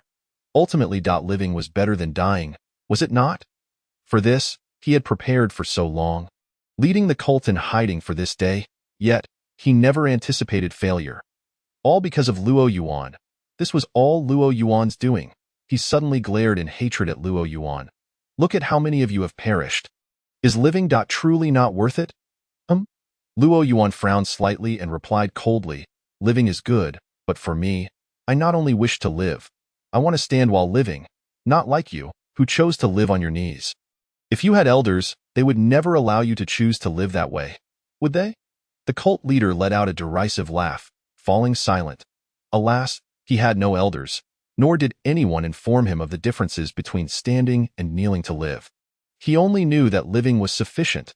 If his parents had survived, he would not have been bullied in his youth. Luo Yuan could not be bothered to engage with this cult leader. His life was of no consequence. He swung his knife, ending the cult leader's existence. Luo Yuan, please take me there. At that moment, Zhou Qing's weak voice reached his ears. Luo Yuan gazed towards the distant ruins of Qingshan City. His expression complex and nodded. He then carried Zhou Qing and soared towards Qingshan City. However, when he placed Zhou Qing before the remnants of Qingshan City, Zhou Qing had already breathed his last. Luo Yuan felt a pang in his nose. After a moment's contemplation, he ultimately refrained from taking Zhou Qing's body with him. Since this was Zhou Qing's final wish, let him have his way. As Luo Yuan prepared to turn away, a rustling sound came from behind him. He frowned and glanced back. Emerging from the shattered ruins was a child, covered in blood and dust, obscuring their features, save for a pair of exceptionally bright eyes. The child looked at Luo Yuan with those bright eyes. Uncle, can you take me with you? I want to kill aliens too. I want to become, like him, a hero. In the starlit sky, the once joyous and excited ape clan leader's expression darkened upon hearing the sudden roar. He turned his gaze towards the second space rift, which had just been opened, now inexplicably vanished. Shock and disbelief filled his heart. How could this be? How could the second rift, which had just been opened, suddenly close? Impossible, absolutely impossible. In the next moment, the ape clan leader erupted in rage. The other aliens were equally stunned, unable to comprehend. Meanwhile, the human experts, who had been engulfed in despair, suddenly snapped back to reality. Joy surged within them. Hearing the ape clan leader's furious outcry, one human expert immediately retorted, "Nothing is impossible. Our human race has been creating miracles, and we will surely create even greater ones in the future. For instance, exterminating all of you aliens." At this moment, much like the other human experts, the entire human race erupted in jubilation, witnessing the disappearance of the rift in the sky. They knew they had once again triumphed over the aliens. Yanluo Pass. Zheng Yushu, seeing the rift vanish, smiled, and many other human soldiers shared his expression. Suddenly, they saw a figure approaching, cradling a white-haired corpse, slowly making their way towards Yanluo Pass. Then, a voice resonated throughout Yanluo Pass, welcoming the triumphant return of the commander of Yanluo Pass, General Nye. Chapter 57. Luo Yuan, Luo Yuan. It is indeed Luo Yuan once more, welcoming the triumphant return of the commander of Yanluo Pass, General Nye. The grand announcement echoed throughout Yanluo Pass, reaching the ears of every soldier. Instantly, the exhausted soldiers, who had been slumped on the ground, sprang up like springs. In that moment, they seemed to forget their fatigue. They all looked up at the sky above Yanluo Pass, where Luo Yuan held the white-haired figure in his arms. Tears welled in the eyes of many soldiers, and they felt as if sand had entered their eyes. their vision uncontrollably reddening. Numerous vice commanders and human warriors swiftly materialized on the battlements of Yanluo Pass beside Zhang Yushu. Gazing up into the sky, their noses also stinging with emotion, in the logistics area. Injured soldiers, doctors, and nurses emerged from the wards, all looking up at the sky. Some sensitive nurses, like Wang Xiaoke, could not hold back their tears. Zhang Yushu's eyes brimmed with tears as he suppressed his emotions and suddenly raised his voice, declaring, "We, the soldiers of the human race at Yanluo Pass, welcome General Nie's triumphant return. We, the soldiers of the human race at Yanluo Pass, welcome General Nie's triumphant return." Following Zhang Yushu's voice, countless human soldiers echoed the call, resonating throughout Yanluo Pass, reverberating for 800 miles. Hearing that deafening chorus, Luo Yuan felt his nose tingle as he slowly walked toward Yanluo Pass, cradling Nie Yuan's corpse. Finally, he reached the battlements of Yanluo Pass, gently placing Nie Yuan's body onto the stretcher hastily brought forth by several vice commanders. Gazing up at the skies above Yanluo Pass, Luo Yuan couldn't help but murmur, "Commander Nie, do you see? The gentle breeze blows, and the banners of humanity flutter in your honor. Beyond the rift in space, amidst the vast and solitary expanse of the starry night, the elite warriors of both the alien races and the human faction had long since ceased hostilities. The outcome of this battle was painfully evident. The Ape Clan had failed not only to conquer Yanluo Pass, but also to achieve their aim of opening a second spatial rift. Thus, there was no longer any need for further conflict. The clan leader of the apes felt as though he were on the brink of a fatal rage. He had prepared for so long, meticulously plotting a scheme that appeared flawless on the surface, attacking Yanluo Pass while secretly intending to breach the second spatial rift. Yet, what he had once deemed an infallible plan had now crumbled into failure. To make matters worse, he had suffered significant losses: 3 peak second-tier warriors, 2 mid-second-tier, and numerous third-tier experts.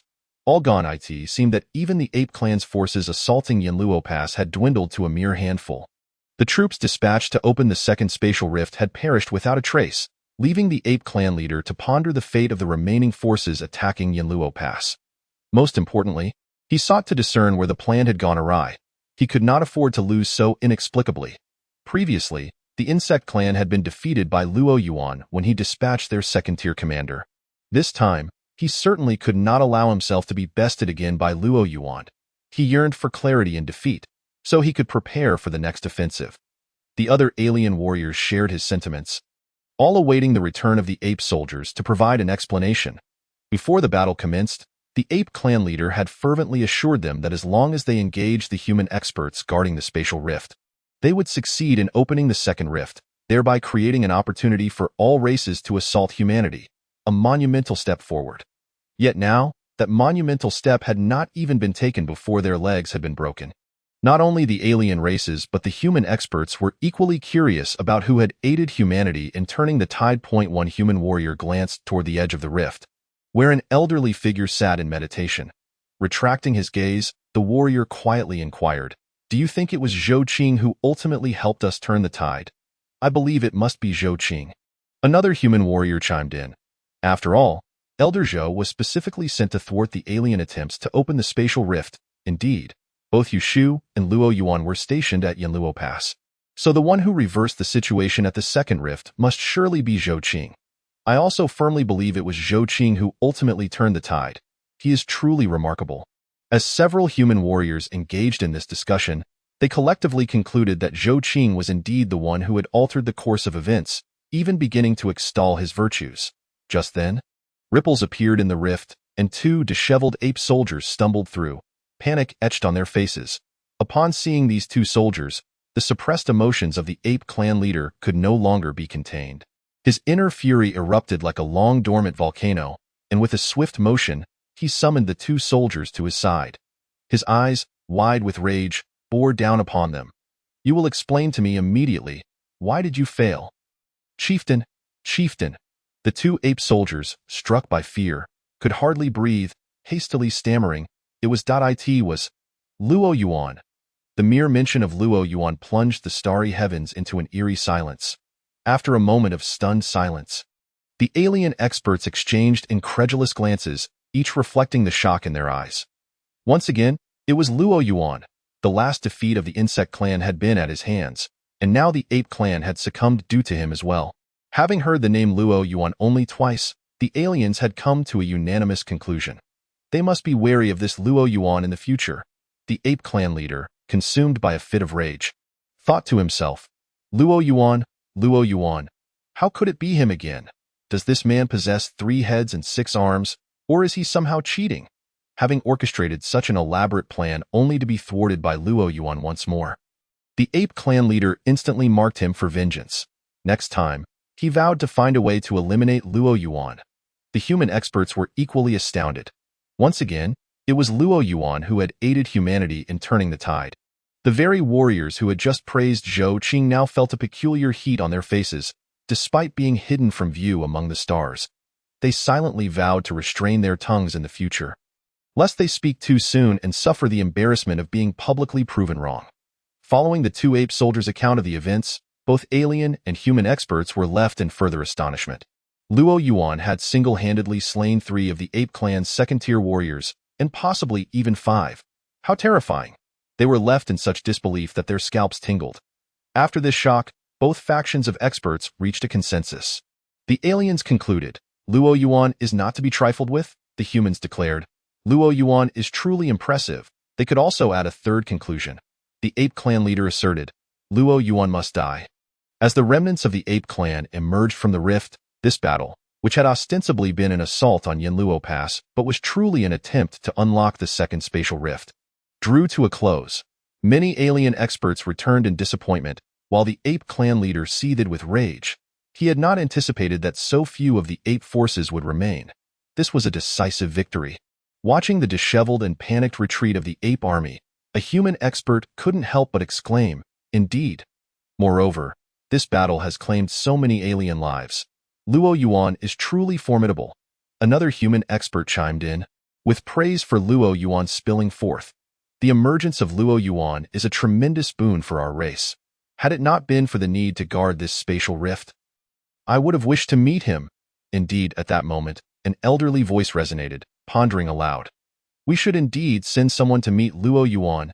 Yes, I concur. Out of both reason and sentiment, we must send someone to see Luo Yuan. Another elder added, then it's settled. Zhao Xiezi, you shall make the journey to Yanluo Pass to meet Luo Yuan very well. With the alien forces recently defeated, a brief absence on my part should pose no significant issue. In a matter of mere exchanges, the 2 elders had arranged for someone to visit Luo Yuan. On the internet, the moment the rift in the sky vanished, the Humanity Daily published a report. Breaking news. Just moments ago, the alien races, in collusion with the sinister cult, launched an attack on Yanluo Pass led by 3 second-tier commanders, attempting to create chaos among humanity and leverage the opportunity to open a second spatial rift. However, our human forces valiantly thwarted them, ultimately defeating the alien factions and preventing the opening of the second rift. In this engagement, our human forces eliminated 5 second-tier aliens, numerous third-tier warriors, as well as the cult leader and many of its followers. This marks yet another significant victory for humanity. Let us celebrate. Simultaneously, let us extend the highest honors to those heroes who sacrificed themselves for our race in this battle. P.S. The primary contributor to this victory is none other than our own Luo Yuan, who, in the final moments, struck down numerous alien experts and the cult leader, halting the formation of the second spatial rift. After every battle, countless netizens awaited updates from the Humanity Daily. This occasion was no exception. When the report was released, it instantly ignited a frenzy online. Sumo ran, congratulations to humanity on this grand victory. Our race is truly formidable. I really admire you, Old Six. Cheers to humanity's triumph. Salute to the heroes, you. The human faction of Northwest Province sends congratulations on this victory. Let us mourn the fallen heroes. Countless netizens promptly expressed their congratulations. As the report from Humanity Daily broke, the words humanity's Luo Yuan once again trended. Daji always loves the master. Luo Yuan is incredible, breaks voice. The ancestor of side dishes. What alien race or sinister cult can stand against our Luo Yuan? He is unmatched. Oh my, what a handsome man. Humanity's Luo Yuan elevate our clan's prestige. In an instant, Luo Yuan became a symbol of spirit and an object of adoration for countless individuals. Some children no longer viewed Ultraman as their hero but instead hailed humanity's Luo Yuan as their champion. Many fans expressed that their idol had shifted, now revering Luo Yuan. Some netizens even spontaneously established a fan club for Luo Yuan, forming a community of admirers. This fan club was rapidly expanding, akin to a snowball effect, and it was foreseeable that before long, the followers of Luo Yuan would surpass those of many celebrities. In that moment, Li Daoi's objective was truly achieved. Luo Yuan had become the hero of all humanity.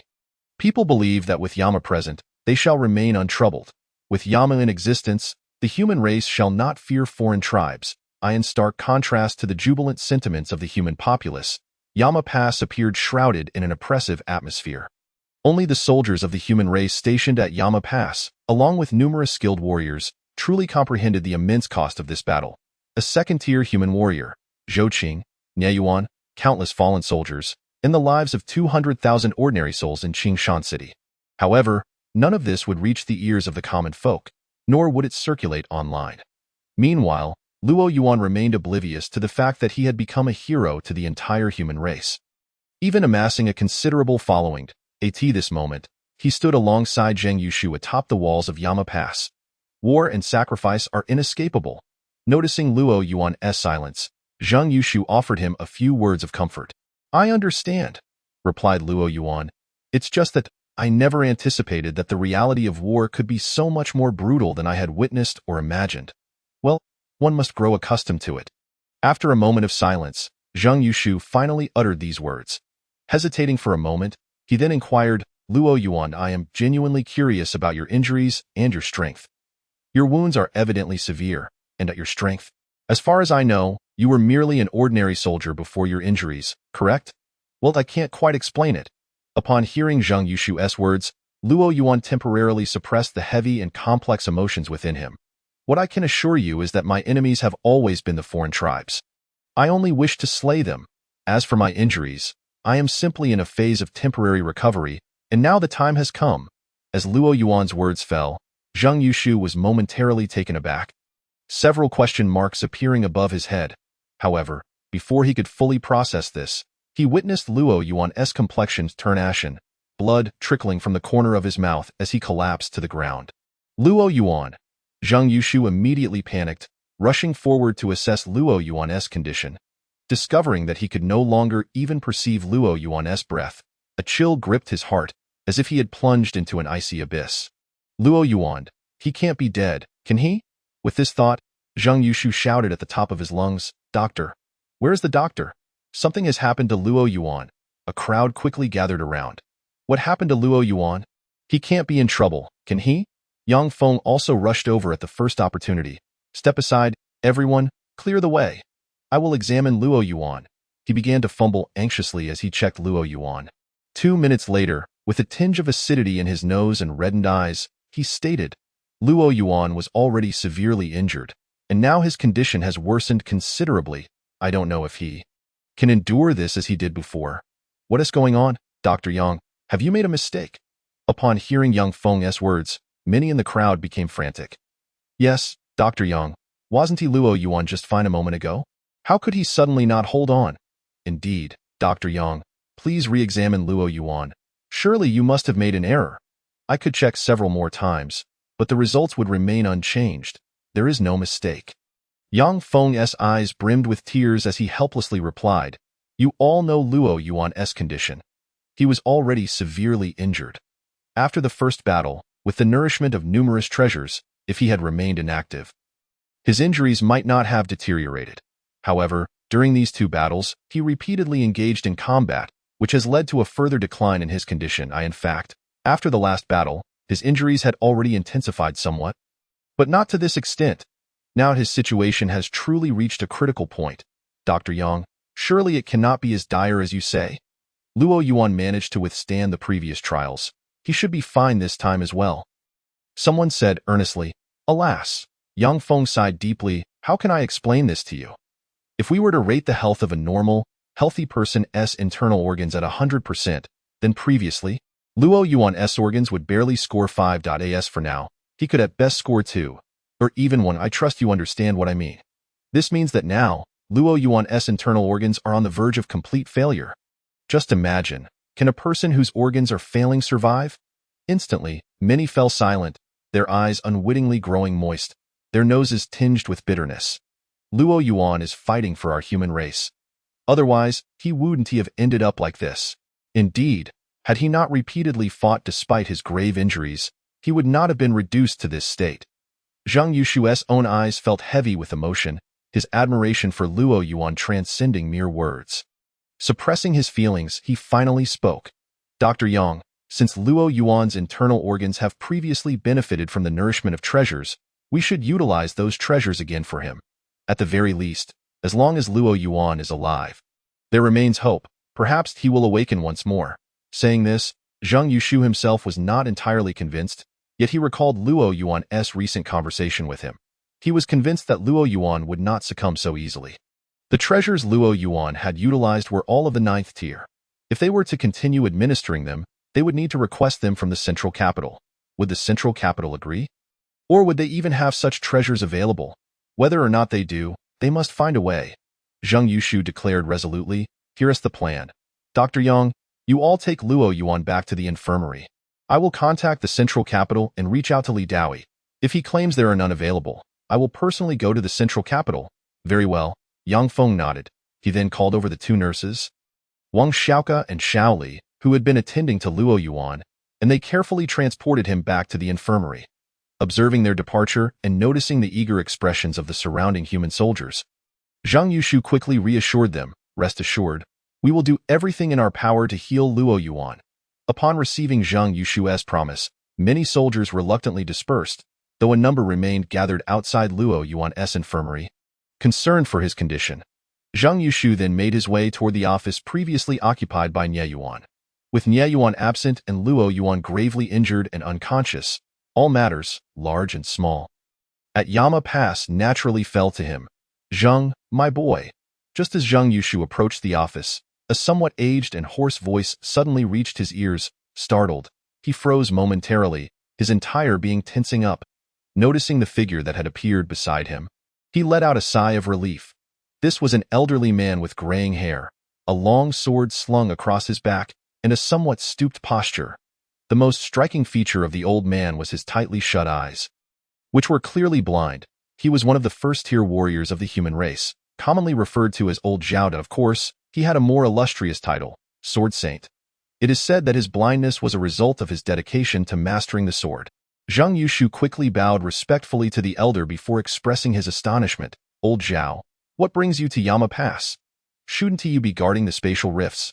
Now that the foreign tribes have just suffered a significant defeat, it is not a problem for me to step away for a brief moment," Old Zhao replied, inhaling deeply, a look of profound enjoyment crossing his face.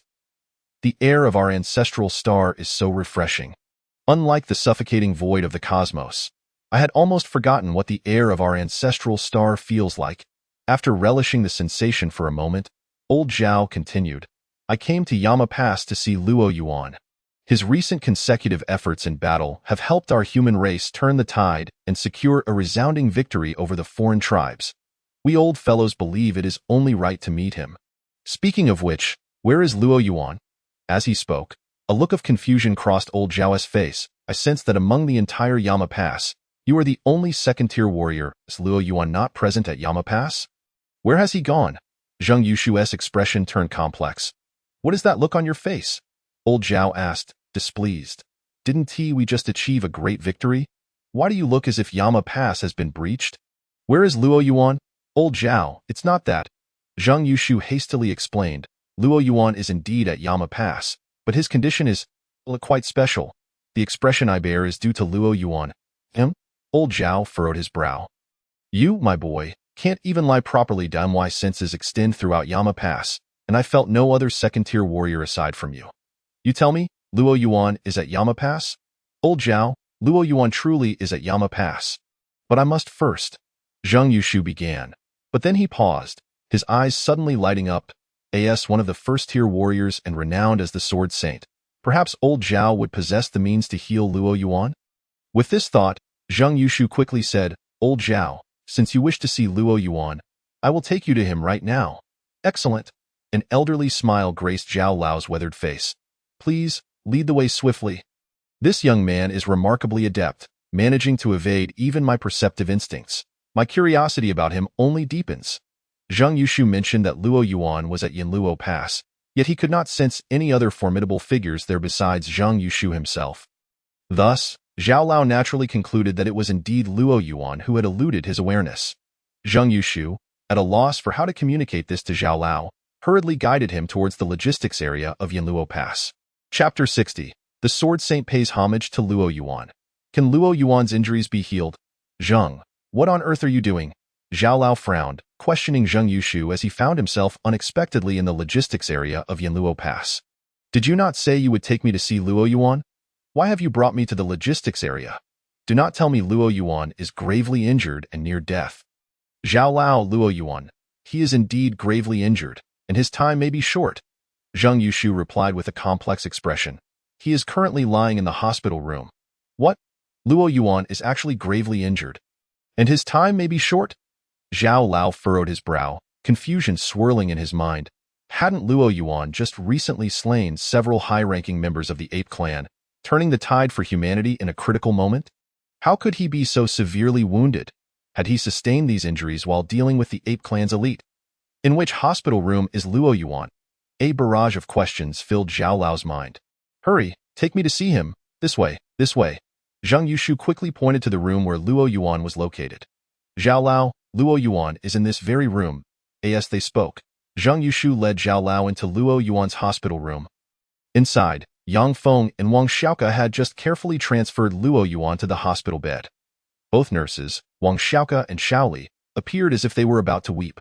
Upon seeing Zhang Yushu enter, Yang Feng quickly inquired, My lord, did you not go to contact Zhongjing City? Have you already made arrangements? Noticing Zhao Lao following closely behind Zhang Yushu, Yang Feng asked with curiosity, My lord, who is this elderly gentleman? Where is Luo Yuan? Where is he? Zhao Lao interjected directly. At the sound of Zhao Lao's words, Wang Xiaoka, who was wiping her tears, suddenly grew anxious. My lord, you must hurry to contact someone to treat Luo Yuan. What is the purpose of bringing an elderly man to the hospital room? His eyesight seems poor. What if he accidentally bumps into Luo Yuan and exacerbates his injuries? Zhang Yushu cast a startled glance at Wang Xiaoka. This young nurse was quite bold. She had previously confronted him and now dared to speak up against Zhao Lao. Feeling a chill run down his spine, Zhang Yushu quickly explained, Zhao Lao, this is Luo Yuan lying on the bed. His injuries are severe, and he could pass at any moment. I implore you to intervene and save him. Upon hearing Zhang Yushu's plea, Zhao Lao's figure flickered, and he appeared at Luo Yuan's side. Placing a hand upon him, just as Wang Xiaoka prepared to scold him, she swiftly covered her mouth. She was anxious and worried for Luo Yuan. Yet she was not foolish if Zhang Yushu showed deference to this elderly man. How could she dare to scold him? Most importantly, this elder seemed to harbor no ill intentions toward Luo Yuan. After a prolonged moment, Zhao Lao, with his hand resting on Luo Yuan, furrowed his brow deeper and finally turned his gaze to Zhang Yushu. Are you certain this is Luo Yuan? Zhao Lao found it hard to believe that Luo Yuan could be so gravely injured. It was as if he were on the brink of death. Did he not just vanquish numerous alien experts? How could he be so severely wounded? Zhao Lao, this is indeed Luo Yuan. Zhang Yushu quickly affirmed, the entire Yanluo Pass is aware of this. How could he be so gravely injured then? Zhao Lao continued to question. Was it the result of the recent battle? Zhao Lao, the specifics of Luo Yuan's injuries are complex, Zhang Yushu replied. You must see for yourself. Perhaps you can save him? Indeed, elder, we beseech you to save Luo Yuan. Wang Xiaoka and Yang Feng joined in the urgent plea, I am no deity. Zhao Lao chuckled self-deprecatingly, how can I save someone in such a state? Zhang Yushu's heart sank in despair. If even a true expert like Zhao Lao could do nothing, who could possibly save Luo Yuan? Would Luo Yuan's injuries ever heal? Yang Feng, Wang Xiaoka, and the others shared Zhang Yushu's sentiments. Yet Zhao Lao pressed on, how could Luo Yuan be so gravely injured? His curiosity piqued further. Zhang Yushu's earlier remarks suggested that Luo Yuan's injuries were not merely from the recent battle. Zhao Lao, the story is rather lengthy, Zhang Yushu sighed in frustration. Let them explain. They know more about Luo Yuan than I do. Zhao Lao turned his gaze to Yang Feng and Wang Xiaoka. Observing the two wiping their tears, Yang Feng could only slowly recount. The tale begins on November 11th. The day the insect tribe attacked Yanluo Pass. As Yang Feng recounted Luo Yuan's story, 2 minutes later, Zhao Lao found himself inexplicably moved, disbelief overwhelming him. So, in the recent 3 battles, Luo Yuan fought while gravely injured? Zhang Yushu and the others nodded in unison. Tio think humanity possesses such a remarkable individual. It is truly admirable, Zhao Lao exclaimed, a person worthy of respect and remembrance. If every member of humanity possessed such spirit, what fear would we have of the alien tribes? At this moment, Zhao Lao's earlier doubts were completely dispelled. His visit to see Luo Yuan stemmed from a lingering uncertainty. Luo Yuan's sudden emergence had been too abrupt. However, after hearing Luo Yuan's story, Zhao Lao felt that nothing else mattered. Such a person, even with some undisclosed secrets, what of it? Dragging his injured body into battle, enduring immense pain to slay so many alien experts and repeatedly aiding humanity in turning the tide of battle. How could he possibly harbor malice toward humanity?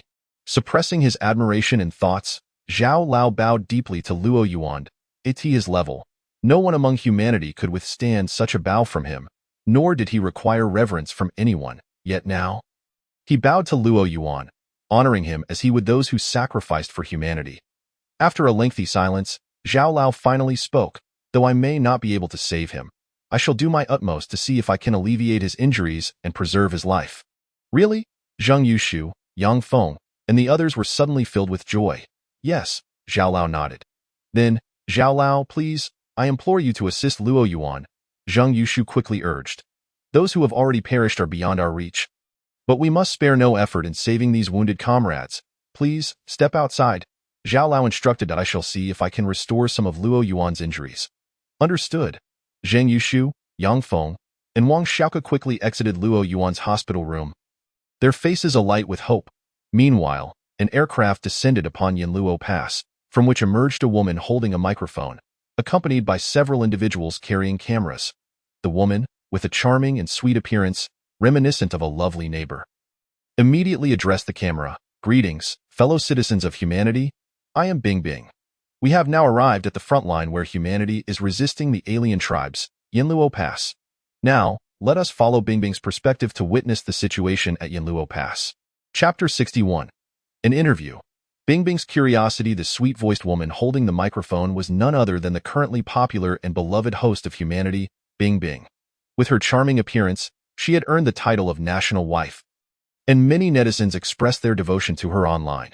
This time, Bingbing had come to Yanluo Pass to provide a more authentic understanding of the borderlands and the lives of those who inhabit them. Her goal was to showcase the challenges of life on the frontier and highlight the hardships faced by the soldiers resisting the alien tribes, thereby igniting the passion of humanity in their fight against the aliens. As Bingbing introduced the situation, the camera first zoomed in on the entirety of Yanluo Pass. Dear audience, I trust you can see the unembellished reality of Yanluo Pass before you. It is not as grand and magnificent as described in books. After presenting an overview of Yanluo Pass, Bingbing continued, now, let us together interview some soldiers stationed at the front lines resisting the alien tribes and hear their genuine thoughts. As she spoke, Bingbing held the microphone and, accompanied by her cameraman, approached Yanluo Pass. Look, there are a few soldiers from Yanluo Pass ahead. Let us interview them. Soon, Bingbing encountered several soldiers from Yanluo Pass. She quickly approached them, microphone in hand, and said, hello? Excuse me, may I conduct a brief interview with you and ask a few simple questions? The soldiers exchanged glances before finally nodding in agreement. Sure. Thank you. Bingbing expressed her gratitude and began the interview. May I ask, during the recently concluded battle, did you all engage in combat against the alien forces? The soldiers nodded simultaneously. And before heading to the battlefield, did you feel nervous or afraid?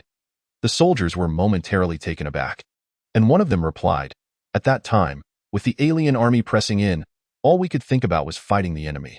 Who had time to feel nervous or afraid? However, looking back, it seems we were a bit anxious. But with Yanluo Yuan present, we didn't feel too much fear or tension. Upon hearing the first statement, both Bingbing and the cameraman felt a pang of emotion. It turned out that when the alien army was truly at their doorstep, they could even forget feelings of anxiety and fear. Bingbing's interest was piqued by the second remark, for the title Yanluo was immensely popular among the human race. From 80-year-old grandmothers to 3-year-old children, many were fans of Yanluo. Before coming to Yanluo Pass, she had seen an online group advocating for Yanluo to marry their granddaughters. In addition, there were groups like the Yanluo Mother-in-Law League, Yinluo Girlfriend League, Yinluo Father-in-Law League, and Yinluo Wife League. Various fan clubs dedicated to Yinluo. There seemed to be no end to the imagination. Reflecting on this, Bingbing felt a bit self-conscious, realizing she was also a member of the Yinluo Girlfriend League and a fan of Yinluo. Thus, she immediately followed up with a question. Why is it that when Lord Yinluo is present, you do not feel nervous? Isn't that obvious? One of the soldiers exclaimed, "It's because Yinluo is formidable. With him here, we are confident that the aliens cannot breach Yinluo Pass, and we believe we can repel them." Exactly. Another soldier chimed in excitedly.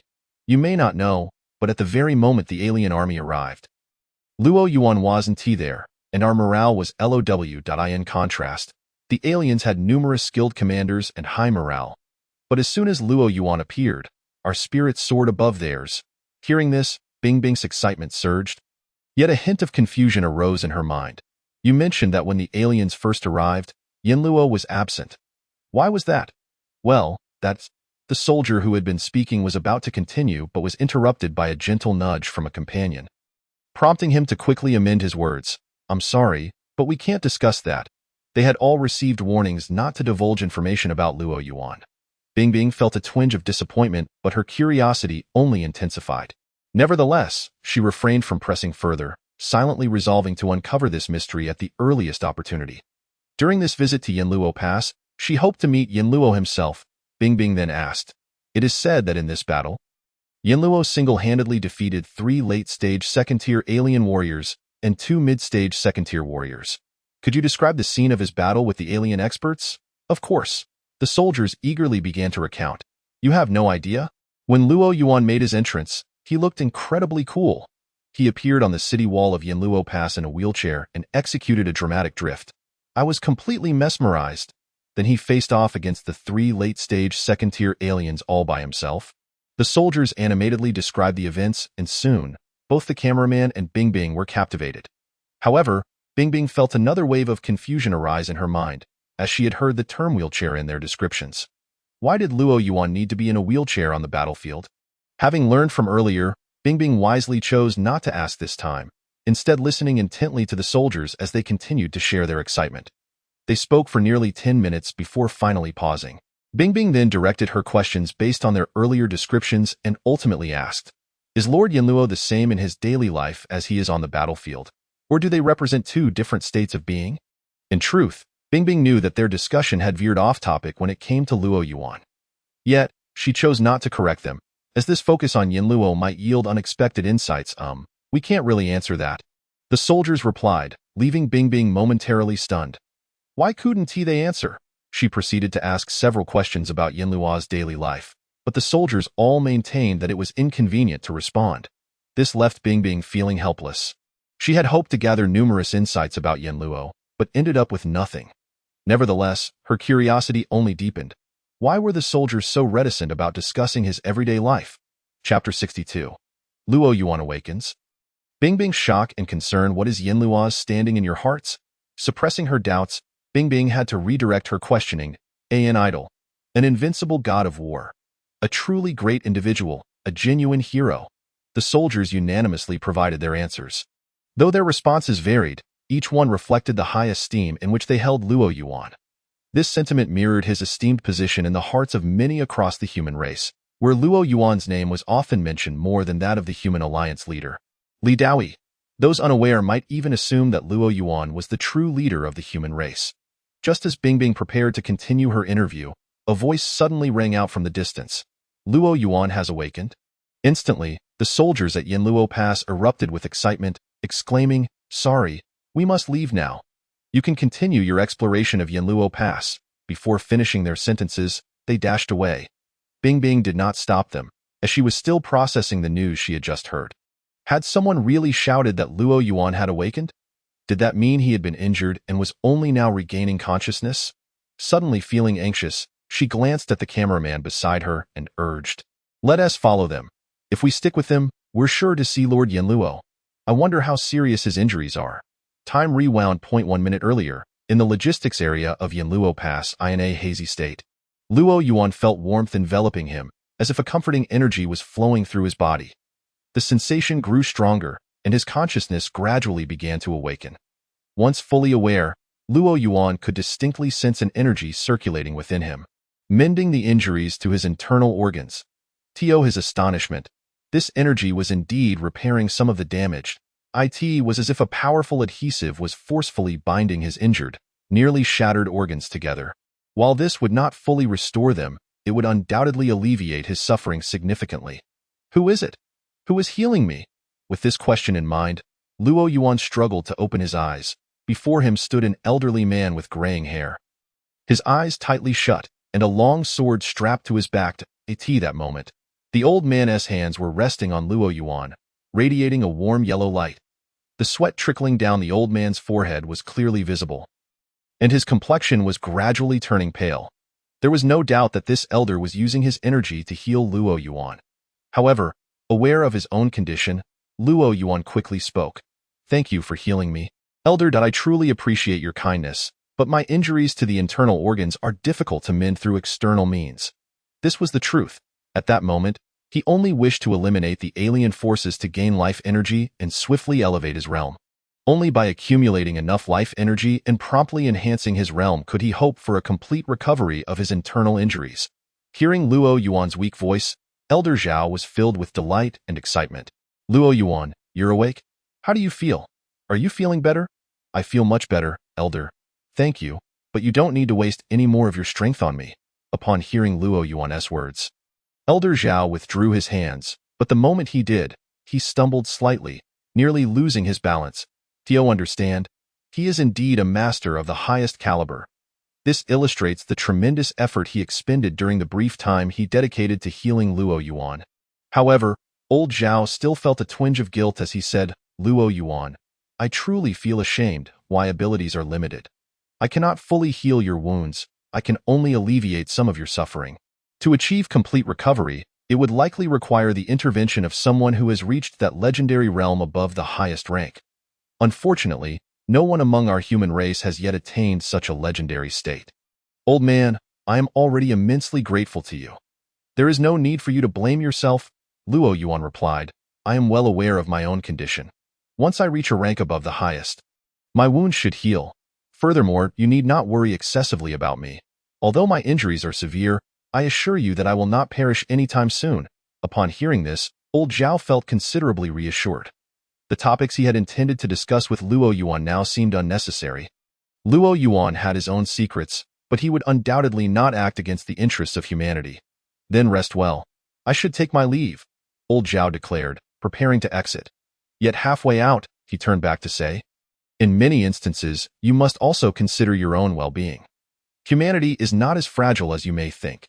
Despite the fierce onslaught of the other races, they have yet to breach Yanluo Pass after all these years." "Have they?" Luo Yuan was momentarily taken aback, then nodded. However, he did not take the old man's words to heart. Each time he had struck down the other races, it had been for his own survival and vitality. Regardless, whenever the enemy approached, he felt compelled to act and eliminate them to gather life force. As old Zhao exited the infirmary, the next moment, Zhang Yushu, Yang Feng, Wang Xiaoke, and others rushed into the room simultaneously, all inquiring in unison, "Luo Yuan, how are you feeling?" Outside the infirmary, many soldiers stationed at Yanluo Pass hurried over upon hearing the commotion. They gathered around the door, anxious and eagerly awaiting news. Clearly, they were all waiting for an answer. Each time he regained consciousness after fainting, the scene was the same, and Luo Yuan felt a sense of helplessness. He quickly reassured them, "Everyone need not worry. My condition has improved significantly. Even if I were to engage in battle again, I would not have to endure the same level of pain as before." Upon hearing his words, everyone breathed a sigh of relief. At that moment, Yang Feng added, "All right, everyone disperse. Let Luo Yuan rest properly. He still needs a tranquil environment. Your presence here makes it difficult for him to recuperate." The soldiers outside promptly scattered. Upon hearing that Luo Yuan was feeling better, they felt relieved. However, what Yang Feng and the others failed to notice was that among the departing soldiers was a graceful figure. At that moment, Bingbing was utterly shocked to learn that Luo Yuan was gravely injured and lying in a hospital bed. Moreover, judging by the reactions of the soldiers at Yanluo Pass, it seemed that Luo Yuan's injuries were quite severe. If the other races were to attack now, could Luo Yuan still fight? Would he survive? A myriad of worries flooded Bingbing's mind. Chapter 63. Bingbing, the editor's anxiety, the heartache of human experts burdened with questions and concerns. Bingbing found herself unable to continue the interview. Instead, she and a few members of her team boarded the return flight. Soon, their plane landed back in Zhongjing City, and Bingbing immediately sought out her editor. Upon seeing this top-tier figure from the platform, her editor greeted her with exceptional enthusiasm.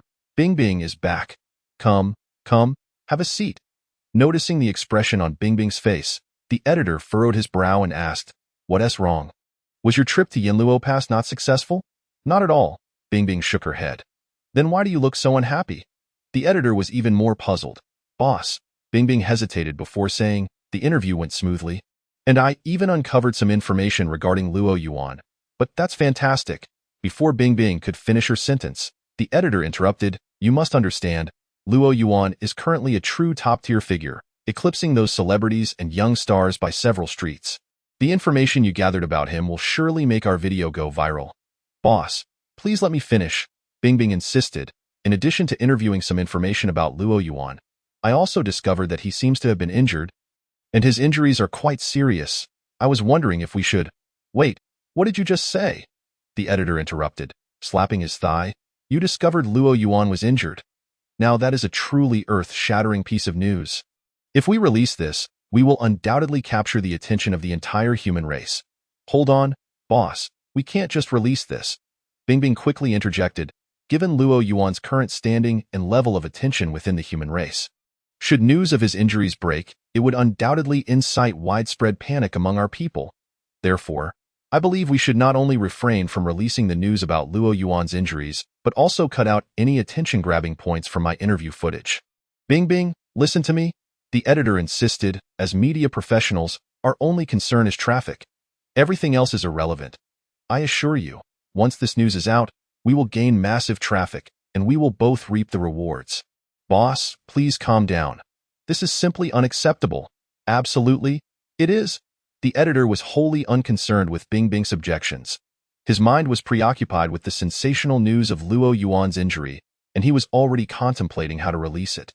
Seeing Bingbing about to speak again, he cut her off. "All right, this matter is settled. Bingbing, you rest here for a bit. I will immediately write the news and combine it with your interview footage for release." "Well, I don't want what you think. I want what I think." Before he could finish speaking, the editor prepared to leave the office to begin drafting the news. However, just as he was about to exit, a figure appeared at the office door, blocking his path. Seeing the suddenly appeared woman, the editor was puzzled, as he felt an odd familiarity but could not recall where he had seen her. He cautiously inquired, "Excuse me, miss, may I ask who you are?" "Hello, I am the assistant to the Human Alliance leader, Sun Qianqian." The moment the woman spoke, both the editor and Bingbing were taken aback. They felt their legs weaken, rendering them powerless. The editor was especially apprehensive. How could the assistant to the Human Alliance leader suddenly appear at their small media platform? Steadying himself against the nearby desk, the editor cautiously asked, his voice trembling, "Assistant Sun, how may I assist you?" "It is like this," Sun Qianqian replied calmly. "I have received news that someone from your team went to Yinluo Pass for an interview. I need to see your interview footage. I must ensure that your video is without fault before it can be released." The editor dared not refuse, quickly turning to Bingbing. "Bingbing, where is the interview footage? Hurry, bring it to Assistant Sun for review." "Okay. All right." Bingbing, equally anxious, hurriedly retrieved the footage from the cameraman. 2 minutes later, after Sun Qianqian finished watching the video, her expression turned grave. Scanning both the editor and Bingbing, she stated, "In this video, all content regarding Luo Yuan's injuries, including any scenes of him in a wheelchair, must be cut. If not, this video cannot be released." Cut. "We will cut it immediately." The editor, startled, nodded vigorously. It was clear that news of Luo Yuan's injury absolutely could not be released. Should it leak, it would spell disaster. The editor silently thanked his lucky stars that Sun Qianqian arrived in time. Otherwise, he might have faced dire consequences. Sun Qianqian's expression softened slightly as she warned, "Remember, if any news of Luo Yuan's injury appears online, the consequences are beyond your capacity to bear." The editor nodded rapidly, his head bobbing faster than a chick pecking at rice. "Old Zhao, are you saying that Luo Yuan has sustained serious injuries and has been fighting on the battlefield despite his wounds?" On the other side, amidst the starry sky beyond the spatial rift. After old Zhao returned and briefly recounted Luo Yuan's situation, the human experts stationed at the spatial rift erupted in astonishment. Their faces bore expressions of disbelief, even questioning whether they had misheard. Recently, Luo Yuan had repeatedly turned the tide for humanity, slaying countless enemies and forcing them to retreat time and again. Yet, he was actually gravely injured and still engaged in battle? Who would dare believe such a tale? Indeed, old Zhao nodded. When I first heard of this and saw Luo Yuan lying in the hospital bed, I felt just as incredulous as you do. Yet the truth remains. He is indeed gravely injured, facing imminent death, yet he continues to fight on the battlefield. His injuries filled me with trepidation as I attempted to heal him, for I feared that a moment's carelessness might lead to his demise. Upon the conclusion of Zhao Lao's words, the myriad human experts stationed at the spatial rifts felt a profound pang of sorrow. Even in their grievous states, they were resolute in taking to the battlefield. Such is the essence of true heroism. Indeed, it is unfathomable to consider the agony he endures with each strike. Enough, enough. Let us remember that others have it far worse, Zhao Lao interjected, halting one of the human experts mid-sentence. And then he silently ascended to the shadowy periphery of the spatial rift. Simultaneously, a surge of intuition enveloped him, forming a barrier to ensure that no one outside could overhear their discourse. Old Zhou, there is no deceit regarding Luo Yuan's injuries. His repeated forays into battle while severely wounded are undeniable. Therefore, the traitor must be someone else. The conclusion reached by the elders after this tumultuous battle was clear. There was indeed a mole among them. Otherwise, it would be inexplicable how the alien forces managed to coordinate with the cult while they stood guard over the rift. Only if a traitor lurked within their ranks could the aliens have established contact with the cult. Chapter 64, Breakthrough of Realms, Luo Yuan's Longing, Host. Luo Yuan, Realm. Late stage of 8th grade, remaining life. 186 days, health points, 267,840. System store. Open, click to view details. Luo Yuan remained oblivious to the events transpiring in the outside world. With Zhao Lao's intervention, he felt considerably better. Once he regained consciousness and dismissed those around him, he directed his focus to his data panel. He was eager to ascertain how much life energy he had amassed after vanquishing so many aliens. Upon discovering that his lifespan had soared to 186 days and his health points were nearing 270,000, a smile involuntarily crept across his lips, widening with each passing moment. What a windfall! This arduous endeavor had proven worthwhile. With such health points, he could afford to rest for half a year. He couldn't help but laugh heartily, a sound that echoed through the room. After some time, he managed to suppress his elation and resolved to exchange for a minor recovery pill to enhance his strength. Currently at the late stage of the 8th grade, he anticipated that consuming the pill would elevate him to the 7th grade. The 7th grade would bring him one step closer to the 1st grade, and thus, one step nearer to recovering from his injuries. The mere thought of this filled him with excitement, causing tears to well in his eyes. One understood his struggles as he yearned for an elevation in power. Drawing a deep breath, Luo Yuan quietly stated, "System, I wish to exchange for 10 level 1 minor recovery pills."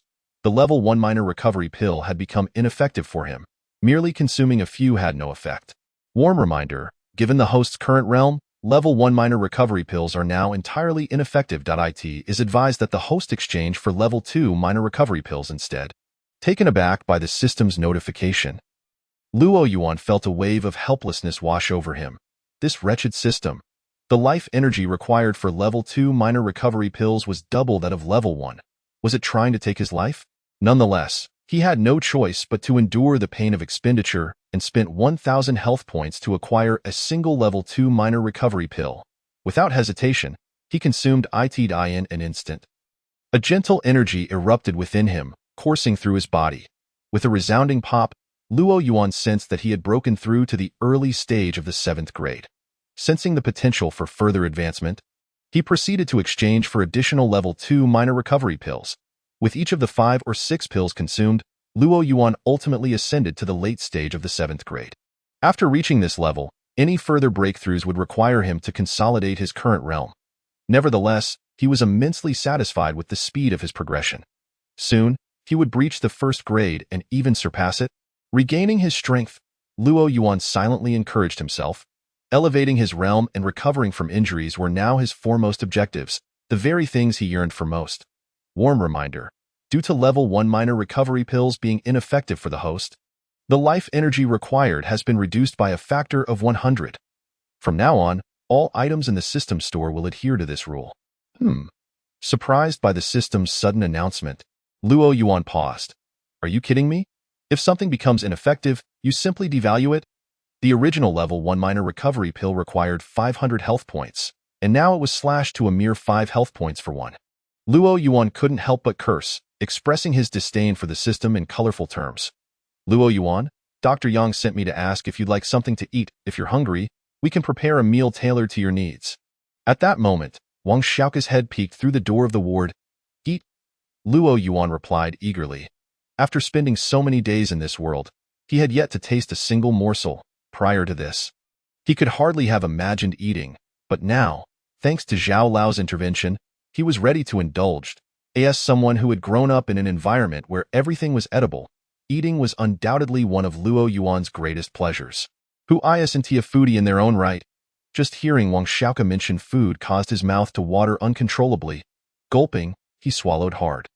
All right, just wait a moment. I'll go prepare something for you. Wang Xiaoka's face lit up with joy, and she swiftly turned to leave with a light-hearted step. Luo Yuan can eat now, she thought to herself, a pang of bittersweetness creeping in. When did it become a joyous occasion for someone to simply be able to eat? Sensing Wang Xiaoka's happiness, Luo Yuan, watching her retreating figure, fell into contemplation. He suddenly called out, Xiaoka, do you wish to possess strength? Wang Xiaoka turned around, somewhat puzzled, but nodded fervently, absolutely. I dream of it. If I had strength, I wouldn't have to be just a nurse. I could join the fight and avenge my parents. After speaking, she regarded Luo Yuan with a hint of suspicion. Why do you ask all of a sudden? It's nothing. Just a casual inquiry. Luo Yuan, I must warn you, don't even think about passing your power to me or anything like that. Luo Yuan was at a loss for words, bemused by her response. What on earth was she talking about? He had simply asked out of curiosity. Just go get me something to eat. I'm genuinely hungry. All right, Luo Yuan, but remember, you absolutely cannot. Are you leaving or not? Cough, cough, cough. Luo Yuan interrupted her with a feigned irritation, coughing dramatically. Wait, don't be angry. I'll go get you food right away. Wang Xiaoka exclaimed, hastily retreating. Luo Yuan couldn't help but chuckle. This tactic worked wonders on the nurses. Humph. You either leave or I'll keep coughing. In the starry sky, at the territory of the ape clan, their chief was deep in meditation when a voice suddenly broke through his concentration. Chief of the ape clan, shouldn't your clan prepare to assault Yanluo Pass? My lord. The chief of the ape clan immediately rose. Please, be patient. Once I deal with Luo Yuan, I will promptly dispatch troops to attack Yanluo Pass.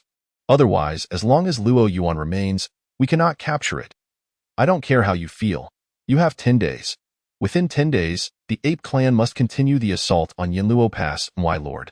I understand. The chief of the ape clan nodded vigorously. As the ominous aura from the depths of the starry sky dissipated, the chief glared icily toward the spatial rift. Luo Yuan, since we cannot slay you, I shall have those you protect do the deed. Chapter 65. Exposure. Luo Yuan's power and resource hoarding. Although Luo Yuan garnered immense attention online following the Humanity Daily battle report, his fervor proved fleeting. Merely 2 or 3 days later, his prominence began to wane, primarily because he had not made a public appearance nor shared a single photograph. During this period, a certain interview featuring Bing Bing surfaced, mentioning Yanluo, yet it did little to sustain Luo Yuan's popularity. After 5 days, his online presence faded completely, illustrating the transient nature of the internet.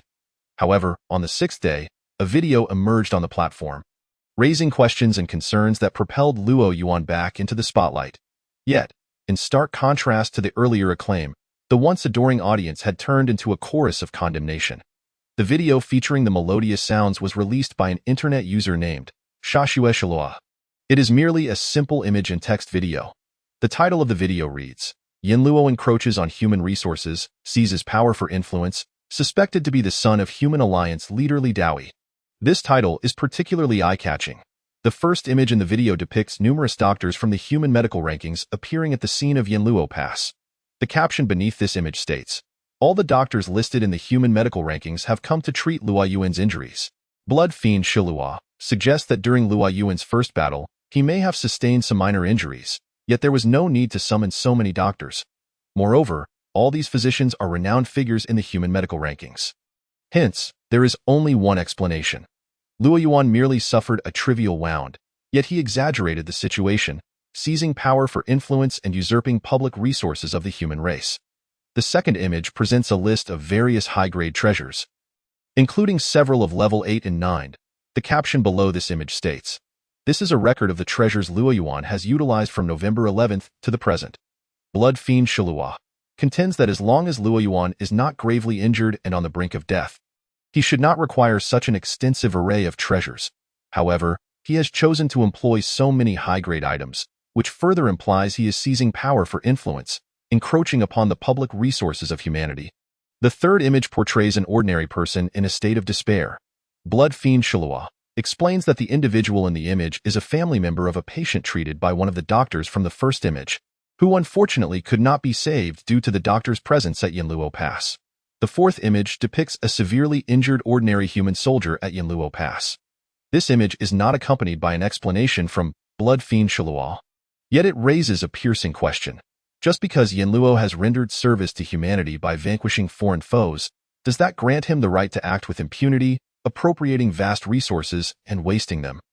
While ordinary soldiers and common people are deemed unworthy of anything, upon its release, this video skyrocketed to the trending list on Lean, akin to a rocket launch. Moreover, it did not merely remain on Lean. It proliferated through spontaneous shares by netizens.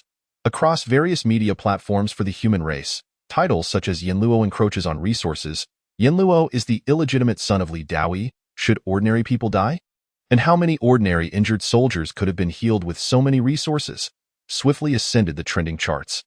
Given Yanluo's already high notoriety, this event ignited a fervor across the internet, with many netizens vehemently condemning Luo Yuan.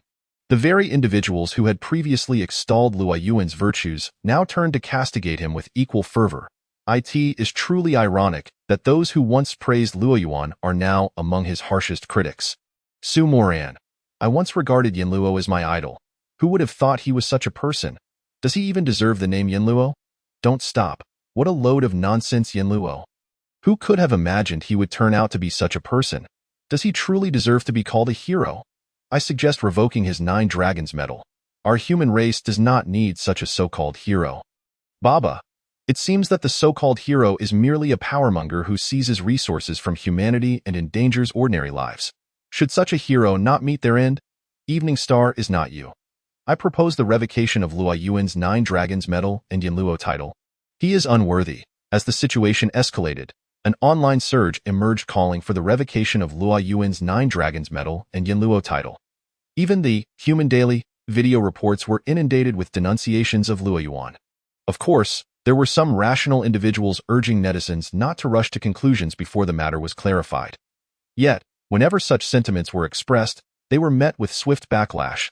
At Yanluo Pass, Wang Xiaoka's face was flushed with fury, and in her agitation, she nearly smashed her phone. I am so furious. I am beside myself. Her face reddened with indignation. Why are these people so unreasonable? Upon noticing the negative comments about Luo Yuan online, she immediately used her Line account to post a clarification video, stating that Blood Fiend Shiluo's claims were untrue and urging netizens not to be misled. Her account, having garnered over 1 million followers from her previous videos about Luo Yuan, attracted attention as soon as her video was released. Within a short time, her video was met with a barrage of insults. My name has been taken. If you say it's false, then why not present evidence like them? Wan Chermozen. Surely, you must have been compromised by Luo Yuan. They have ample evidence, and you declare it false? Li Feiyu. I am amused. Some prominent figures have a penchant for nurses.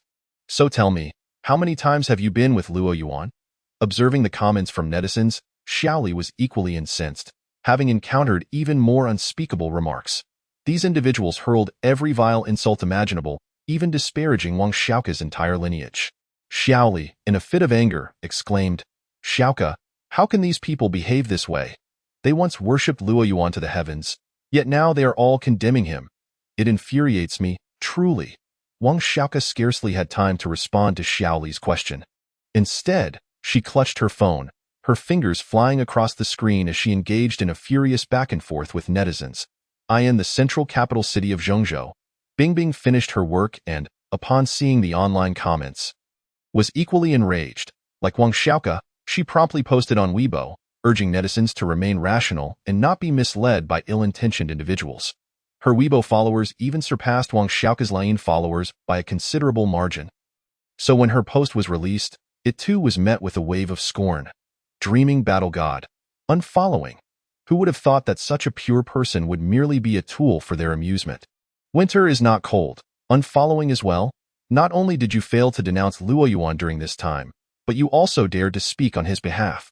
The evidence in that video is indisputable. How could it possibly be false? As she surveyed the vitriol in the comments section, Bingbing felt an overwhelming urge to reach through the internet and silence these individuals. Her editor quickly approached her, trembling with apprehension, and said, "My dear, why would you post such a Weibo at this critical moment? You must delete it immediately. Look, in just 2 minutes, you've lost so many followers, 50,000. Furthermore, we must also delete the previous interview we conducted regarding Yanluo Pass." Bingbing, however, stubbornly replied, "I will not. It is these people who cannot distinguish right from wrong. Yanluo has saved us time and again. If he sees these comments online, do you think he will not feel disheartened? If another invasion occurs, will he still come to our aid?"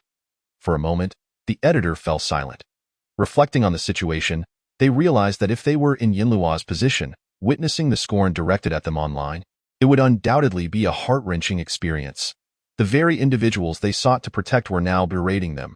What an unbearable feeling that would be. Chapter 66. As the situation escalated, Li Daoyi issued a statement. Leader, this is bad." In the office of the Human Alliance leader in Zhongjing City, Sun Qianqian rushed in, her face filled with anxiety. Li Daoyi, who was perusing documents, paused in confusion and turned to her. "What is it? Is it about Luo Yuan's injuries?" He had been keeping a close watch on Luo Yuan's condition, but based on previous reports, Luo Yuan's situation had improved considerably thanks to Zhao Lao's intervention. However, upon seeing Sun Qianqian's demeanor, he could only assume that it was indicative of something amiss with Luo Yuan.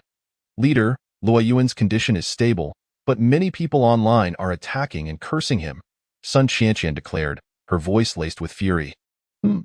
Li Daoyi's confusion deepened. Under his guidance, had not Luo Yuan become a hero for all humanity? Ironically, even he, the leader of the human race, had not garnered as much attention as Luo Yuan. How could anyone speak ill of him? "Leader, the situation is as follows. Leader, this is the general outline of events." After succinctly explaining the online situation to Li Daoyi, Sun Qianqian handed her phone to him. "You can see for yourself, the online sentiment towards Luo Yuan is overwhelmingly negative. And there is even a surge of calls for the Human Alliance to revoke Luo Yuan's 9 Dragons medal and Yanluo title. These people utterly lack the ability to discern right from wrong. They believe whatever is presented to them, claiming that the evidence is ample my foot. They know nothing and do not even consider who has repeatedly repelled foreign invaders, had it not been for Luo Yuan, who time and again took to the battlefield with grievous injuries, enduring immense suffering to slay foreign masters. Who knows what might have happened?" As she spoke, Sun Qianqian's anger surged, feeling deeply wronged on Luo Yuan's behalf. Listening to Sun Qianqian's words, Li Daoyi's own fury ignited. Taking the phone from her, he began to scroll through the comments. The more he read, the darker his expression became. "Leader, even the Human Daily is filled with insults. You should check your private account, perhaps it too," Sun Qianqian reminded him from the side. Li Daoyi was momentarily taken aback. Following Sun Qianqian's suggestion, he opened his private account. To his astonishment, the comment section of his private account was also filled with vitriol. "Luo Chongyang, what kind of human race alliance leader are you? You are unworthy of such a title. You exploit your power for personal gain. It's time for you to step down, Wu Dao Xinqing. If you still consider yourself the human race alliance leader, then please revoke Luo Yuan's 9 Dragons medal and the title of Yanluo. He is unworthy." Bilai Wu Yang's 1. After casually glancing at the comments, Li Daoyi withdrew his gaze. There is an ancient adage that states, "The world is filled with folly." Previously, Li Daoi had been skeptical of this saying, but now he believed it wholeheartedly. Some individuals in this world are quick to jump to conclusions, eagerly following trends without taking a moment to analyze the right and wrong. Perhaps in the era before the advent of digital media, such phenomena went unnoticed. However, in today's world, where digital media flourishes, this reality is starkly illuminated. Li Daoi glanced at his private messages, only to find an overwhelming number of insults directed at him. It was truly exasperating. They say a kind word warms 3 winters, while harsh words chill even in June. He could hardly fathom how these individuals could utter such hurtful words online. Do they feel emboldened simply because they are behind a screen? Most importantly, what would Luo Yuan think if he were to witness all of this? To see the slurs directed at him online. This could crush his spirit and leave him utterly disillusioned with the human race. Without a doubt, Li Daoi immediately realized that this was the work of foreign races or cults, or perhaps a sinister collaboration between the two. This tactic was indeed ruthless, even more so than sending someone to assassinate Luo Yuan. In a fit of rage, Li Daoi turned to Sun Qianqian and said, "Immediately find the person who first posted that message and investigate this matter. I want to uncover everyone behind this as swiftly as possible." "Alliance leader, I have already traced that person's IP address and am searching for them," Sun Qianqian promptly replied. "That's good." Li Daoi pondered for a moment before continuing, "You must conduct a thorough investigation into this matter. I will also post a statement urging people online to remain calm and not let this chaos continue. Otherwise, if these words reach Luo Yuan, how heartbroken he will be." As he spoke, Li Daoi began to draft a message on his private account. Preparing to publish it, Sun Qianqian opened her mouth, wanting to dissuade him, but ultimately refrained. Indeed, as Li Daoi said, the priority was to prevent Luo Yuan from feeling disheartened. Soon, Li Daoi crafted a message and published it across various media platforms and his private account. The gist of his message was that the remarks from Blood Fiend Azura were unfounded, urging the citizens of the human race to calmly assess the situation and not be misled or exploited. He assured that the Human Race Alliance would swiftly investigate the matter and provide a clear resolution. However, as soon as Li Daoi's message was published, he noticed that many people flocked to the comments section to insult him once more. Likely without even reading his statement. "Alliance leader, they are manipulating public sentiment, directly pitting ordinary people and soldiers against us high-ranking officials of the human race." Observing the grim expression on Li Daoi's face, Sun Qianqian helplessly remarked, "The emotions of the entire human race have already been incited. So many will ignore what you say. As soon as someone speaks up for Luo Yuan, that place becomes a vent for their emotions." Sighing deeply, Li Daoi responded, "In that case, we must expedite the search for those behind this posting and resolve the issue." Just then, the phone rang, startling Sun Qianqian, who quickly answered it. However, as she listened to the voice on the other end, her expression grew increasingly somber. After hanging up, she turned to Li Daoi, her face pale. "Alliance leader, they were prepared. Our people have traced the IP address, but there is no one at that location. They have exposed this situation, inciting the emotions of the human race, intending to leave this mess for us to clean up." Li Daoi's expression darkened. After a moment of contemplation, he replied, "Continue searching online for that poster's IP address, and simultaneously send people to search offline. I refuse to believe they can evade us. Even if we must dig 3 feet into the ground, we will uncover these individuals. Additionally, keep a close watch on Luo Yuan's situation. If he learns of this, we must explain everything to him clearly." Chapter 67. The situation escalates into reality. Wang Xiaoke takes small rejuvenation pills. Following Li Daoi's call for netizens to remain skeptical of online content, many high-ranking officials of the human race also posted similar messages. Even the Human Race Daily published an article urging netizens to stay calm and not be exploited. Yet still, numerous netizens flocked to the Human Race Daily and various high-ranking officials' posts to hurl insults. In that moment, the frenzied netizens resembled a battalion of warriors. They scoured the internet for anyone speaking on behalf of Luo Yuan, and as soon as someone did, they would sound the charge.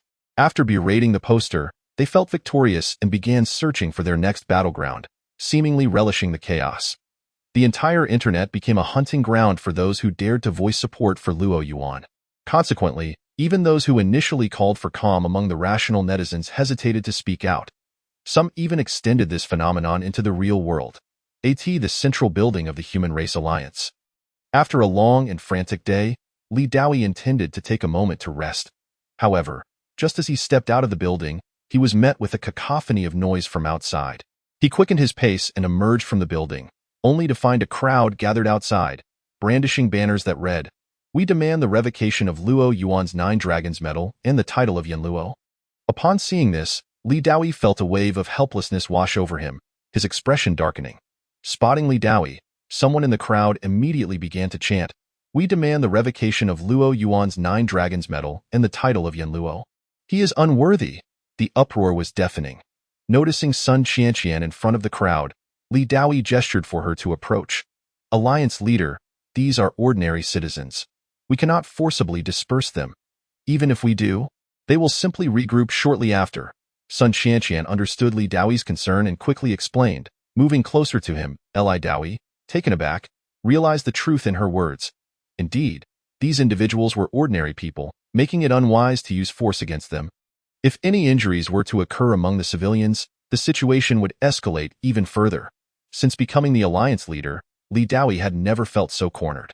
Suppressing his emotions, he turned to Sun Qianqian and asked, "Have we located the poster?" "Still searching," Sun Qianqian replied, equally frustrated. The poster was clearly prepared and was shrouded in secrecy, making it challenging to locate them. Li Daoi's expression darkened.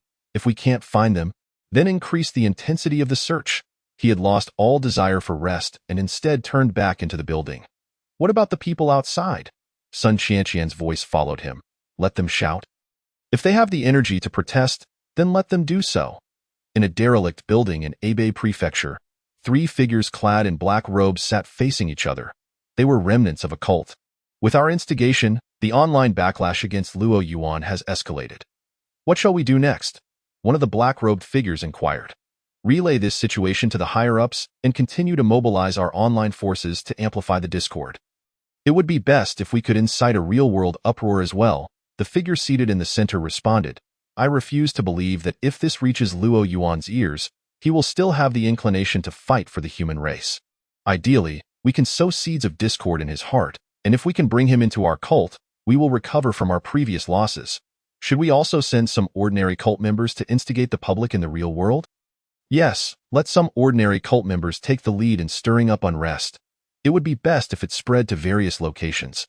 After all, the more chaotic this becomes, the better for us. The larger the uproar, the more time we might gain for our cult." At Yanluo Pass, Luo Yuan remained blissfully unaware of the turmoil unfolding online. Yang Feng and Wang Xiaoke were doing their utmost to shield him from the harsh reality. After all, anyone who saw the online comments would undoubtedly feel distressed. At this moment, Luo Yuan was being pushed around by Wang Xiaoke, enjoying some fresh air outside. Although his wheelchair was equipped with an engine for self-propulsion, he had called Wang Xiaoke to accompany him, a decision driven by his own considerations. With no one else around, he turned his gaze to Wang Xiaoke. "Xiaoke, do you truly wish to possess martial prowess?" Luo Yuan was indeed preparing to allow Wang Xiaoke to experiment and ascertain whether the small recovery pill could bestow ordinary individuals with cultivation abilities, if it were possible. Upon hearing Luo Yuan pose this question once more, despite being unsure of his intentions, Wang Xiaoke promptly nodded in affirmation. "I truly desire it. I genuinely wish for it." As Wang Xiaoke responded without hesitation, Luo Yuan continued to probe. "What if I were to say, I might be able to grant you cultivation, but there could be some unknown risks involved? Would you still wish for it?" "Really?" Before Luo Yuan could finish his sentence, he was interrupted by Wang Xiaoke's enthusiastic interjection. She stared at him with a mix of excitement and anxiety. "Luo Yuan, please just give it to me. As long as it isn't you directly passing on your skills, I am willing to accept any risks, provided it genuinely allows me to possess cultivation power." In her overwhelming excitement, Wang Xiaoke even stumbled over her words. "Calm down for a moment." Noticing her fervent demeanor, Luo Yuan quickly interjected. "I merely mentioned the possibility of you attaining cultivation. Not a certainty. Regardless, I am willing to give it a try." Wang Xiaoke replied without the slightest hesitation. "Very well. This particular pill might enable you to gain cultivation, but whether it succeeds is uncertain. If you are willing, then." Luo Yuan retrieved a first-level small recovery pill and presented it before Wang Xiaoke. However, before he could finish his sentence, Wang Xiaoke, without extending her hand, opened her mouth and directly took the pill into her mouth. In the next moment, the small recovery pill was swallowed by her. Observing her somewhat dampened fingers, Luo Yuan couldn't help but grimace slightly, feeling an urge to comment. Meanwhile, after swallowing the small recovery pill, Wang Xiaoke anxiously awaited any change within her. Yet, after a while, she felt no alterations, leading to a sudden sense of disappointment that eclipsed her previous exhilaration. Is it not working? Not sensing any changes in Wang Xiaoke, Luo Yuan too felt a twinge of disappointment. Nevertheless, the next instant, he raised an eyebrow, continuing to sense her body. Gradually, his eyes brightened, and after a moment of contemplation, he addressed Wang Xiaoke. Xiaoke, find something to test your newfound strength. Although he had initially failed to detect any aura of cultivation from Wang Xiaoke, he now sensed a burgeoning power within her. Wang Xiaoke, too, felt the shift within herself and began scanning her surroundings. Ultimately, her gaze settled on Luo Yuan and the wheelchair he occupied. Luo Yuan felt a sense of foreboding but realized it was too late to intervene, as Wang Xiaoke had already grasped the wheelchair. In the next moment, she effortlessly lifted both Luo Yuan and the wheelchair with ease. Can you believe it? A petite girl clad in nurse attire effortlessly hoisted a man in a wheelchair along with it. After a brief moment of astonishment, Luo Yuan quickly adjusted to the fact. No longer shocked by Wang Xiaoke's newfound strength, he sensed that she had transformed from an ordinary person into a novice martial artist at the 9th rank. The strength of a martial artist, even at the initial stage of the 9th rank, vastly surpasses that of an ordinary individual. If one were to compare the strength of an ordinary person to that of an infant, then a 9th rank martial artist possesses the strength of an adult. Thus, it was hardly surprising that Wang Xiaoke could effortlessly lift him in the wheelchair. Wang Xiaoke, overwhelmed by her transformation, gently set Luo Yuan in the wheelchair back down before leaping joyfully on the spot. After a while, still unable to contain her excitement, she gazed at Luo Yuan with fervent eyes. Luo Yuan, thank you. Thank you.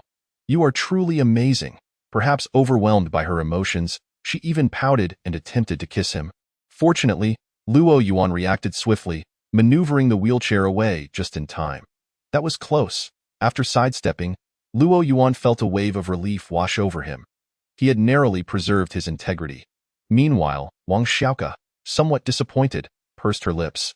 Now that she possessed cultivation, she wished for a kiss from Luo Yuan to enhance her joy, but alas, he had evaded her. The little nurse couldn't help but chastise herself for her foolishness. Unaware of Wang Xiaoke's thoughts, Luo Yuan began to caution her. Xiaoke, you must not disclose this matter to anyone else. The existence of a pill capable of granting cultivation to ordinary people must remain a secret, at least for the time being. Once he elevated his rank to the 1st level or beyond and restored his own injuries, then there would be no fear. But for now, as someone incapacitated, the old adage rings true. One can never know what lies within another's heart. Wang Xiaoke was the very reason Luo Yuan had decided to test the pill's efficacy. I understand. Wang Xiaoke quickly scanned her surroundings with vigilance. Noticing no one else was present, she let out a relieved sigh. Then, placing her hand on her chest, she assured him, Luo Yuan, rest assured. This matter is known only to us, heaven, earth, you and I. No one else will ever find out. If anyone inquires, I will simply say that I am unsure of how it happened, that I merely attempted cultivation and it worked. Good, Luo Yuan nodded. As long as you keep this secret, once your current cultivation is stabilized, I might even assist you in advancing further. Really? Wang Xiaoke's excitement surged once again. Luo Yuan confirmed with a nod. That's wonderful. Sure. Wang Xiaoke quickly placed a finger over her lips.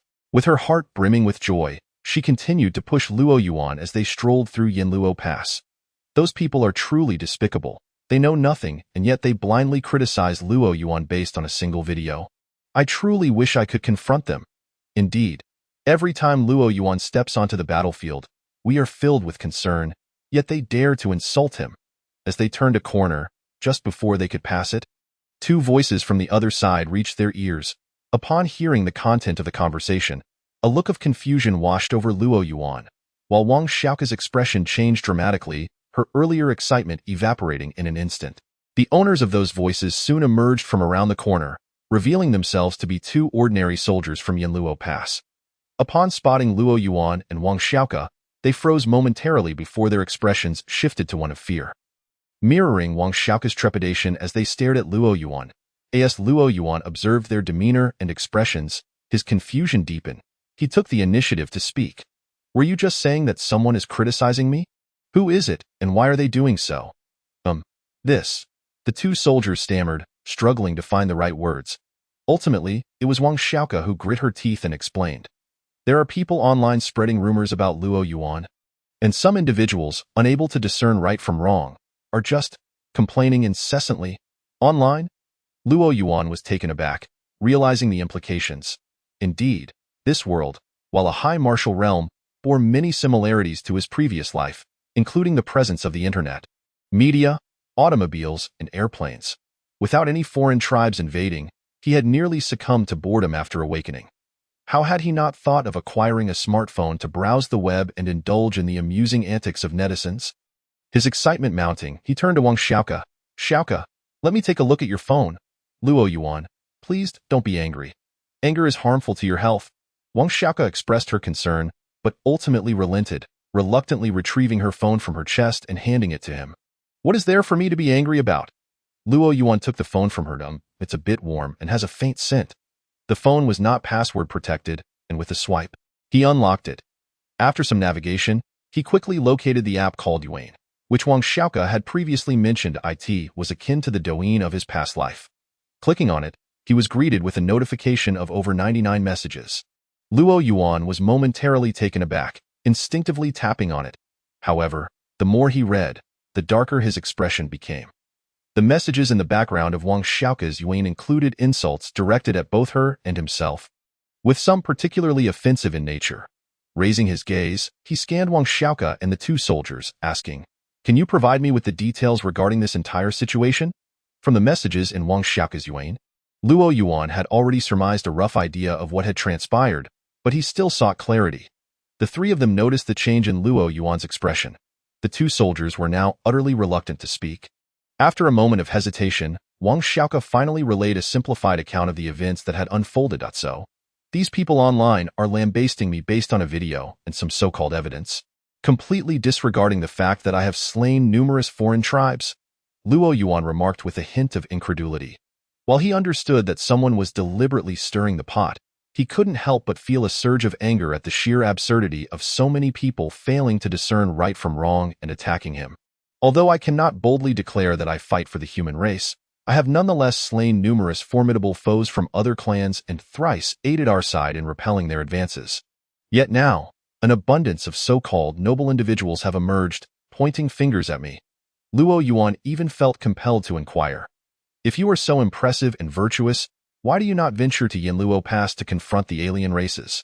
Chapter 69. The Situation. Luo Yuan proactively returned the 9-Dragon Medal and the title of Yanluo. After a moment of contemplation, he managed to suppress the tumult of emotions within him. He turned to Wang Xiaoke and asked, "I wish to know, apart from these individuals, what are the sentiments of the high-ranking members of the human race? Do any of them echo similar sentiments to those expressed here?" "No, absolutely not." Wang Xiaoke immediately shook her head, explaining, "The high-ranking officials of the human race, including our esteemed leader, Li Daoyi, issued statements at the very first opportunity, clarifying that the information circulated online is false and urging netizens not to believe it. However, those frenzied netizens chose to disbelieve even the leader's words. After he made his statement, they went on to berate him as well. By the way, you can search for the leader's Luin account." Wang Xiaoke reminded him. "There, you will find the scathing comments directed at him, which are quite unpleasant." Luo Yuan promptly searched for the leader of the Human Alliance and indeed found Li Daoyi's Luin account.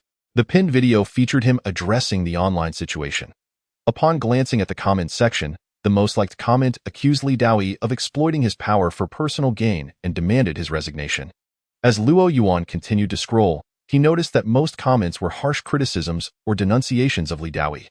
This slightly eased Luo Yuan's mood, at the very least, amidst the numerous insults directed at him. The high-ranking officials of the human race had promptly stood up to voice their support. That was sufficient. Had these officials hesitated to defend him against the online vitriol, he would have truly felt disheartened. Just as he prepared to return the phone to Wang Xiaoke, he suddenly noticed a video was clearly filmed by a passerby, depicting a group of people outside a tall building, holding banners and seemingly protesting, demanding the return of his 9-Dragon Medal and the title of Yanluo. Luo Yuan was unsure of the building's identity and simply showed the video to Wang Xiaoke, asking, "What place is this in the video?" This appears to be the central building of the Human Alliance. Upon recognizing the location, Wang Xiaoke was immediately filled with righteous indignation. These people have truly gone too far. It was one thing to rant online, but they have the audacity to protest in front of our Human Alliance's central building. Is there no law? Is there no justice? I want to rush over and slap each of them. Knocking some sense into their heads as she spoke, Wang Xiaoke's small fists were clenched, making cracking sounds. Had the phone not been in Luo Yuan's hand, she might have shattered it in her fervor. At that moment, Luo Yuan displayed no emotion, his gaze calm and deepening in intensity. He moved his fingers slightly and scrolled down to view more videos, several of which showed individuals protesting with banners. Most of the banners read, "We suggest the return of Luo Yuan's 9-Dragon Medal and Yanluo title. Luo Yuan is unworthy of the 9-Dragon Medal. He does not deserve to be a hero of the human race." And similar sentiments was evident from the videos that these protests were occurring in various locations, indicating a widespread discontent. The comments section of these videos was filled with applause for the demonstrators. Emo Wanyu. Ha ha ha, well done. Where is this? I want to join. Sleeping. What nonsense, Yanluo. This is exactly what should be done. How can he bear the title of our human race's highest honor, the 9-Dragon Medal? After scrolling through several more videos, Luo Yuan noted that half of them portrayed similar protests. After a brief reflection, he gained a clearer understanding of the current situation among the human race. To put it simply, it appeared that he had incited public outrage. Such outrage, once ignited, was not easily quelled. It seemed that those orchestrating these events had some skill. They had pinpointed the current suppressed emotions of the human race, easily provoking public sentiment. By targeting him, a figure of rising prominence, they had directly pitted ordinary citizens against the high-ranking officials of the human race, swiftly igniting widespread discontent. Now, to those frenzied individuals, even the leader of the human race, Li Daoi, was perceived as self-serving, leading them to berate him as well. In the face of this public outrage, the high-ranking officials of the human race clearly felt the pressure and dared not suppress it forcefully. For the time being, they likely would not be able to resolve the situation. While these ignorant, frenzied individuals were certainly detestable, it was those covertly manipulating events who truly deserved condemnation. Luo Yuan pondered silently, his eyes betraying no emotion. Yet, it was often this very state that proved most unsettling. Nearby, Wang Xiaoke and 2 ordinary soldiers from Yanluo Pass were rendered speechless by Luo Yuan's demeanor. Luo Yuan, perhaps you should return the phone to me. Let us not. Xiaoke, hold on. I need you to assist me with something. Wang Xiaoke, shrinking her neck in trepidation, gazed at Luo Yuan with a mix of anxiety and apprehension. However, before she could finish her sentence, Luo Yuan interrupted her. What is it? Speak, and if it is within my power, I will certainly assist you. Wang Xiaoke promptly patted her chest in assurance. I see that your account has nearly 1 million followers. Luo Yuan continued, and since the first 2 videos are about me, I would like to ask for your help in creating a video. In reality, Wang Xiaoke's account, Border Nurse, had previously approached 1.5 million followers. However, since the release of the Bloodthirsty Azura video, her followers had begun to dwindle. If the situation did not improve, it was possible that her followers could drop even lower, or perhaps even vanish entirely. Upon hearing Luo Yuan's request, Wang Xiaoke felt a twinge of embarrassment, having previously recorded him without his consent. Yet, without hesitation, she nodded vigorously. Of course, Luo Yuan. Whatever kind of video you wish to shoot, I will help you. This account owes its popularity entirely to you. It would not be an exaggeration to say it belongs to you. As she spoke, Wang Xiaoke's eyes suddenly lit up, and after a brief pause, she tentatively asked, Luo Yuan, are you looking to respond to those individuals online? Sort of, Luo Yuan replied. Then let us begin filming right away. Wang Xiaoke exclaimed excitedly. Luo Yuan, I must say, you should have addressed them long ago. Just confront them head-on. There is no need to be polite with such people. Let us go. Luo Yuan replied, we need to prepare. Luo Yuan did not wish to reveal his face. Although he intended to shoot a video, he planned to only display his voice and speak a few lines. Wang Xiaoke, brimming with enthusiasm, followed closely behind him. The 2 soldiers from Yanluo Pass, equally excited, trailed after them. Having witnessed the disgraceful comments online, they were nearly driven to the brink of fury. Now that Luo Yuan was about to shoot a video in response to the incessant online chatter, they could hardly contain their excitement and were eager to see it unfold. Soon, Luo Yuan designated a location, instructing those around to remain out of the frame. He asked Wang Xiaoke to activate the camera and point it towards the ground. Then, Luo Yuan's voice resonated. Greetings. Fellow compatriots of the human race, I am Luo Yuan. I have observed that many online are calling for the Human Alliance to revoke my 9-Dragon Medal and Yanluo title. In light of this, I shall fulfill your request here. I, Luo Yuan, am willing to return both the 9-Dragon Medal and the title of Yanluo to the Human Alliance. This video serves as evidence. Chapter 70. The Anxiety of the Crowd. A joyous outcry. Has Luo Yuan lost his nerve? Upon hearing Luo Yuan's declaration, Wang Xiaoke and the 2 soldiers from Yanluo Pass, who had been eagerly anticipating a fierce rebuttal against the online critics, were momentarily stunned. What was happening? Luo Yuan was filming this video to inform those online that he intended to return his 9-Dragon Medal and Yanluo title to the Human Alliance. In an instant, Wang Xiaoke and the 2 soldiers felt a wave of panic. Wang Xiaoke quickly halted the recording, her expression filled with urgency as she looked at Luo Yuan. Luo Yuan, you cannot say such things. How can you return the 9-Dragon Medal and Yanluo title to the Human Alliance? Those online critics may be misguided, but we know full well that you have rightfully earned these honors. Indeed, Luo Yuan, do not concern yourself with what those online say. A nearby soldier chimed in urgently. The 9-Dragon Medal and Yanluo title are honors you have earned through your sacrifices. You cannot relinquish them. That's right, Luo Yuan. Please think this through. How can you return the 9-Dragon Medal and Yanluo title to the Human Alliance? Another soldier quickly joined in, urging him.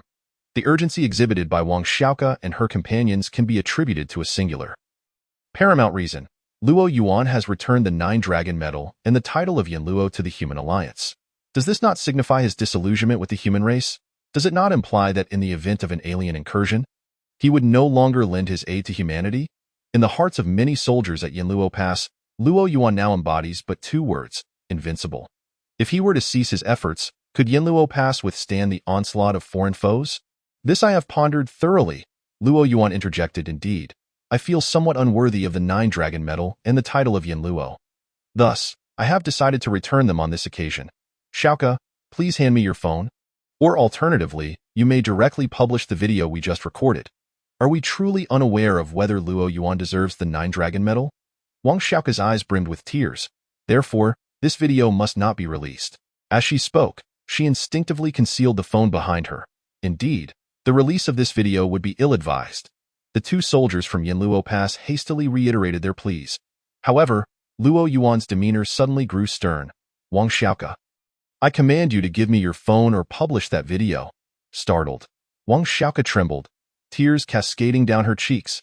It was her first encounter with such a chilling expression from Luo Yuan, compelling her to timidly extend her phone towards him. Observing the dire situation, one soldier swiftly signaled the other. Hurry, summon Commander Zhang. Zhang Yushu had taken over from Ye Yuan, becoming the new commander of Yanluo Pass. The other soldier comprehended immediately and dashed out.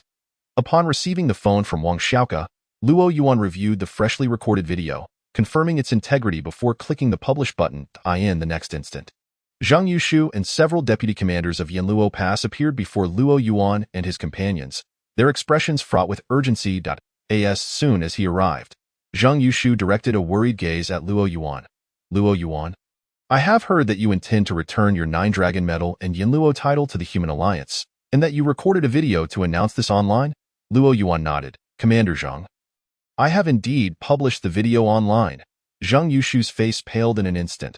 Luo Yuan, such honors as the 9-Dragon Medal and the title of Yanluo cannot simply be relinquished. You have committed no transgressions.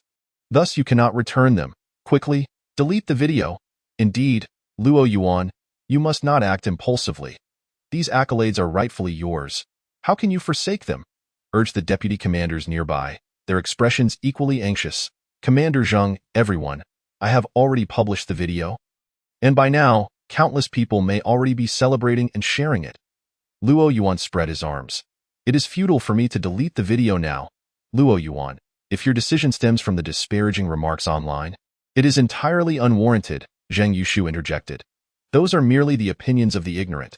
Why should you stoop to their level? Indeed, Luo Yuan, you, Commander Zhang, esteemed colleagues, my mind is made up.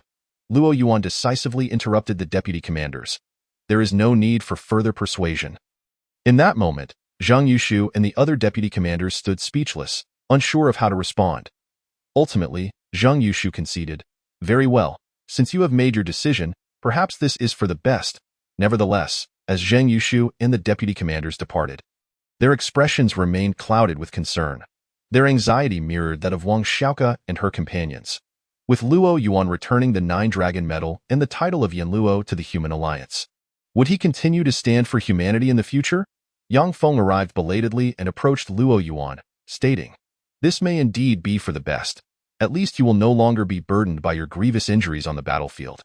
Nor will you have to endure such immense suffering." Yang Feng's words momentarily left Luo Yuan in a state of astonishment, his emotions a tumultuous whirl. The video he published through the account of Border Nurse undeniably ignited a firestorm online.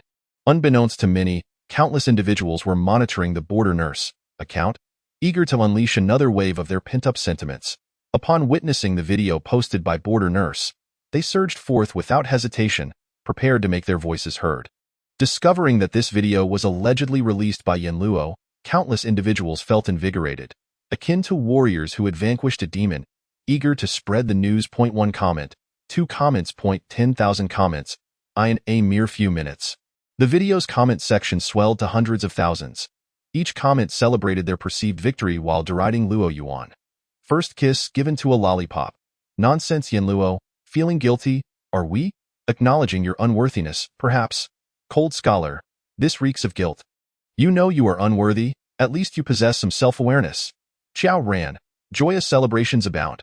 The release of this video seemed to validate all prior claims circulating online. In an instant, headlines such as Luo Yuan voluntarily returns the Nine-Dragon Medal and Yanluo title, and Luo Yuan's guilt revealed. Everything previously stated was true. Flooded the trending sections of major media platforms, leading even the most rational individuals to experience self-doubt. Could it be that Luo Yuan truly was a power-hungry individual, hoarding resources for himself? Otherwise, why would he voluntarily return his Nine-Dragon Medal and Yanluo title to the Human Alliance?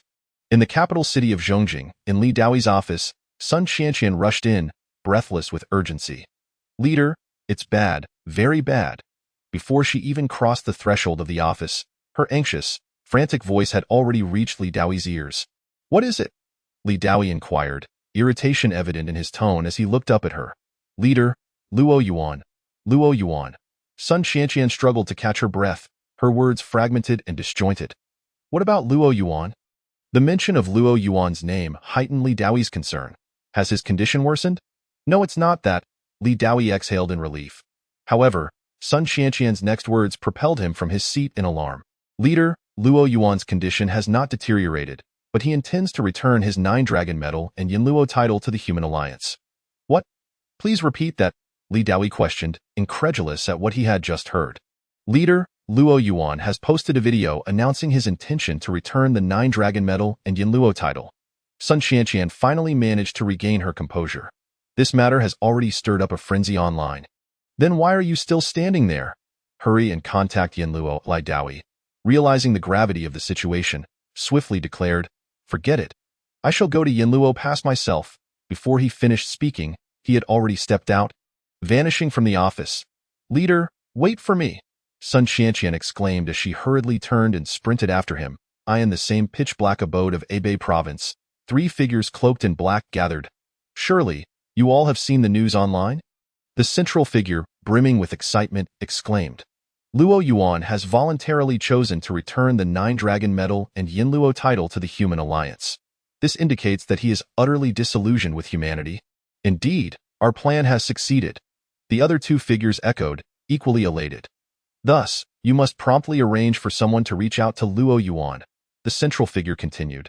"We must strive to draw Luo Yuan into our sect, making him our new leader. Additionally, inform the upper echelon about the unfolding events." Chapter 71. Li Daoi's decision. It is confirmed, Luo Yuan is unworthy of the Nine-Dragon Medal. As news of Luo Yuan returning his Nine-Dragon Medal and Yanluo title to the Human Alliance spread throughout Yanluo Pass. It felt as though the stronghold had transformed from a vigorous youth into a weary elder, stripped of its former vitality. In secret, many soldiers at Yanluo Pass were beset with worry. Upon arriving at Yanluo Pass, Li Daoyi immediately sensed the pervasive atmosphere of distress, as the foremost line of defense against alien threats. Such a mood within Yanluo Pass was distinctly troubling. Yet, Li Daoyi understood the cause of this malaise, leaving him feeling somewhat helpless. It seems I have underestimated Luo Yuan's impact on Yanluo Pass, he murmured inwardly, his intuition igniting as he began searching for Luo Yuan. Soon enough, he located Luo Yuan and, with a single stride, vanished into thin air. Reappearing outside Luo Yuan's hospital room, he beheld Luo Yuan sitting in a wheelchair, engrossed in his phone and laughing heartily. The carefully prepared words he had intended to say evaporated in an instant. At that moment, Zhang Yushu materialized behind him. Sensing the presence of a formidable master at Yanluo Pass, Zhang Yushu naturally rushed over at the first opportunity. Upon realizing it was Li Daoyi, he let out a quiet sigh of relief and clasped his fists, uttering, "Alliance leader, Brother Zhang, please do not flatter me too much," Li Daoyi replied with a bitter smile. Were it not for dire necessity, who would willingly assume the position of the leader of the Human Alliance? I have been on the verge of madness from the torment of it all. He continued, "Brother Zhang, why don't we swap? You take the position of the Alliance leader, and I shall serve as the guardian of Yanluo Pass?" Zhang Yushu did not respond, recognizing the burdensome nature of leadership and preferring the role of guardian instead. "Alliance leader, are you attempting to persuade Luo Yuan to retract his statements? That was the case before. But it is no longer so." Li Daoyi shook his head. "Brother Zhang, you may attend to your affairs. I merely wish to have a casual conversation with Luo Yuan." Zhang Yushu complied and departed. While Li Daoyi entered Luo Yuan's sick room, half an hour later, Li Daoyi emerged from Luo Yuan's chamber and returned to Zhongjing City, accompanied by the tardy son Qianqian. During that half hour, no one knew what transpired between Li Daoyi and Luo Yuan. Upon arriving back in Zhongjing City, Li Daoyi instructed the Human Race Daily to issue a notice. The Human Alliance had acquiesced to Luo Yuan's request, retracting his 9 Dragons medal and Yanluo title. Sun Qianqian was utterly perplexed by this development. However, it was undeniable that following the publication of the notice in the Human Race Daily, those online who had called for action against Luo Yuan and derided him were now even more jubilant and excited. "Lanji, this is solid proof. The Alliance leader is feeling guilty. WD and MD. It should have been this way long ago. How could Luo Yuan be worthy of the title of Yanluo? Alliance leader, why is this happening? I do not understand." In Li Daoyi's office, observing the triumphant and boisterous comments online, Sun Qianqian's face flushed with anger. Clearly, those deserving of punishment were the very individuals expressing such sentiments.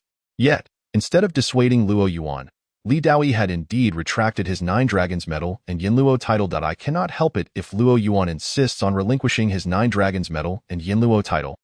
Li Daoyi shrugged helplessly. Since his return, this irritable assistant had been sulking in the office, casting him glares for an indeterminate amount of time. Were it not for his title as Alliance leader, he would have long since taught Sun Qianqian a lesson and ejected her from the office. "Very well, I now assign you a task. Since you have nothing better to do, I shall find you something to occupy your time," Li Daoyi declared. "You are to locate and identify all those vociferous individuals online, using their IP addresses. They claim to be so capable, do they not? Once you have identified them, regardless of whether they are warriors or not, male or female, I want them all sent to Yanluo Pass the next time the foreign races invade. Should they refuse, remind them that defending against the foreign races is everyone's responsibility." Sun Qianqian immediately perked up, but after a brief moment of contemplation, she hesitantly remarked, "Alliance leader, could this lead to trouble? After all, there are so many people online. Is it a problem for me to send them to Yanluo Pass to bolster our defenses against the foreign races?" Li Daoyi countered. Sun Qianqian shook her head. "Then it is settled." Li Daoyi paused for a moment, adding, "Additionally, those individuals outside the building holding banners, as well as those from various locations doing the same. I see they are quite energetic. Let us send them to Yanluo Pass as well." Understood. Although Sun Qianqian could be a bit temperamental, she was also decisive when it came to executing tasks. With that, she turned and exited the office.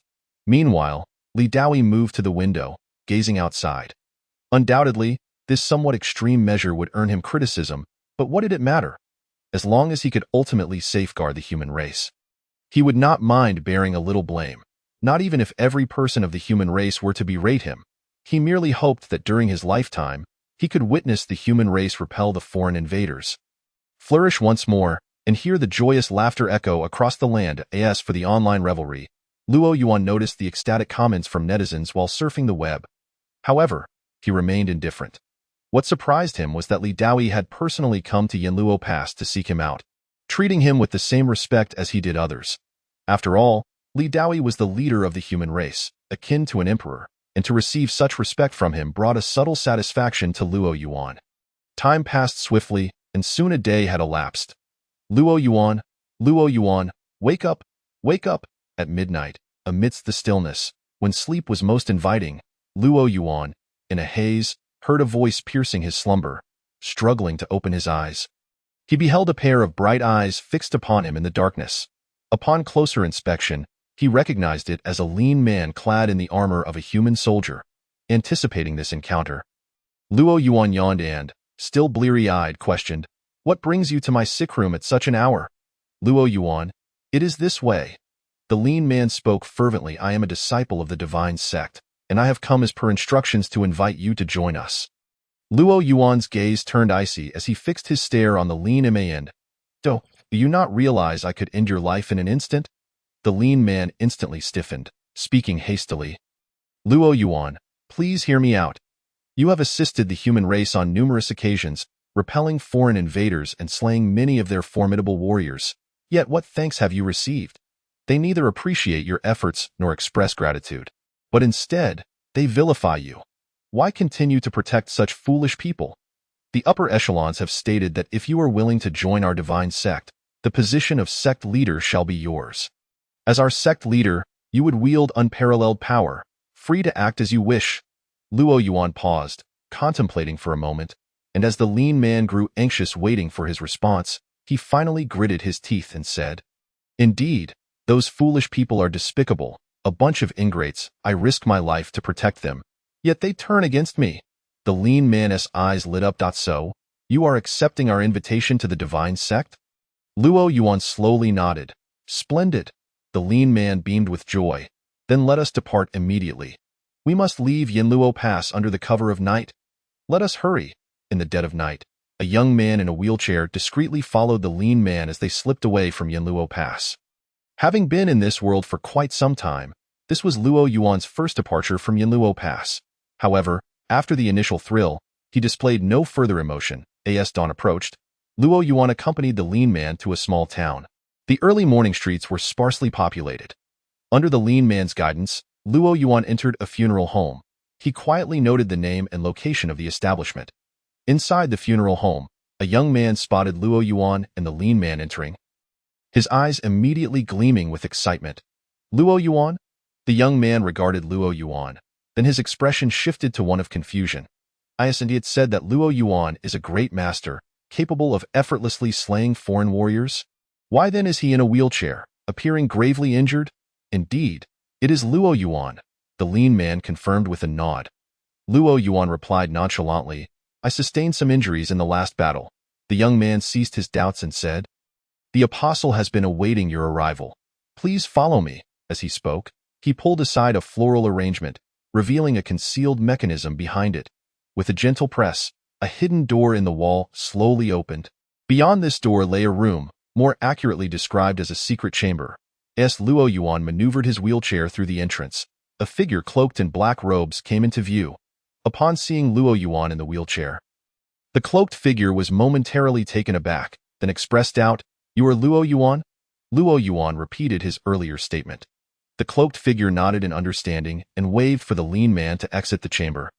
Continuing, Luo Yuan, "I have long admired your reputation. I never anticipated you would truly follow the members of our divine sect away from Yanluo Pass. Let those foolish people fend for themselves."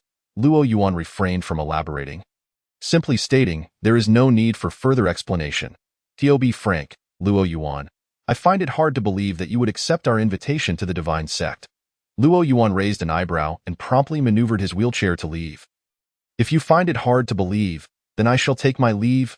"Wait, Luo Yuan, please don't be hasty," the cloaked figure exclaimed, clearly flustered. "Why are you departing so abruptly? I merely expressed my disbelief. I did not say I doubted you. What would you like to discuss? Please, go ahead.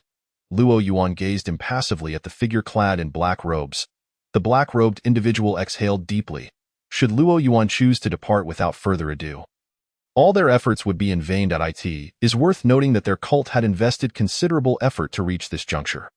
For the next 10 minutes, the black-robed man engaged in a conversation with Luo Yuan, subtly probing from various angles to ascertain his genuine intentions regarding joining the cult.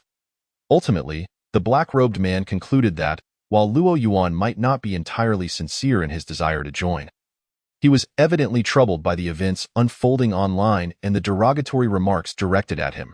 During their discourse, Luo Yuan vehemently condemned the ignorant masses on more than one occasion.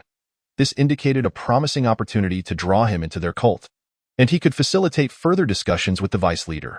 The black-robed man silently resolved to do so, then turned to Luo Yuan and said, "Luo Yuan, for now, you shall remain here while I contact our vice leader and arrange for him to meet with you." Luo Yuan nodded in agreement. Subsequently, the black-robed man hurriedly exited the secret chamber.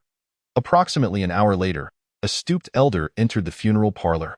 "Owner, I have come to procure some items for my late spouse." Upon hearing his words, a drowsy young man behind the counter instantly perked up and promptly led the elder to the inner room. Upon entering, the elder straightened his hunched form, no longer appearing stooped. Meanwhile, the black-robed man in the inner room also rose quickly, respectfully addressing the elder, "Vice leader. How goes it? Are you certain that Luo Yuan truly wishes to join our cult?" The elder inquired. "Vice leader, this remains uncertain. But Luo Yuan harbors significant grievances regarding the online discourse and the insults hurled at him." The black-robed man replied, "I believe that even if he is not genuinely inclined to join us for the time being, we can still accept him under certain conditions and subsequently devise a means to bind him more closely to our cult. For instance, we could appoint him as a leader to spearhead our assaults on the 3 major academies or engage in city sieges. Ultimately, as long as he takes action against the human race, he will have no path for retreat." "That makes sense." The elder nodded. "I shall meet with him first to gauge his disposition, and then we will strategize on how to incite him to act against the humans." "Where is he?" "In the adjacent secret chamber." The elder immediately turned and exited the inner room, preparing to meet Luo Yuan. However, halfway through, he turned back and instructed, "Let it be known that Luo Yuan's interaction with our cult should be leaked ahead of time." The black-robed man was momentarily taken aback but quickly regained his composure, nodding in agreement. "Understood, Vice Leader." This was clearly a strategy to sever Luo Yuan's escape route. Meanwhile, as Luo Yuan engaged with the cultists, the leader of the Ape Clan received news from afar. He promptly summoned a peak second-tier member of the Ape Clan, commanding, "You must immediately lead our forces through the spatial rift and assault Yanluo Pass. This time, we must capture Yanluo Pass." "Yes, clan leader," the peak member replied, though hesitation soon clouded his expression. "But clan leader, with Luo Yuan stationed there, capturing Yanluo Pass may prove challenging." The terror that Luo Yuan instilled had already sown fear among many of the other races. "Rest assured, Luo Yuan has departed from Yanluo Pass. He is unlikely to return in the near future," the Ape Clan leader declared. "You are a peak second-tier warrior. Leading our forces should enable you to breach Yanluo Pass swiftly." The peak member's face brightened, yet a hint of doubt lingered. "Clan leader, how could Luo Yuan possibly leave Yanluo Pass? Could this be a ruse?" "Ha!" The clan leader scoffed coldly. "Those foolish humans are so quick to condemn Luo Yuan with just a minor scheme on my part. He must have grown disillusioned with the human race. You may not be aware, but many among the humans are currently disparaging him. So rest assured, there should be no issue. Even if there is a ruse, Luo Yuan will not be able to return to reinforce Yanluo Pass in a short span." "Understood. I shall lead our Ape Clan army to assault Yanluo Pass immediately," the peak member affirmed. "Clan leader, await my good news." Before long, the imposing ape army traversed the spatial rift and descended upon the realm of humanity. Aware that Yanluo Pass was guarded by Zheng Yushu and Luo Yuan, the human experts stationed at the spatial rift chose not to obstruct the peak members' advance this time. At Yanluo Pass, Zheng Yushu sensed the arrival of the ape army without delay. His figure flickered as he appeared atop the walls of Yanluo Pass, his voice resonating throughout the entire pass. "The other races are attacking. Prepare for battle." Chapter 73. Luo Yuan, lead the way? Let us flatten Hanlin Academy. You do not believe me? Upon entering the secret chamber and hearing this remark, the cult's vice leader, disguised as an elder, was momentarily taken aback. What is this? I haven't even uttered a word upon entering. Yet you claim I do not trust you. Is this not a tad unreasonable? At least allow me to speak. With that, he turned to depart. Before the elder could regain his composure, Luo Yuan spoke once more, maneuvering his wheelchair directly toward the exit of the secret chamber. Wait, Luo Yuan, hold on. The elder snapped back to reality, hastily interjecting, let us have a conversation first. I have yet to say a single word. How can you assert that I do not trust you? If you truly believed me. Luo Yuan turned to glare coldly at the elder. Then, upon my arrival, your cult would not merely dispatch a single apostle to greet me. You allowed this apostle to engage in indirect inquiries for so long. Ultimately, it boils down to your lack of faith in me, perceiving my visit as a potential deception. So why should I continue this dialogue? The elder was momentarily rendered speechless, unsure of how to counter Luo Yuan's assertions. Luo Yuan continued, I have exhibited ample sincerity by personally accompanying one of your ordinary cult members, risking much to depart from Yanluo Pass. Yet what have you done? You sent an apostle to receive me and made me wait an hour for your arrival as the vice leader. Even if I were to become the leader of your cult, who would heed my words under such circumstances? What significance would there be in my joining your cult? After Luo Yuan's eloquent exposition, the elder stood dumbfounded, utterly at a loss for how to respond. Simultaneously, all the preparations he had made for their conversation were rendered moot by Luo Yuan's remarks. With that, Luo Yuan maneuvered his wheelchair around the elder and exited the secret chamber. Wait, Luo Yuan. Hold on. The elder hastily pursued him, gritting his teeth. Luo Yuan, our approach has indeed been flawed. However, you must understand, our cult has suffered immense losses following the last battle, leaving us no choice but to exercise caution. Thus, if you could lead us to strike against one of the 3 major academies, we would be willing to place our trust in you and grant you the position of leader within our cult. From this day forth you shall be our sole authority. Luo Yuan hesitated for a moment before responding, very well. Among the 3 major academies of humanity, Tianjiao Academy is the most formidable, housing the most experts. Should we assault Tianjiao Academy, we would undoubtedly suffer losses. Conversely, the other 2 academies are significantly weaker. If we strike at either of those 2, with my presence, our cult would incur minimal losses while delivering a devastating blow to them. Let us determine which academy is closest to our location, and we shall target that one. Luo Yuan's analytical reasoning was sound and well articulated, ultimately taking the elder's input into account, as if he were already the leader of the cult. The elder was taken aback by Luo Yuan's decisiveness. However, as Luo Yuan spoke, the elder discreetly scrutinized his expression, finding no indication of deception. He could only respond, the academy closest to us should be Hanlin Academy. But Luo Yuan, do we truly intend to assault Hanlin Academy at this moment? Do you not trust me? Luo Yuan retorted, then added, then gather our forces. I shall lead you to attack Hanlin Academy immediately. Furthermore, those ignorant masses who have been slandering me, I intend to show them my true capabilities, making them regret their words. And as for Li Daoyi, when I expressed my desire to return the 9 Dragons medal, he chose to placate the public outrage rather than counsel me, instead agreeing outright. While those ignorant masses may not be aware of my contributions to humanity, surely he cannot be oblivious. Yet, in the end, he sided with those ignorant masses, which has utterly disappointed me. I shall make him regret it. As he spoke, a flicker of hatred ignited in Luo Yuan's eyes, his previously handsome visage contorting into a grotesque expression. This manic, twisted demeanor sent chills down the elder's spine, reminiscent of the previous leader of the cult, whose state he had only witnessed before. Noticing the elder's dazed expression, Luo Yuan's icy gaze fell upon him. Gather the forces.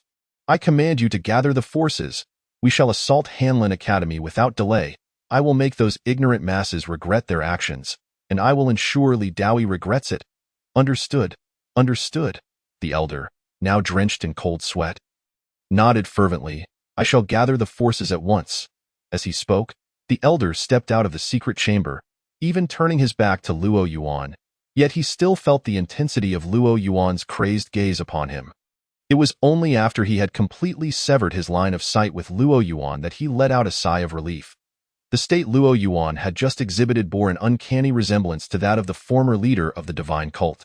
However, the elder did not place his full trust in Luo Yuan. After a moment of contemplation, he summoned the apostle in the black robe, gathered the nearby followers, and also summoned 3 apostles to come. As for the other 2 vice leaders, let them remain hidden in the shadows. If Luo Yuan truly makes a move against the Hanlin Academy, then we shall reveal them to confront him. Vice leader, has Luo Yuan agreed to attack the Hanlin Academy? The black-robed man inquired with palpable excitement. Indeed, I merely mentioned it casually, and he acquiesced. He instructed me to name the academy closest to here. And I mentioned the Hanlin Academy, the elder replied. He claimed he wanted to make those foolish commoners online regret their words, to make Li Daoyi regret it as well. His previous demeanor truly frightened me. I suspect perhaps he genuinely seeks revenge against those who have scorned him online, and against Li Daoyi. Whether he truly wishes to join our divine cult will become irrelevant after this assault on the Hanlin Academy. If he indeed takes action against the academy, he will have no path of retreat left. Vice leader, shall I proceed to gather the followers and prepare for an assault on the Hanlin Academy? The black-robed man's voice was tinged with suppressed excitement. Go. The elder waved his hand, watching as the black-robed man departed, then turned back to the secret chamber. Luo Yuan, whether you are plotting something remains to be seen. We shall soon discover if you are truly intent on attacking the Hanlin Academy. Inside the secret chamber, Luo Yuan remained expressionless, yet inwardly he muttered, Oscar, you owe me a little golden figurine. Approximately a quarter of an hour later, the elder re-entered the secret chamber. Luo Yuan, I have gathered some personnel. The nearest followers have already arrived. You see. Spare me the details. Luo Yuan coldly interrupted the elder. Lead the way. Let us march forth to flatten the Hanlin Academy. Chapter 74. Warriors of the Internet, the Yanluo Pass cannot escape your grasp. The alien race has invaded. Prepare for battle. Yanluo Pass.as Zhang Yushu's voice echoed throughout the Yanluo Pass. Numerous human experts, deputy generals, and ordinary soldiers immediately appeared atop the city walls. All eyes were gravely fixed on the distant rift in space, where the ranks of the Ape Tribe army continued to swell. The Ape army ultimately occupied a vast expanse in front of the spatial rift. Even from several kilometers away, one could discern the patchwork of white on the yellow earth before the rift. These aliens certainly know how to choose their moments. They dare to attack us at this time. One of the deputy generals beside Zhang Yushu said with a furrowed brow. Currently, due to the situation with Luo Yuan, many soldiers at the Yanluo Pass were affected. The timing of the Ape Army's assault undoubtedly escalated the difficulty for the human race to defend the Yanluo Pass. Zhang Yushu did not respond, for he understood that the Ape Tribe's attack at this moment was no mere coincidence. However, since the Ape Tribe had already arrived, they had no choice but to confront them. Why should we be the ones to fight? Suddenly, an indignant voice from behind drew the attention of most atop the city walls. Zhang Yushu turned around to see a throng of individuals clad in ill-fitting armor, clearly not warriors, reluctantly ascending the city walls under the prodding of several Yanluo Pass soldiers. There were many of them. At first glance, there appeared to be around 100,000. These were the very individuals who had been vociferously clamoring online and those who had unfurled banners offline. They had only recently been dispatched to the Yanluo Pass by Sun Qianqian, and now, with the alien race arriving, they were thrust into the battlefield. There are regulations among humans. Non-warriors are not required to defend the Yanluo Pass. Why should we be the ones to fight? Within the crowd, the one who had just raised the outcry continued to shout, as others followed suit. A chorus of voices erupted. Indeed, we are merely ordinary people. Why should we be forced to defend the Yanluo Pass? Yes, isn't it your responsibility to fight against the alien race? Why should we ordinary individuals risk our lives? Let us down. We refuse to ascend the Yanluo Pass. When they were first summoned by Sun Qianqian and brought to the Yanluo Pass, many had dismissed it, thinking it merely a scare tactic. Yet now, upon hearing of the alien invasion, and realizing that the soldiers of the Yanluo Pass were genuinely urging them to ascend the walls, their reluctance grew. Fear and resistance welled up within many. As they faced the reality of the battlefield and the specter of death, their earlier bravado on the internet evaporating in an instant. Where is your commander? We demand to speak with him. Yes, let the commander of the Yanluo Pass come forth. We must ask him why ordinary people are being sent to the front lines, seeing that their outcries were in vain. The soldiers of the Yanluo Pass continued to push them up the city walls. In the next moment, as someone took the initiative, many began clamoring to see the commander of the Yanluo Pass. Zhang Yushu let out a cold laugh, realizing that these individuals now knew fear. He stepped forward to address the crowd. I am Zhang Yushu, the current commander of the Yanluo Pass. You may speak your grievances to me. Zhang Yushu? I know you. You are the foremost swordsman of our human race. Upon hearing Zhang Yushu's name, someone in the crowd recognized him and continued. Since you are Lord Zhang Yushu, surely you would not send us into battle. Would you? Indeed, Lord Zhang Yushu, we are but ordinary people. Sending us to the Yanluo Pass is tantamount to sending us to our deaths. Silence. Hearing the increasingly chaotic voices, Zhang Yushu coldly interrupted. I apologize, but this is a decision made by the higher-ups of our race, and I am powerless to change it. Thus, today, at the Yanluo Pass, whether you wish to or not, you must fight. As soon as Zhang Yushu uttered these words, many faced paled, and despair settled in their hearts. Some, still unwilling to accept their fate, shouted defiantly. Why? The regulations state that ordinary people do not have to defend the Yanluo Pass. Why are we being targeted? Is this not a deliberate attack against us? Ha! Zhang Yushu sneered coldly. Why? You should know better than anyone. Were you not all boasting about your prowess? Did you not claim that this and that were beneath you? Then come forth yourselves, now that you are called upon. Do you not find yourselves more deserving, more capable of showcasing your superiority? Is this not what you desired? So, why do you now cower in fear? Should you not exhibit the same fervor you displayed before? Zhang Yushu's voice grew louder, culminating in a near roar of indignation. The once boisterous crowd fell into silence, stunned into quietude. The surrounding soldiers of the Yanluo Pass regarded them with cold eyes, offering no sympathy. Not everyone was worth risking their lives for. Commander, the ape army is advancing. A deputy general reminded him. Bring them all to the front. Let them display their bravado. Let them show their might. Zhang Yushu commanded coldly. They have donned military garb. Anyone who dares to falter in the face of battle shall face disciplinary action. Execution on the spot. With that, Zhang Yushu turned and swiftly returned to his previous position. The group of warriors who had harbored some hope now appeared utterly dejected, their faces as pale as corpses. With Zhang Yushu's declaration hanging over them, they dared not retreat. They could only be pushed to the forefront of the Yanluo Pass by the soldiers.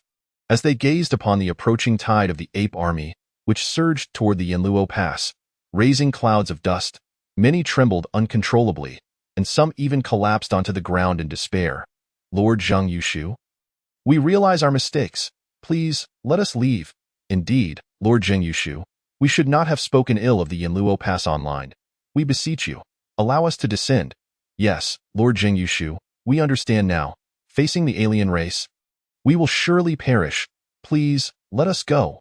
When the hard approach failed, some began to plead with Zhang Yushu. Faced with the impending onslaught of the ape army, even before they reached the walls, fear had overtaken them. Cowards! You only know how to boast behind screens, Zhang Yushu remarked, raising an eyebrow, casting a cold gaze upon the crowd. Your pleas are of no use. The Yanluo Pass is no longer under the control of the Yanluo Pass because of your words. If you do not step forward, how can we defend the Yanluo Pass? Hearing Zhang Yushu's words, the group of warriors was paralyzed with fear, instantly regretting their previous bravado. Why had they indulged in momentary arrogance? Hurling insults at the Yanluo Pass online? At this moment, the ape army had already reached the foot of the Yanluo Pass, in adherence to the admonitions of the leader of the ape tribe. The commander, a pinnacle of the second rank among the ape warriors, while perplexed by the presence of numerous common folk at Yanluo Pass, promptly issued the order to charge.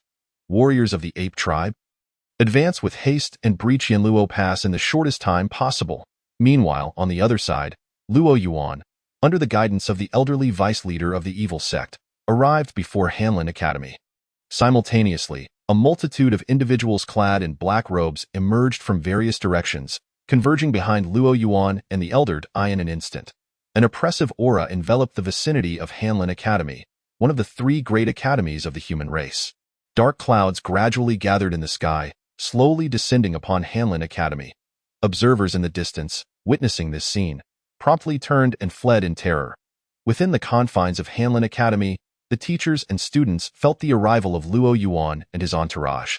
In a flash, Radiant figures descended before the Academy's grand entrance, led by the Academy's president, Li Guangxiao, accompanied by a host of instructors. Upon seeing Luo Yuan, who sat imperiously in a wheelchair amidst the black-robed figures, Li Guangxiao's heart filled with confusion. How did Luo Yuan arrive at our Hanlin Academy, and why is he entangled with the evil sect?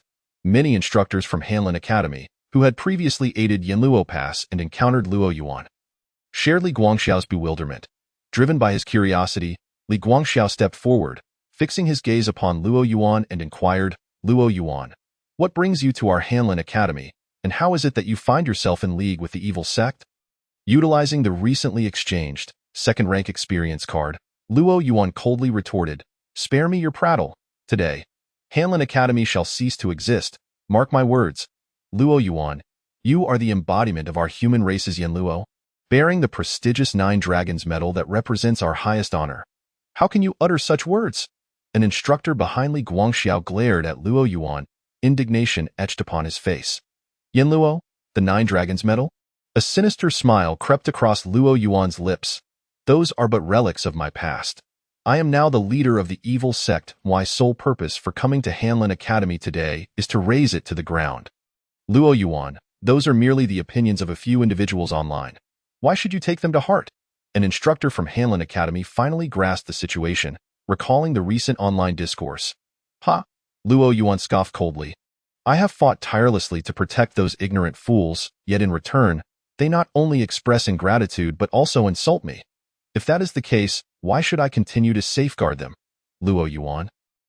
Enough. Before Li Guangxiao could continue, Luo Yuan interrupted. I offer you a chance to strike first.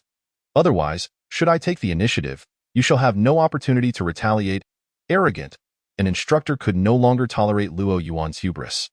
Luo Yuan, though you have accomplished great deeds for our human race, now you conspire with the evil sect and seek to attack Hanlin Academy.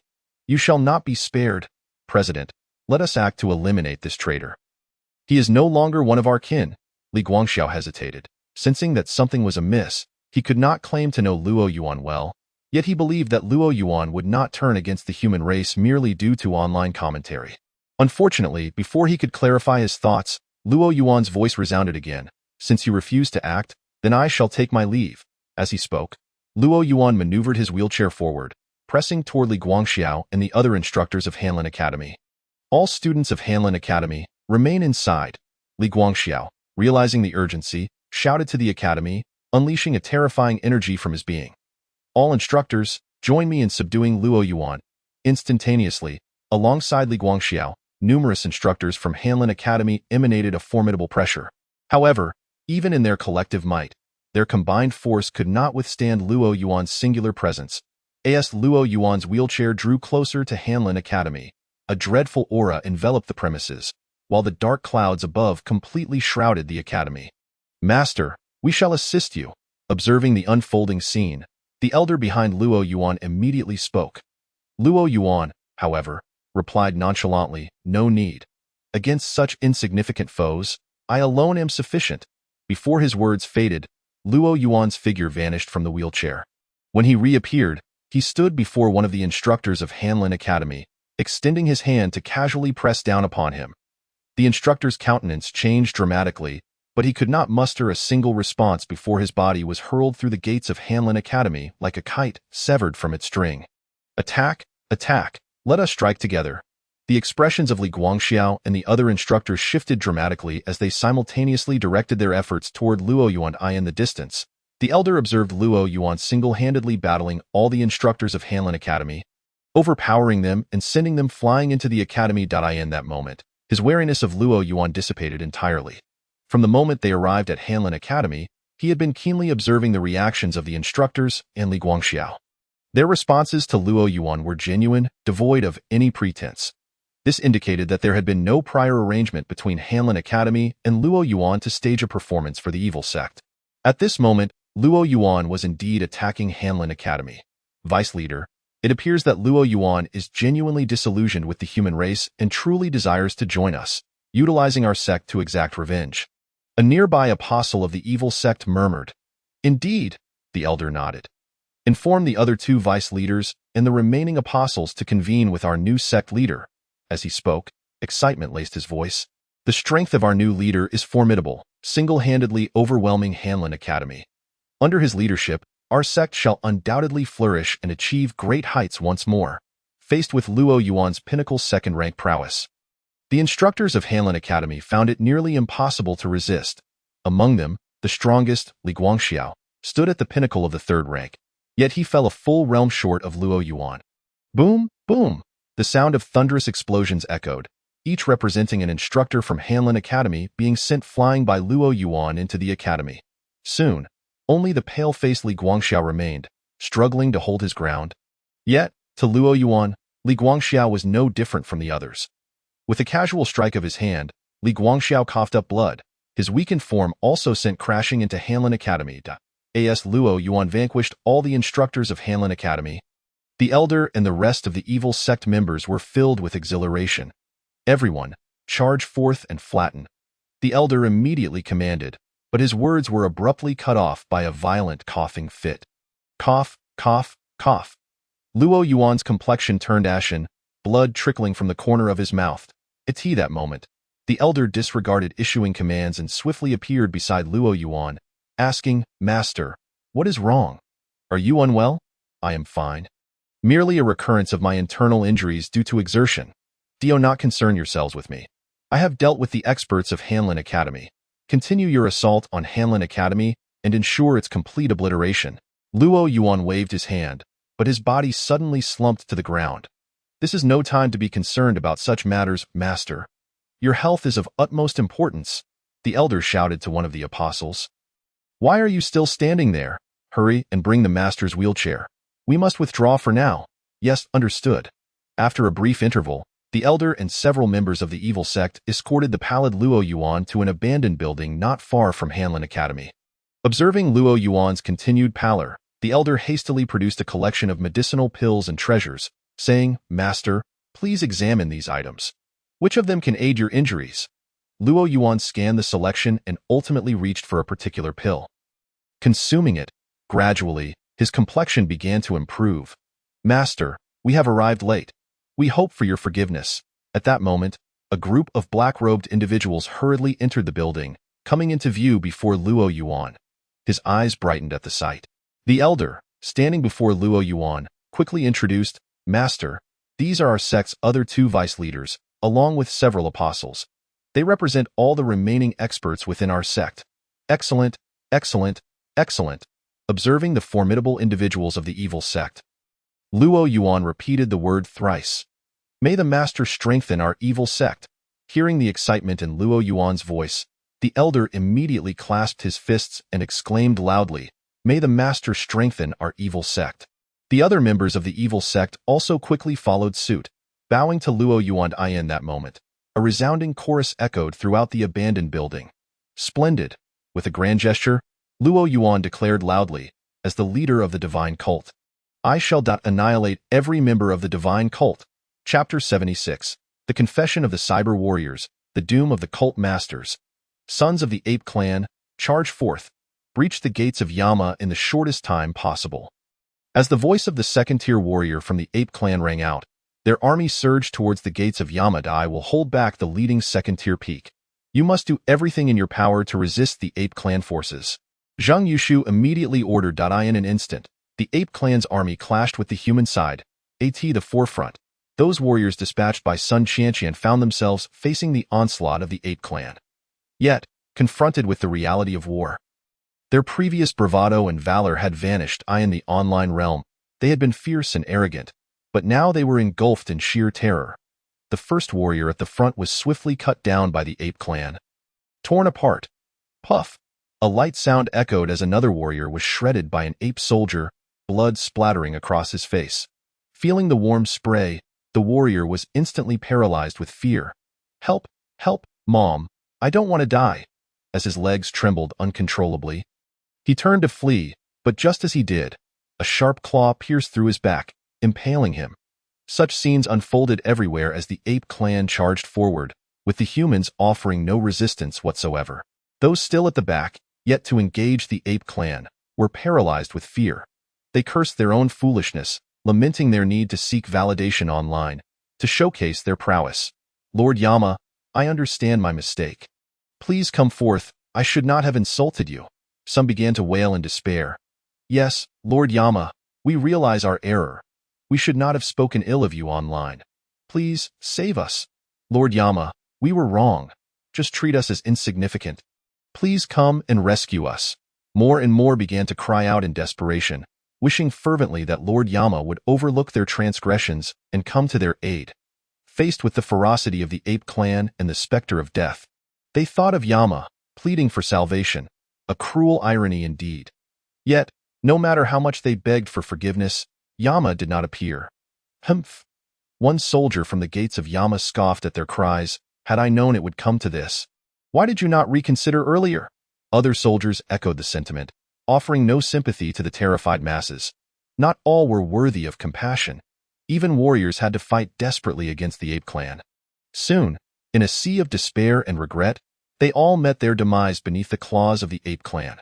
With their deaths, the true battle between the ape clan and the human forces began. Soldiers from Yama engaged fiercely with the ape clan, the situation growing increasingly dire for humanity. In the air, Zhang Yushu clashed wildly with the second-tier peak of the ape clan. However, as a late-stage second-tier warrior, how could he possibly contend with a second-tier peak? From the very beginning of their confrontation, he was at a disadvantage, sustaining injuries and coughing up blood in a matter of moments. The scales of victory were tipping steadily towards the ape clan. Meanwhile, in a small building, upon hearing Luo Yuan's proclamation, the cultists were left in shock. Leader, did you perhaps misstate something? After a brief pause, an elder queried with a stiff expression. The other cultists, snapping back to reality, gazed at Luo Yuan with hopeful eyes. Surely the leader must have misspoken. However, Luo Yuan's next words plunged them into despair. He cast a cool glance at the elder, stating, "What did I say wrong? As the leader of the divine cult, I must annihilate every member of the divine cult. Is there anything wrong with that?" The elder's expression shifted to one of grave seriousness, his voice icy. "Leader, do not jest. This is no laughing matter. Who the hell is joking with you?" Luo Yuan's gaze turned equally frigid. A group of cockroaches hiding in the shadows, unworthy of the light. You should be ashamed to call yourselves human. No, calling you human is an insult. Countless individuals fought valiantly ahead while you cowered behind, plotting betrayal. If I do not slay you, whom shall I slay? But Luo Yuan, do not forget, you have led our cult against the Hanlin Academy. Do you truly believe there is a path of retreat for you? The elder retorted. That was merely a performance for you filthy vermin. Did you see a single soul from the Hanlin Academy fall to my hands? Luo Yuan sneered, surveying everyone within the small building. If I do not put on a show, how could you all possibly show yourselves? You. The elder trembled with rage, unable to articulate a response. I cannot waste my breath on you. Since you are all gathered here, I shall send you on your way. As he spoke, a long blade materialized in Luo Yuan's hand. The engine of his wheelchair roared to life as he advanced towards the elder. Luo Yuan, you are injured. Though you have taken medicinal pills, surely your wounds have yet to heal. The elder's demeanor shifted to one of hysteria. You dare attempt to kill us all? You truly believe we are as meek as lambs? Everyone, attack together. Let us ensure that this Yama remains here today. The elder had previously permitted the other two vice leaders to confront Luo Yuan, confident that Luo Yuan's injuries would render him vulnerable. He could not fathom that they could not overcome a mere wheelchair-bound Luo Yuan. Just as the elder stepped forward, Luo Yuan vanished from his sight, halting his movement abruptly, as Luo Yuan appeared behind him. A line of blood slowly emerged across his throat. Even injured and seated, killing you is as simple as slaughtering a chicken or a dog, understand? Without even glancing back at the elder, Luo Yuan charged towards the other two vice leaders of the cult. Upon witnessing the elder fall to Luo Yuan's blade, the other two newly arrived vice leaders stood frozen in shock, their hair standing on end. Run! This unified thought surged through their minds. Yet, Luo Yuan would not allow them to escape. He had exerted tremendous effort to draw out the cult's masters. With a single step, he appeared behind the two vice leaders, swinging his blade. In mere moments, the two vice leaders, who had just made their entrance and uttered a single line, were dispatched. Subsequently, Luo Yuan's gaze shifted toward the fleeing cult acolytes. With the three vice leaders easily slain, The remaining cult members stood no chance against Luo Yuan. In the following minute, a grand massacre unfolded within the small building. After 1 minute, Luo Yuan, seated in his wheelchair, emerged from the small building with an unperturbed expression, while behind him lay a scene of carnage, bodies strewn across the ground, blood saturating the air. Chapter 77.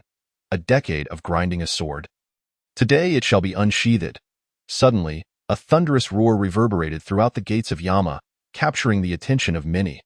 They instinctively turned towards the source of the sound.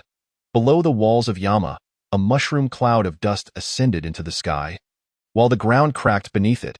Surrounding the dust cloud, human and ape soldiers alike were thrown to the ground or injured by the shockwave. Hovering above the dust cloud, the second-tier peak of the ape clan stood, gazing down with disdain. You, a mere late-stage second-tier warrior, what do you think you can use to resist me? Undoubtedly, at the center of the dust cloud stood Zheng Yushu, who had been engaged in combat with the second-tier peak of the ape clan. As the dust began to settle, it revealed Zheng Yushu, kneeling on one knee with his 3-inch Qingfeng sword propped on the ground, barely able to keep himself upright. Blood streamed from his mouth. His complexion pale. Zheng Commander. From a distance, many human warriors, witnessing Zheng Yushu's state, felt a pang of anxiety. Coughing violently, Zheng Yushu struggled to rise, gesturing to reassure them, "Do not worry, I am fine. Continue the fight." Yet, the gravity in his eyes was palpable. Although he was only one minor realm below the ape clan's second-tier peak, the disparity in their powers was insurmountable. He had initially believed he could hold off the second-tier peak for some time. Yet, in but a brief moment, he had been bested. It must be noted that he is an almost invincible presence within this realm. If he is unable to contend with this peak second-tier member of the ape clan, one can only imagine how swiftly others would falter. Although he is loath to admit it, it must be said that sometimes a mere increment in realm can spell doom, as for those who leap across vast tiers, or even more in battle. Without the necessary support, they are merely engaging in folly. Drawing a deep breath, Zheng Yushu gradually ascended once more. Despite being outmatched, he understood that he must hold the line against this peak second-tier ape. As he slowly rose into the air, he surveyed the battlefield. Upon observing the situation, his expression grew increasingly grave, and his heart sank. The overall circumstances favored the ape clan overwhelmingly.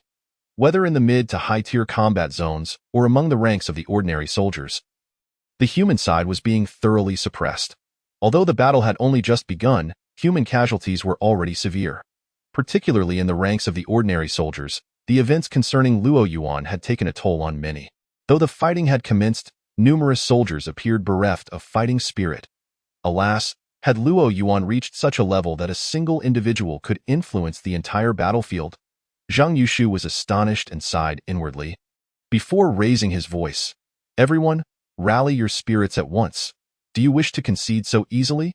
Think of your fallen comrades, remember General Nye, and consider the parents, loved ones, and children waiting for our triumphant return. Do you wish to see them perish at the hands of these alien races?" As the current commander of Yanluo Pass, he had to uplift the morale of the human forces.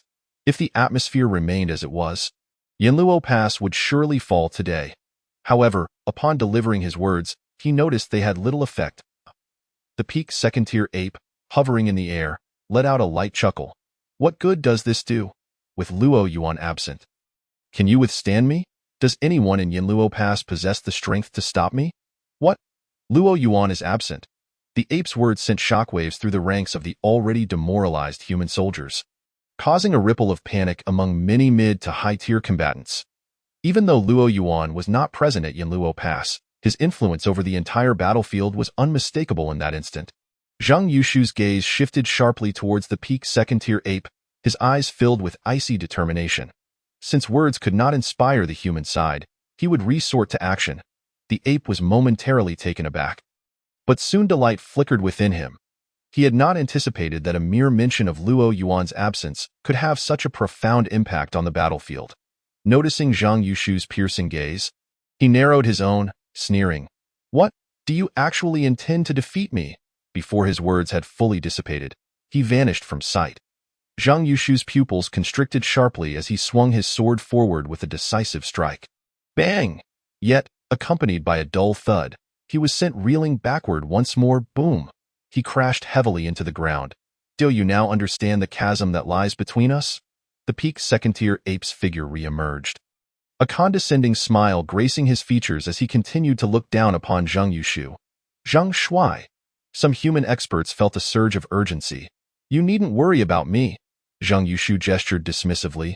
Yet he found himself gazing at the shattered remains of his Qingfeng sword in a daze. This sword, which had accompanied him for over a decade, had shattered today. As a swordsman, how could he continue to fight without his sword? The peak second-tier ape grew increasingly smug.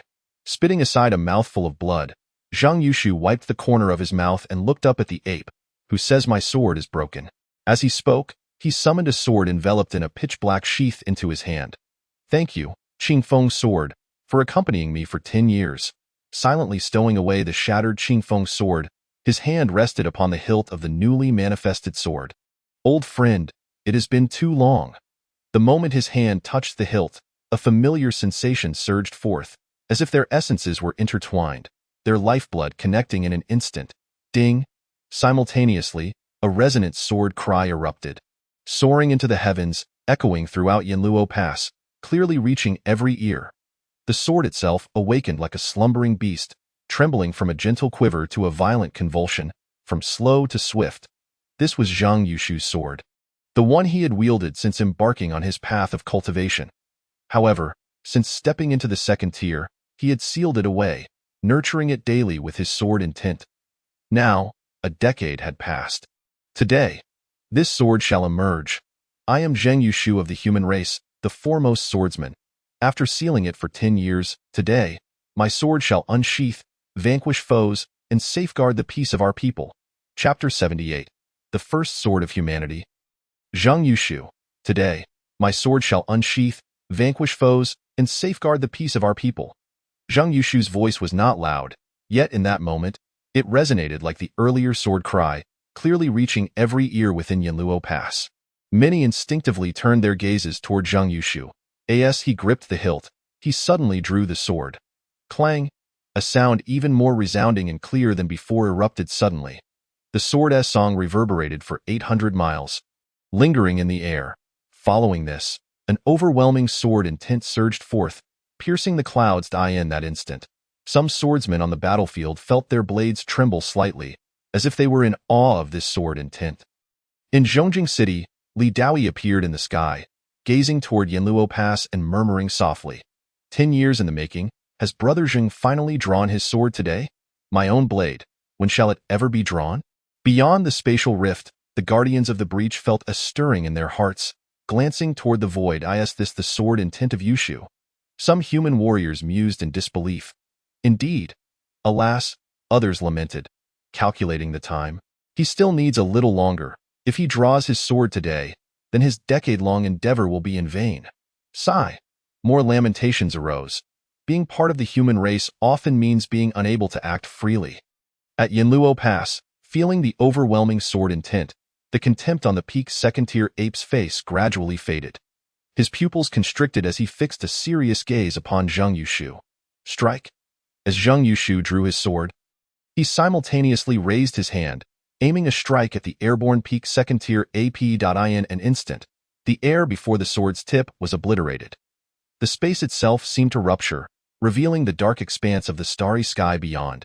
The rift expanded, quickly reaching the peak second-tier ape. The ape, unwilling to be caught off guard, swiftly prepared to defend himself. It cannot be met head-on.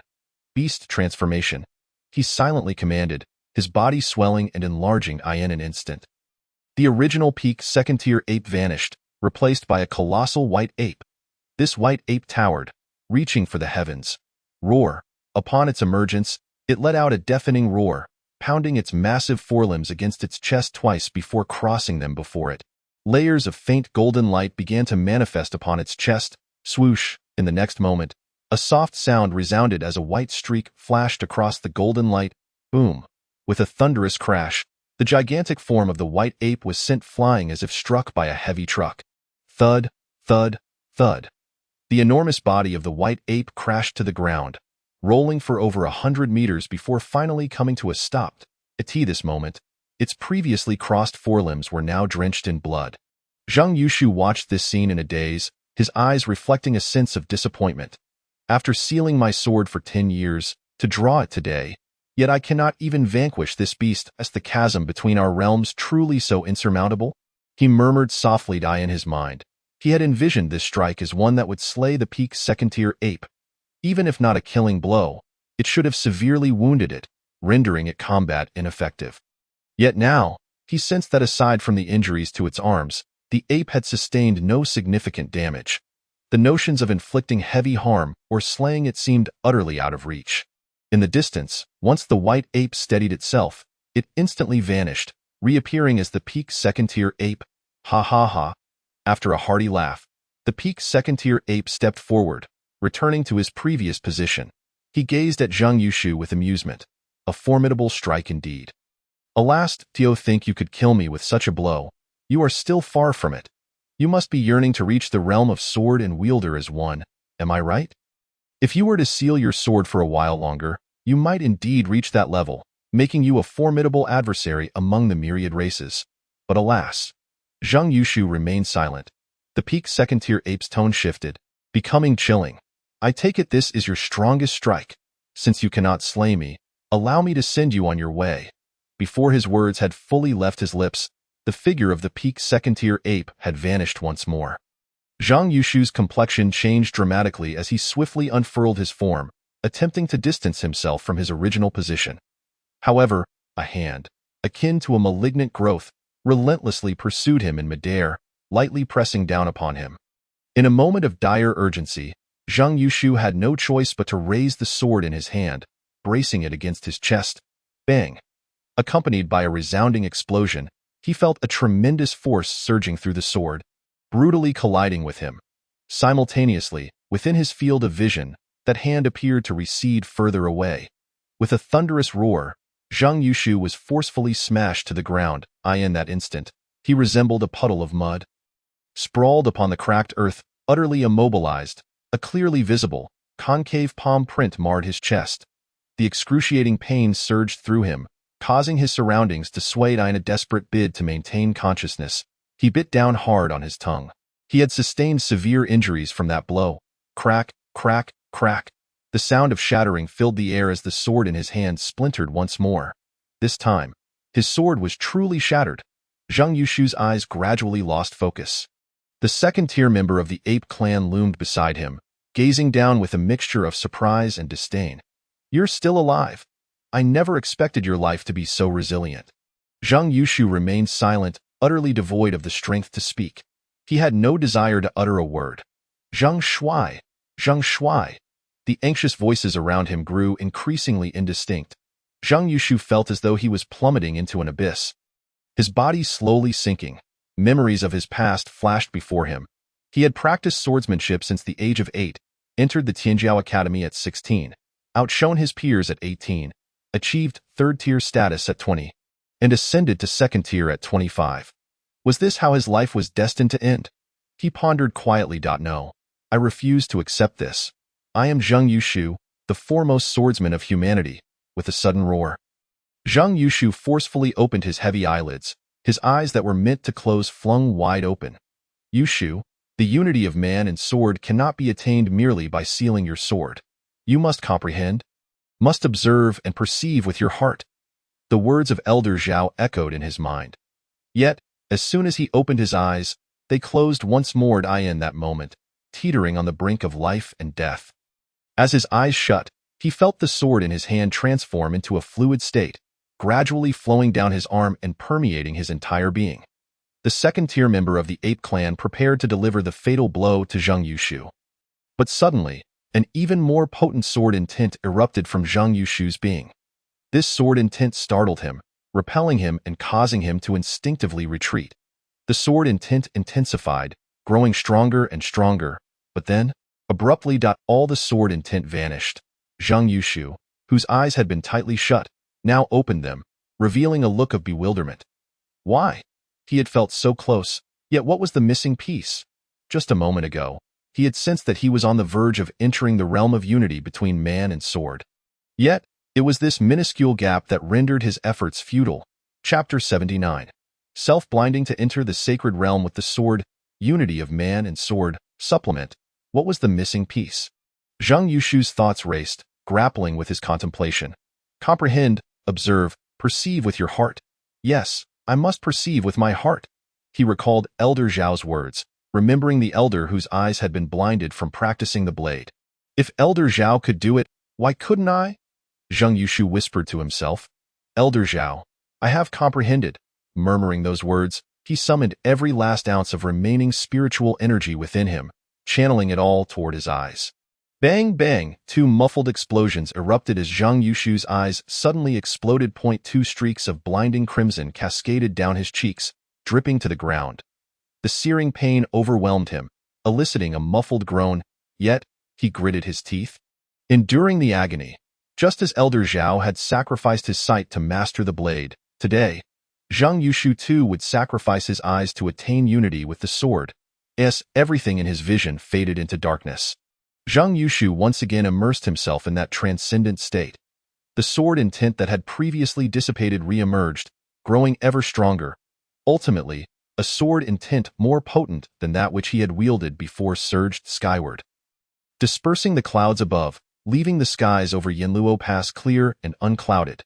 Undoubtedly, upon blinding himself and genuinely perceiving with his heart, Zhang Yushu achieved the coveted realm of unity between man and sword.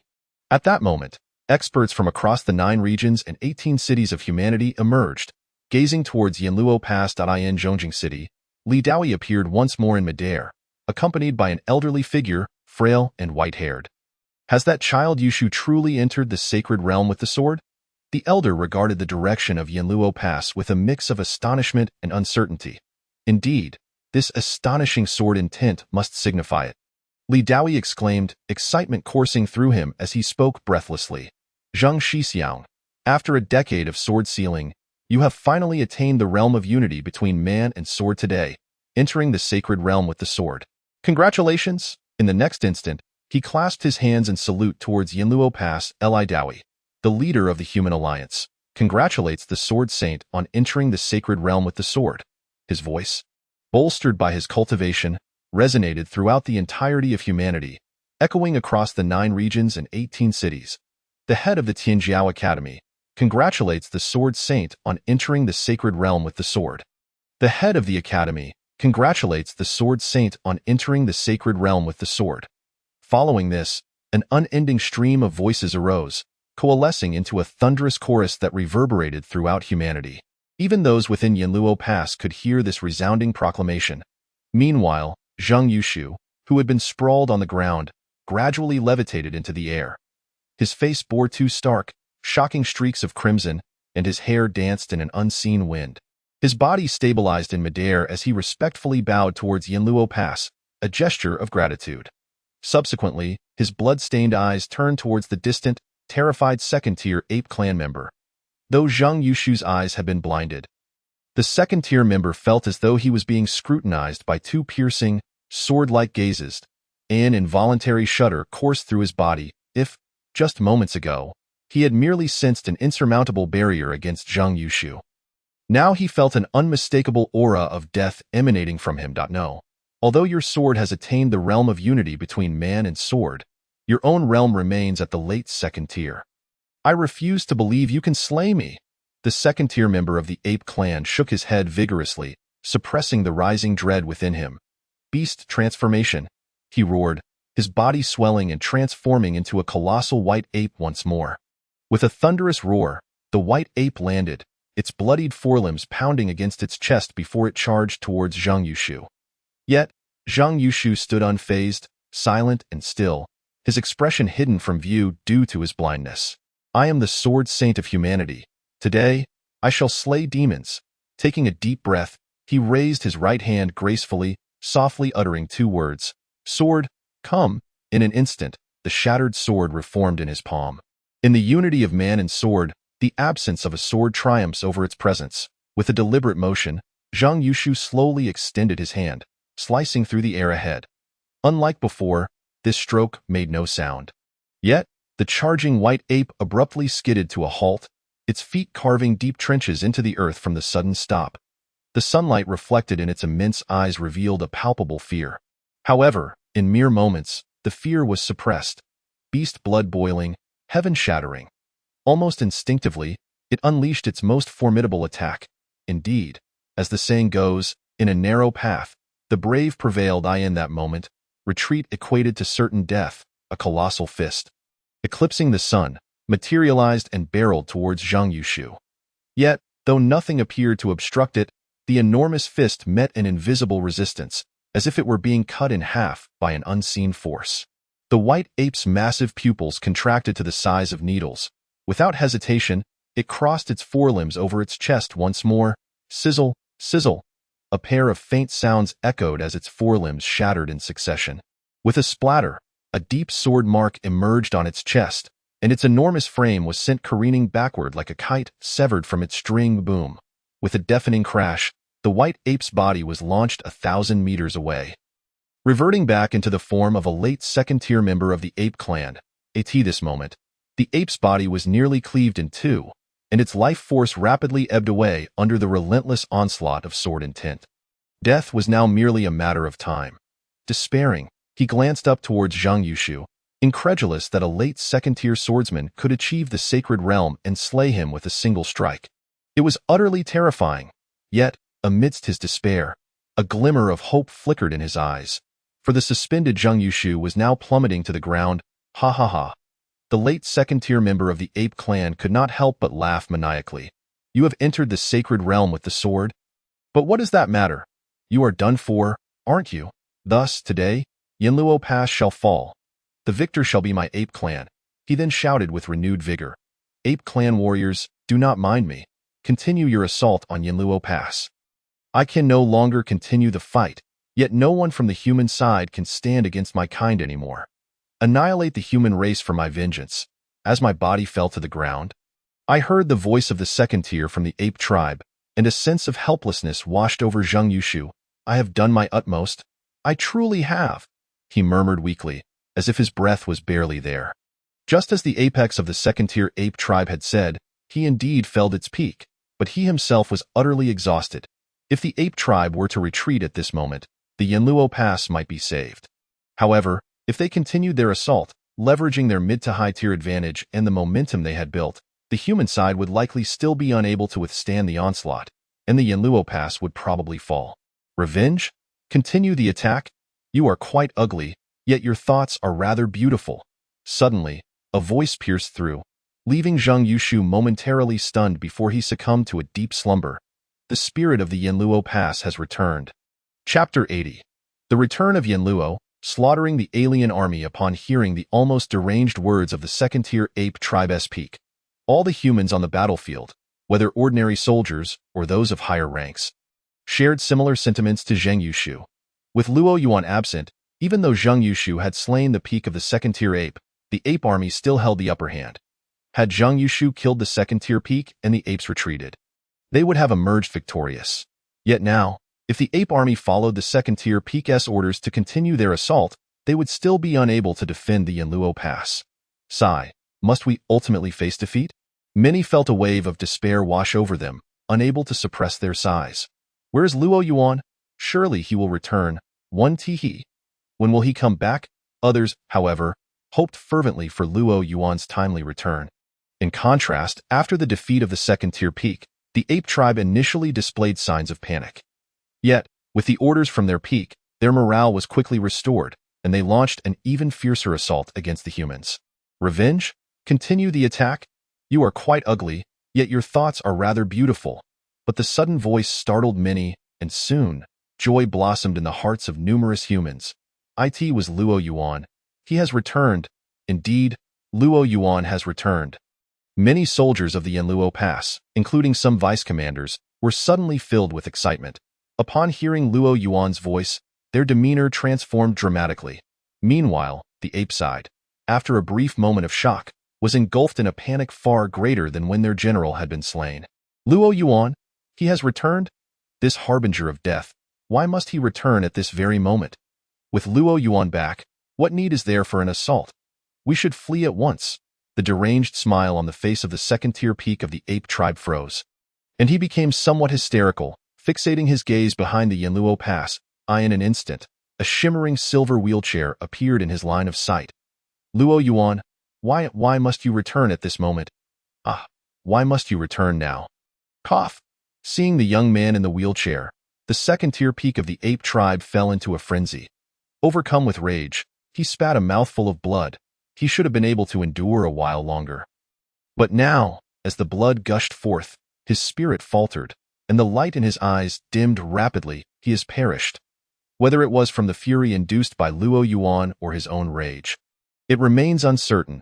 Luo Yuan appeared atop the walls of the Yanluo Pass, his gaze sweeping across the battlefield, instantly grasping the situation. However, upon seeing Zheng Yushu lying on the ground, he was momentarily taken aback, a flicker of concern stirring within him. Sensing that Zheng Yushu was still alive, he let out a quiet sigh of relief, noticing the recently deceased second-tier peak of the ape tribe in the distance. And piecing together the faint sounds he had just heard, he began to understand why Zheng Yushu had lost consciousness. To his surprise, this foremost swordsman of the human race was no mere boast. He had indeed slain a second-tier peak with his late second-tier prowess. Impressive indeed, he murmured softly, and then Luo Yuan's gaze began to scour the battlefield for the third and fourth tiers of the ape tribe. With the second-tier peak defeated by Zheng Yushu, it was up to him to eliminate the remaining apes and reap the rewards. However, if he could capture this entire invading ape army, perhaps he could gather a considerable amount of life force by overwhelming them with numbers. With this thought in mind, Luo Yuan did not immediately strike down the third or fourth tier apes. Instead, he maneuvered his wheelchair swiftly toward the nearby spatial rift. Observing Luo Yuan's actions, both the humans and the apes were left perplexed. Luo Yuan had returned but did not immediately engage the enemy as he had before. Rather, he was steering his wheelchair towards the spatial rift. What could his intentions be? Yet, it took only a moment for many to realize as they saw Luo Yuan darting across the battlefield and landing behind the ape army. As expected of Yanluo, he intends to eradicate the entire invading ape army, leaving not a single one alive. Some apes who wished to escape suddenly turned pale. Theo described their pallor, one might say. This is far whiter than my girlfriend's face after she has been dead for 7 days. Having successfully landed behind the ape army, a wicked smile unfurled across Luo Yuan's face, one that sent shivers down the spines of many apes merely by the sight of it. A long knife appeared in his hand as he grinned at the ape army. Those of you wishing to flee may begin now. You must be a devil. In an instant, many apes cursed in desperation. You are a human expert. Is it truly necessary to go this far, to exterminate us completely? The first to notice Luo Yuan and turn to flee was the nearest ape soldier, his face etched with despair as he dropped his weapon. Luo Yuan, please don't kill me, I surrender. Yet, before he could finish, his voice was abruptly silenced. Luo Yuan slowly sheathed his knife. I'm sorry, you spoke too slowly. Upon hearing this, some apes initially wished to berate the fleeing soldier. Yet their words caught in their throats. Luo Yuan, please don't kill me. I surrender. Another ape blurted out, speaking rapidly, fearing that lingering on his words would seal his fate like the previous apes. However, as soon as he finished speaking, his expression became one of bewilderment. In his eyes, confusion emerged as he summoned his last ounce of strength to gaze at Luo Yuan. What is going on?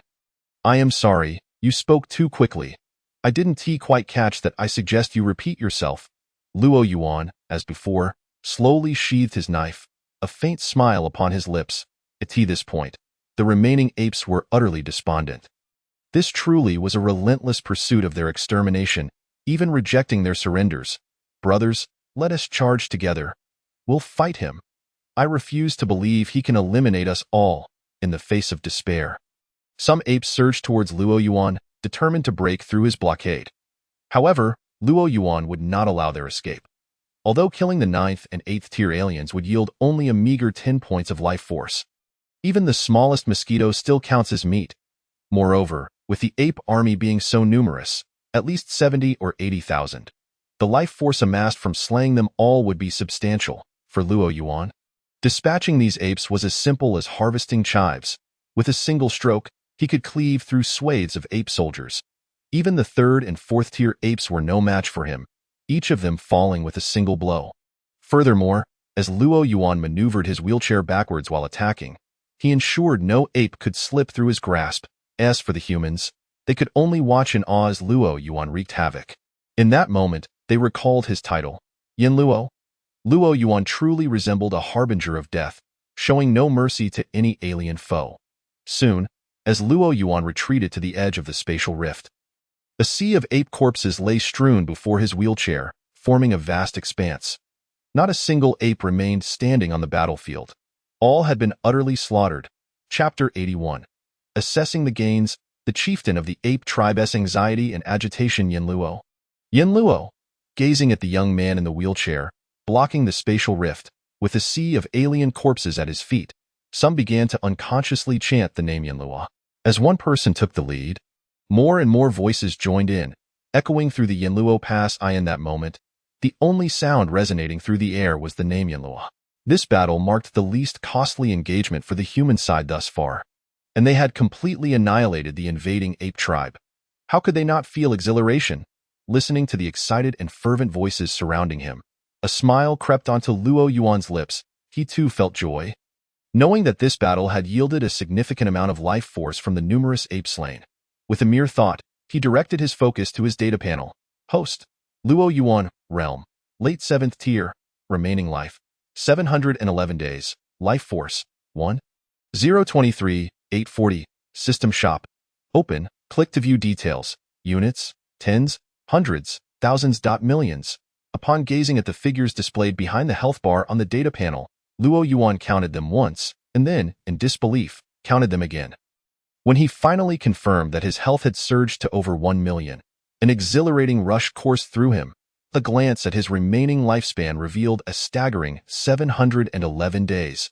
In that instant, Luo Yuan had never felt so affluent, so blissful. However, once the excitement subsided, a sense of ennui washed over him, akin to a sage reverting to a state of tranquility after an intense moment. With such an abundance of health, he could easily afford to lie dormant for nearly 2 years, waiting until his health diminished before re-emerging. But how could he entertain such thoughts? 1 million health points, equating to 2 years of life, merely sufficed for the exchange of a fleeting 15-minute premium experience card. He resolved to persevere. He must strive to vanquish more foes, aiming to elevate himself to the status of a millionaire, or even a billionaire. Furthermore, he needed to enhance his realm swiftly, for only upon complete recovery could he afford to relax without trepidation. Nevertheless, the notion of lying idle for 2 years flitted through his mind. Prompting an immediate and stern self-rebuke, he recognized the perilous nature of such thoughts. It is said that life is an unending struggle. How could one entertain the idea of passivity? Moreover, unlike others, he lacked eternal life, which only intensified his imperative to toil diligently. Well, let him set a modest goal first, to amass 1 billion health points. With a newfound resolve, Luo Yuan's spirit soared, and he proceeded to exchange for a 2nd-tier minor recovery elixir to consume. Following this recent battle, he could once again utilize the elixir to elevate his realm. He ingested 5 or 6 2nd-tier minor recovery elixirs in succession. With a soft pop, Luo Yuan felt his realm ascend to the initial stage of the 6th tier. The 6th tier brought him one step closer to the 1st tier and beyond. His mood improved significantly. However, he could only reach the initial stage of the 6th tier for now. To continue advancing, he needed to consolidate his current level. Meanwhile, in the desolate and shadowy expanse of the cosmos, beyond the spatial rift, the leader of the ape tribe awaited eagerly for tidings from his kin, hoping for good news. However, as time passed, his anticipation morphed into anxiety, ultimately culminating in irritation. Why had they not returned yet? According to reports, Luo Yuan had already departed from Yin Luo Pass, and he had dispatched a peak 2nd-tier commander. Surely, they could not have failed to capture Yin Luo Pass? The leader of the ape tribe paced back and forth in distress. Why, Lord, please do not fret. News should arrive shortly. One of the apes, witnessing the leader's agitation, hastily offered words of comfort. Yet, the leader continued his restless pacing, consumed by a singular thought. Where were the updates? My lord, it is unnecessary for you to be so anxious. Perhaps I could summon the matriarch of the 81st tribe to keep you company? Another ape suggested in an attempt to soothe. Silence. If you utter another word, I shall summon your daughter to accompany me. The leader of the ape tribe retorted coldly, "Really, my lord, do you truly wish for my daughter to come?" The ape who spoke suddenly appeared quite excited. "Shall I fetch her at once?" The leader of the ape tribe found himself momentarily speechless, then waved his hand dismissively, causing the nearby ape to vanish into thin air. "Now that is better. At least it is quiet." He resumed his anxious pacing. After a while, he could bear it no longer. The leader stepped forward, vanishing from the ape tribe's encampment. He intended to inspect the edge of the spatial rift. It had been too long without news. Logically, with a peak second-tier commander leading and Luo Yuan absent from Yanluo Pass, they should have successfully captured it by now. With a mix of anticipation and confusion, the leader of the ape tribe soon reached the boundary of the spatial rift.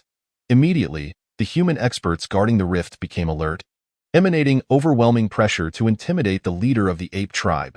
He dared not advance further, forced to observe the spatial rift from a distance as he continued to wait.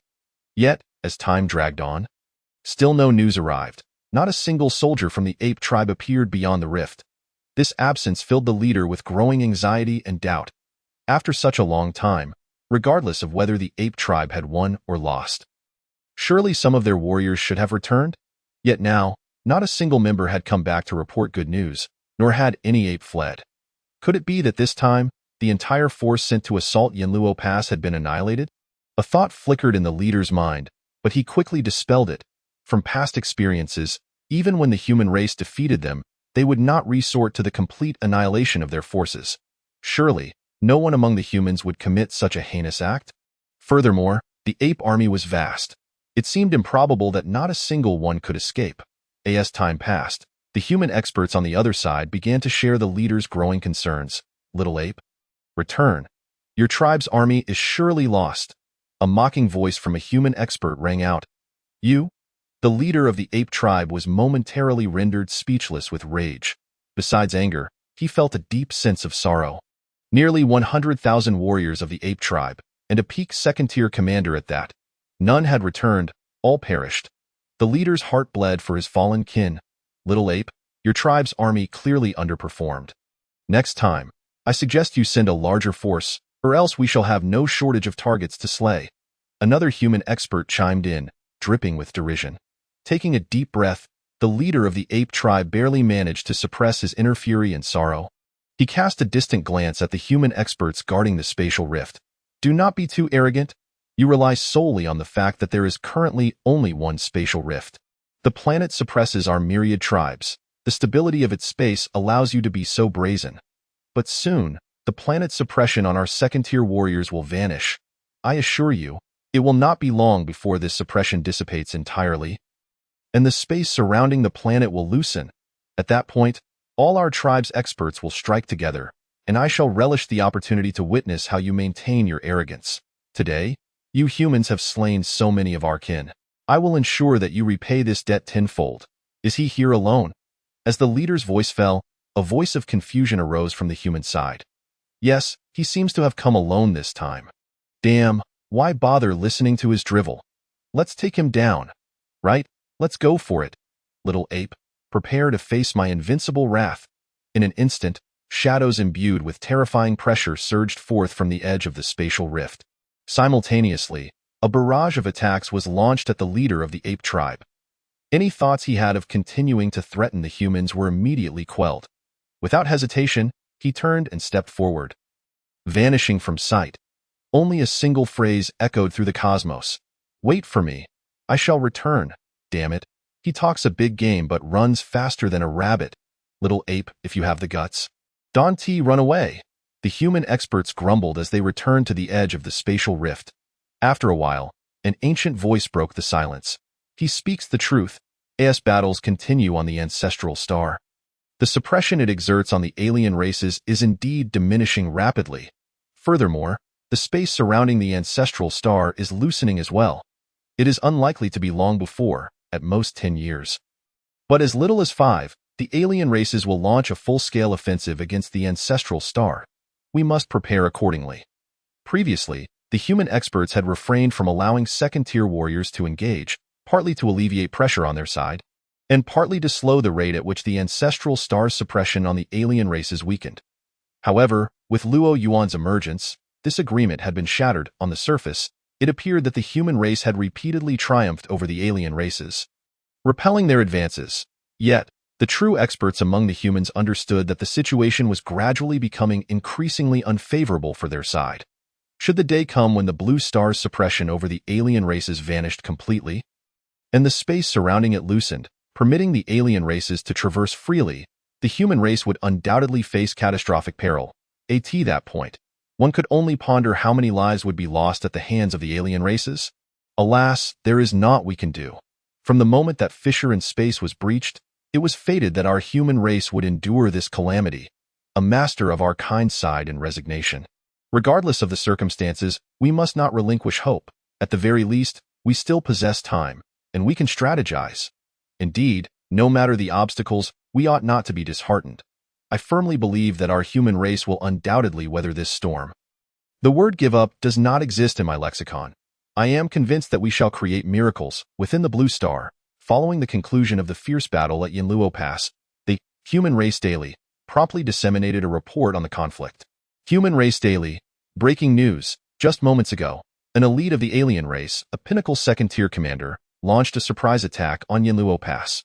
Our human race rose in defiance and, under the leadership of the Sword Saint and Yanluo, succeeded in annihilating the invading forces. In this battle, the Sword Saint, originally the foremost swordsman of our kind, Zheng Yushu, ascended to sanctity with his sword, slaying the alien second-tier commander with a single strike. Yanluo returned to Yanluo Pass at the critical juncture of peril, single-handedly confronting the alien army and vanquishing them entirely. Huzzah! Congratulations to our human race for producing yet another saint. Yanluo is magnificent. Furthermore, regarding the recent online discourse about Yanluo, these were mere fabrications concocted by a sinister cult, aimed at disheartening him. Yet Yanluo turned the tables, luring the cult's upper echelons into the open and eradicating them, rendering the cult virtually extinct. Once more, we applaud Yanluo. Simultaneously, we urge the vast populace of our human race to sharpen their discernment, to judiciously assess right from wrong, and not to heed every rumor. The internet is not a lawless domain, as the saying goes. A kind word warms 3 winters. Harsh words chill in June. We implore all members of our race, both online and offline, to be mindful of their words and deeds. Once the report from Human Race Daily was released, it undoubtedly soared to the top of various social media platforms' trending lists, igniting a wave of jubilation among the human race. No, please. Congratulations to our human race for producing yet another saint. Yanluo is formidable, must love face-to-face meetings. Yanluo is magnificent. Where are those who previously berated him? Why do they not continue to voice their opinions? Yanluo's 38th wife. I was terrified. I hardly dared to speak recently. Yanluo, my husband, you are glorious. We, your wives, shall forever adore you. Previously, many who hesitated to speak out now emerged following the publication of Human Race Daily's report. Numerous individuals began vehemently denouncing those who had previously criticized Yanluo, demanding their appearance. Regrettably, they were unaware that those individuals would never surface again. Meanwhile, the name Yanluo frequently appeared on various trending lists. Following this incident, Yanluo's renown among the human race undoubtedly surged. Many were captivated by Yanluo's magnanimity. For a time, it seemed as though the entire human race had become ardent admirers of Yanluo. Even in casual conversations, if one claimed ignorance of Yanluo, they would be met with disdain. Humph. You clueless wretch, you do not even know who Yanluo is. Chapter 83. If there are heroes, there must be villains. While the entirety of the human race reveled in admiration for Yanluo and the Sword Saint, some individuals raised doubts. Their insinuation was that if the online commentary was indeed a fabrication of the cult, then what of the photographs? Surely, those images could not be false. The presence of so many esteemed physicians from the medical board in the photos at Yanluo Pass could not be mere coincidence. Could it? Following the emergence of this skepticism, experts swiftly conducted a thorough analysis of the photograph featuring numerous renowned physicians at Yanluo Pass, ultimately concluding that it was authentic. Consequently, new questions arose. How could so many distinguished physicians from the medical board converge upon Yanluo Pass simultaneously? Online, many speculated regarding the photograph. E.C. Yuan. Perhaps someone was gravely injured, someone of great significance to our race. Luo Chongyang. Consider this. Has there been any prominent figure among us who has been absent during this period? Take it easy, it hurts a bit. Could it be possible that Yin Luo has indeed sustained severe injuries, and those physicians were summoned to tend to him? Otherwise, why has he not made an appearance? In the previous report by Bingbing concerning Yin Luo Pass, there was nary a mention of Yin Luo. Logically, given Yin Luo's contributions to our race, his presence should have been included in a report about Yin Luo Pass. It must be said, many are astute, piecing together various clues to arrive at near truths. However, the Human Alliance has yet to address this point. In the meantime, a revelation surfaced that swiftly diverted the attention of many netizens. The report, also disclosed by a netizen, essentially stated that the current leader of the Human Alliance, Li Daoyi, had openly violated the Alliance's regulations during the last battle, permitting over 100,000 ordinary individuals to ascend Yin Luo Pass, resulting in their demise at the hands of the alien forces. Upon this disclosure, it quickly ascended to the top of the trending topics, inciting a wave of fury among the human populace, who flocked to the internet to denounce Li Daoyi. A brief panic ensued, as the majority of our race consists of ordinary people. If Li Daoyi allowed 100,000 ordinary individuals to ascend Yin Luo Pass, does that not imply the possibility of them being sent to the battlefield in the future? In response to this, Li Daoyi's personal account swiftly issued a statement, clarifying the circumstances that led to those individuals ascending Yin Luo Pass.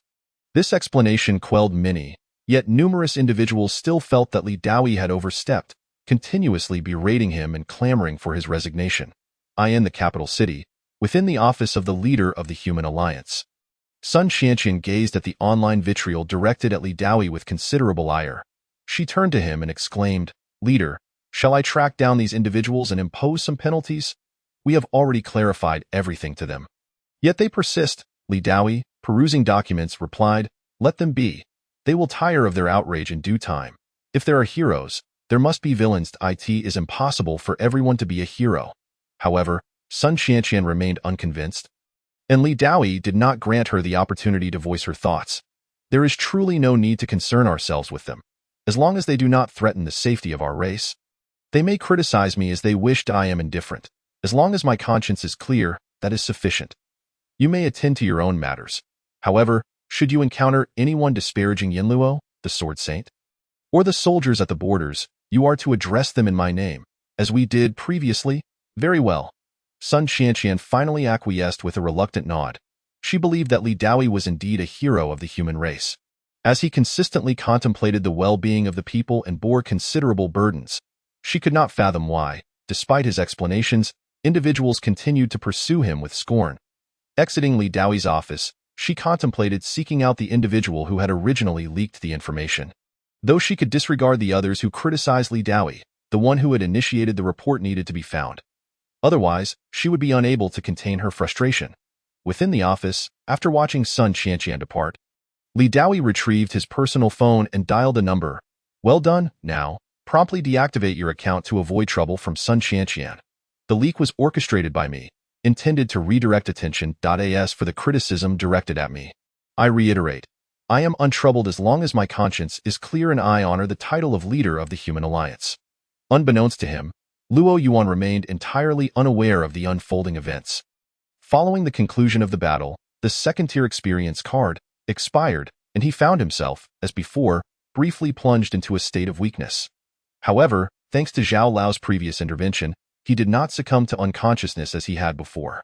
Nonetheless, his frailty left him with a singular desire to recline upon his hospital bed. At this moment, he lay in his hospital room. Unlike before, he now had a companion who was equally, if not more, unfortunate than he. This individual was Zhang Yushu, at present. Zhang Yushu was bound in bandages like a mummy, his eyes obscured by a black silk ribbon. In such a state, even his mother would struggle to recognize him. Were it not for his own immobility, Luo Yuan would have been tempted to poke Zhang Yushu just for amusement.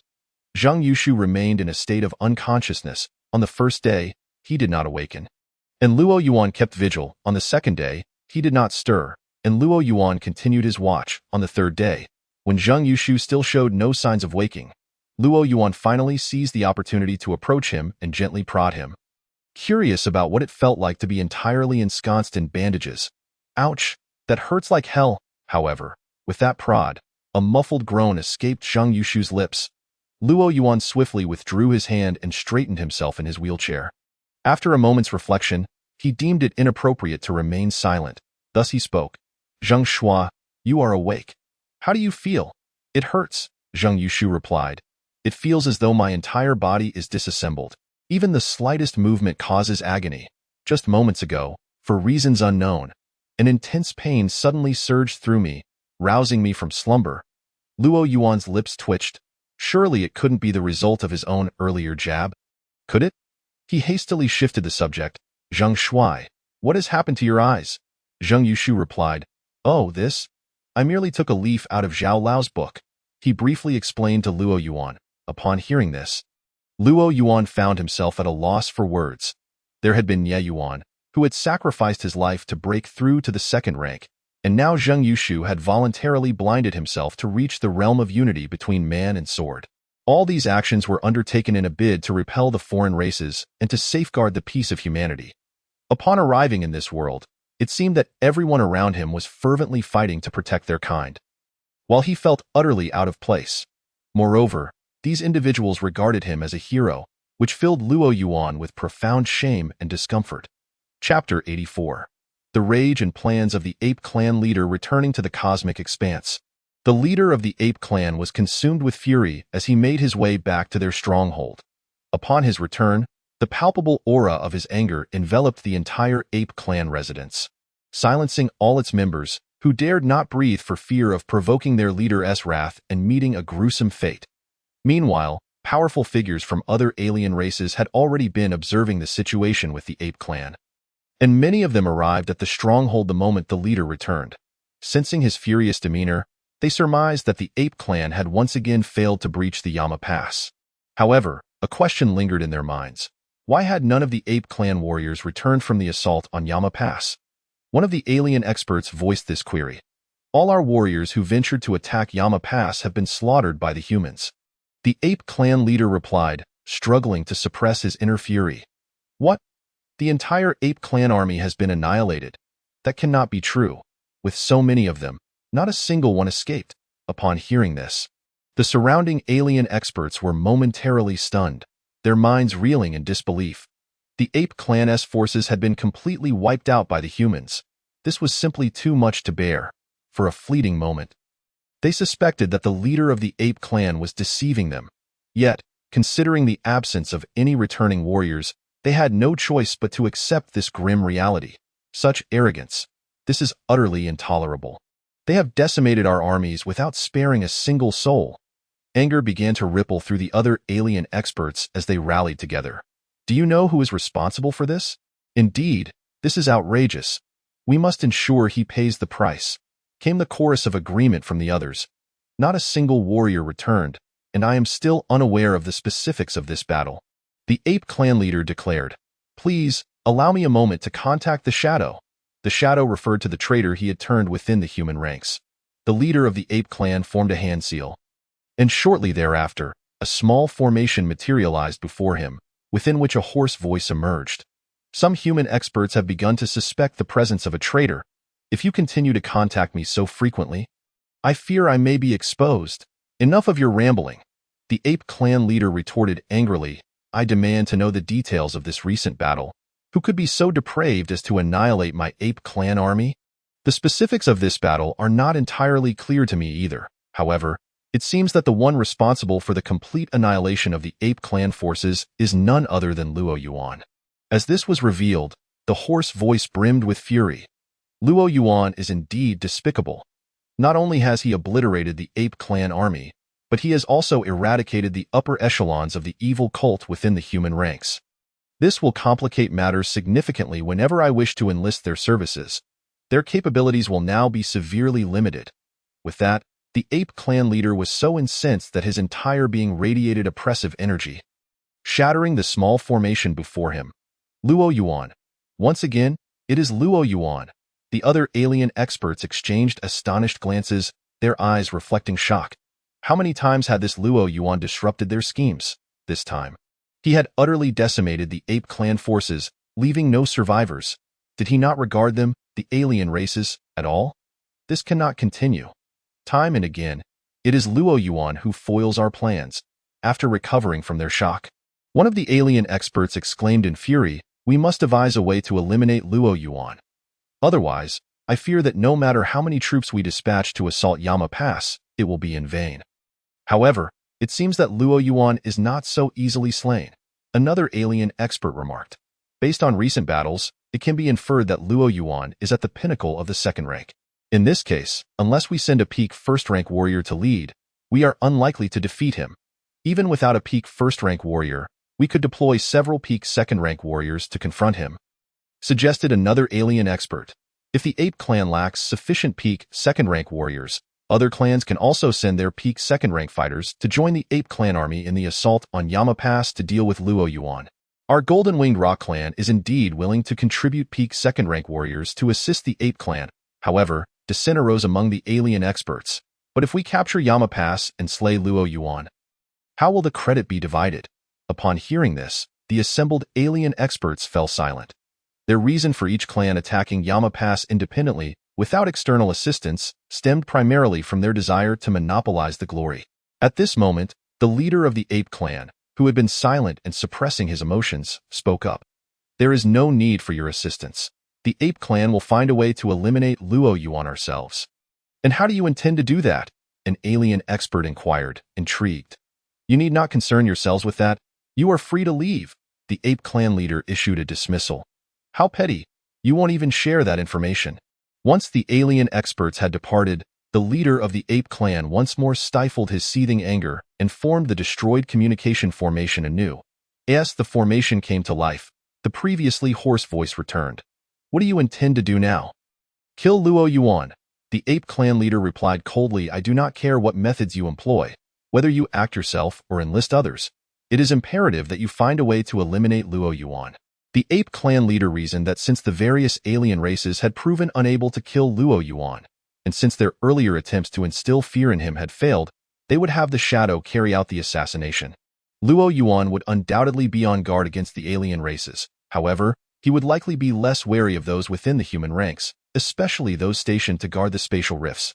Therefore, employing the Shadow to eliminate Luo Yuan seemed to be the most viable option. "You must be mad. If I go after Luo Yuan, will I have any chance of survival?" The hoarse voice within the formation seethed with fury. "That is not my concern," the Ape clan leader retorted coldly. "In any case, you must find a way to kill Luo Yuan. Otherwise, I will reveal your status as a traitor to the human experts, and you will meet the same fate." "You damn it." The hoarse voice erupted in anger. "What happened to your earlier promises? You said that if I helped you and you captured Blue Star, you would spare my life and that of my family, and allow me to wield power over the humans. Are you now reneging on that? Kill Luo Yuan." The Ape clan leader commanded decisively. "I will give you 15 days. If Luo Yuan is still alive after that, then you and those you care for will perish." With that ultimatum, he shattered the formation, leaving no room for further discussion. He then contained his fury and gazed toward the direction of the spatial rift. "Luo Yuan, I shall see how you survive this time against the experts of your own kind." Chapter 85. Luo Yuan and Zhang Yushu, a visitor in the night during this period. The soldiers at Yama Pass frequently witnessed a curious sight. Luo Yuan and Zhang Yushu together. One was seated in a wheelchair, while the other was also confined to one. One was entirely wrapped in bandages, while the other would occasionally reach out to poke at the bandages. Subsequently, one would begin to chase the other. The essence of the scene could be distilled into two words: harmony. However, more often than not, after Luo Yuan would poke Zhang Yushu, the latter could not keep up and could only shout in exasperation from behind. This was due to the fact that Luo Yuan's wheelchair was powered by an engine, making it automatic, while Zhang Yushu's was manual. Thus, Luo Yuan would poke and then swiftly maneuver his wheelchair away. As for Zhang Yushu's furious shouts behind him, Luo Yuan would feign ignorance. He had no choice. He did not wish to poke Zhang Yushu, but with the latter so thoroughly bandaged, who could possibly resist? "Luo Yuan, I must say, as a member of the human race, could you not refrain from constantly picking on this injured soldier?" At this moment, the two wheelchairs moved in tandem along the narrow path of Yama Pass, one trailing the other. Thanks to the automatic nature of Luo Yuan's wheelchair, he found himself behind, while Zhang Yushu led the way. At times, when faced with an uphill path, Zhang Yushu requires Luo Yuan's assistance to ascend. Naturally, it is also feasible for Zhang Yushu to be positioned behind while Luo Yuan leads the way. They could fashion a rope to allow Luo Yuan's wheelchair to tow Zhang Yushu's. However, should that occur, a sudden halt from Luo Yuan might result in a rather unfortunate collision. You are the injured one. Am I not also an invalid? Luo Yuan retorted, you could bully me too. Zhang Yushu found himself momentarily at a loss for words. If I were capable of bullying you, would I be wrapped in bandages, needing your support to venture out? After muttering a few unkind thoughts, Zhang Yushu continued, I am genuinely curious, what ailment afflicts you that you so delight in prodding me? I only poke you. I do not poke others. Should I be thanking you for this, Zhang Yushu? With his face swathed in bandages and his eyes covered by a black ribbon, could not reveal his expression. Yet, his tone conveyed a profound sense of despair. Shouldn't it be so? Luo Yuan asked. As if it were a given. You see, I accompany you on these daily walks for fresh air. For instance, at this moment, if I were not pushing you, would you be able to conquer this slight incline? Hence, you ought to express your gratitude to me. Thank you, thank you, thank you, O Lord of Hell. Feeling his wheelchair come to a halt, losing momentum and threatening to roll backward, Zhang Yushu hastily spoke. Precisely. Luo Yuan grasped the handles of Zhang Yushu's wheelchair once more, propelling him up the small slope until they reached the summit of Yanluo Pass. As they spent these days together, Luo Yuan discovered that Zhang Yushu possessed a rather intriguing personality. This fellow, at first glance, might seem exceedingly serious, yet there appeared to be an underlying layer of complexity. Thus, he often found himself jesting with him. Upon reaching the pinnacle of Yanluo Pass, the two settled as they had before, basking in the gentle breeze while gazing at the desolate, blood-soaked land before Yanluo Pass. Alas! Zhang Yushu suddenly sighed deeply. I wonder when the foreign tribes will be completely driven back. If one day the foreign tribes are repelled, what do you wish to do? Luo Yuan seized the opportunity to ask. Perhaps I would seek a tranquil little village or town, adopt a cat or dog, and spend my days fishing with my pet. After replying, Zhang Yushu's curiosity piqued again. And you? As for me? Luo Yuan pondered for a moment before responding. I do not know. If my injuries heal, I would likely run freely for dozens, hundreds, or even thousands of kilometers. Is it really that simple? Zhang Yushu expressed disbelief. Indeed. Luo Yuan affirmed, you see, I spend my days either lying in a hospital bed or seated in a wheelchair, compared to being dubbed Lord of Hell by you all. I yearn for the freedom to walk. Even as an ordinary person, devoid of any power, as long as I am unshackled by my injuries and in good health, I believe I would feel considerably more at ease than I do now. Zhang Yushu fell silent, momentarily unsure of how to respond, before finally declaring, that day will surely come. Indeed. Luo Yuan nodded emphatically, that day will undoubtedly arrive. A healthy individual can never truly grasp the sorrow of a patient. An invalid, as the saying goes, the joys and sorrows of individuals do not resonate with one another. They lingered atop Yanluo Pass for quite some time, allowing the breeze to envelop them. It was not until dusk descended that Luo Yuan and Zhang Yushu returned to the hospital room. By the next day, Zhang Yushu no longer required Luo Yuan's assistance. On the third day, the bandages enveloping Zhang Yushu's body were removed. By the fourth day, Zhang Yushu departed the hospital room, resuming his role as the guardian of Yanluo Pass, immersing himself in the busyness of duty. Consequently, the hospital room transformed once more into a solitary space, inhabited solely by Luo Yuan. The once bustling room was now devoid of Zhang Yushu's complaints. Luo Yuan reverted to his previous state, a severely injured patient, awaiting the next assault from the foreign tribes, during which he would once again take on the mantle of Lord of Hell. Of course, should Zhang Yushu find himself in a similarly dire state, he might very well return to the hospital. In such a scenario, Luo Yuan's joy would return. Alas, this seemed unlikely. Unless, of course, during the next incursion of the foreign tribes. Luo Yuan hastily suppressed his inner thoughts, questioning how he could be so cruel. Night fell, silent as water. Luo Yuan lay on his hospital bed, lost in a whirlwind of thoughts. He reminisced about his girlfriend and parents from before his journey, contemplating what he would do if his injuries healed and the foreign tribes vanished. Would he retrace all the paths he had not walked? Or perhaps, as Zhang Yushu suggested, spend each day fishing and caring for pets? Sighing, Luo Yuan exhaled deeply. Yet all of this hinged upon the restoration of his health. If one day the foreign tribes were repelled, but his injuries remained, then all his aspirations would amount to mere fantasies. I must reach a realm beyond the first rank. Luo Yuan resolutely reaffirmed his goal and determination. Suddenly, a faint sound of footsteps intruded upon his reverie. HM. He furrowed his brows, directing his gaze toward the door of the hospital room. Who could possibly visit him at such an hour? Creak. The door to the hospital room was pushed open slightly, and a figure, moving awkwardly, squeezed through the gap. Upon seeing the silhouette clad in rabbit pajamas, confusion washed over Luo Yuan.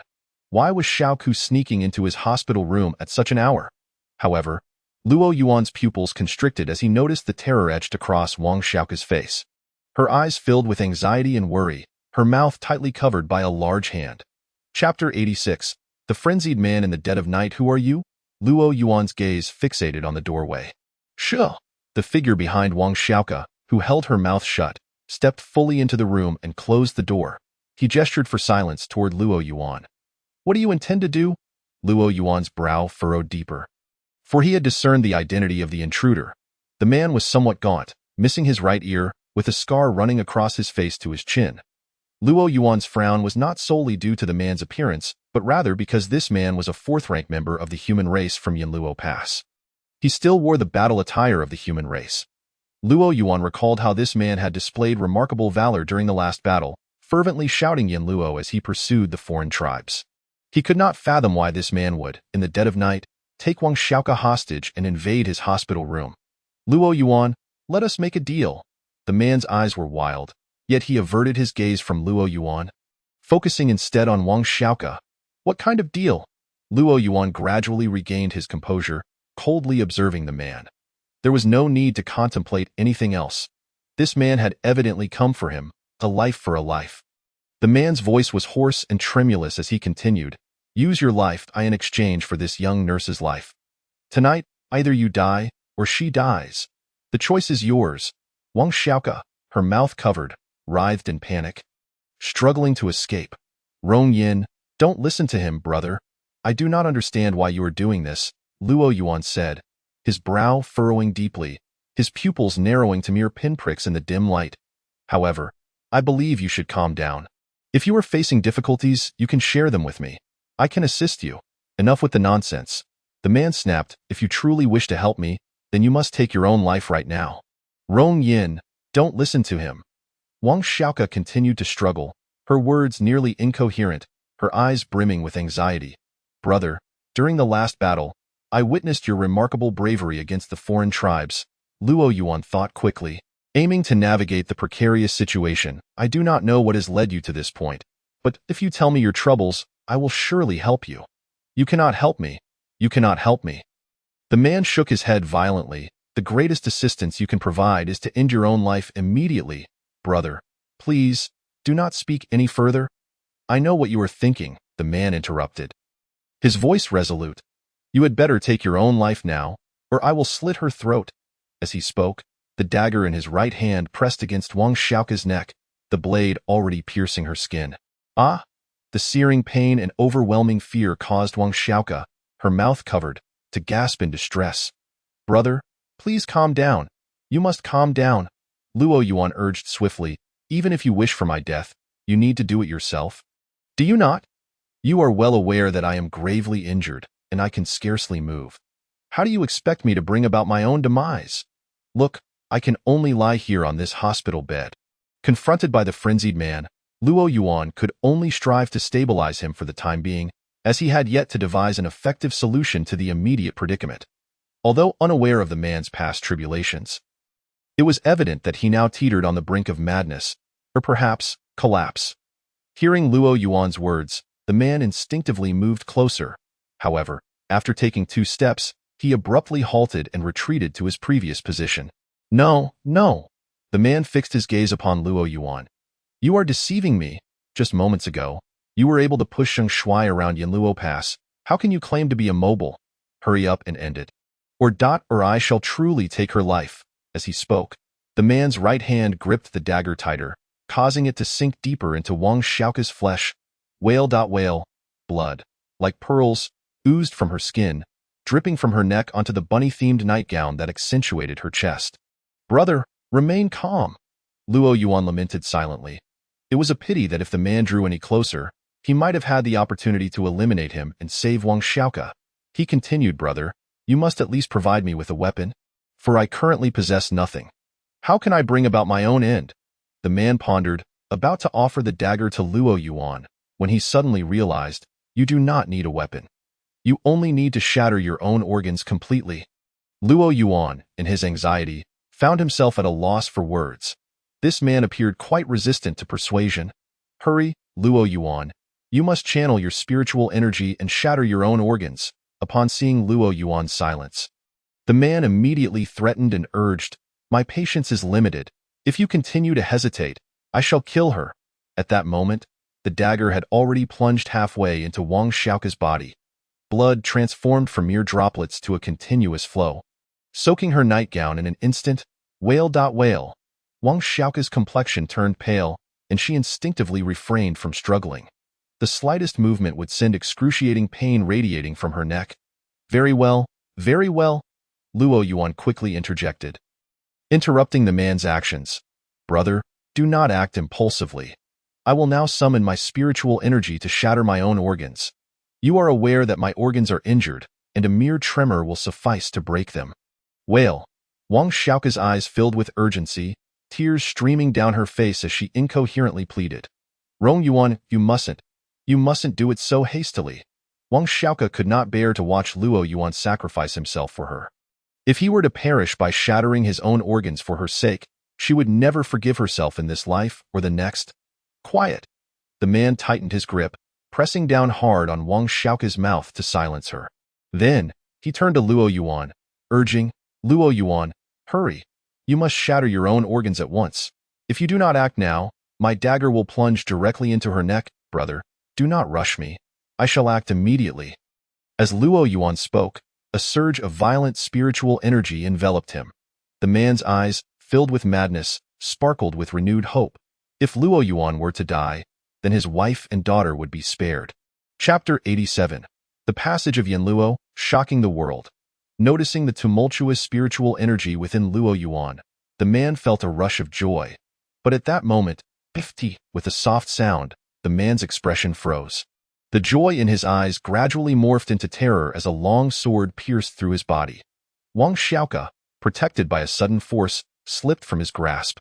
The man's expression turned bitter as he withdrew his gaze from Luo Yuan. Looking back over his shoulder, behind him stood Zhang Yushu, his face a complex tapestry of emotions. Luo Yuan exhaled deeply. He had noticed Zhang Yushu's arrival. Thus, he had feigned the activation of his spiritual energy, creating the illusion of preparing to shatter his organs, all to distract the man and lower his guard. Now, seeing Wang Xiaoke pushed to the side of his hospital bed, he urgently inquired, Xiaoke? Are you all right? Are you unharmed? I am fine, Wang Xiaoke replied, though her demeanor betrayed her fear, clearly shaken. Luo Yuan then turned his attention back to the man, forcing himself to sit up despite the pain. I am quite curious. Why? Luo Yuan was genuinely perplexed. This man had previously exhibited such valor in battle against the foreign tribes. How could he resort to such desperate measures now? Cough, cough. The man coughed violently, blood trickling from the corner of his mouth. His tone laced with bitterness and anguish as he spoke haltingly. I do not wish for this, but they have captured my wife and daughter. The only way to save them is to kill you. If I refuse, they will torment them. Hearing my daughter's cries of anguish, I am left with no choice but to. Why did you not mention the difficulties you faced when I asked? Luo Yuan furrowed his brow. You said Zheng Shuai. Could we not assist you in rescuing your wife and daughter? Ha! Just as the man was about to respond, an extremely raspy voice interrupted. Luo Yuan, how naive you are. If he dares to speak, I will carve a mark upon his daughter's delicate face. Do you think he dares to speak? Who are you? Luo Yuan and Zhang Yushu exchanged glances, their eyes narrowing with cold intensity. However, the raspy voice fell silent, replaced by the anguished cries of a little girl. Daddy, it hurts. It hurts. Daddy, save me. Who are you? Zhang Yushu's suppressed emotions erupted in fury. Cease this. Forcing a child to endure such torment. What kind of hero are you? If you have the courage, come to Yanluo Pass and face us. Ha! The raspy voice re-emerged. Naive? I never expected this endeavor to fail, but that I have plenty of time and methods at my disposal. Luo Yuan, you must be cautious. We shall play this game slowly. As the raspy voice faded, the little girl's cries continued, accompanied by the distant sound of a woman's voice. Daddy, save me. What are you planning? You beasts. She is but a child. Spare her, spare her. You may do whatever you like to me, but the voice grew fainter until it vanished entirely. Yet, even hearing that voice, Luo Yuan felt a tightening in his heart, unable to fathom the horrors on the other side. Zhang Yushu and Wang Xiaoke wore expressions of fury. Do you know where your wife and daughter are? Suppressing his inner rage, Luo Yuan's thoughts raced as he turned to the fading man. Cough. Anyang. As the man's voice fell, the light in his eyes gradually dimmed. His gaze widened, filled with guilt. Wife, daughter, I am sorry. I came to Yanluo Pass intending to protect you, but ultimately, I failed to keep you safe. Brother, I apologize. I could not hold back in that moment. As the man's breath waned, Zhang Yushu felt a pang of guilt. Anyang. Where is Anyang? Luo Yuan called out urgently. Anyang.it should be Anyang City in Wanjing Prefecture. Right? Wang Xiaoke replied thoughtfully. Zheng Shuai, you stay behind at Yanluo Pass. I shall venture to Anyang City. Luo Yuan immediately exchanged for a limited time, second-rank experience card, and used it.in an instant. His body vanished from the hospital bed. Luo Yuan, but your body, my body, is fine. The words echoed in the room, interrupting Zhang Yushu. Feeling helpless and anxious, Zhang Yushu understood that this situation was clearly aimed at Luo Yuan, yet he was now heading to Anyang City. What if this were a trap?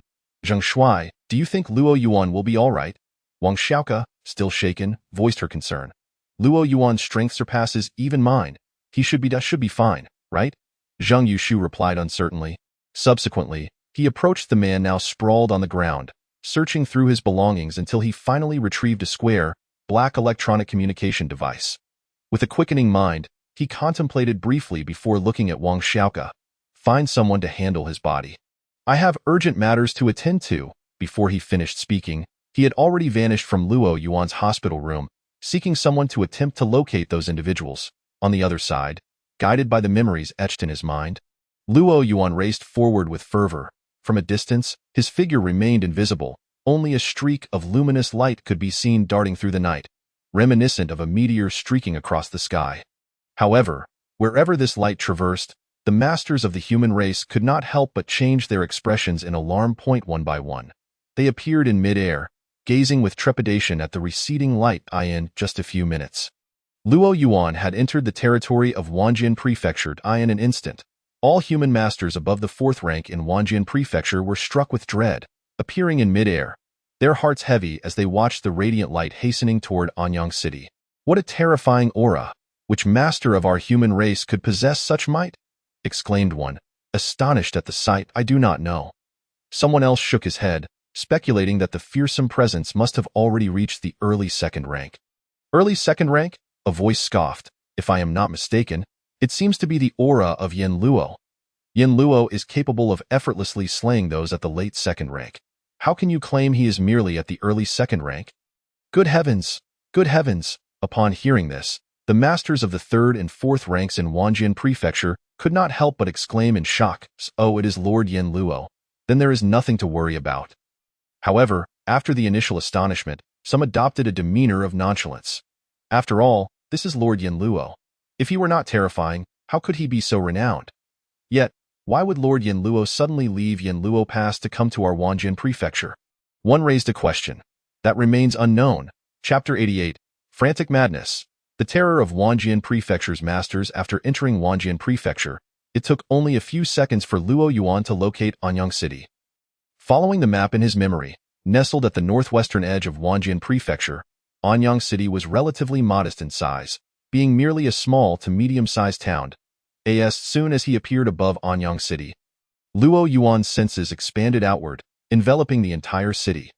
The warriors stationed in Anyang City quickly approached Luo Yuan, trembling with trepidation. 1. A 5th-rank warrior had not encountered Luo Yuan before, and with a heart racing in fear, cautiously inquired, "My lord, may I ask what brings you to Anyang City?" Though they shared the same race, the fifth-rank guardian still felt a sense of panic. The oppressive aura radiating from Luo Yuan made him feel as insignificant as an ant before a towering elephant. He feared that a mere flick of Luo Yuan's wrist could spell his doom. "You need not concern yourself with me. I am merely here to find two individuals," Luo Yuan replied succinctly. His senses already searching throughout Anyang City. No sooner had he spoken than his pupils constricted, and with a single step, he vanished from sight. The fifth-rank guardian was left bewildered, but in the next moment, his expression shifted yet again. He sensed a wave of terrifying auras approaching Anyang City. Panic surged within him as he wondered why, on this night, so many formidable masters, typically unseen, were converging upon their small town. Soon, the brilliant lights descended before him. These were, of course, the masters from earlier in Wanjin Prefecture who had come to meet Lord Yin Luo, regardless of his purpose for visiting. Many were eager to catch a glimpse of the legendary figure of the human race. "Where is Lord Yin Luo?" one asked, turning to the fifth-rank guardian. "Yin Luo?" The guardian was momentarily taken aback, but upon realization, his eyes widened in shock. "Lord Yin Luo? Are you saying that the esteemed figure we just witnessed was indeed Lord Yin Luo from Yin Luo Pass? Why else would we be here?" the questioner retorted, before adding, "Enough of this. I can already sense Lord Yin Luo's presence." With that, he transformed into a streak of light and descended into the streets of Anyang City. The other human masters followed suit. "Wait, my lords, please wait for me." The fifth-rank guardian hastily trailed after the group. After all, it was Lord Yin Luo. Although he was uncertain of the reason for his visit, it was only proper to extend a warm welcome. While the entirety of the human race revered Lord Yin Luo, few had actually laid eyes upon him. If he were to linger, he could boast about having met Lord Yin Luo, which would surely evoke envy among others. Unbeknownst to Luo Yuan, his arrival had sent ripples of shock throughout the ranks of masters in Wanjin Prefecture. At that moment, he stood at the periphery of Anyang City. Inside an abandoned two-story building, it had been long since this building was deserted, surrounded by desolation. He gazed upon the two bloodied corpses in the middle of the hall, one large and one small. Both having been subjected to unspeakable torment, Luo Yuan fell silent. He approached the bodies slowly. The smaller corpse hung suspended in midair by a rope, marked by numerous bloody lacerations, every inch of its body marred. The larger corpse lay sprawled on the left side of the hall, similarly riddled with gashes. It was evident that the larger figure had desperately crawled toward the center of the hall, only to be thwarted. Vague images began to materialize in Luo Yuan's mind, reminiscent of the sounds he had heard earlier. The sight of a young girl suspended in midair, her body slashed repeatedly with a knife, while her mother attempted to draw near, only to be restrained and tortured as well. Frantic madness. In that moment, this was the only phrase that could encapsulate the horror before him, the scene that had transpired. Faced with such a sight, even Luo Yuan felt an ember of rage igniting within him. If he were to uncover the identities of those responsible, he would ensure that they faced 100-fold, 1,000-fold retribution. Simultaneously, a twinge of guilt washed over him, for these two individuals, or rather, the entire family of 3 that had perished that night, could be said to have met their fate because of him. Who could have done such a thing? Luo Yuan pondered, reflecting on the nature of the fiends capable of such heartless acts. His initial thought turned to a cult. Yet, had he not already eradicated the higher echelons and masters of that very sect in his previous campaign? He felt utterly confounded. At that moment, the masters from Wanjin Prefecture arrived before the abandoned building, yet they dared not enter. "Lord Yin Luo, may we come in?"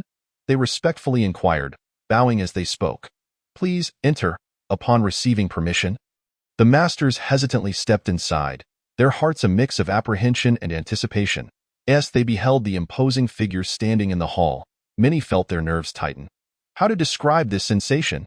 It was akin to being suddenly summoned to the principal's office or preparing to meet one's idol, or even facing a parent.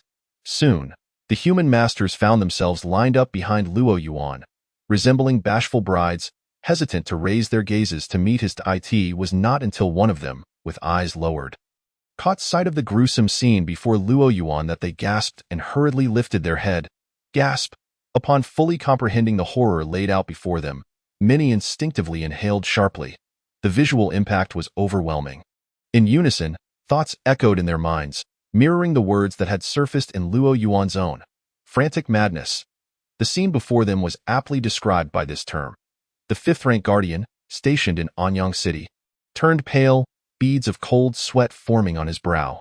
The presence of Lord Yin Luo indicated that he had come for these two individuals, yet now they lay in such a state. The guardian quickly wiped the perspiration from his forehead and stepped forward. Lord Yin Luo, this is my failure.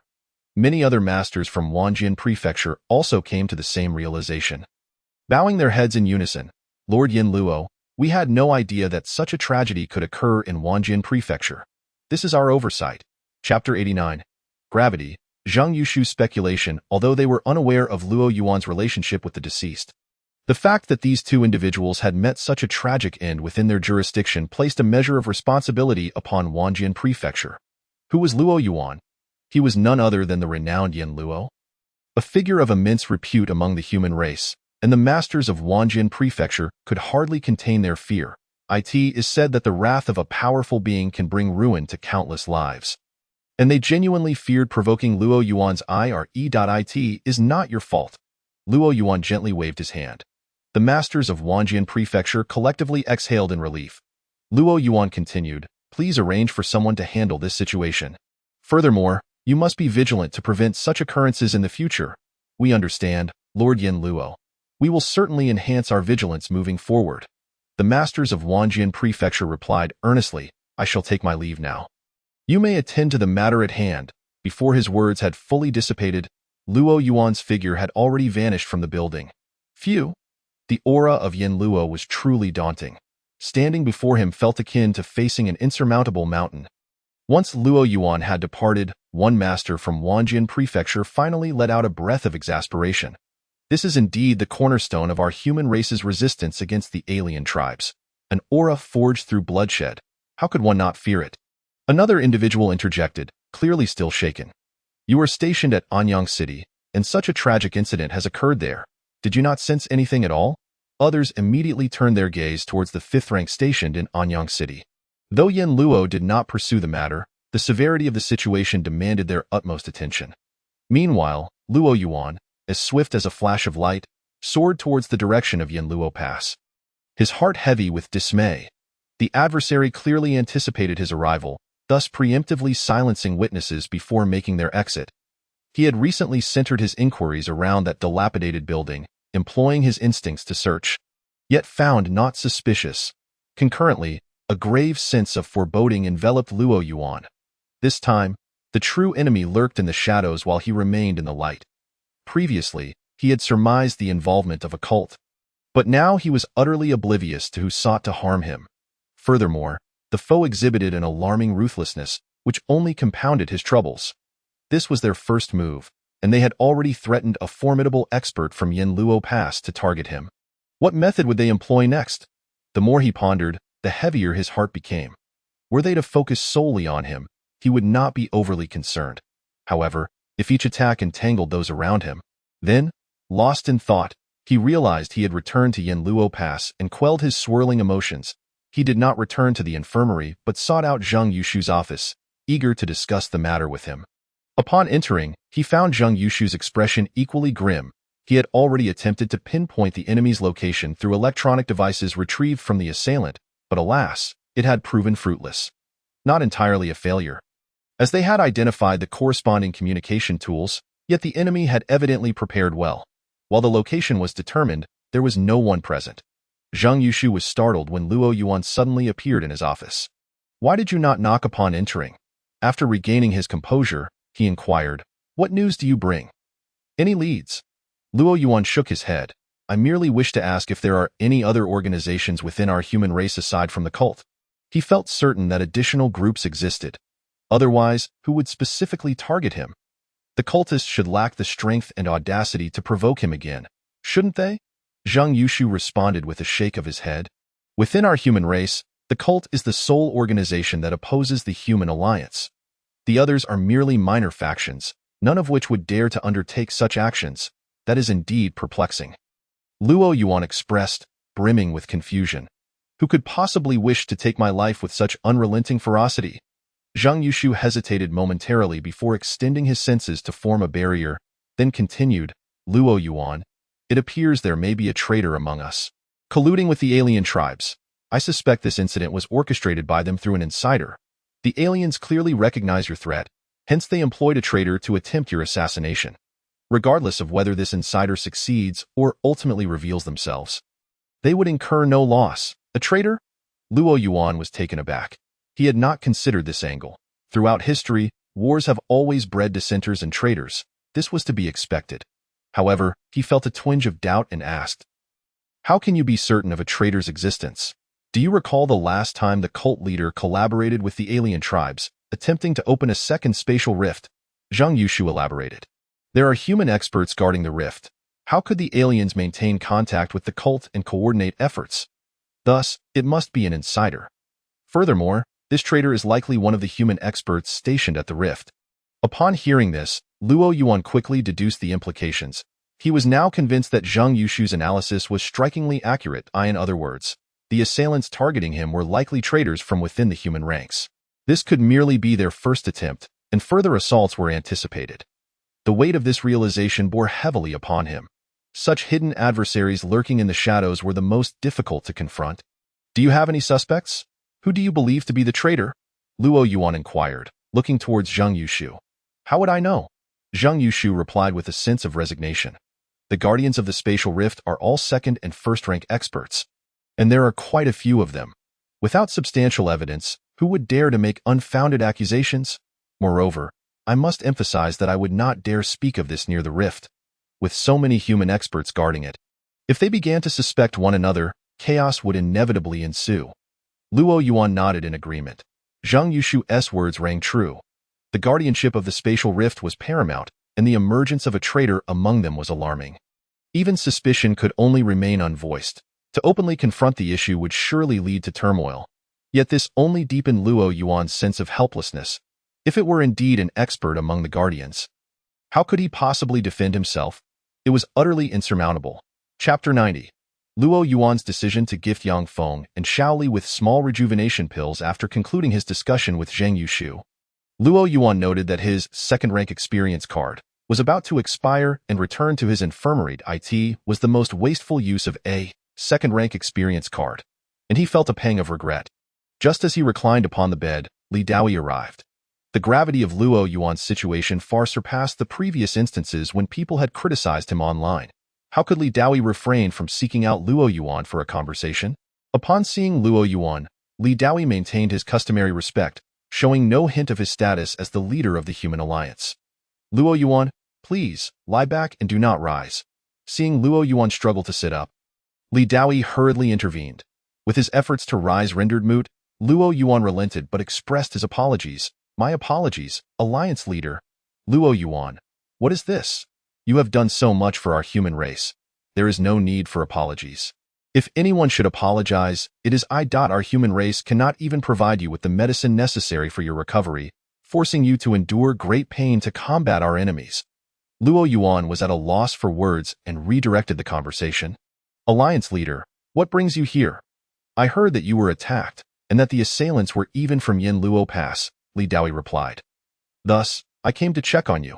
After a moment of contemplation, Luo Yuan stated, Alliance Leader, I am fine. However, I believe it is imperative for our human race to heighten security across all territories. We cannot afford to give those malicious individuals an opportunity, even if Li Daoi had not come. Luo Yuan intended to have Zhang Yushu contact him the following day to relay this message. Strengthening surveillance and vigilance would instill caution in any hidden traitors who might resort to similar tactics, providing the only means Luo Yuan could conceive to apply pressure on them. Indeed, Li Daoi nodded. I will immediately arrange this upon my return. Subsequently, Luo Yuan conversed with Li Daoi for a while longer before he departed back to Zhongjing City. Li Daoi's primary concern remained Luo Yuan's health and injuries. Additionally, he assured Luo Yuan that the family of the trio who had perished in the attack would be given a proper burial, and the deceased man would be posthumously awarded a medal. That night, Luo Yuan found it impossible to sleep. The following morning, Wang Xiaoka brought him toiletries. Her complexion had returned to a rosy hue, though her neck was still bandaged. Although the assailant had not inflicted life-threatening harm, he had left his mark. Observing that no one was around, Luo Yuan turned to Wang Xiaoka and inquired, Xiaoka, how do you feel about your cultivation now? Do you still experience that initial sense of unreality? Huh. Wang Xiaoke, who was bent over arranging the bedclothes, paused in surprise before responding. It seems to have vanished. What do you mean it seems to have vanished? Luo Yuan replied with mild exasperation. It's gone. I no longer feel that sense of unreality. Wang Xiaoke affirmed with a nod. During this time, whenever I had the chance, I practiced diligently. I truly cannot thank you enough. Luo Yuan, you have no idea how envious Xiao Li and the others were when they learned I could cultivate and had reached the initial stage of the 9th rank. That silly girl Xiao Li has even started training alongside me, believing it to be my own hard work that led me to the 9th rank. Little does she know, my achievement is entirely due to the pills you provided. As she spoke, Wang Xiaoke's excitement grew. Her delight palpable, since she attained her cultivation, reaching the initial stage of the 9th rank. The envious voices of her companions surrounding her filled her with a sense of lightness, as if each step she took was somewhat buoyant. Now that you have shed that initial feeling of superficiality, you ought to consume this elixir. In Luo Yuan's hand appeared a first-tier small returning pill, freshly exchanged. This incident served as a wake-up call for him. Among those who were relatively close to him, such as Wang Xiaoke, Yang Feng, and Xiao Li, it was preferable that they possessed some level of cultivation for their own self-protection. Otherwise, if a situation akin to last night were to occur again, it would be dire. For instance, had Wang Xiaoke possessed a modicum of strength last night, she might not have been so easily taken hostage by that man. Luo Yuan believed that had she merely offered a slight resistance, it would have prevented her from being silently abducted. As for her vitality, after all, the devalued first-tier small returning pill was hardly worth much in terms of life force. What? Wang Xiaoke was momentarily taken aback, then quickly waved her hands, saying, Luo Yuan, no, it's really not necessary. This pill can grant an ordinary person the cultivation of the initial 9th rank. It must be incredibly precious, so please don't give it to me. I am already delighted to have reached the initial 9th rank. I can continue my training at my own pace. Take it, I insist. Luo Yuan would not accept her refusal. Once you consume this pill, you should be able to reach the mid-9th rank. After that, as long as you consolidate your current cultivation, I will provide you with another pill, and your strength will continue to rise. Soon enough, you will fulfill your dreams of battling foes. Seeing Wang Xiaoke still hesitating, Luo Yuan added, do you wish to experience what happened last night again? Do you want to be used as a pawn to threaten me? Hearing Luo Yuan's words and recalling the events of the previous night, Wang Xiaoke hesitated for a moment before accepting the first-tier small returning pill and consuming it. Not long after taking the pill, she indeed broke through from the initial to the mid-9th rank. Now, as she walked, she truly felt a sense of buoyancy. Subsequently, Luo Yuan instructed Wang Xiaoke to summon Xiao Li and Yang Feng to his hospital room. Yang Feng, Wang Xiaoke, and Xiao Li were currently the individuals closest to Luo Yuan. Originally, he had not intended to provide Xiao Li and Yang Feng with the small returning pills so soon, but last night's events altered his perspective. What is going on, Xiaoke? Why did you call Yang and me over so early? Xiao Li asked, filled with confusion. Is something wrong with Luo Yuan? Indeed, Xiaoke, is there a problem with Luo Yuan's injury? Yang Feng's face was marked with concern. Once you arrive in his room, you will find out. Upon entering, Yang Feng and Xiao Li immediately cast worried glances at Luo Yuan. Luo Yuan, are you all right? Do you feel unwell? I'm fine. Luo Yuan shook his head and then presented 2 small returning pills. I merely wish to give you a gift. If you take this pill, you will obtain the same initial 9th rank cultivation as Xiaoke. Chapter 91. The shock and joy of Yang Feng and Xiao Li upon gaining cultivation. Upon hearing Luo Yuan's words, a small question mark appeared above Yang Feng and Xiao Li's heads. What was Luo Yuan saying? By consuming the pill in his hand, could they really attain the same level of cultivation as Wang Xiaoke? Was this a joke? How old were they now? They had long surpassed the prime age for cultivation. If they were capable, they would have achieved it by now. For a moment, they even wondered if they had misheard. Seeing their bewilderment, Luo Yuan urged, don't just stand there. I assure you, it's true. If you take this pill, you will indeed gain cultivation. Luo Yuan, you please accept it. Yang Feng hesitated to take the pill from Luo Yuan's hand, but before he could finish his words, Wang Xiaoke interjected. Do you think this is a trick? That Luo Yuan is deceiving you? This is real. Do you know how I attained my cultivation? It was through the very pill Luo Yuan gave me. Xiaoke, is that true? Upon hearing Wang Xiaoka's assertion, Xiaoli became somewhat agitated. Previously, she had been just an ordinary nurse like Wang Xiaoka, but recently, Wang Xiaoka had suddenly attained the initial 9th rank, which had filled her with envy. She had tried to cultivate as Wang Xiaoka suggested, but had felt no progress, even doubting whether Wang Xiaoka had some extraordinary talent. Now, hearing Wang Xiaoka's words, she finally understood the source of the issue. Indeed, Wang Xiaoka nodded emphatically. If you take Luo Yuan's pill, you will understand. Does he look like someone who would harm you? That was true. Regardless of whether this pill could grant them cultivation, Luo Yuan certainly would not wish them harm. Thus, Xiaoli was the first to take the pill from Luo Yuan's hand and consume it, followed closely by Yang Feng. However, both maintained a degree of skepticism. After all, the notion that a single pill could grant an ordinary person cultivation was simply astonishing. Luo Yuan, I feel something as time passed. Approximately 1 to 2 minutes later, just as Yang Feng was about to speak, he finally sensed a warm current flowing through his body. Simultaneously, he felt his previously weary form invigorated. He sensed that his body was now brimming with strength. Clenching his fist, he felt the power within him growing stronger. And tears welled in his eyes. In truth, more than becoming a doctor, he longed to be a warrior, willing to face death on the battlefield. His childhood dream had always been to become a soldier, to fight against foreign foes. Unfortunately, he lacked the talent for cultivation and could not become a warrior. Hence, he had ultimately chosen to become a doctor, coming to Yanluo Pass as a means to fulfill his aspiration in a different manner. Yet unexpectedly, after many years as a doctor, he now found himself with cultivation. Yang Feng's eyes glistened with emotion, and his body trembled uncontrollably. At that moment, Xiaoli beside him exclaimed, "It's real, it's real. I feel so powerful now. I have cultivation. I truly have cultivation." Sure. Wang Xiaoka quickly gestured for Xiaoli to be quiet. "Xiaoli, could you lower your voice? Do you want everyone to discover Luo Yuan's secret?" Xiaoli hastily covered her mouth, shaking her head fervently. Yet, her eyes sparkled with excitement and joy. After envying Wang Xiaoka for so long, she never expected that today she too would possess cultivation.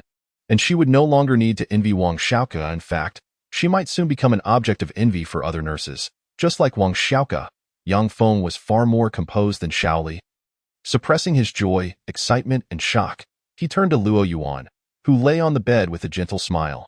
"Luo Yuan, is this pill particularly precious? It won't harm your body, will it?" Upon hearing Yang Feng's question, Xiaoli also shifted her gaze to Luo Yuan, her eyes filled with curiosity. "Yes, this pill can grant us ordinary people cultivation. It must be incredibly valuable." "Well, how should I put it?" Luo Yuan replied with a faint smile. "This pill is indeed quite precious for you or for any ordinary person.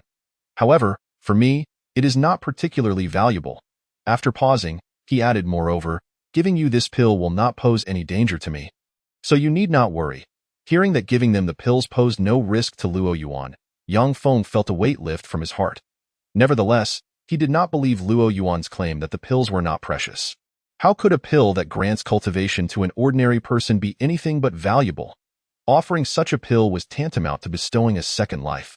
Yang Feng immediately bowed deeply to Luo Yuan, saying, "Luo Yuan, thank you, however. I am at a loss on how to repay this kindness. From now on, at your command, I, Yang Feng, would not hesitate to brave fire and water."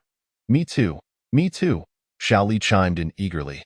"You are all being too kind," Luo Yuan replied earnestly.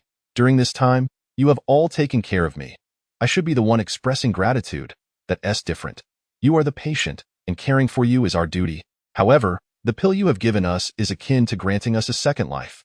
Yang Feng countered, unable to agree with Luo Yuan's perspective. Luo Yuan chose not to further the conversation but said, "However, you must keep this secret. If others inquire, you must not disclose that it was through my pill that you attained your cultivation." Had it not been for last night's incident, Luo Yuan would not have considered providing the small returning pills to Yang Feng and Xiaoli at this time. He was not yet ready to reveal his secrets. "Rest assured, we shall remain tight-lipped." Yang Feng promptly made this assurance. "Luo Yuan, you need not worry. We are not foolish. Even if you choose to remain silent, we certainly will not divulge anything," Xiaoli chimed in. "Very well, you may return to your tasks." Luo Yuan had faith that they would keep this matter confidential, and he continued, You may take the time to cultivate your skills. Once your current levels are stabilized, I can further provide you with elixirs to enhance your abilities. Upon hearing this, Yang Feng and Xiuli were once again taken aback, finding it hard to believe. It was only when Wang Xiaoke claimed to be at the mid-level of the 9th rank that they accepted this revelation. Ultimately, they departed, engulfed in shock and delight. Chapter 92. The Calm Before the Storm. Is Luo Yuan in peril? With Yang Feng, Wang Xiaoke, and their close companions now possessing cultivation levels, Luo Yuan finally felt a measure of relief. Nevertheless, he remained cautious, uncertain when the adversary might strike again or what methods they might employ against him. Thus, he remained perpetually vigilant, anticipating a potential attack at any moment. Concurrently, he pondered what means could be employed to unearth the traitor and resolve this predicament. A day swiftly passed. Remarkably, nothing transpired, leaving Luo Yuan perplexed. Could it be that the enemy, having failed in their initial assassination attempt, had chosen to refrain from further action? Luo Yuan, this is your lunch. At noon, Wang Xiaoke, as always, brought food for Luo Yuan.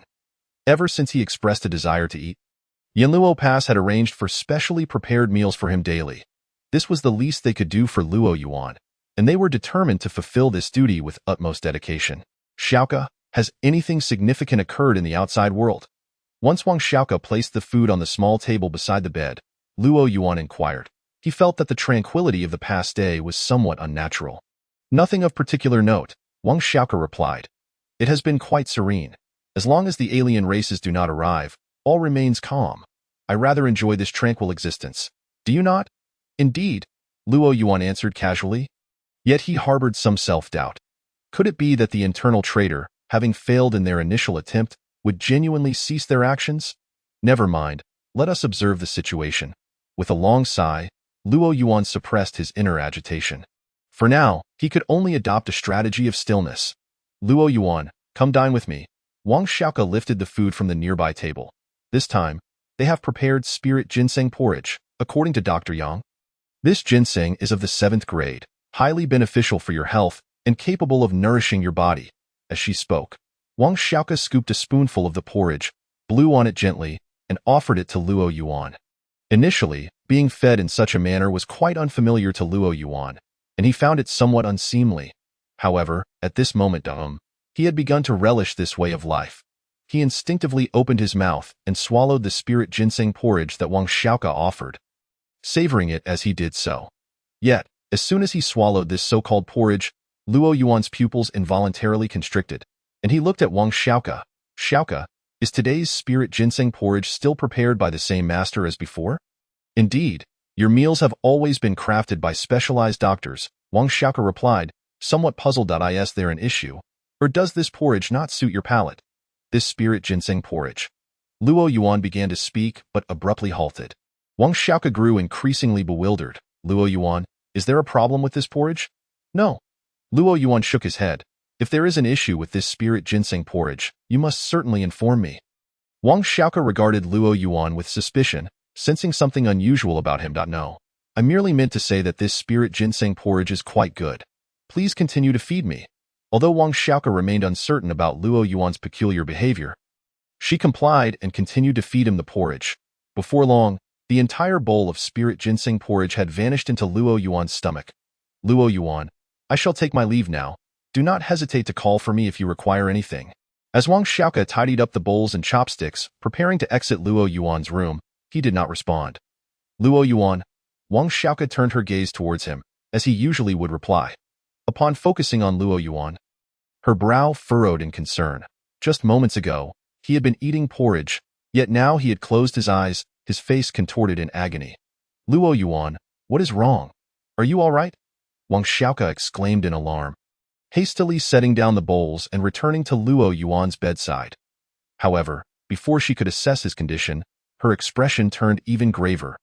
Luo Yuan, who had already appeared to be in distress, was now convulsing violently. Simultaneously, his skin began to darken at a visible pace. In an instant, Luo Yuan's entire body became as black as iron cade.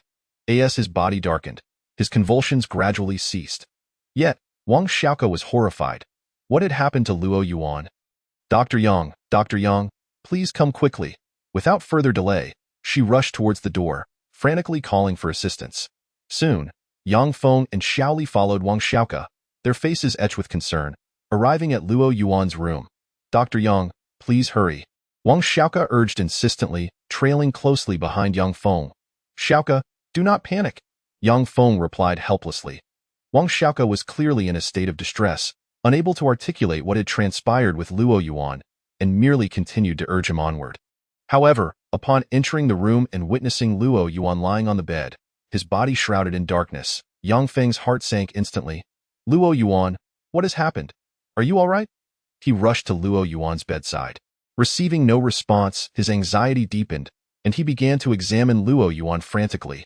Yet, as he conducted the examination, his heart plummeted.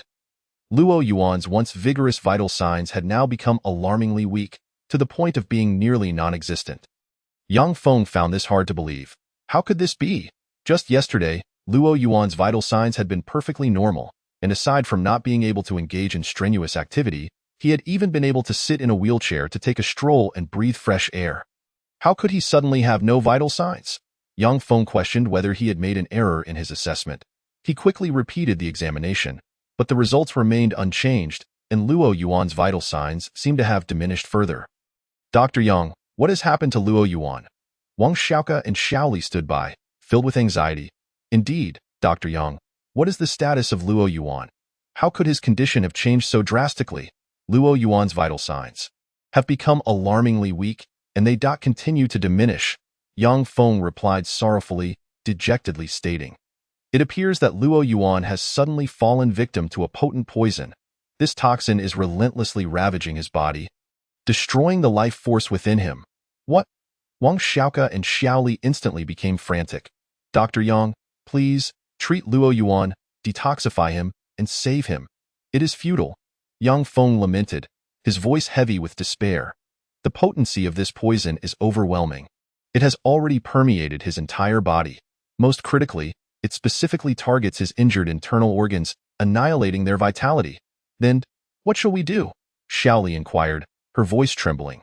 "Luo Yuan will he die?" Yang Feng slid down to the floor beside the bed, collapsing in despair as he uttered weakly, "There is a possibility." Chapter 93. The sky has fallen at Yanluo Pass. There is a possibility. Upon hearing Yang Feng's words, Wang Xiaoke and Xiao Li felt as though they had been struck dumb. Just moments ago, Luo Yuan had been well, able to eat and drink, even taking leisurely strolls. How could he suddenly be on the brink of death? Especially Wang Xiaoke, who had just been feeding him moments ago. Now, Yang Feng was telling her that Luo Yuan might be lost to them, and that it was due to a sudden poisoning. In that instant, Wang Xiaoke, much like Yang Feng, slumped to the ground in disbelief. How could this be? How could this happen? "It is my fault." Sobbing softly, Wang Xiaoke descended into profound guilt. Luo Yuan had fallen ill after consuming the food she had delivered. This meant that his current state could very well be a consequence of the spirit ginseng porridge she had prepared and fed him. "Dr. Yang, how can this be? Perhaps you should examine Luo Yuan once more." Wang Xiaoke implored, struggling to accept the reality, her voice dwindling. Just yesterday, Luo Yuan had administered the small elixir to her and Yang Feng, and now he was. Yang Feng, sitting despondently on the floor, seemed not to register Xiao Li's words, utterly lost in despair. "Luo Yuan, what has happened? Are you all right?" A passing nurse outside the room, hearing the sound of Wang Xiaoke's muffled sobs, appeared at the door, her curiosity piqued as she glanced into the room. Upon observing the condition of Yang Feng, Wang Xiaoke, and Xiao Li in the hospital room, the young nurse standing at the door felt utterly bewildered. She hurriedly entered the ward, intent on helping Wang Xiaoke sit up, while her curiosity compelled her to inquire, "Xiaoke, Dr. Yang, what has happened to you?" At that moment, Wang Xiaoke resembled a puddle of despair, collapsing back down the instant she was assisted, her tears flowing incessantly. The nurse, feeling helpless, shifted her gaze to the nearby Xiao Li, whose expression was vacant. "Xiao Li, what on earth is happening with the three of you?" However, before she could finish her sentence, her attention was drawn to the figure of Luo Yuan, who lay on the bed, his body shrouded in darkness. It became evident that something must have transpired with Luo Yuan to render Yang Feng and the others in such a state. In an instant, the nurse comprehended the gravity of the situation and rushed to Luo Yuan's bedside to assess his condition. As she did so, Her countenance paled dramatically. Upon merely touching Luo Yuan, she felt her fingers turn icy cold. Moreover, the inky darkness enveloping Luo Yuan seemed to flow like water, as if drawn toward her. As a nurse, she had certainly encountered various situations before. Thus, she quickly deduced that Luo Yuan was likely poisoned. Given the distressing states of Yang Feng and Wang Xiaoke, it was clear that Luo Yuan's condition was dire. However, since the nurse had not known Luo Yuan for long, she did not succumb to overwhelming grief like the others. Although anxious and saddened, she retained her composure. She promptly exited the room, realizing that the gravity of the situation warranted immediate reporting. In Zhang Yushu's office, he was engrossed in paperwork concerning subsidies for disabled soldiers when, suddenly, the door swung open with a loud bang. A soldier rushed in, nearly tumbling over, his face etched with urgency and panic. General Zhang, General Zhang. Perhaps due to his frantic haste or the overwhelming anxiety within him, the soldier found himself momentarily speechless. What is the matter? Why the disarray? This is unacceptable. Zhang Yushu, momentarily interrupted in his work, cast a stern gaze upon the soldier and admonished, as a warrior of our human race, you must embody the resolve of remaining unperturbed in the face of adversity. Do you understand? General Zhang, Luo Yuan. The soldier finally managed to utter, but his voice faltered, stalling at the mere mention of Luo Yuan's name. In a sudden flash, Zhang Yushu appeared before him, gripping his collar with urgency etched on his face. The soldier, who had been consumed by anxiety, was momentarily taken aback by the abruptness of the general's reaction. Wasn't he just speaking of remaining unshaken in the face of calamity? Why was Zhang Yushu acting this way? Speak quickly. What has happened? I would rather go see for myself than wait for you to gather your thoughts. With a furious exclamation, Zhang Yushu vanished from the office, leaving the soldier feeling bewildered and aggrieved on the floor. Just a moment's delay, and he was suddenly labeled a fool. Yet, the soldier quickly shook off his feelings of injustice and dashed out of the office. Heading back toward the logistics area, Luo Yuan was in trouble. The sky was falling in Yanluo Pass. In a flash, Zhang Yushu materialized outside Luo Yuan's hospital room, his brow furrowing. Had something indeed happened to Luo Yuan? At that moment, the area outside the hospital room was crowded with people, including doctors, nurses, injured soldiers, and regular soldiers, all anxiously gathered at the door, peering inside with worry etched upon their faces. Make way. Please, let me through. Zhang Yushu called out as he advanced toward the hospital room. General Zhang is here. Everyone, step aside. Please, General, you must save Luo Yuan. Yes, General, see if there's anything you can do to help Luo Yuan. Upon hearing Zhang Yushu's voice, the crowd parted, allowing him passage as they cried out in desperation. Listening to the chorus of pleas and sensing the urgency in the eyes surrounding him, Zhang Yushu's heart sank into a freezing abyss. Everything indicated that Luo Yuan was indeed in grave danger. However, Zhang Yushu felt puzzled. Although Luo Yuan had sustained severe injuries, hadn't he been recovering well? Just recently, he had even been able to push himself in a wheelchair and tease Zhang Yushu. How could everything have changed so suddenly? Perplexing questions flooded his mind as he entered the hospital room and approached Luo Yuan's bedside. The sight of Luo Yuan, engulfed in darkness, cast a shadow over Zhang Yushu's expression. He swiftly placed his hand on Luo Yuan's forehead, and in an instant, his senses penetrated through all barriers, allowing him to perceive Luo Yuan's condition clearly. The life force was nearly extinguished. Panic surged within Zhang Yushu. Without hesitation, he channeled his internal energy toward Luo Yuan, attempting to dispel the poison threatening his life. Yet, the moment his energy entered Luo Yuan's body, the inky toxin appeared to possess a will of its own. Surging toward him along the energy pathway, Zhang Yushu had no choice but to withdraw his energy rapidly. Only then did the toxic flow within Luo Yuan's body stabilize. What a dreadful poison! Zhang Yushu murmured inwardly, his voice icy as it resonated within the room. What on earth has occurred? How could Luo Yuan have succumbed to such a vile toxin? As the atmosphere turned frigid, the once warm hospital room seemed to plunge into the depths of a bitter winter. The temperature dropped dramatically, and areas with moisture began to freeze. Many present involuntarily shivered, and a heavy silence enveloped the room. As those outside the ward were rendered mute, fearing to speak in the face of Zhang Yushu's wrath. His fury cast an oppressive pall over the atmosphere, making them worry that a mere utterance could provoke his ire.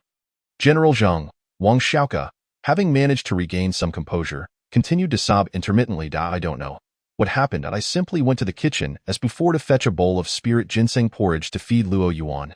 After he finished eating, Zhang Yushu's piercing gaze, adorned with dark ribbons of energy, fell upon Wang Xiaoke. Under the weight of his scrutiny, she felt paralyzed.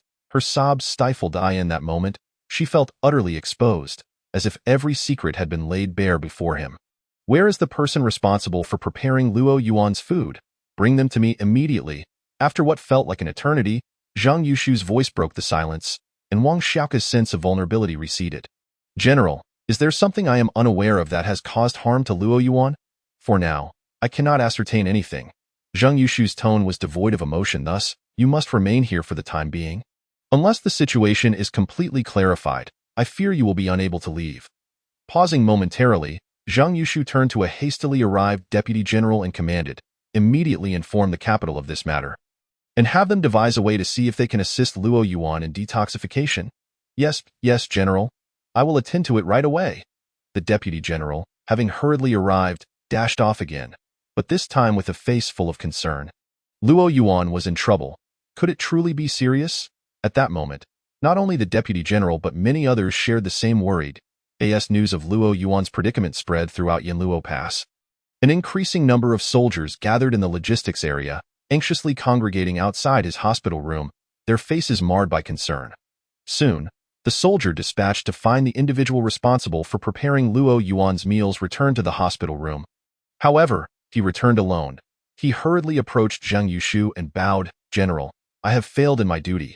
I could not locate the person responsible for preparing Luo Yuan's food. They have vanished, damn it. Zhang Yushu's expression darkened as he cursed vehemently. The implications were glaringly obvious.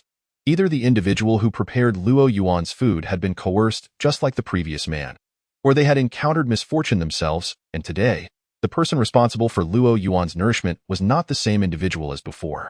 Now, with the tumult surrounding Luo Yuan's incident, the opportunity had arisen for foul play amidst the chaos. Having departed from Yanluo Pass, I demand an immediate lockdown of the area and a thorough search for that individual. Although I am aware that the chances of finding him are slim, Zhang Yushu promptly issued the order. Subsequently, he sensed an increasing number of soldiers gathering outside Luo Yuan's hospital room in the logistics area, leaving him feeling somewhat helpless. The impact Luo Yuan has on the soldiers of Yanluo Pass is truly significant. He could only step out of the hospital room and advise, everyone, please return to your posts. Do not crowd the logistics area and disturb the normal operations here. Commander Zhang, Lord Yanluo, he won't truly be in danger, will he? Indeed, Commander Zhang, please give us a definitive answer. What is Lord Yanluo's current condition? However, upon hearing Zhang Yushu's words, nearly all the soldiers remained unmoved, with many expressing their anxious inquiries about Luo Yuan's situation. The state of Lord Yanluo is quite. Zhang Yushu contemplated fabricating a lie, but ultimately he changed his response to, not very good, however, do not overly worry. I firmly believe that Zhongjing City will spare no effort in assisting Lord Yanluo. He is a person of remarkable resilience. Despite previously sustaining severe injuries, he has repeatedly returned to the battlefield to vanquish foes. Therefore, we must trust that he will emerge unscathed this time as well, mustn't we? Yes, we should have faith that Lord Yanluo will be all right. Many soldiers began to respond to Zhang Yushu's words. Nevertheless, they remained obstinate, showing no intention of leaving the logistics area. With a sense of resignation, Zhang Yushu finally declared, as the commander of Yanluo Pass, I hereby order you all to return to your respective positions and refrain from lingering in the logistics area or outside Lord Yanluo's hospital room. Instantly, the soldiers straightened their postures and turned to leave. Yet, each of their eyes was filled with profound worry. Some even glanced back repeatedly at the door of Luo Yuan's room. Sighing in resignation, Zhang Yushu understood that even if many soldiers returned to their posts, they would likely remain distracted throughout the day. The entire Yanluo Pass would probably lose its vitality and descend into a dark period. If Luo Yuan were to truly, then perhaps the entire human race would plunge into an even deeper darkness. Who could it be? Reflecting on the recent events that had unfolded twice in succession, a chill enveloped Zhang Yushu. It is often said that one can guard against external threats, but it is the treachery from within that is most difficult to prevent. This saying has proven to be undeniably true. On both occasions, Events transpired without any forewarning. If only he could unearth the traitor, Zhang Yushu would see to it that they faced the most excruciating of fates. Such individuals are even more detestable than cultists. Moreover, they are far more fearsome than cultists. At least one can guard against cultists, but with a traitor, one may not even know how to defend against them. Alliance leader, there has been a grave incident in Zhongjing City. Upon receiving the news, Sun Qianqian hurriedly rushed to Li Daoi's office. Even before she entered, her anxious and panicked voice echoed from afar. What has happened that prompts such urgency? Li Daoi calmly closed the documents in his hands. Could it be that the foreign tribes are attacking Yanluo Pass again? However, there is no need to panic. With Lord Yanluo stationed there, even if the foreign tribes arrive, there should be no cause for alarm. Alliance leader, it is Luo Yuan who is in trouble. As soon as Li Daoi's words fell, Sun Qianqian finally managed to catch her breath and conveyed the crucial information, albeit in a disjointed manner. What? Li Daoi was taken aback, quickly pressing for more details. What has happened to Luo Yuan? Wasn't he just fine? I am still uncertain about the specifics, Sun Qianqian continued. I just received news from Yanluo Pass, urging the Alliance to act swiftly to assist Luo Yuan in detoxification. He appears to have been poisoned by a particularly potent toxin. Damn it, who could it be that has continuously targeted Luo Yuan? Li Daoi cursed vehemently. He realized that this must be the same individual who had previously attempted to kill Luo Yuan but failed. After a moment of contemplation, he immediately instructed Sun Qianqian, notify Elder Zhang and Elder Wang to accompany you to Yanluo Pass. Additionally, bring along all the treasures that can aid in detoxification. As soon as Li Daoi finished speaking, Sun Qianqian wished to ask further questions, but he had already vanished from the office, leaving only a lingering echo of his words. I will head to Yanluo Pass to assess the situation. Li Daoi moved with remarkable speed, propelled by concern for Luo Yuan's condition. Hastening his pace, he soon arrived at Yanluo Pass, where Zhang Yushu, Yang Feng, and others were in a state of great anxiety. Upon appearing in Luo Yuan's hospital room, Li Daoi quickly inquired, Senior Brother Zhang, how is Luo Yuan faring? Alliance leader, you can see for yourself. Zhang Yushu did not answer but instead stepped aside to allow Li Daoi passage. Rushing to Luo Yuan's bedside, Li Daoi was struck by the sight of Luo Yuan's ashen figure, and he sensed the near extinction of Luo Yuan's vitality. Filled with concern, he turned to Zhang Yushu. Senior Brother Zhang, is this toxin within Luo Yuan's body impervious to spiritual energy? Indeed. Zhang Yushu nodded. I have no knowledge of what poison this is. I attempted to expel it with spiritual energy, but it seemed to flow toward me instead. I cannot ascertain if a first grade could eliminate it, but a second grade certainly cannot. Upon hearing this, Li Daoi abandoned any thoughts of personally aiding Luo Yuan in detoxification. If even Zhang Yushu, a late-stage second grade, could not expel the toxin, then as a peak third grade, he would likely do more harm than good. Alliance leader, did you come alone? At that moment, Yang Feng could no longer contain himself. While using spiritual energy to forcibly expel the toxin is futile, perhaps Elder Zhang and Elder Wang have a solution. At this juncture, Yang Feng was genuinely anxious. The toxin within Luo Yuan was steadily eroding his vitality with each passing second. Only by swiftly expelling the toxin could there be a chance to preserve his life. Both Zhang Xinian and Wang Yongnian were renowned for their medical expertise. It was conceivable that they might possess a remedy for a toxin that could not be dispelled through spiritual energy. Yet, now that Li Daoi had arrived at Yanluo Pass, Zhang Xinian and Wang Yongnian had yet to appear. I was so anxious that I came over first, Li Daoi replied. I have already instructed Sun Qianqian to contact them. They should arrive shortly. The group could only wait in resignation. However, whether it was Li Daoi, Zhang Yushu, or the others in the hospital room, none had experienced time dragging on so slowly. Li Daoi even felt as if a day had stretched into an eternity. As the leader of the human alliance, he should have been composed and steady. Yet now, he paced anxiously in the hospital room, his gaze constantly drifting towards the door. Why are they taking so long? Li Daoi fretted. Alliance leader, how is Luo Yuan's condition? At last, Sun Qianqian's voice echoed from outside the hospital room. Why are you so slow? Li Daoi stepped out of the room, casting a discontented look at Sun Qianqian. Alliance leader, we traveled with utmost haste. Sun Qianqian replied, feeling somewhat wronged. From Zhongjing City to Yanluo Pass, they had covered a considerable distance in less than half an hour. Was that not fast enough? However, thinking of Luo Yuan's situation, she had no time to dwell on such matters. She turned to Zhang Xinian and Wang Yongnian behind her. Elder Zhang, Elder Wang, please act swiftly to assess Luo Yuan's condition. Just like last time, let us know if you require any specific treasures. Yes, indeed. Elder Zhang, Elder Wang, please examine Luo Yuan post-haste. Li Daoi interjected, prioritizing Luo Yuan above all else. Do not rush. Let us first ascertain Luo Yuan's condition. Zhang Xinian and Wang Yongnian nodded and promptly entered the hospital room. They had not anticipated that both of their visits to Yanluo Pass would be for the same individual, approaching Luo Yuan's bedside. Upon witnessing his darkened form, Zhang Xinian and Wang Yongnian exchanged grave glances, their pupils involuntarily narrowing. Such a ferocious toxin, capable of rendering one's body as dark as ink, they began to harbor their suspicions. Quickly, they began their examination of Luo Yuan. Before long, the examination concluded, and they exchanged solemn looks, confirming their earlier suspicions. The true situation aligned with their initial conjectures, filling them with a sense of helplessness. Elder Zhang, Elder Wang, what kind of poison does Luo Yuan have in him? Seeing that they had finished their examination, Li Daoi hastily inquired, do you two have a way to counteract this toxin? Indeed, Elder Zhang, Elder Wang, please enlighten us about the situation. Zhang Yushu also spoke up, his heart racing with anxiety. Have you ever heard of Huangquan grass? Zhang Xinian did not answer directly but instead posed a question. Everyone shook their heads in disbelief. Li Daoi inquired, Zhang Lao, are you implying that the poison in Luo Yuan originates from the Huangquan grass? Indeed, Zhang Xinian nodded.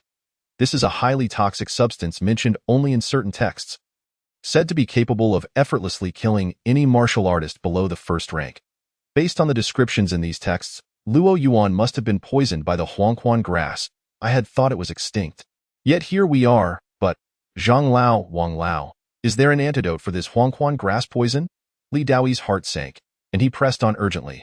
Zhang Xinian and Wang Yongnian both shook their heads in unison. At this, the atmosphere in the room became heavy, as everyone felt a collective breath hitch. If even Zhang Lao and Wang Lao were unable to counteract this so-called Huangquan grass poison, it implied that Luo Yuan might. However, Zhang Xinian spoke again. According to the texts, the Huangquan grass should pose no threat to first-rank martial artists. Perhaps they might have a way to deal with it. Upon hearing Zhang Xinian's words, the group quickly regained their composure. Indeed, the Huangquan grass could easily poison any martial artist below the first rank, but it should be ineffective against a first rank. Therefore, there might be a solution after all. Li Daoi and Zhang Yushu exchanged solemn glances, understanding the gravity of the situation. Requesting the assistance of a first-rank martial artist to help Luo Yuan was likely to be a daunting task. This was not to say that the first-rank martial artists of the human race were unwilling to assist Luo Yuan, but rather that there were so few of them, each holding an exceedingly crucial position, making it nearly impossible for them to leave their posts. If a first rank were to abandon their station, it could result in a breach by other races, which would be disastrous. Alliance Leader, Commander Zhang. Since a first rank can aid Luo Yuan in detoxifying, you must contact them and bring them to Yanluo Pass. The likes of Wang Xiaoke had not considered the complexities and immediately urged upon hearing Zhang Xinian's suggestion. Yes, Alliance Leader, Commander Zhang, please contact our first-rank martial artist to hasten to Yanluo Pass and assist Luo Yuan. You think first-rank martial artists are as easy to come by as cabbages? They cannot simply arrive at Yanluo Pass at your beck and call. Li Daoi explained helplessly. Our human race has only a handful of first-rank martial artists, each with their own vital responsibilities, and they cannot be easily moved. Consider the consequences if a first rank were to leave their post and an enemy took advantage of the situation. Upon hearing this, the room fell silent. After a long pause, Yang Feng spoke dejectedly, then what should we do?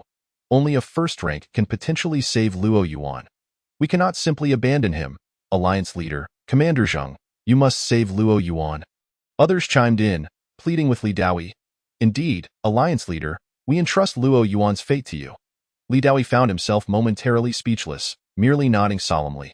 Subsequently, everyone in the room, as well as those outside, turned to leave. However, Li Daoi called back Yang Feng.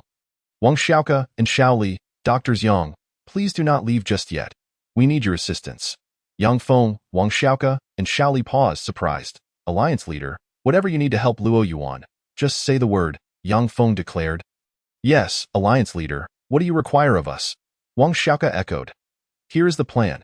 As Li Daoi's inspiration spread, enveloping the entire ward, He continued, "We must transport Luo Yuan to Zhongjing City, but we fear that someone may attempt to harm him en route. Therefore, we intend to employ a diversionary tactic, sending multiple Luo Yuans from Yanluo Pass to Zhongjing City simultaneously. Each Luo Yuan will require a close ally to accompany them, maximizing the confusion for our enemies. I just learned from Commander Zhang that you three are among those who are closest to Luo Yuan, so I hope you each can accompany one Luo Yuan to mislead our foes. However, that you are aware that this could entail life-threatening risks. You may wish to consider whether you are willing to participate. If you are not, we will not. Alliance leader, you need not worry. We understand and are willing to cooperate." Yang Feng interrupted Li Daoyi before he could finish. "Yes, Alliance leader, regardless of the circumstances, we are ready to assist." Wang Xiaoke and Xiao Li also expressed their agreement.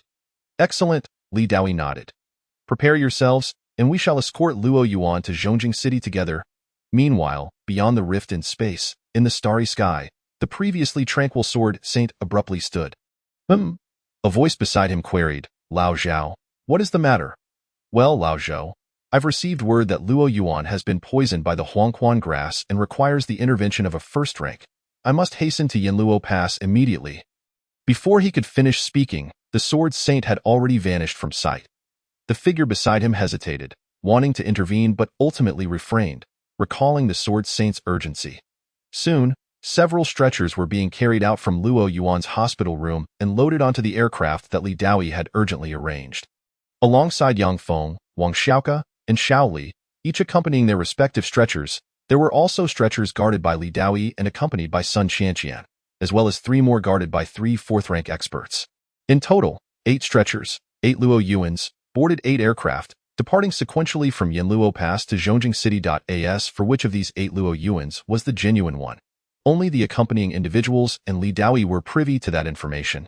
Even Zhang Yushu remained unaware of which aircraft truly carried Luo Yuan.